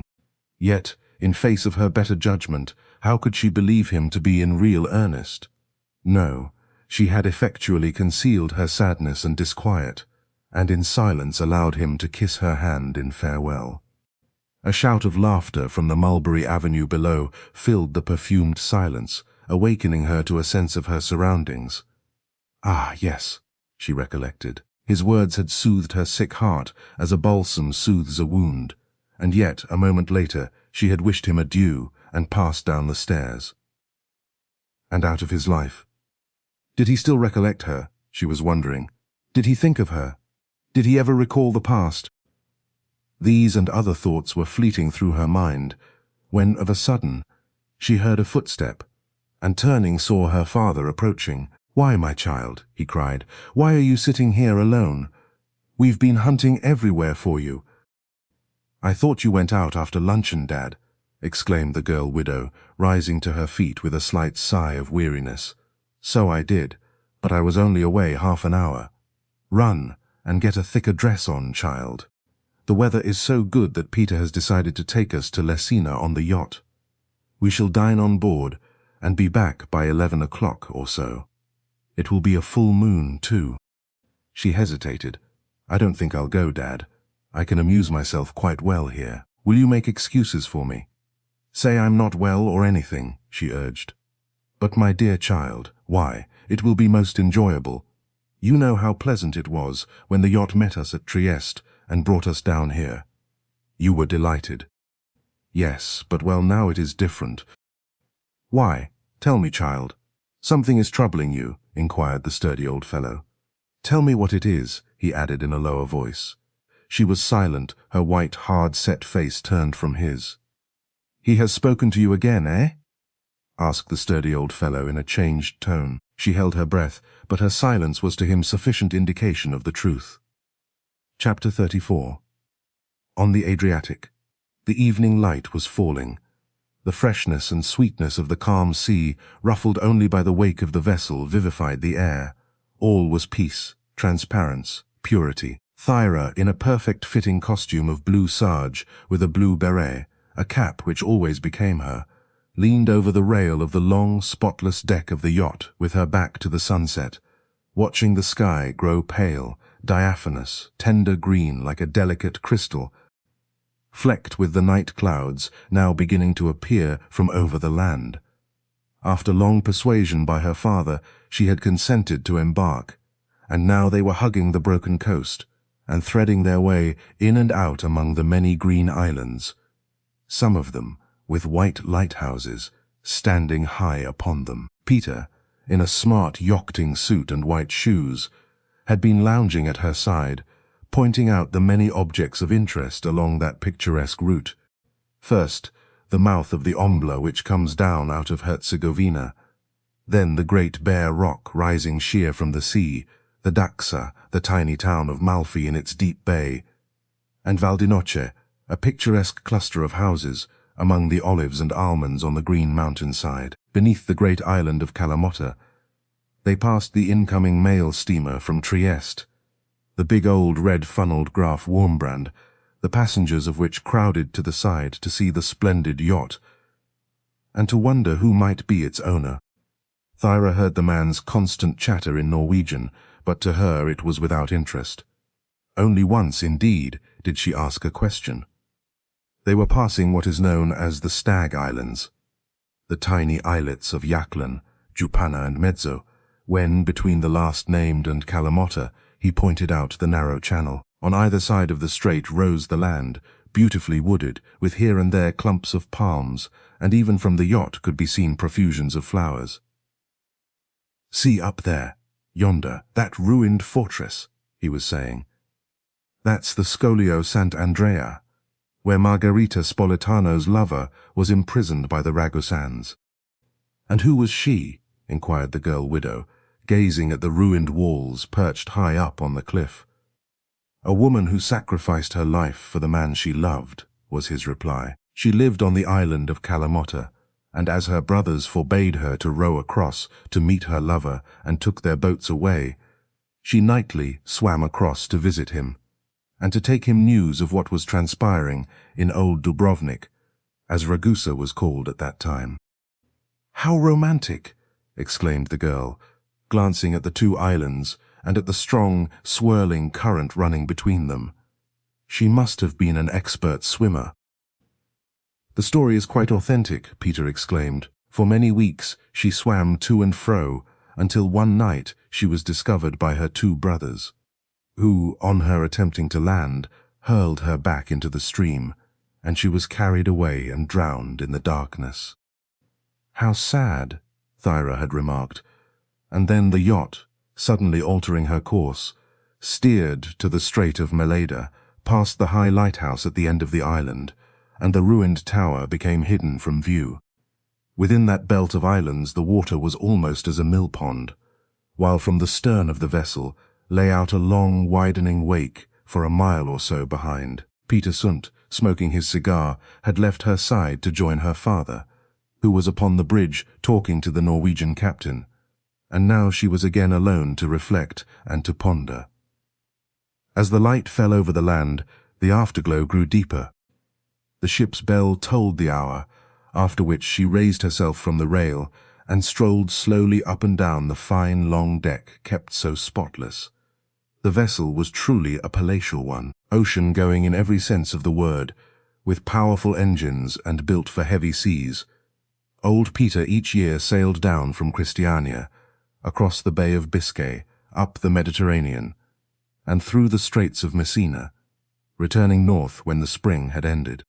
Fitted with every luxury and kept up in splendid style, he had purchased it 5 years before, when its owner, a royal prince, had died, and he had since crossed the Atlantic in it on several occasions. Thyra had seen it lying at the quay, at Christiania and at Vado, but had never been on board until at Trieste, when they had descended from the sleeping car that had brought them through from Calais, and embarked for Ragusa. The deck chairs with the monogram P.S. Upon them, the shining brasswork, the blue and gold deck saloon, with its flowers and silken lounges, which she entered a moment later to get her jacket. All betrayed immense wealth. The artistic taste had, of course, been that of the previous owner, for what artistic temperament could be expected of that ex-fisherman, who ruled the cod, liver oil and stock fish market? Having obtained her jacket, Thyra sighed as she went forth on deck again. All that display of luxury, both on board the yacht and at the Villa Sergio, only irritated her. Old Peter's red face and rasping voice jarred upon her. She wished she had been firm with her father and refused her host's invitation. The evening cruise did not interest her in the least. She wished to be alone. Alone amid the flowers, amid the sweet scent of those carnations in the garden, to think, and to reflect upon the past. Old Jorgen called to her in his loud nautical voice, and she was compelled to ascend to the bridge and join the two men who sat in deck chairs in the full enjoyment of their cigars. They had run past Meleda with its numerous chasms and gorges, and had come to an island whereon stood a lonely monastery, which Peter explained was the Benedictine house of Santa Maria, now turned into a forester's residence. Thence, with the girl leaning back against the rail, her hair blown out upon the wind as she chatted with feigned merriment, the vessel's course lay through the narrow Canale di Curzola, between the fertile islands of Curzola and Sabioncello, and out again towards Lesina, lying low and purple in the distance against the darkening afterglow. All was so silent, so peaceful, so beautiful. Not a sound reached the bridge save the low throbbing of the engines, as the vessel sped through the unruffled waters, straight for that distant island. How different was the life on board the grimy old Mercure, and yet did she not prefer Captain Martin's round, cheery face and blue, kindly eyes, and those rough and ready days in the boisterous Arctic seas? A smart steward came to announce that dinner was served. Then, descending to the saloon, they found the table laid with fine napery, splendid silver, and bright with flowers. Carnations were among them. Their scent caused her to start. It brought the past to her vision and to her mind, the remembrance of that afternoon at Barnes, when she had parted from the tall Englishman who had been her friend. She was friendless now, utterly and completely friendless.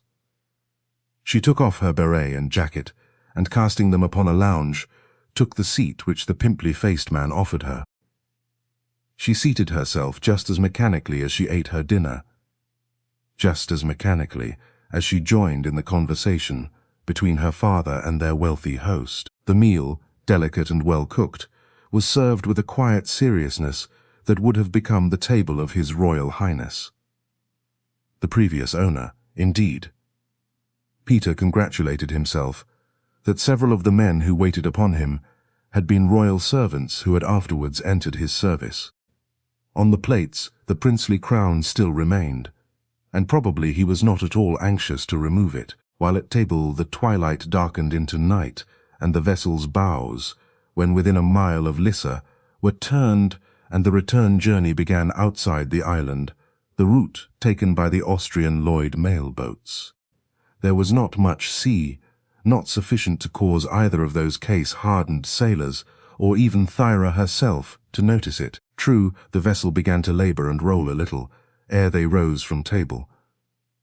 But Thyra, when she ascended to the deck, saw that the moon was rising, and that the night was one of those clear, brilliant ones, so often experienced in the Adriatic in the springtime. Old Jorgen and Peter sat in the fumoir, over their coffee and cigars, while she obtained her fur-lined travelling coat, which her father had thoughtfully brought for her, and took a seat in one of the long chairs upon the deck. She rested her chin upon her hand, and gazing straight across the moonlit waters, recalled the past. It had become a habit with her now, a habit that was gradually revealing itself traced upon her beautiful face, causing a darkness beneath her eyes and an unusual pallor upon her cheeks. Those last words, that last wild appeal of Richard Jervoise, was still ringing in her ears. He loved her. Could she close her eyes to that most patent of all facts? Could she say within her own heart that he had lied to her? He had confessed his love that afternoon, at the moment when she had told him of her departure. With her woman's intuition, she had guessed his secret from the first. Those words of his were wild and uncurbed as he had blurted forth the truth, words which had constantly recurred to her ever since. Of Paul she was gradually ceasing to think.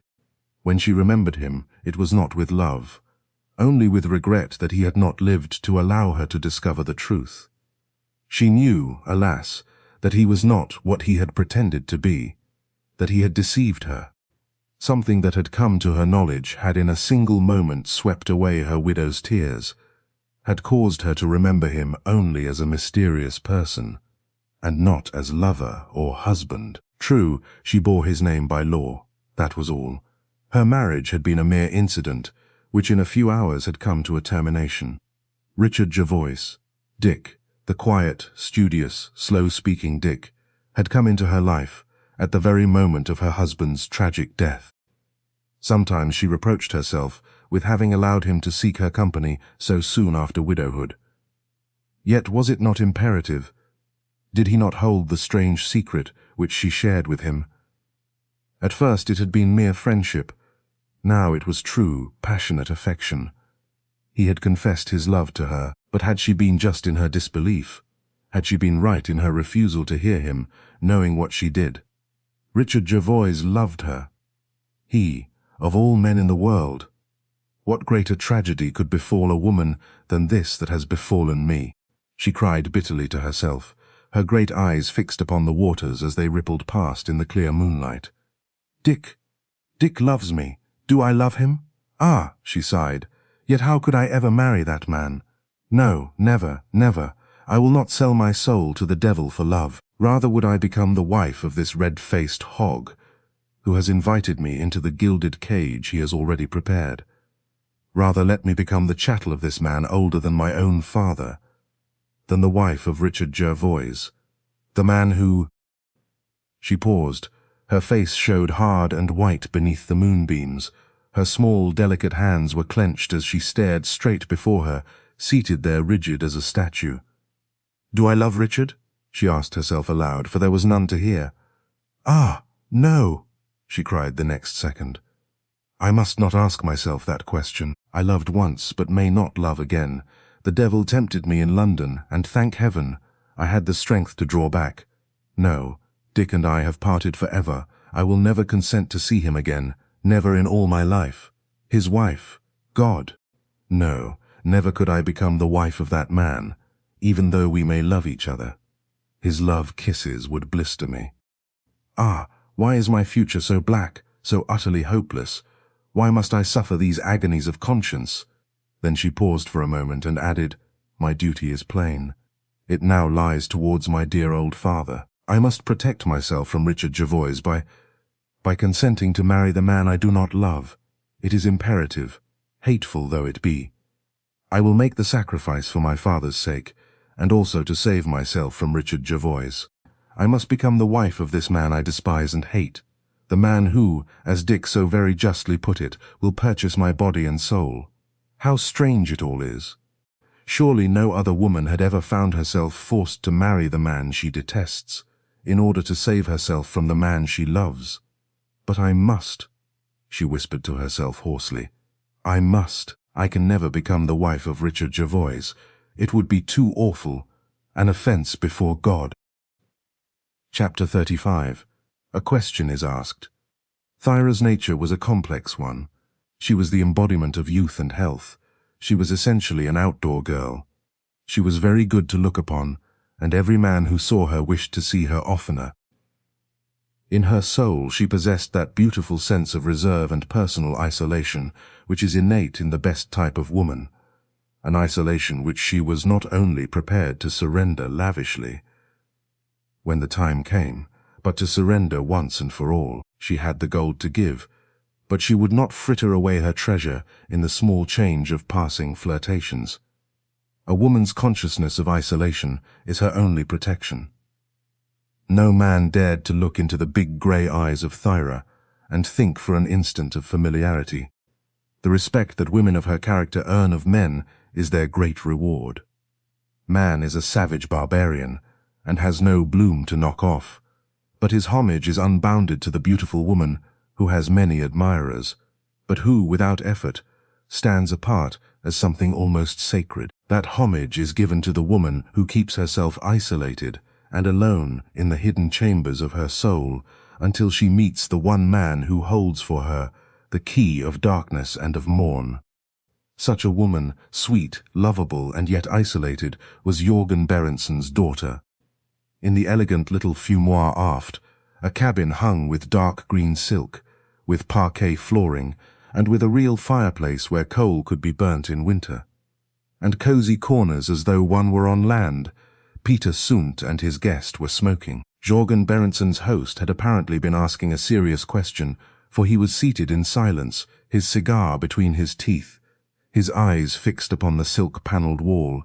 Opposite, his big hard hand stroking his grey beard. "Whatever you may say, Jørgen," exclaimed the red-faced man at last, his gaze fixed upon the harbour-master of Vardø, "I shall go to her tonight, now, to make one last appeal. My girl has views of her own upon marriage, especially so soon after Paul's death," responded his friend. "Suppose she again refuses?" Old Sundt's manner changed in an instant. "Refuses? She will not refuse this time. She will consent to marry me. For her father's sake," he said meaningly. You would tell her?" gasped the other, starting from his chair. "Jørgen," said the other very quietly, "I love your daughter, and I intend to marry her." "You have said that before," exclaimed the captain in a low tone of distress.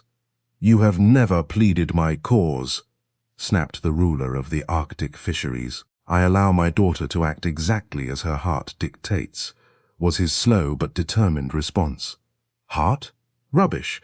Marriage is a mere matter of convenience.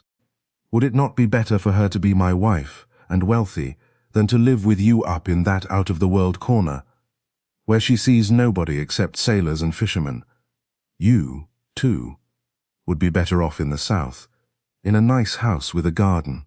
There's a little villa just outside Ragusa, which belongs to me, and in which you might live, so as to be close to us." "Peter," exclaimed the bluff old fellow, looking straight into his face, "why tempt me like this? I have told you, and I repeat my words, that I will not attempt to use any influence with Thyra. She married the man she loved, and tragedy was the result. Let her act now as she thinks best. What affection can a girl in her present pitiable circumstances have in her heart?" "I don't want her affection now," he declared. "That will come in due course. You will remain here, and give me permission to go and speak to her." "She will refuse. Why trouble her?" queried her father, who, be it said, had no great love for this man who had risen from a common fisherman to the position he now held. He knew, alas, the hundreds of lives that had been sacrificed in those boiling seas, in the gathering of the harvest which had made old Peter Sundt the wealthy man he was. He knew well, too, the hardness of the man's heart, and how, times without number, he had refused succor to the poor widows and little children of the men who had been swallowed up by the sea in his service. He was a callous man, whose one thought was money, and from whose heart every spark of human sympathy had long ago been crushed in his desperate fight for fortune. Sitting there at his ease, the splendid diamond glistening upon his coarse, red hand, and his yachting cap pulled over his eyes as he lay back smoking, he presented the picture of the typical parvenu. "Why are you so certain of her refusal, Jørgen?" he asked, removing the cigar from his hard mouth. "Her love match brought her only sorrow.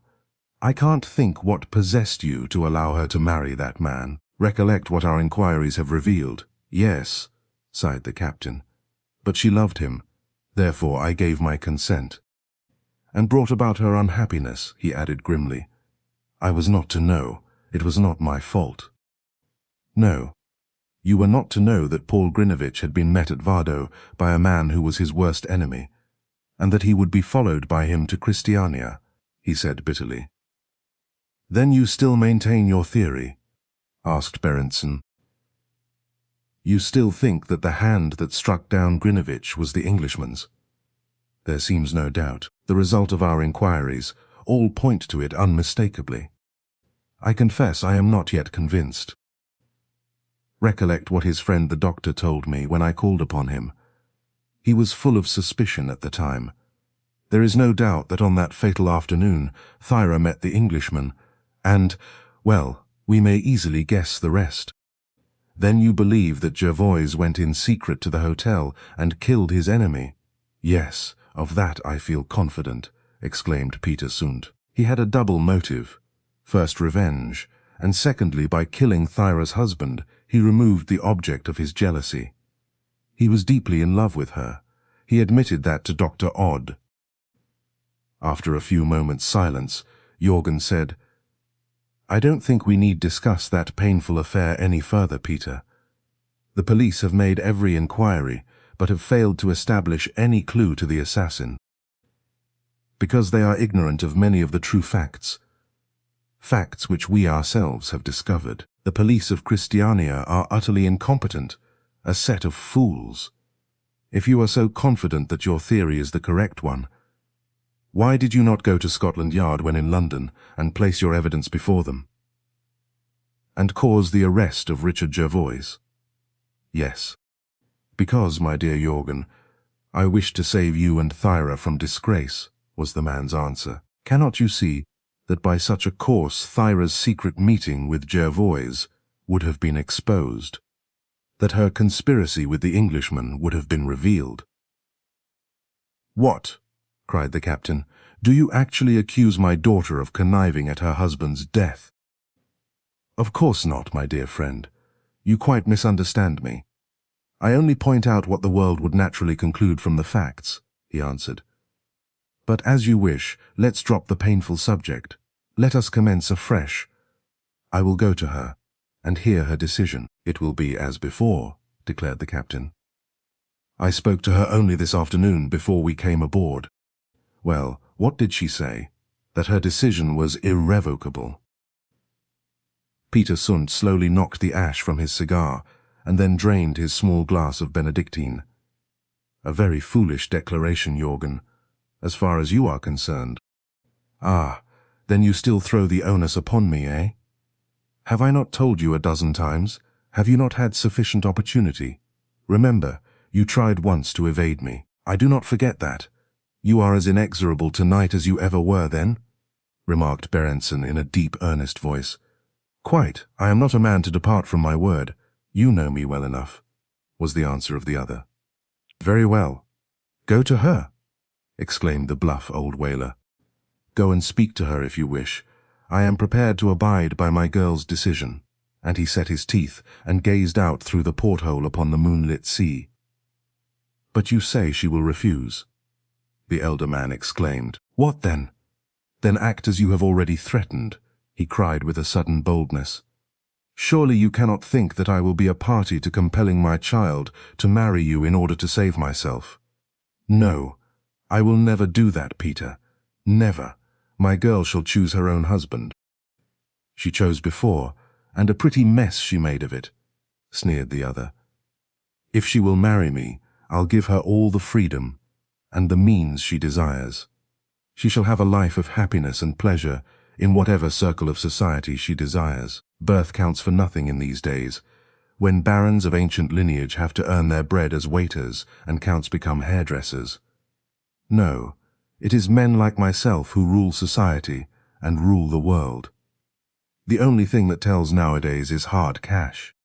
I, who began life as a fisher boy, have entertained royalty on board this very yacht, and more than one royal highness has dined at my table." He laughed. "And why? Merely because even those of royal blood bow down before the golden calf and turn their backs upon the penniless portion of their own aristocracy. Oh, life is an amusing game with men like myself, I can assure you," he added. "Amusing because you hold men's destinies in the hollow of your hand, just as you hold mine," Jorgen remarked in a hoarse voice of bitter reproach. "Mine is a fair bargain, surely, in which either my child or myself pays the penalty. When a man commits a folly he must expect to bear the punishment," was Sundt's abrupt reply, as he put down his cigar end and rose, adding, "I am going to her. If you wish to precede me, and to speak to her on my behalf, you are at liberty to do so." "I shall not," Jorgen blurted forth. "I have already told you that she will refuse, and that I am ready to accept the burden of responsibility." "Remember that there will be no drawing back," said Peter in earnest warning. "I gave you full opportunity, and I have not, and will not, avail myself of it. If you have marked me out for ruin, as you seem to have done, well, so be it. My child shall never be forced into marriage with you in order to effect my escape." "Good," exclaimed the red-faced man, straightening his cravat before the mirror. "Remember, Jorgen, that upon Thyra's decision tonight rests your own future." And with an expression of dark determination, he strode out upon the deck, forward to where sat the girl widow in the long chair, the brilliant moonlight falling upon her, bright almost as day. At her side he halted, bent over her, and uttered a word. But she turned her white face from him, without response. So he straightened himself, and stood in silence, his hand resting upon the back of her chair. That moment was the crucial one of Thyra's life. Her decision meant either her own unhappiness or to her beloved father. Even though she were ignorant of it, disaster worse than death itself. Chapter 36. Father and Daughter. It was past midnight. Thyra stood leaning upon the marble terrace of the Villa Sergio, still gazing upon the moonlit sea. Below, a few lights twinkled in the town, while across on the headland of the island of La Croma shone out the warning beacon. The feathery palms and bamboos above her whispered in the faint breeze, but the dead silence of the night was over everything. Alone, standing there in silence, it seemed to her that some mysterious being, black in the night shadows, had smitten her heart. She had awakened from the evil stupor of the past few hours. She was making a supreme effort to rid herself of the shadow, of the weight of the incubus, or else she felt that she must fall beneath its weight, crushed by the black shadow upon her. She must die. This hour of conflict she had dreaded. From day to day she had put it from her like a bitter cup. But she had at last faced the ordeal, and it was over. Yet she still felt a mysterious fear. What would Richard Jervoise say? What would he do when he learnt the ghastly truth? She was in the maze of an evil dream. A footstep sounded close to her. It was her father, come to her again at that same spot where he had stood in the afternoon. "My child," he said softly, placing his big hand upon her shoulder. "Peter has told me I have come to offer you my congratulations, dearest." "Thank you, Dad," she answered coldly, her face still turned from him. "You do not know, Thyra, you cannot know all that I feel. All that your marriage to Peter Sundt means to me," he faltered in a low tone. "Ah, my child, I hardly dared to hope that after all, you would give him your hand." The girl turned suddenly, and burying her face upon her father's shoulder, burst into tears. I know," he exclaimed in a low, sympathetic voice, endeavoring to comfort her. "I know all that you must feel, with the man you loved only dead so short a time. But, child, you must forget him. After all, he deceived you. He was worthless." "Who told you that?" she asked suddenly, drying her tears and raising her face to his. "Who makes any allegations against Paul?" Her father was silent. Her question was a distinctly awkward one. "Well," he said uneasily, "there are curious rumors current, my dear.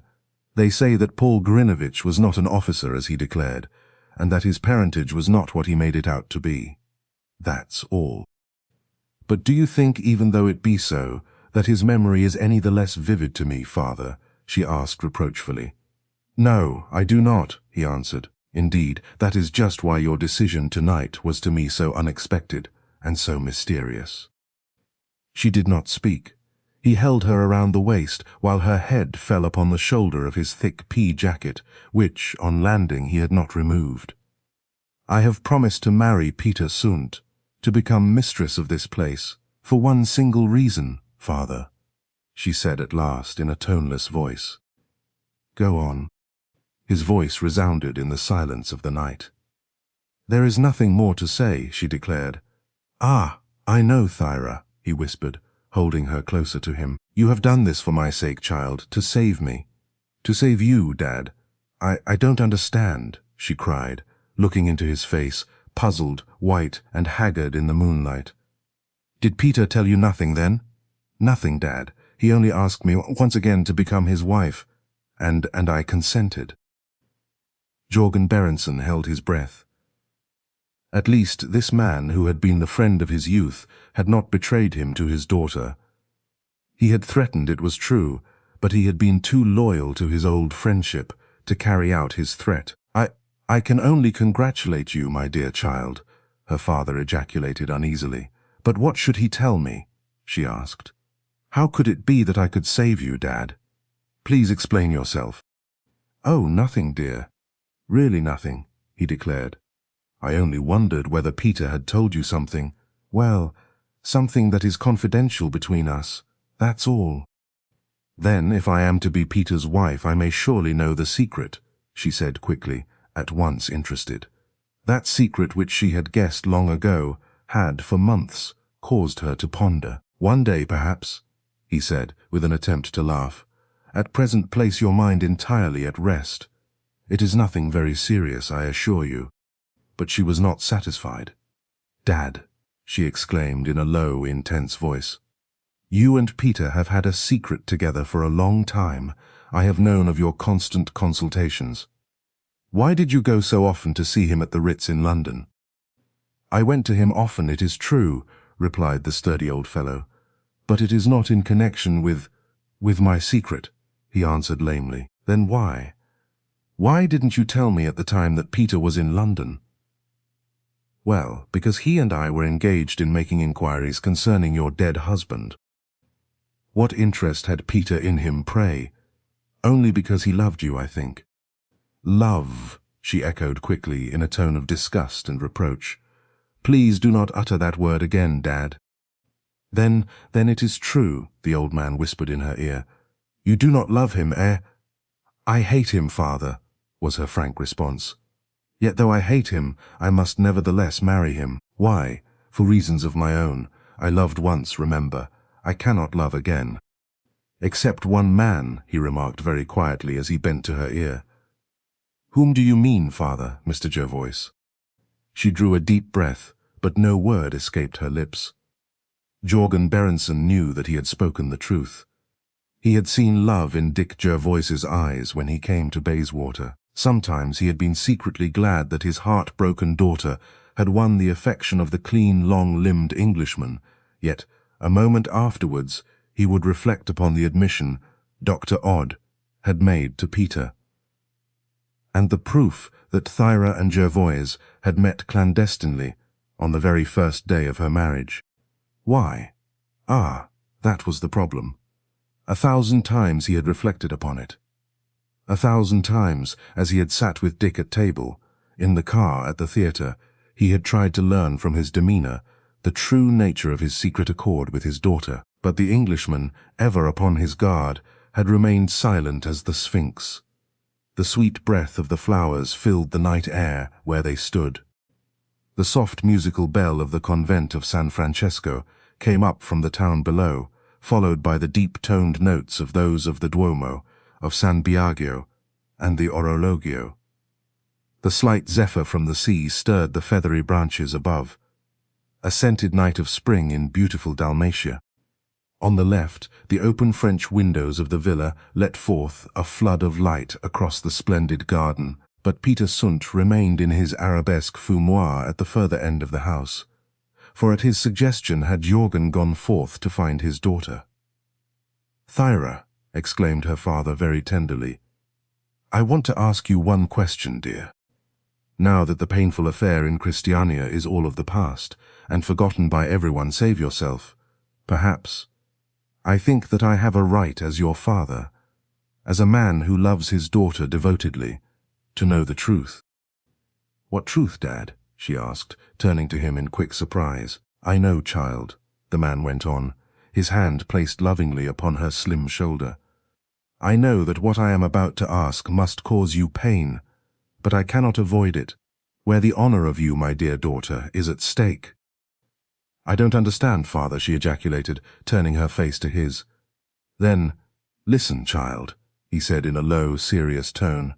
It is alleged that you met Richard Jervoise on the afternoon of Paul's death.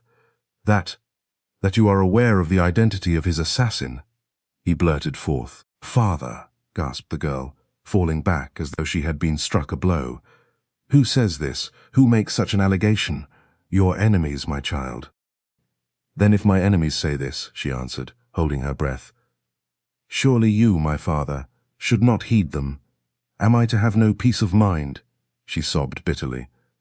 Is this the latest charge against me, that I am an accessory to my husband's murder? I do not believe it, my dear child, he assured her. How can you think that I could ever believe any ill of you? Does this man Peter Sundt believe it? She asked in a dry, hard voice. Why, of course not, or he would never have asked you to become his wife, was the man's response, not, however, without just a moment's hesitation. Was it not Peter himself who had made the startling allegations? He reflected. Father and daughter stood together in silence for a long time. At last she said, Peter has tonight told me something of which I was hitherto unaware, father. He is, it seems, a widower. Jörgen Berenson drew a deep breath. Ah, he has told you that, has he? Well, perhaps, child, it is better for you to know now than afterwards that he has been married before. You who have known Peter nearly all his life, knew his wife, of course, Dad. What was she like? Asked the girl with some curiosity. Oh, it was so many years ago that I scarcely recollect her, save that she was a pretty, dark-haired girl, Marguerite Meunier, a French governess in the household of a prominent member of the Storthing. That was, well, fully 25 years ago. They lived for about 2 years in Tromsø, for in those days Peter was not wealthy. Then the rigors of the climate were too severe for her, and he took her to live in Christiania, and afterwards, I think, to Copenhagen. She died of phthisis in Mentone, I believe, 3 years after her marriage.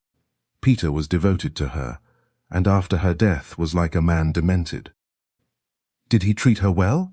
Asked the girl, gazing thoughtfully upon the long line of the moon's brilliance across the rippling sea.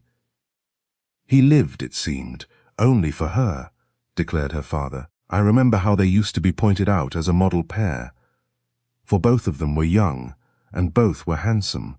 It was our climate of the north that killed her, poor, fragile little woman. She had been born and bred in the south, in the Jura, I have heard. And she went back to France to die, sighed the girl. Since her death, Peter has devoted his whole time and energies to the amassing of wealth, remarked her father. His case is not unique. In the past of many a man who is today hard and embittered will be found a similar hidden episode. Look at myself, Thyra. I have never been the same man since God thought fit to take your dear mother from me. When I lost her, I, alas, lost everything that was dear to me in this world. Except you, he sighed. And now you are to leave me. And he swallowed the big lump that rose in his throat. Not of my own free will, Dad, she assured him, twining her long arms about his neck and kissing him fondly. Then what has induced you to consent to this marriage? Asked the sturdy old man, much puzzled. Why have you made, well, this sacrifice? He blurted forth again. I have reasons that are mine alone, was her ambiguous answer, as her breast rose and fell slowly. Reasons rendered the stronger, now that I know the cruel allegations made against me and against. She could not finish the sentence. She burst again into tears. And against the man you love, child, he added very softly. Ah, yes, I know all that you must feel, all that this must have cost you to give your hand to this man. Believe me, I have tried to prevent it all, but alas, I have been powerless. I deeply regret now that we ever accepted his invitation to come to this gilded palace of his. I do not. It is for the best, undoubtedly. Marriage with Peter Sundt, though he is older than you, my father, will perhaps save me from a worse fate, now that love and happiness are in future utterly debarred me. No, child, don't speak so despondently. You are still young with all your life before you. Come, dry your dear eyes, he urged, drawing her tenderly to him. It's late. Let me see you to your room. She restrained her emotion, but in the light he saw that the expression upon her face had entirely changed. She seemed years older. The light of youth had faded from her lovely countenance. Her eyes were hard and stony, and upon her mouth was an expression which showed the determination with which she had made her self-sacrifice, had renounced her love, and with it all in the world she had held most dear. That night she did not close her eyes. Instead she wrote a long letter of many pages to Dick Jervoise. Chapter 37. In black and white. We must return to London, and more particularly to Hammersmith. Owen's action in placing the matter of the annoying letters in the hands of the police had led to nothing, so far as the discovery of the writer was concerned. He still remained unfound, and the authorities owned themselves baffled. But there seemed to be one good result from his so doing. The letters had ceased as suddenly as they had commenced. After the one that arrived on the evening of Dick's amateur effort at detective work, Owen had received no more, and the annoyance was fading from his mind. The more so, as his friend was away in France, and he had no one with whom to discuss the incident, as for certain reasons of his own, he would not revert to the matter with the Major. At first he had worried himself a good deal over it, but when the infliction ceased, he grew to look on it as the work of some lunatic who had wished to have a joke at his expense, and was satisfied with the result. And there was another matter which occupied his mind a good deal. His relations with the Gordons were not as pleasant as they had been at first. Not that he could complain of anything on the part of the Major. He was always friendly, and glad to see him. But with the daughter it was different, and yet Owen could hardly say in what way the difference lay, except that he appeared to be making no headway with her. She was coolly polite when they met, and when he spent the evening at their flat, she would remain in the room working. But her share in the conversation would be very slight. As he expressed it, she suffered him, and he could find nothing definite in her manner with which to find fault, at least openly. Her father did not seem to notice anything, so what could he say? Yet a lover is more exigent than a man in his right senses, and looks for more. Owen was far from contented. The thing worried him. He felt there was no reason for her thus to treat him, and that she was not dealing fairly with him. He did not care to allude to the matter to the Major. It was something between Amy and himself, and between themselves it should remain. At last his mind was made up, and having a few hours to spare, he took the tube up to Bond Street and paid a call on Madame Juliette. He found the waiting room unoccupied, and her attendant informed him that she had a client with her, but that she would see him next. It was the first time he had paid a visit to her professional apartments, and he was struck with the semi-oriental manner in which they were furnished. All the luxuries and glamour of the East seemed to be gathered there, and in the subdued light shed by the shaded lamps, for the daylight was excluded by thick hangings over the windows. It was easy to imagine he had been transported to the heart of India. But he had not long to wait before he was summoned by the silent-footed, dark-skinned boy to follow him along a short passage, at the end of which he drew back a door, and, raising a thick curtain, Owen found himself in the presence of Miss Gordon. She rose from a low divan upon which she had been sitting and bowed, but did not offer her hand. Owen took his cue from her and, waiting till he heard the door close, said, "I trust you will excuse my calling on you here, Miss Gordon, but there is a matter on which I wished to have a few words with you, and I thought we might find more privacy here than at Plevna Gardens." Amy made no reply, merely bowing again, and Owen continued, "It is impossible for me, Miss Gordon, to have failed to notice the change in your manner towards me. When I had the honor of making your acquaintance, you were most kind and friendly, and I will not hide from you the pleasure this gave me. But since then, from some cause, I know not what, you have entirely changed, and, to speak honestly and openly, I don't think you are treating me fairly. I may have done something to offend you, but, if so, it has been unwittingly, and I am entitled to know what it is." Beyond a slight increase in color, which showed plainly beneath the stain, with which her face was darkened, Amy had heard him apparently unmoved.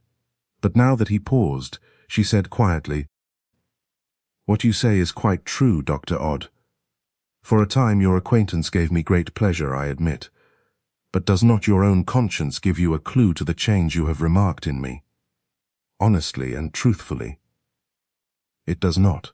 I am utterly and completely unable to account for it. I did not say anything to you, she continued, because the change arose from a professional incident, which I felt in a sense no concern of mine, and concerned you before we came to know you.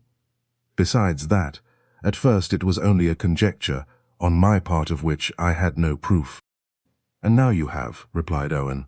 I think so. Then I demand to know what it may be, said Owen sternly.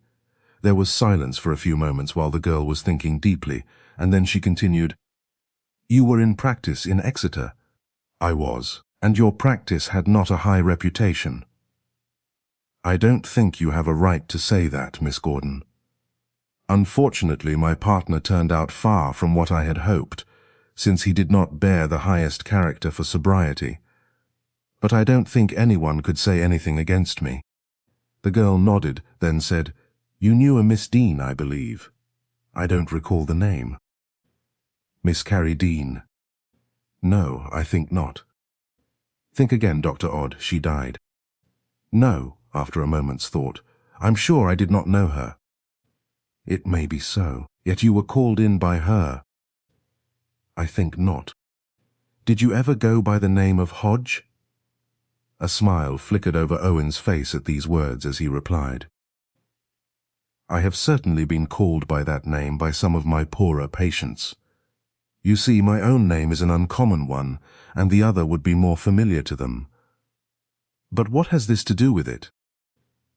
Doctor, I have perhaps been hardly fair to you, and ought not to have remained silent, but for my father's sake I took a course which I considered best, seeing he had made a friend of you.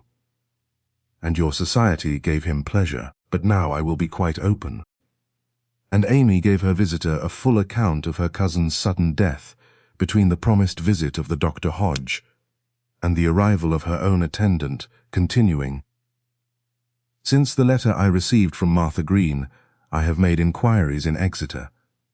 But the incident took place some time ago, and the information I was able to gather was vague and unsatisfactory, and did not serve to satisfy my mind. It would have been much more fair had you applied to me, as the fountainhead in the first place, I think, replied Owen hotly. I see it now. It would have been, however. I did not, and lately I have received from an unknown quarter a letter, which went some way further in confirming the suspicions that were in my mind. I demand to see that letter. You owe me that at least, said Owen sternly, and Amy had never liked the man so well as now, when, with anger blazing in his eyes, he was fighting for his character and reputation. Gazing at him, she hesitated for a moment or two, and then, going to a drawer in her bureau, took from it a sheet of paper and handed it to him. A single glance was sufficient. Ah, he exclaimed, another of these vile innuendos. I am sorry, very sorry. You should have allowed yourself to be influenced by a thing of this kind. A stab in the back, given by a coward. The girl had no answer ready. Her conduct was now placed before her in its true light, and she saw where she was miserably at fault. But it shall not rest here, continued Owen. I have been traduced, and you have sided with my traducer without giving me a chance of being heard. Apart from my friendship with your father, this must be cleared up. As a medical man, I will not suffer this stain on my character to go unchallenged. Now, Miss Gordon, putting aside all thoughts of the friendship which I had hoped, might perhaps in time have grown into something stronger and closer between us. I ask from you the fullest particulars regarding the death of your cousin, and my supposed summons to her bedside.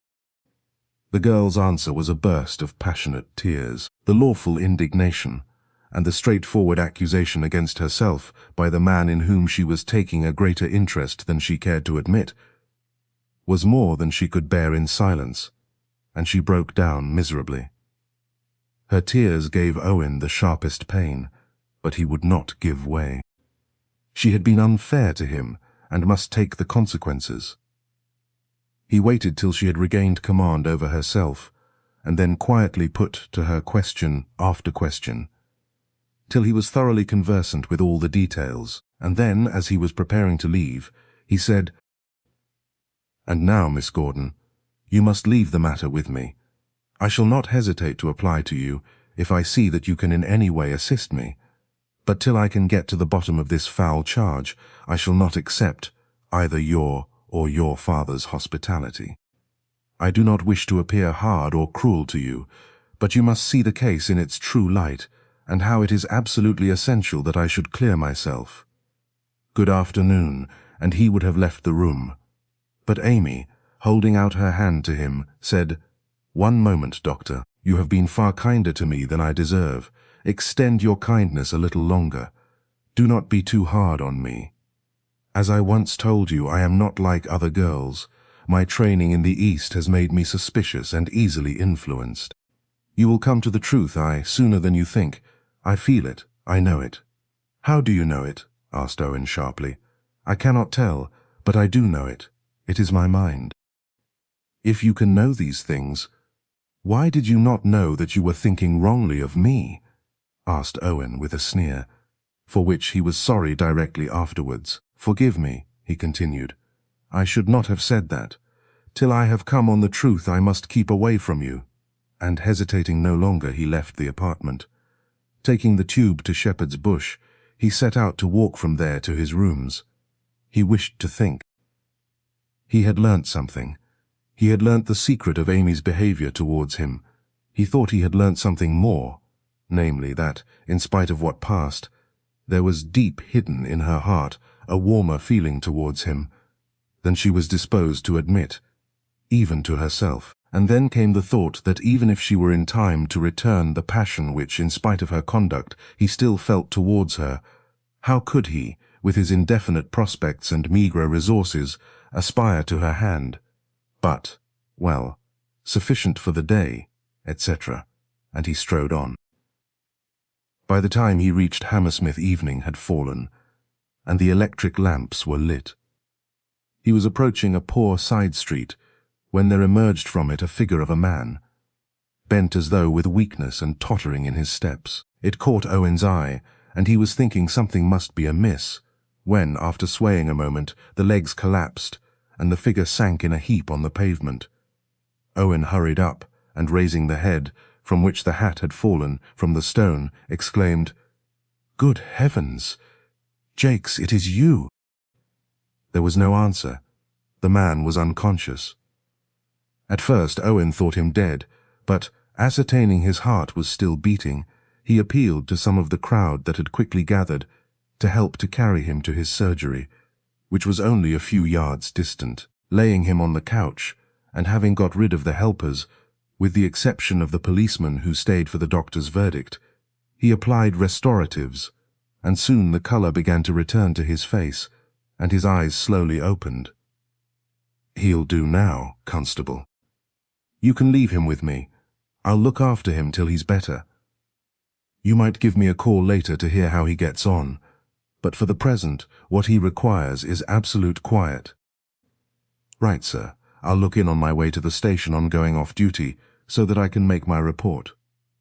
Good evening." Left alone with his former partner, Owen sat by his side watching him carefully. The change in him was so great he had been startled at first. The last time he had seen him, he had been a stout man. Now he had shrunk away to almost nothing. His cheeks had fallen in, and his eyes were hollow, while his skin, a sallow colour, hung in folds about his jaws. It was some time before he was sufficiently recovered to speak, and when he did, it was in anything but a pleasant manner. "Odd, is that you, curse you? What am I doing here?" "I'm not going to let you," and he made an effort to rise. "Lie still, old man," said Owen, pushing him back. "It's all right. I'm looking after you. You've not been well, but you'll soon be better. Here, drink this," handing him a glass. "It's not whiskey," with a smile. "You shall have some of that later on."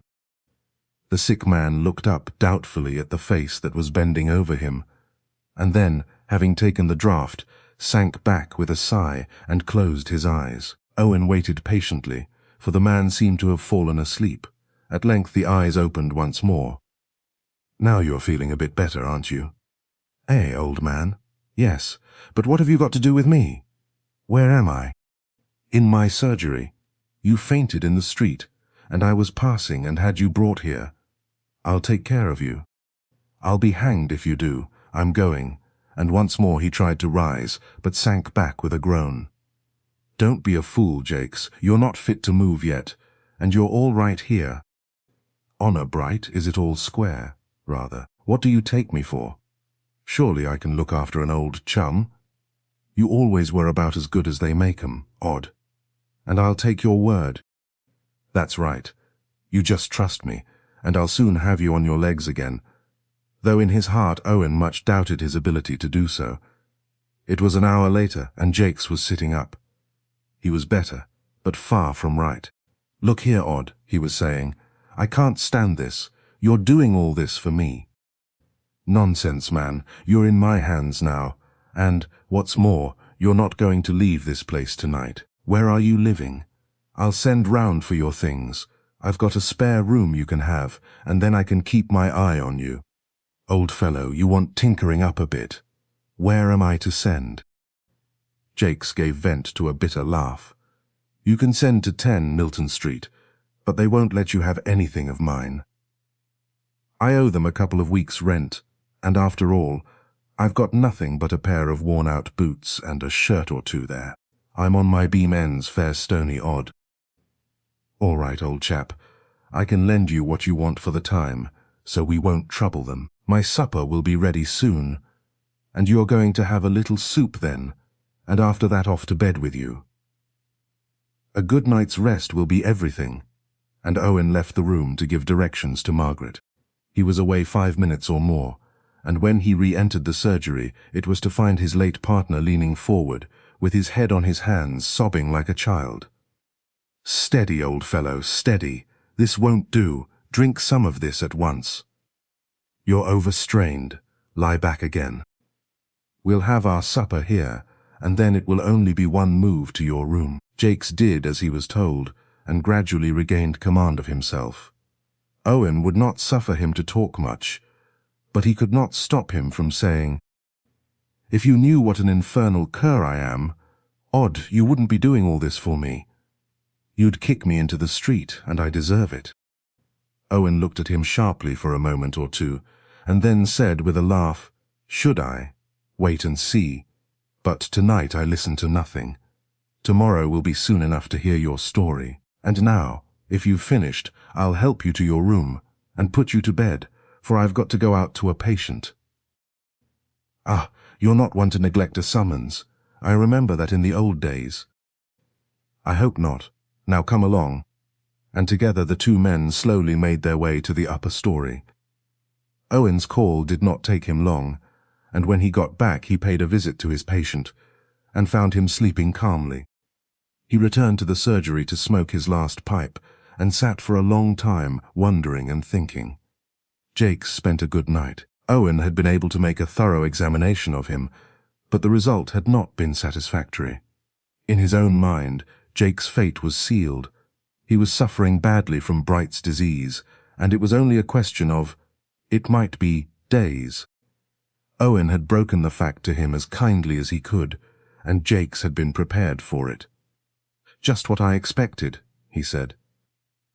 "A fellow couldn't live as I've done without something of this kind, and I've gone it pretty warmly since you and I parted. I've been down on my luck for some time, and have lived on drink, not food, when I'd anything to buy it with, and expletive it. Man, you've behaved like a trump to me, and I can't keep it any longer. It was I who sent you those letters, meaning to get something out of you. But you weren't to be drawn. You, Jakes, yes, I now kick me out. Kick you out. Not I. No, I don't treat an old friend like that, for we were friends in the old days. But there is one thing I am going to do, and that is get you into a hospital, where you will be properly looked after, and nursed far better than you could be here. I'll go, Odd. I shan't be a burden to anyone long, but I'll be none at all to you. You've been too good to me as it is." Owen made no answer. He was thinking, Suddenly he said, "Jakes, do you know a Miss Gordon?" "Yes, I do. You're Miss Gordon? I traced her out and sent her a letter. I'm going to hide nothing. I meant to queer your pitch there, to spite you, and make you attend to my demands." "Do you know who she is?" asked Owen, rising and pacing the room. For he felt his temper was in danger of giving way. "Yes, a cousin of that Miss Carrie Dean who sent for you, or as the man she sent called you, Dr. Hodge. I answered in your name, and promised to go at once. But I'd had more than enough then, and forgot all about it till the next morning. And then, when I drove over to the village and asked for her house, and I was told she was dead, I saw the best thing was to lie low and say nothing about it. I often wondered why there was no row about that afterwards. The man who came for you died as soon as he got back, that's why," said Owen. "What luck, but how was it I knew nothing about this?" "You were away in France, on that one holiday you took. Are you sure of this?" "Certain." "Will you put it down in black and white?" After a moment's hesitation. "Yes, I owe it to you, but make it as easy for me as you can, Odd. It won't be used against you if you mean that. I only want to clear myself. Get a sheet of paper and write what I dictate. I'll sign it." Owen readily did as requested, and within a few minutes was in possession of a document that he felt sure would set him right in the eyes of the girl he loved so passionately. As to the wreck of humanity, Jakes, the following day, Owen was enabled to gain him admission to an hospital where, after lingering for a week, constantly visited by his former and forgiving partner, he died. Once more Owen was in the sanctum of Madame Juliette, in Bond Street, but with what different feelings from those he had experienced on the former occasion. Miss Gordon was seated on the divan, with a paper in her hand which she had been reading. "Forgive me, Dr. Odd. I can say no more," she murmured, looking up, her lovely eyes bright with unshed tears. "Your suspicions are at rest, Miss Gordon?" inquired Owen calmly. "Completely. They should never have arisen."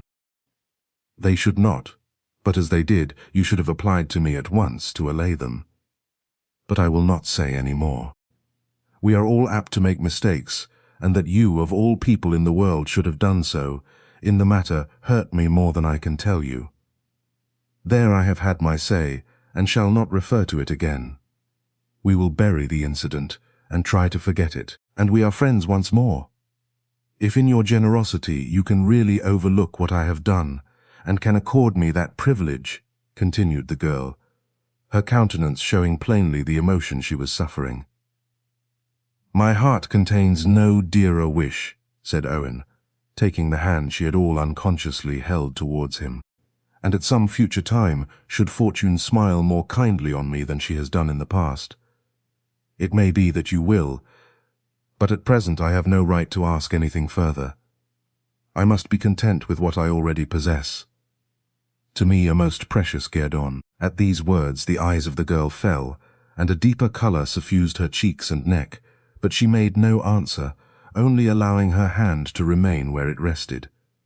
They stood thus for some moments in absolute silence, and then Owen said, "And now I may resume my visits as formerly. As often as you care to come, my father. And I will always be delighted to see you, you may be sure." "Thank you, Miss Gordon. It will be a pleasure on my part that I have sadly missed of late. I shall take advantage of your permission, and look in this evening. For the present, au revoir, Amy."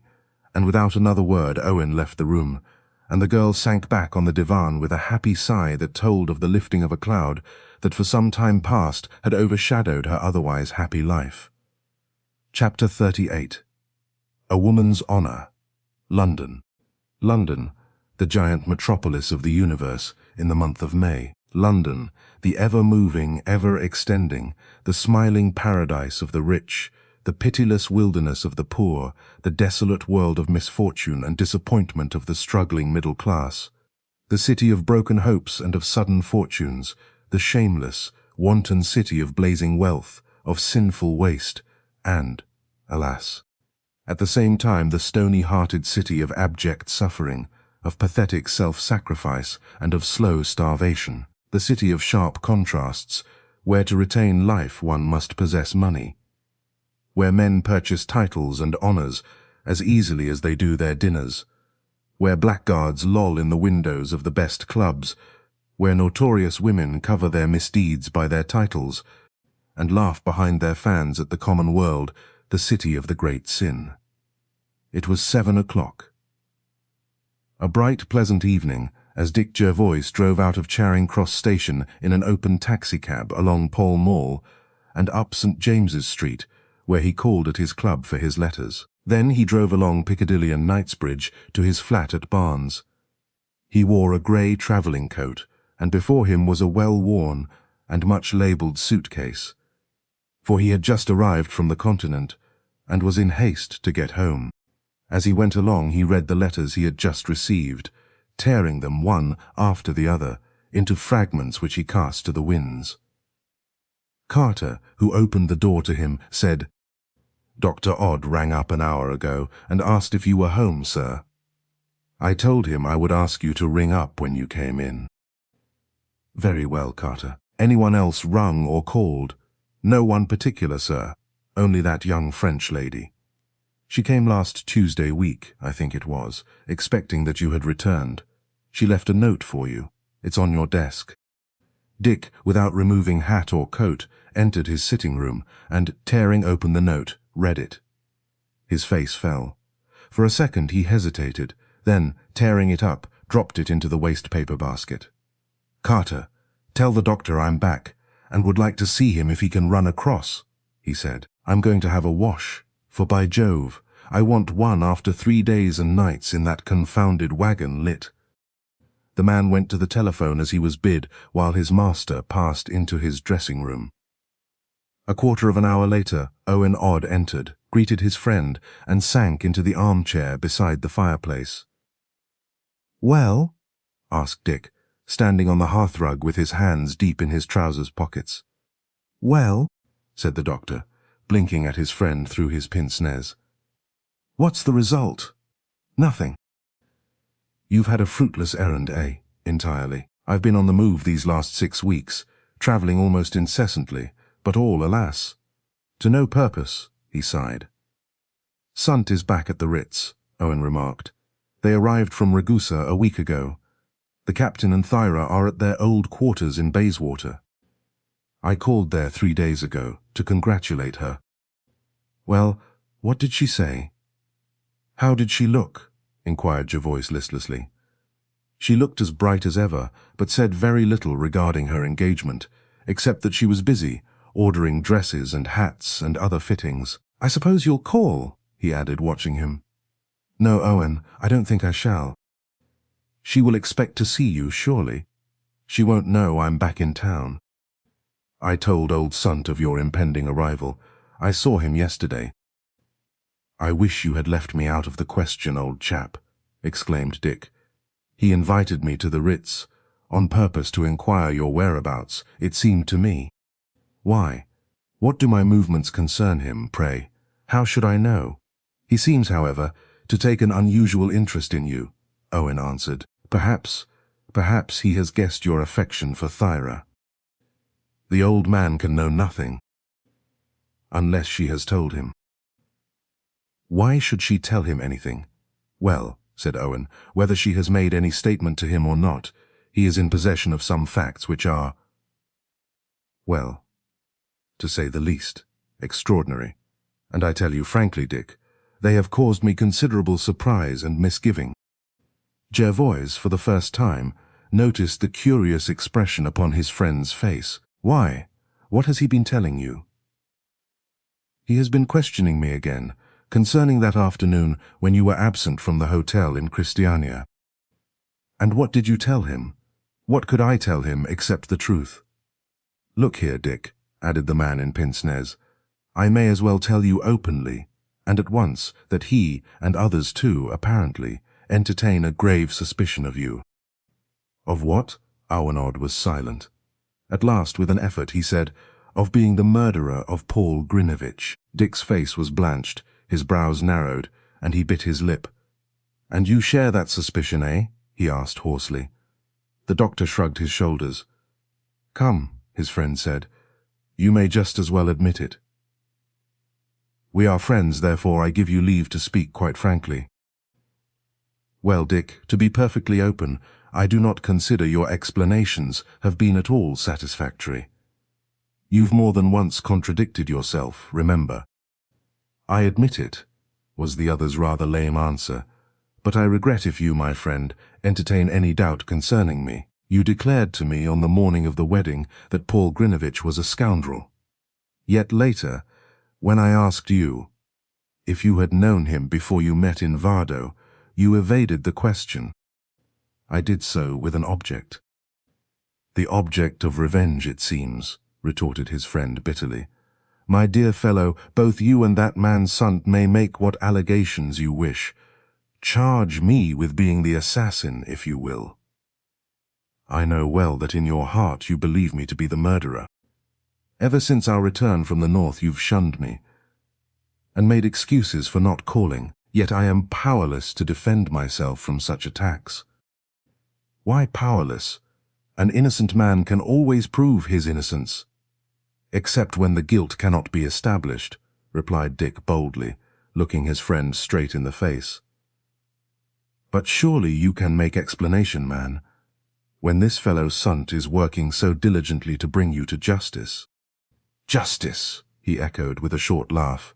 Let the man who has robbed me of my love rob me of my liberty, my life, if he wishes, but he cannot rob me of my honor or my own self-respect. To tell you the truth, Dick, I fail to discern any motive in this indefatigable inquiry which Peter Sundt has instituted. It seems that he has sent detectives over half Russia to try to find out the truth concerning the dead man's past. I know I, too, have just been over the same ground. What's his motive? Hatred of me, no doubt, he answered. He probably knows that Thyra loves me. She does love you, then? Asked his friend anxiously. Of that there is no doubt, and I love her in return. Why should I conceal the truth from you, my friend? From his conversation with me, he has, it seems, established a point which, in any event, is unfortunate, both for Thyra and for you. He has discovered that on the fatal afternoon you met her in secret in the Slottsparken, and were seen walking with her in the direction of the Oscars Gade. He started perceptibly. Well, he asked, and what else? He held his breath, as though in sudden terror of what was to follow. He reserves the full extent of his knowledge to himself, knowing that I am your friend. Indeed, he tried to extract from me a promise to make no mention of this matter to you. And he called you to the Ritz in order to try and ascertain exactly where I was, eh? He called me to tell me that, in consequence of certain admissions made by Thyra, he had caused further inquiries to be made in Christiania, the result of which practically established your guilt. Dick's chin had fallen upon his chest as he stood in silence before the man who had been his friend. He made no remark. He neither sought justification, nor did he make explanation. And now, Owen went on, it surely is for you to relate the true facts of what occurred that afternoon, or else I fear that this fresh information will be placed before the police. My dear fellow, all these secret inquiries on the part of Peter Sundt only go to prove one thing: how bitter is his hatred of myself. Admitted, Thyra may, I fear, have been slightly indiscreet, he replied. Yet, if she loves you, as you appear to think, is it not very strange that she should consent to marriage with this coarse, old parvenu? I alone am aware of the reason, Owen, he said very seriously. On the night she became engaged, she wrote and told me all. I do not blame her, he cried bitterly. I only pity her. Peter has apparently been employing someone to watch your movements, the doctor went on. He asked me if I knew anything concerning your little friend, Alza Dressler. You told him the truth, of course? I told him nothing. But he admitted to me that he had asked Thyra if she knew her. He has asked Thyra, gasped the unhappy man. He has told Thyra of my friendship with Alza, he cried, white to the lips. It seems so. Then she will believe. Believe what? Why? She will believe that I have lied to her, that I've betrayed her. Why don't you make a clean breast of the whole affair, Dick? Surely it would be best, urged his friend, looking straight at him. Owen, he said, fixing his dark, serious eyes upon the doctor. My secret is hers. Cannot you see that in this a woman's honor is at stake? The honor of the woman I love. Chapter 39. Towards the Truth. Several days had passed. Pleasant May days in London. Yes, Miss Berenson was at home, for Thyra had again retaken her maiden name soon after the tragic affair, and Richard Jervoise followed the rather saucy maidservant up to the drawing-room in Talbot Road. The grey-eyed girl, seated near the window, reading, rose as he entered, but her greeting was cold and strained. He was dressed in frock-coat, and carried his silk hat in his hand. For his visit there was a formal one, and he had therefore dressed for formality. "I've called, Miss Berenson, to offer you my congratulations," he stammered. "I have just heard of your return to London." "Thank you very much," she replied in a low voice. "Won't you sit down?" He took the straight-backed chair she indicated, and began to inquire how she had enjoyed herself on the Dalmatian coast. "I know Ragusa quite well," he remarked. "I've stayed there twice on my way down to Cattaro for Montenegro. It's quite charming. I think I know the Villa Sergio too, a big white place on the hill. And so you are very soon to be its mistress. Where does the wedding take place?" "In Christiania. Mr. Sundt leaves London tomorrow in order to make the arrangements. Meanwhile," she laughed uneasily, "look at all these things that are continually arriving," and she pointed to a pile of dressmakers' and milliners' boxes at the further end of the room. "Well," he sighed sadly, "I hope, Thyra, that you will be very, very happy. I hesitated before I came to call upon you, but I felt that I must at least bid farewell to you once again." "Once again?" she echoed bitterly. "Do you recollect our farewell that fatal afternoon in Christiania, and what occurred afterwards? Why recall it?" he faltered, raising his hand. "Why remember the past, now that the future is so bright for you? Can I ever forget it?" She asked. "Can you ever forget it?" He shook his head in silence, his overburdened heart too full for words. He loved her as he loved his own life. "Richard," she said at length in a changed voice, "I think you really ought not to have come here. You might at least have spared me this." "I had no desire to offend you," he assured her quickly.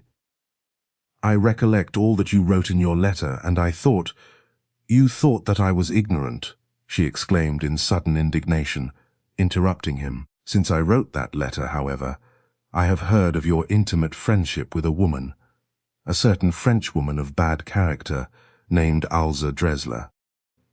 Well, I hear that this woman who is such an intimate friend of yours is an adventuress of the very worst type. She is undoubtedly judged by the world as such," he said. "Then you defend the woman? She is my friend. You admit it, even while you have pretended to love me. Friendship and love are entirely different feelings," he declared. "The woman, though she may be what you allege, is nevertheless my friend." Thyra rose impatiently. Her heart was full of indignation that he should admit friendship with a mere adventuress. She turned upon him quickly, and in a few forcible words expressed surprise that he should have dared to declare his love for her on that day, prior to her departure for Ragusa. "I told you my heart's secret, Thyra," he answered in a low, hoarse whisper, because I could restrain the truth no longer." "The truth?" she cried indignantly, her jealousy overcoming her. "Why, at the same time you told me that, you were actually meeting this Frenchwoman in secret. With an object," he exclaimed. "With one distinct object, Thyra. If you were aware of the whole of the facts, you surely would never speak thus to me." "Then tell me the facts," she urged. "Tell me the truth." "Not from my lips shall you hear it, but from hers." "From hers? What do you mean?" "I anticipated your misjudgment of my actions, Therefore I have asked the woman herself to call upon you. To call here a person of her character? You must be mad. Whatever may be her character, Alza Dresler has a good heart. And further, let me tell you that, though she has never met you, she is nevertheless your friend. My friend? Why? Be patient, and you will see. At that moment Captain Berenson entered the room, surprised to find Thyra's visitor, yet eager to leave the pair alone. Too well he knew the heart's secret of his daughter, who had, alas, now sacrificed herself. And yet did not that sacrifice mean his own salvation? Ah, the bitterness of it all! Many a night had that sturdy old whaler spent in secret tears. He foresaw his daughter's doom. What could be expected of a loveless marriage between such a pair? The girl cultured and refined, with artistic taste and artistic temperament. The man a rough boor, bloated with the egotism begotten of great wealth. The suspicions sown in his mind by Peter Sundt regarding the tall Englishman had caused him much reflection. Certain it was that his daughter and Richard Jervoise were in secret accord. Was it not proved by his visit there at that moment? As he had entered, he saw that something had passed between them in the nature of a secret. Mr. Jervoise had called to congratulate me, Dad, the girl explained rather lamely. I heard you were abroad, the captain exclaimed, addressing the Englishman, who in his well-cut frock coat looked taller. We have not long been back from the Adriatic. So Thyra has just told me, Dick replied. But, Captain, I called here for a second purpose, he added. I called in order to introduce to you and to your daughter a friend of mine, a lady. Oh, who's she? Inquired Jorgen quickly. Old salt that he was, he rather prided himself upon his engaging ways with the fair sex. As he uttered the words, the maid opened the door, announcing, There's a lady called to see you, miss. Her name is Dresler. Thyra held her breath. She had no desire to meet the woman, yet of sheer necessity she gave orders for her to be shown up. A moment later Alza, neat in black, with a large feather bow about her neck, entered, while behind her stood a man, a perfect stranger to them all. Ah, Monsieur Dick, cried the pretty Frenchwoman. I only arrived in London this morning at 5 o'clock, and received your note. I went at once to Barnes, but you were out, so I came on here as you desired. This is Miss Berenson, Dick said. Allow me to introduce her, and also Captain Berenson. Thyra bowed coldly. The woman was, she had been told, one of the most clever and unscrupulous adventuresses in Europe. This gentleman, Alza explained in turn, indicating the rather well-dressed man about 30, tall, with a fair, somewhat bristly moustache, is a person of whom you have no doubt all heard in connection with the unfortunate death of Mademoiselle's husband, Mr. Oscar Nystrom. Nystrom, echoed Dick. Then, sir, you are the mysterious correspondent of Paul Grinevitch. I am, he answered in rather indifferent English, bowing courteously. Alza explained that he was a Dane, and until that moment, because he was wanted by the police, he had not dared to come forward. Indeed, he had been in hiding in Seville, until she had, after long inquiry, found him and induced him to risk a journey to London in order to explain certain matters. I told Monsieur Nystrom of your estrangement from Mr. Jervoise, mademoiselle, she explained, turning to Thyra, and it was that which induced him to place himself in his present peril. It is really extremely kind of him, remarked Thyra rather coldly. Ah, mademoiselle, cried Alza, you do not understand. You cannot understand. You doubt my good intentions because you have perhaps heard what I am, but I tell you at once that Monsieur Dick is my good friend. He was once very kind to me, and in consequence I owe him a service, one which today I hope to repay. In what way, Alza? He asked, for it was apparent that he had no idea that the man Nystrom would accompany her on that visit.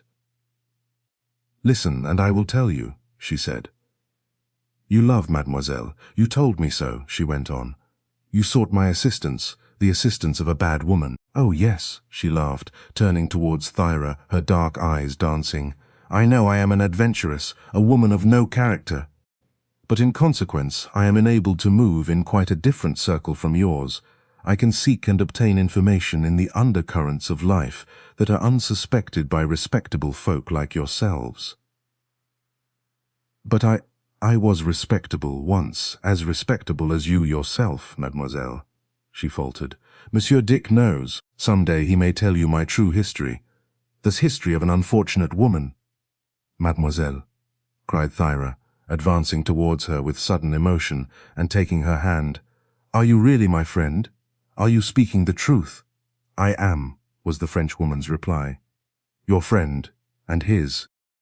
Then forgive me, please forgive me, pleaded the grey-eyed girl. Only a moment ago I uttered hard words concerning you. Because, well, perhaps I was jealous of you. Ah, then you do love Monsieur Dick still? She inquired quickly. You have no love for Peter Sundt? There was no reply. The girl's chin had sunk upon her breast. Her silence, however, was sufficiently indicative of the true state of her mind. Her father had placed his hand tenderly on her shoulder.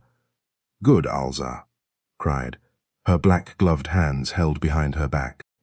Then I will tell you something which will probably surprise you all. Monsieur Dick telegraphed to me in Paris long ago and asked me to redeem the promise I once made to him under rather strange circumstances. Well, I have redeemed it. I have had more than one narrow escape of detection and arrest, for, as you may probably guess, the police are anxious for closer acquaintance with me. Nevertheless, though I may probably be convicted and spend some years in prison, I have nevertheless the satisfaction of knowing that I have at least done one good action in my life, in ascertaining the truth concerning the death of Paul Grinevitch, the man who belonged to the same set as myself, the man who, like myself, unfortunately, was a thief and a swindler. My husband, a thief, gasped the unfortunate girl. What are you saying? What proof have you of this? My poor mademoiselle, Alza exclaimed, that man deceived you, as he had deceived Monsieur Dick long ago. He told you a picturesque story as to his antecedents and his high family connections, but I tell you he was one of us. He was an adventurer, it seems, and, soon after poor Helene's death, became actively associated with us. The reason he went north to Vardo was in order to be out of the way. Inquiries were being made concerning certain forged French bonds, which had been printed in London and had been placed in circulation in Cologne, as well as the theft of the Countess de Magnon's jewellery from the Gare de Lyon in Paris. The fact was that he had been betrayed, together with my lover and Oscar Nystrom here, by a man who was a member of our gang, but who had turned police informant. My lover was arrested and sent to Cayenne, but Paul managed to escape to the Arctic and get off scot-free, while Oscar went to Russia. The man who denounced them both was a compatriot of Paul's, a man named Nicholas Bortseff. Quite true, remarked the fair mustached Dane, interrupting. Quite true. Mademoiselle's lover was sent to Cayenne by information furnished by that accursed police spy, a statement which seemed to cause Thyra to regard Alza with greater cordiality. But what is the truth concerning my unfortunate husband's death? Asked the young widow, pale-faced and anxious, still half expecting that this good-looking Frenchwoman was endeavouring to remove the suspicion from Dick Jervoise. They were friends, old Jorgan also reflected, and therefore the woman was not likely to implicate him. Mademoiselle, the facts are extremely curious, amazing, she answered. Only yesterday, very far from here, in the town of Orléans, did I learn the one fact which gave me a clue to the remarkable truth, and I hastened to London at once to find Monsieur Dick, and to place before you both the true and remarkable story. I have said that I am your friend, as well as Monsieur Dick's. Listen, and I will prove to you the truth of my assertion. I do not ask you to believe me without absolute proof, but I do ask you not to allow yourself to be prejudiced against me, merely because of the unfortunate fact that I am, alas, what I am. Dick and old Jorgan stood aside in silence and wonder. Both watched that woman, whom the world denounced as an adventuress. The woman who for months had been ever active in the interests of the man to whom she owed her liberty. "Speak, Alza," Dick said in a quiet, intense tone, looking from her to the man at her side. "Do not keep us in suspense longer. What discovery have you made?" For answer she handed him a small, folded yellow paper. He opened it, glanced at it for a few seconds, as though unable to believe his eyes. Then he stood staring at her, speechless and rigid. Chapter 40. Alza makes a confession. Slowly refolding the paper, Dick Jervoise handed it back to the young Frenchwoman, who, with her dark eyes fixed upon him, asked, "What does that convey to you?" "Everything," he answered. "Then you had better tell mademoiselle the truth." "The truth? Who can prove it?" he cried. "I have been suspected, nay, I am still suspected, of being the assassin of the man I hated." "And really not without good cause, Mr. Jervoise," the old whaler remarked quietly. "Remember, it has been long ago proved that upon that afternoon you met my daughter in secret." "Proved by Peter Sundt, the man who is madly jealous of me," declared Dick with sarcasm. "But the fact remains, nevertheless," remarked the captain slowly. "There need be no further concealment of it," Thyra interrupted in a low, pained voice. "It is quite true that at Mr. Jervoise's request I met him in secret that afternoon. He met me for two reasons, in order to bid me adieu, and also to reveal to me something that both astounded and horrified me." "Horrified you? What was it?" gasped her father. "Mr. Jervoise told me the truth about my husband's treatment of the poor unfortunate café concert singer, Helene Marquet, who had committed taking one's own life after he had deserted her," she went on. "He showed me a cutting from the Petit Nicois, giving the facts of the tragedy. Imagine my feelings when I knew that I, in my ignorance, had married such a man. He might soon treat me the same, desert me. For a long time we walked together, how long I have no idea. Mr. Jervoise told me the truth now, alas, that it was too late, that he had never had an opportunity of previously warning me against Paul Grinevitch. He told me the whole sad story of poor Helene Marquet. I became beside myself with indignation and fear. I saw how he hated Paul, and with a just hatred too, for the man who was my husband had robbed him of the woman he loved. At last I asked him to leave me. He went. But as he did so, he vowed a terrible vengeance upon the man who had caused the death of poor Helene. I did not heed his words, so entirely was I wrapped in my own thoughts. I wandered on and on until evening, when I returned to the hotel, to charge my husband with the terrible allegation, and when I entered the room she cried, I saw that murder had been done. An unknown hand had meted out to him his just deserts." "And you naturally supposed, child, that the avenging hand was Mr. Jervoise's," remarked her father. She nodded in the affirmative. "Just as Peter Sundt has supposed," added Dick bitterly. "I admit that the evidence against me was circumstantial and convincing. That's the reason why your daughter and myself have preserved the secret of our meeting, for has not her own honor been at stake? What would the world have thought of a woman who, on the first day of her marriage, had made an assignation with another man?" "Ah, yes," cried the girl. "I saw immediately after I had consented to meet you that I was doing wrong. But my curiosity got the better of me, and you promised to reveal something to me concerning Paul. Why did you not speak in Trondheim?" "Before the marriage?" inquired Alza. "Had I done so, my words would only have been regarded as the outcome of jealousy, and besides, I had another reason," he replied. "I was therefore compelled to wait till after the marriage, when my denunciation and warning could be made without ulterior motive. I assure you that my position throughout has been a most difficult one, more especially because, from the first my friend, Dr. Odd, suspected me, and when Peter Sundt approached him, he expressed his views very strongly." "Then it is not true, Richard?" cried Thyra wildly. "Not true that when you left me you went to the hotel to—" "I tell you it is not true. I am not guilty of your husband's murder," he replied in a firm, calm voice. I admit that I had a motive in committing such a crime, the avenging of the death of poor Helene, but, thank God, I did not carry out my threat. Then who did? Who did? Demanded the pale-faced girl, looking wildly about her. Cannot you see that? Until we know the truth, suspicion must still rest upon you, Richard, notwithstanding your denials. I know that full well, was his answer, yet I can bear whatever allegation may be made against me. Paul Grinevitch sinned before God, and he received his punishment at the hand of man. At the hand of a man unknown, added Captain Berenson. Pardon, interrupted Nystrom. Unknown to you, but known to others. Known, cried Thyra, turning to him and speaking in Norwegian. Who committed the crime? Tell me quickly. It was not Mr. Jervoise. Speak. No, Miss Thyra, answered the stranger.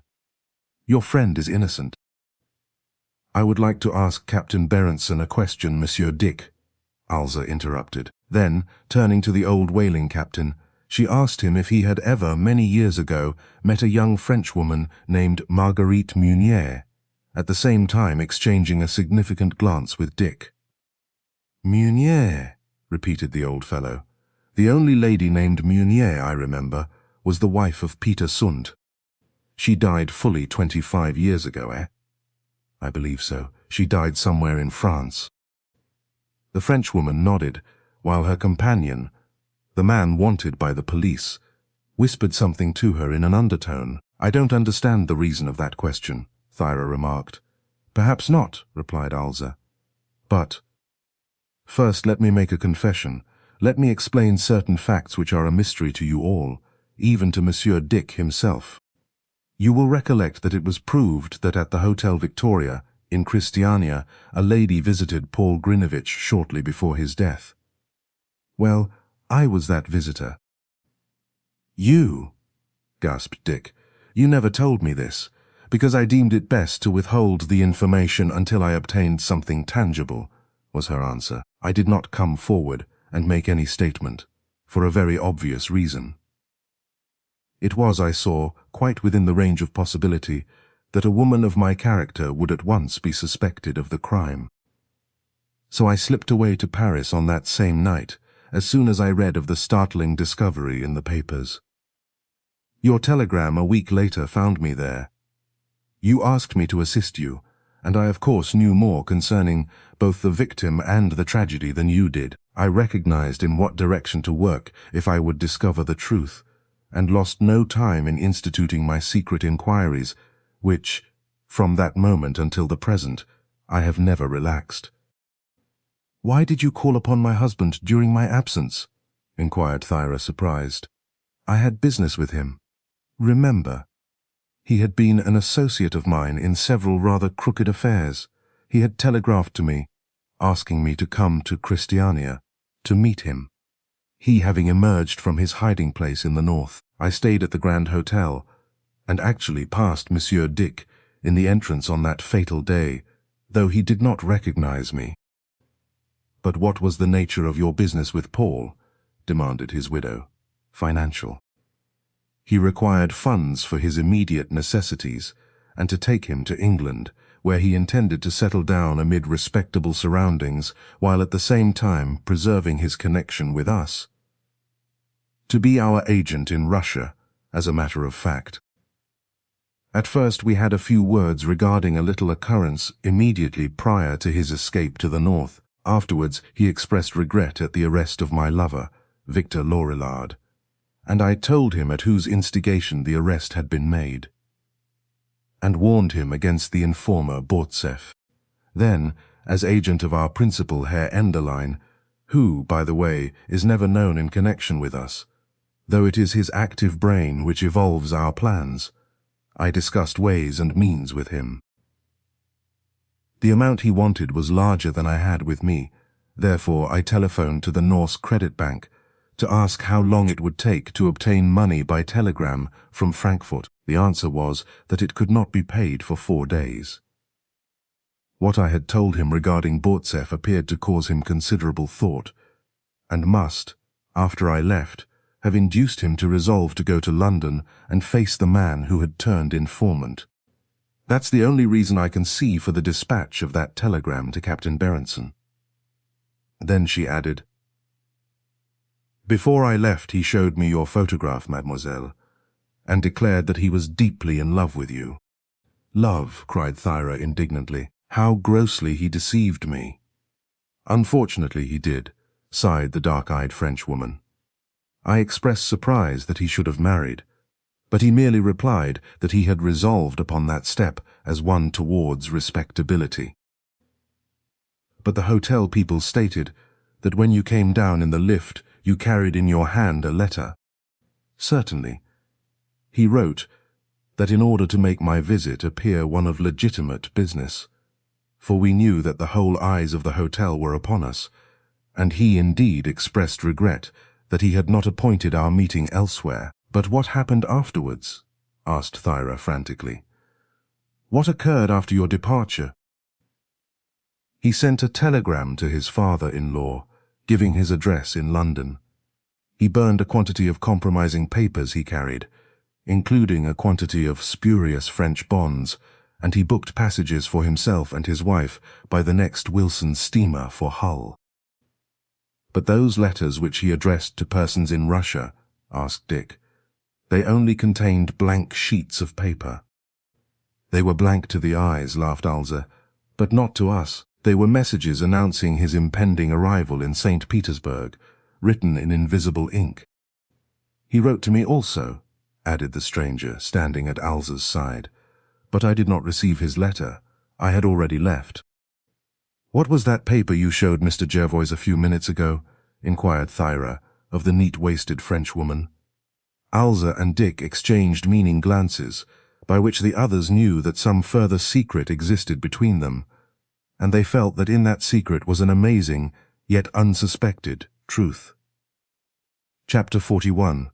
In Sound of Piccadilly, at the little writing table set in the window at the Ritz Hotel, overlooking the park, the stout, pimply-faced man, with a choice cigar between his teeth, sat scribbling letters with his fountain pen.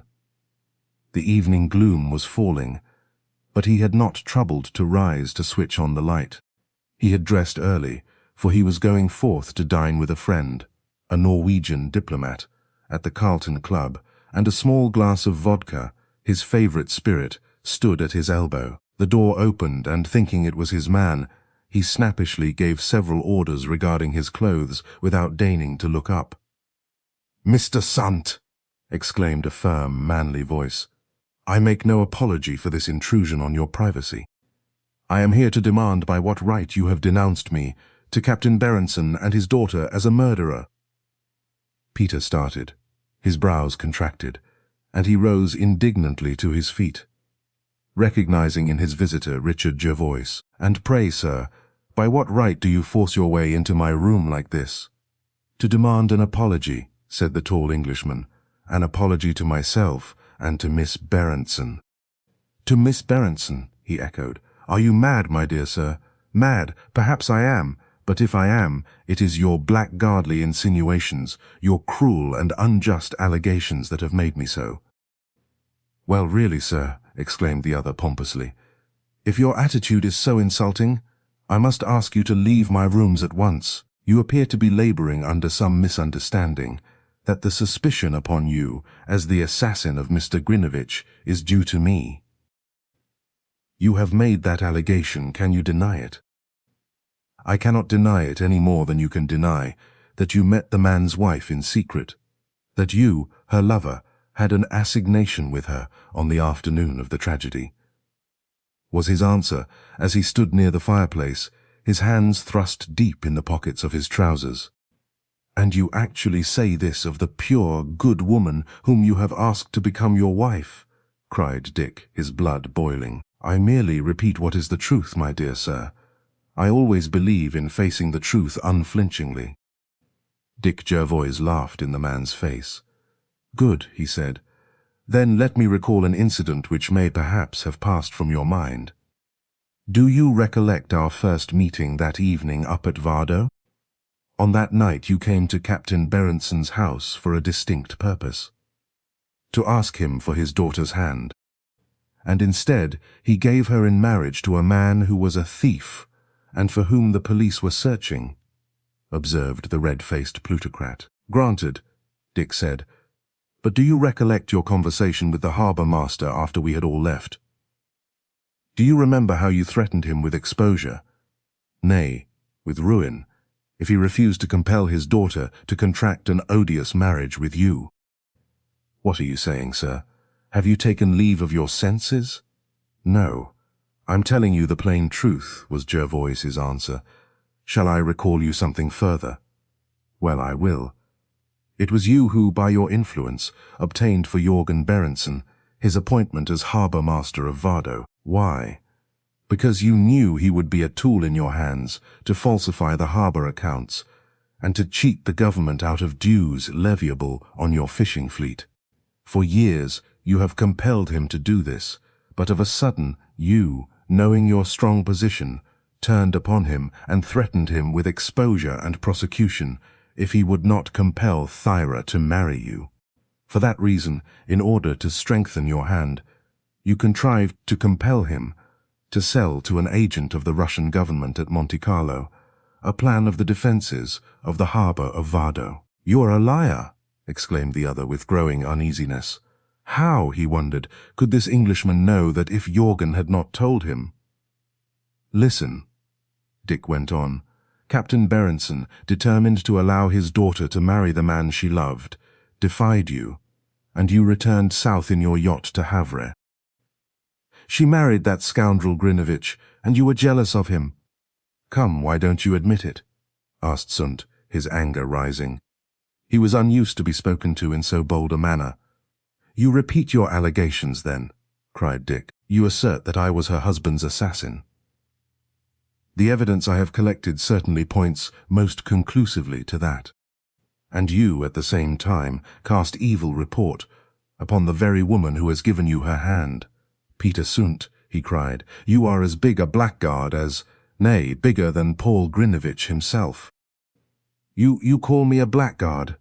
Cried the Norwegian in his rather broken English. I repeat my words. Your actions have already proved it. Bah! You are jealous that Miss Berentsen should marry me, he sneered. Alas, it is the penalty of wealth for poor men to be jealous of one. I am not jealous of you, sir. I should be very sorry indeed to be in your shoes. You who would by such means coerce a father into compelling his daughter to enter into a marriage with the man she hates. You lie. She does not hate me, he cried fiercely. I say she does, for today, Peter Sundt, she has learnt the truth. What truth? A truth which you will probably deny, of course. You were married before, to a Frenchwoman, Marguerite Meunier. Well, is it such an extraordinary thing that a man should be a widower? You admit that the poor woman died, somewhere in the south of France, of a slow wasting disease, but that she left a daughter. Why should I deny it? If you do, it would be useless, he said with a smile. For here, and he produced the yellow paper which Alza had given him, here I have the copy of her certificate of birth. The red-faced man bit his lip. The shadows had gathered in that blue and gold room, but its occupier still did not switch on the light. He had no desire to reveal his face to the young man who had so suddenly arisen as his deadly enemy. The reason why Jørgen Berentsen had confessed the conspiracy to defraud the Norwegian government puzzled him. In that fact alone, he foresaw that the tables had already been turned upon him, notwithstanding his great wealth and influence. You, having acknowledged the existence of your daughter, who must be a grown woman by now, will perhaps extend the courtesy of a meeting with an old friend, providing, of course, that I am not trespassing upon your time, he added with mock courtesy. Friend, he snapped. What friend?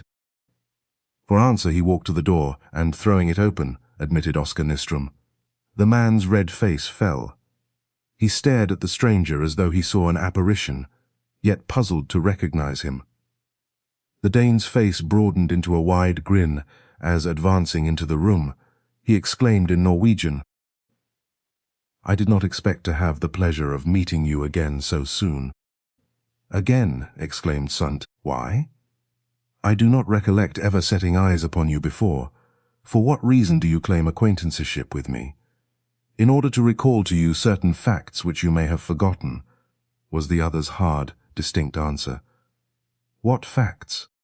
"Facts concerning the death of my friend, Paul Grinevitch. My name is Oscar Nystrom, the man to whom he wrote only half an hour before his death." "Nystrom!" cried Sundt, suddenly brightening. "Why, you are the man for whom the police are in search. I'll ring for the hotel people and give you into custody." And he made a movement towards the electric bell, adding, "I wish for no conversation with jail birds." "Ring, do," laughed the Dane, urging him to raise the alarm. "Well," Sundt asked roughly after a pause, staying his hand, "what do you want? This is some blackmailing scheme or other, I suppose. It won't be the first time I've been bled." "Every rich man is, more or less," he said, laughing harshly. "I am not here to bleed you, Mr. Sundt," answered the Dane, speaking in his indifferent English. "I am here to tell you something. Something that has apparently slipped your memory. Paul Grinevitch, thief though he was, had one friend, and it was myself. Well, turn up the light and see if you recognize me." "It is unnecessary. I don't know you in the least," snapped the other. "Then I'll turn it up and you shall have a better look," replied the man quickly, as next instant the pretty room was flooded with a brilliant light. Sundt's coarse, red face was livid.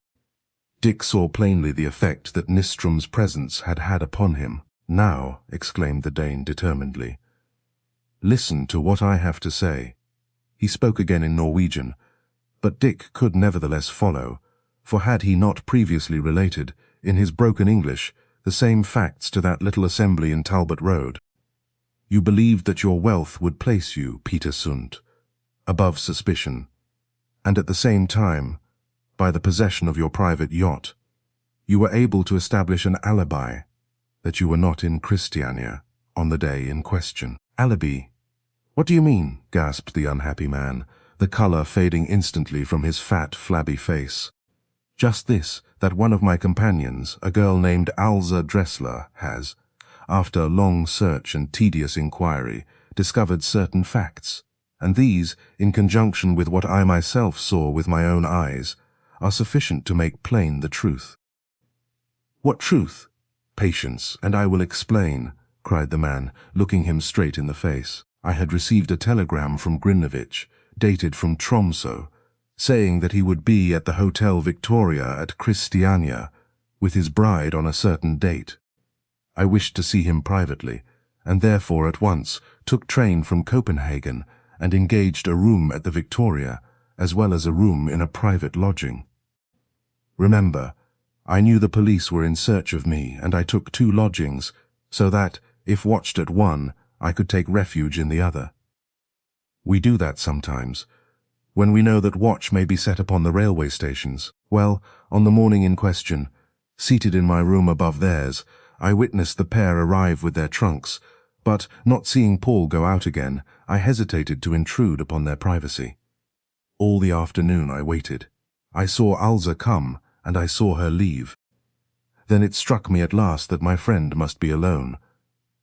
I dared not inquire of the waiter if Madame were out, as I did not wish my acquaintanceship with Paul to be known. At last I resolved to slip down upon the floor below, and see if he were alone. I tapped at the door of the sitting-room, but as I did so I heard a scuffle, so I pushed it open, and I saw you. You Peter Sundt. You had a knife in your hand, and you were standing over Paul's prostrate body. You had killed him."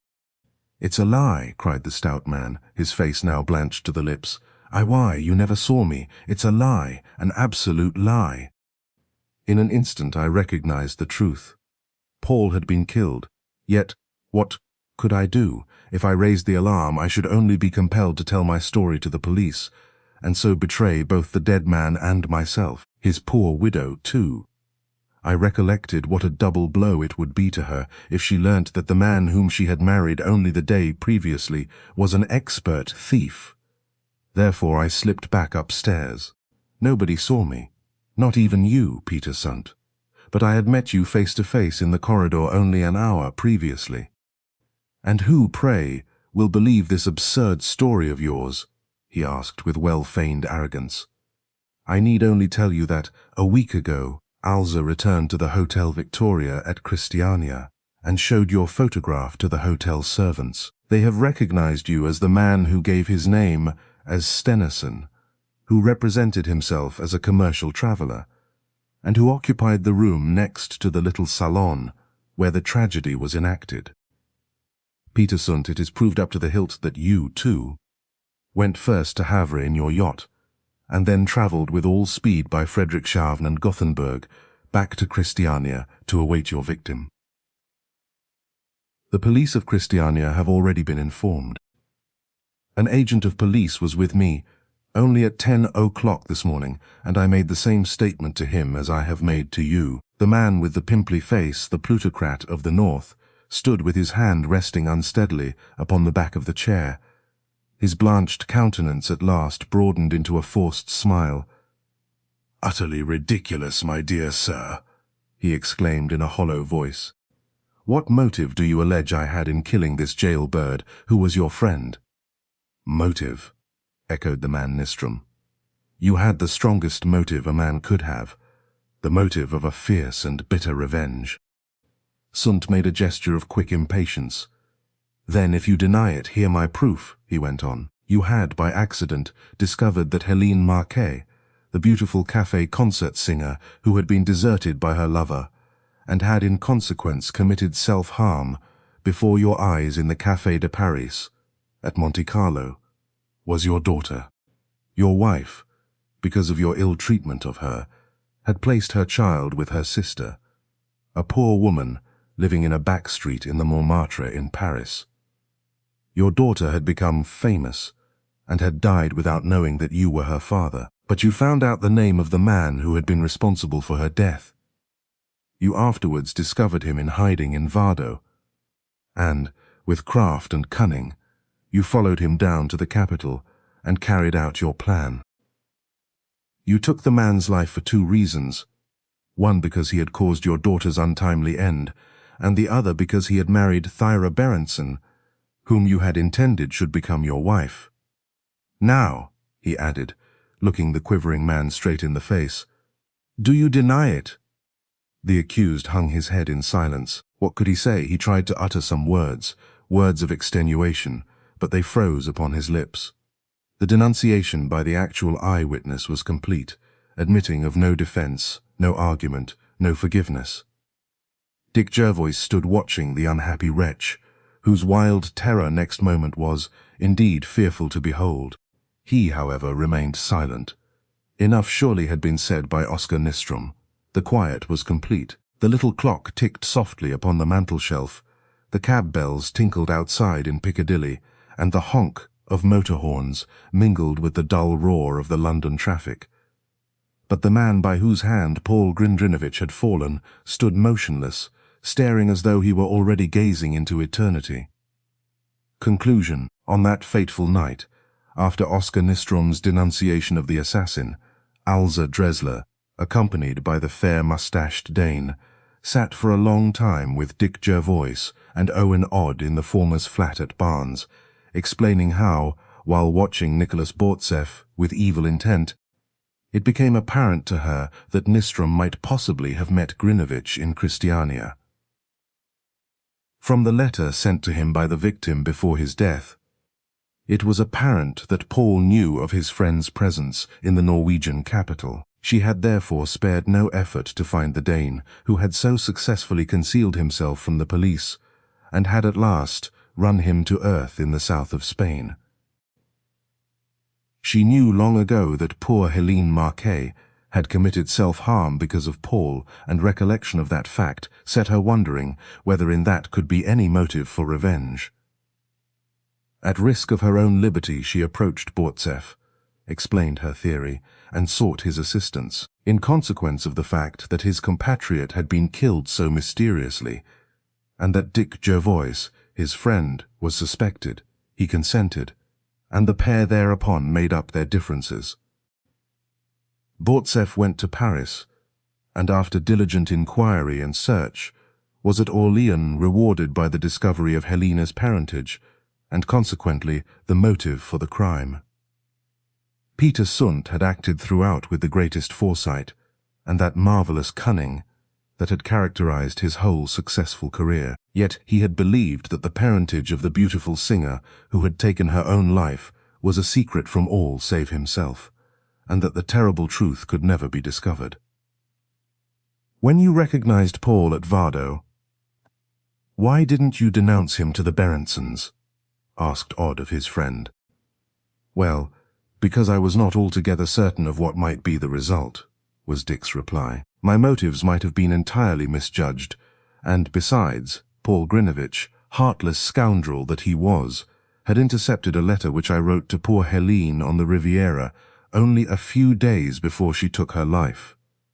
A letter which I feared that, if driven into a corner, he might attempt to make use of, to implicate me in the tragedy of her death and besmirch a dead woman's honor. And so I remained silent until at last I could no longer keep my secret from Thyra, his latest victim.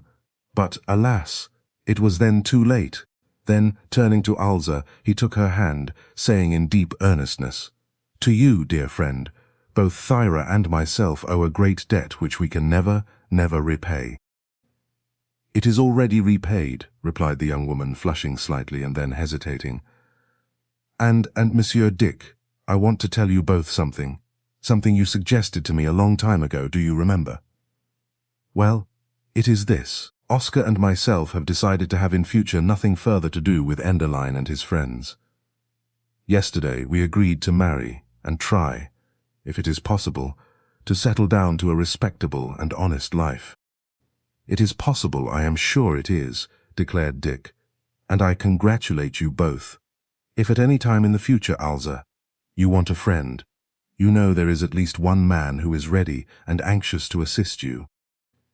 The others had gone, leaving Dick and his friend with the pince-nez alone. And so it's all clear at last, and the sun seems likely to shine on some of us once more. It's not a bad old world after all, is it, Owen? The former was saying. In my eyes it's turning out an infernally good world, replied the doctor, and there was a particularly merry and knowing smile gleaming through the glittering gold ovals. That's right. You always were sympathetic, old boy, and could enter into another fellow's happiness as though it were your own. Think so. Perhaps you're right. When one is happy oneself, one joins more readily in the happiness of others. What do you mean, you old rascal? You've got something up your sleeve, I expect. It hasn't troubled you much lately, if I have. You're about as selfish as they make them, Dick. But the laughter in his eyes died away with the sting of the last remark. Oh, shut up, and tell me what you do mean. Well, do you fancy you're the only fellow in the world worthy of Dame Fortune's smiles? Aren't there hundreds of others, 50 times as good as you, who are entitled to a bit of luck now and then? Of course there are, but what the devil are you driving at? The cryptic rôle does not fit you, Owen. If you've got any news, out with it, man. You'll feel better afterwards. And Dick laughed joyously. Well, I didn't mention the matter before, because you were so full of your own affairs that I doubted if you were capable of even taking it in, or at any rate appreciating the full significance as regards myself. The fact is, Dick, I've come in for a tidy bit of money. You have? Bravo, bravo, old chap. I'm delighted to hear it, and Dick sprang up and shook his friend's hand till the latter winced. You deserve it, every penny of it, and I hope there are a good many of them. A tidy few. How many are there in £15,000? 15,000, by Jove, that's a piece of luck worth having. I congratulate you, old man, 'pon my soul I do. But where has it all come from? Where is the patient blind enough to leave such a sum to the man who has done his best to kill him? It was no patient, but my mother's brother, my Uncle Roger, whom I haven't seen since he went to the Transvaal 10 years ago. I always liked him, and he seemed to take to me, and now he's dead. Poor old fellow. He's left me a pretty substantial proof of the fact. I should think he had the old brick. He was something like an uncle. There aren't many of that kind knocking about. Worse luck. Well, Owen, the next thing you must do is to find a wife. I've found one. Great Scott, what next? Go gently. I can't stand too much of this all at once. Do you mean to tell me in cold blood you're engaged to be married? Something very like it, replied Owen, smiling. And you never gave me a hint. You mean beggar. I'm ashamed of you. But who is it? A real good one, I hope, and worthy of one of the best. And again Dick made an onslaught on his friend's hand. Yes, Dick, she is a good one. You won't find another like Miss Gordon in a long day's march. Miss Gordon? By Jove, I remember now. You mentioned her name some time ago. I'd forgotten all about her. Naturally, she's English, not Norwegian. Now then, drop it. No chaff. I want to hear your story, you know mine. And we will leave Owen to tell it. The two men were both deeply in love, and we can imagine the nature of the conversation which they found a great deal more interesting than perhaps the reader would. A brief telegram, which appeared in the newspapers 6 days later, conveyed but little to the millions of newspaper readers throughout the United Kingdom, and yet, like so many other paragraphs in our daily journals, it contained the last scene of a hidden life drama. From Lloyd's agent at Lisbon, the intelligence was to the effect that the captain of the Italian cruiser Livorno had put in there to report that at night, while in a dense fog about 18 miles south-southwest of Cape Finisterre, he had come into collision with a Norwegian steam yacht belonging to Mr. Peter Sundt of Christiania, the owner on board. The vessel, cut in two, had foundered immediately, and only 4 persons had been saved, the first officer and 3 able seamen. The concluding words of the telegram were, Mr. Sundt controlled the cod fishing industries of the Lofoten Islands and the Arctic coast of Finnmark. Only at New Scotland Yard, at the Prefecture of Police in Paris, in the Bureau of the Publica Sicurezza in Rome, and in the police headquarters of the other European capitals, did the announcement convey a true meaning. The hue and cry was cancelled, and the little folding cards, with the photographs upon them, were placed among the warrants withdrawn. The fetters of black winter again lay heavily upon the Arctic coast. The fierce northwest wind swept dark clouds across the frozen land, and the snow was drizzling down in small flakes. The mountains had already thrown on their snow mantles, and the low ground of the immense tundra, stretching away 1,000 miles to the south, had put on its garment of dazzling whiteness. It was white and frozen everywhere, save for that grey, bleak, tempestuous sea which beat upon the ice-covered rocks where Thyra and Dick Jervoise, wrapped to their eyes in their lap coats of reindeer skin, stood together, hand in hand, at that self-same spot she had stood with Paul Grinevitch just over a year ago. She had just recalled that fact to the man to whom, only a month before, she had been wedded in London. They had accompanied the captain on his last journey, up there in the old Mercure, prior to retiring to live in the south, and were again in those same bleak, dismal surroundings wherein they had first met. That great grey sea, wreathed in its drifting white mists, was, however, no longer to them the sea of despair as it once had been. On the contrary, as they stood together, her fur-mittened hand gripped warmly in his, and their gaze fixed on one another's eyes, their true hearts beat in unison with an all-absorbing affection. Surely no pair in the whole universe were happier than they. Standing upon the very edge of the world, they faced the north, the great region of the unknown, with the knowledge that the future held for them only joy and brightness and perfect peace. The snow whirled about them, the keen frost made their faces tingle, but they heeded not. A thin cloud swept over the white ground, formed by the whirling snow. Then the wind suddenly became a tempest. The cloud rose to heaven, bewildering even to those most weather-hardened, and dangerous in the extreme to all things living. The snow hurricane was upon them. Bent against the tearing storm, themselves covered with snow, they with difficulty made their way to a low stone hut, for they were fully half a mile from Vardo, and beneath its wall sought shelter from the Arctic blizzard. The long night was rapidly approaching, for the sky was dark, though it was but midday. "My love," he said, placing his arm tenderly about her, "as the storm passes, so pass the dark, clouded days of our lives. Very near have we both been to disaster and shipwreck upon the quicksands of life. But by God's grace, we have both been spared to enjoy each other's affection. Tomorrow we shall leave here for the blue skies and sunshine of the distant south, for the little villa among the olives at Bordighera, which I have rented for the winter." "Ah, Dick, my own dear Dick," she cried, burying her face in his furs, "you can never realize all that I suffered in those dark days of distress and suspicion, those days when I loved you, and yet dared not to show it. But," she sobbed for joy, "it has all ended, now we are at last man and wife. You fought a brave fight for me. You rescued me from the hands of an assassin. I am yours today for always. My husband, my love, forever." He pressed her to his breast in silence, a silence far more eloquent than mere words, and as they stood there the storm cleared quite suddenly, as do the fierce blizzards of the Arctic, and they walked back through the snow to the harbour master's wooden house, hand in hand. Childishly blissful, in all the sweet ecstasy of each other's perfect and abiding love. Thank you for listening to The Money Spider by William Le Queux on Storytime Haven. This thriller has carried us through accusation, secrecy, and the uneasy cost of deception.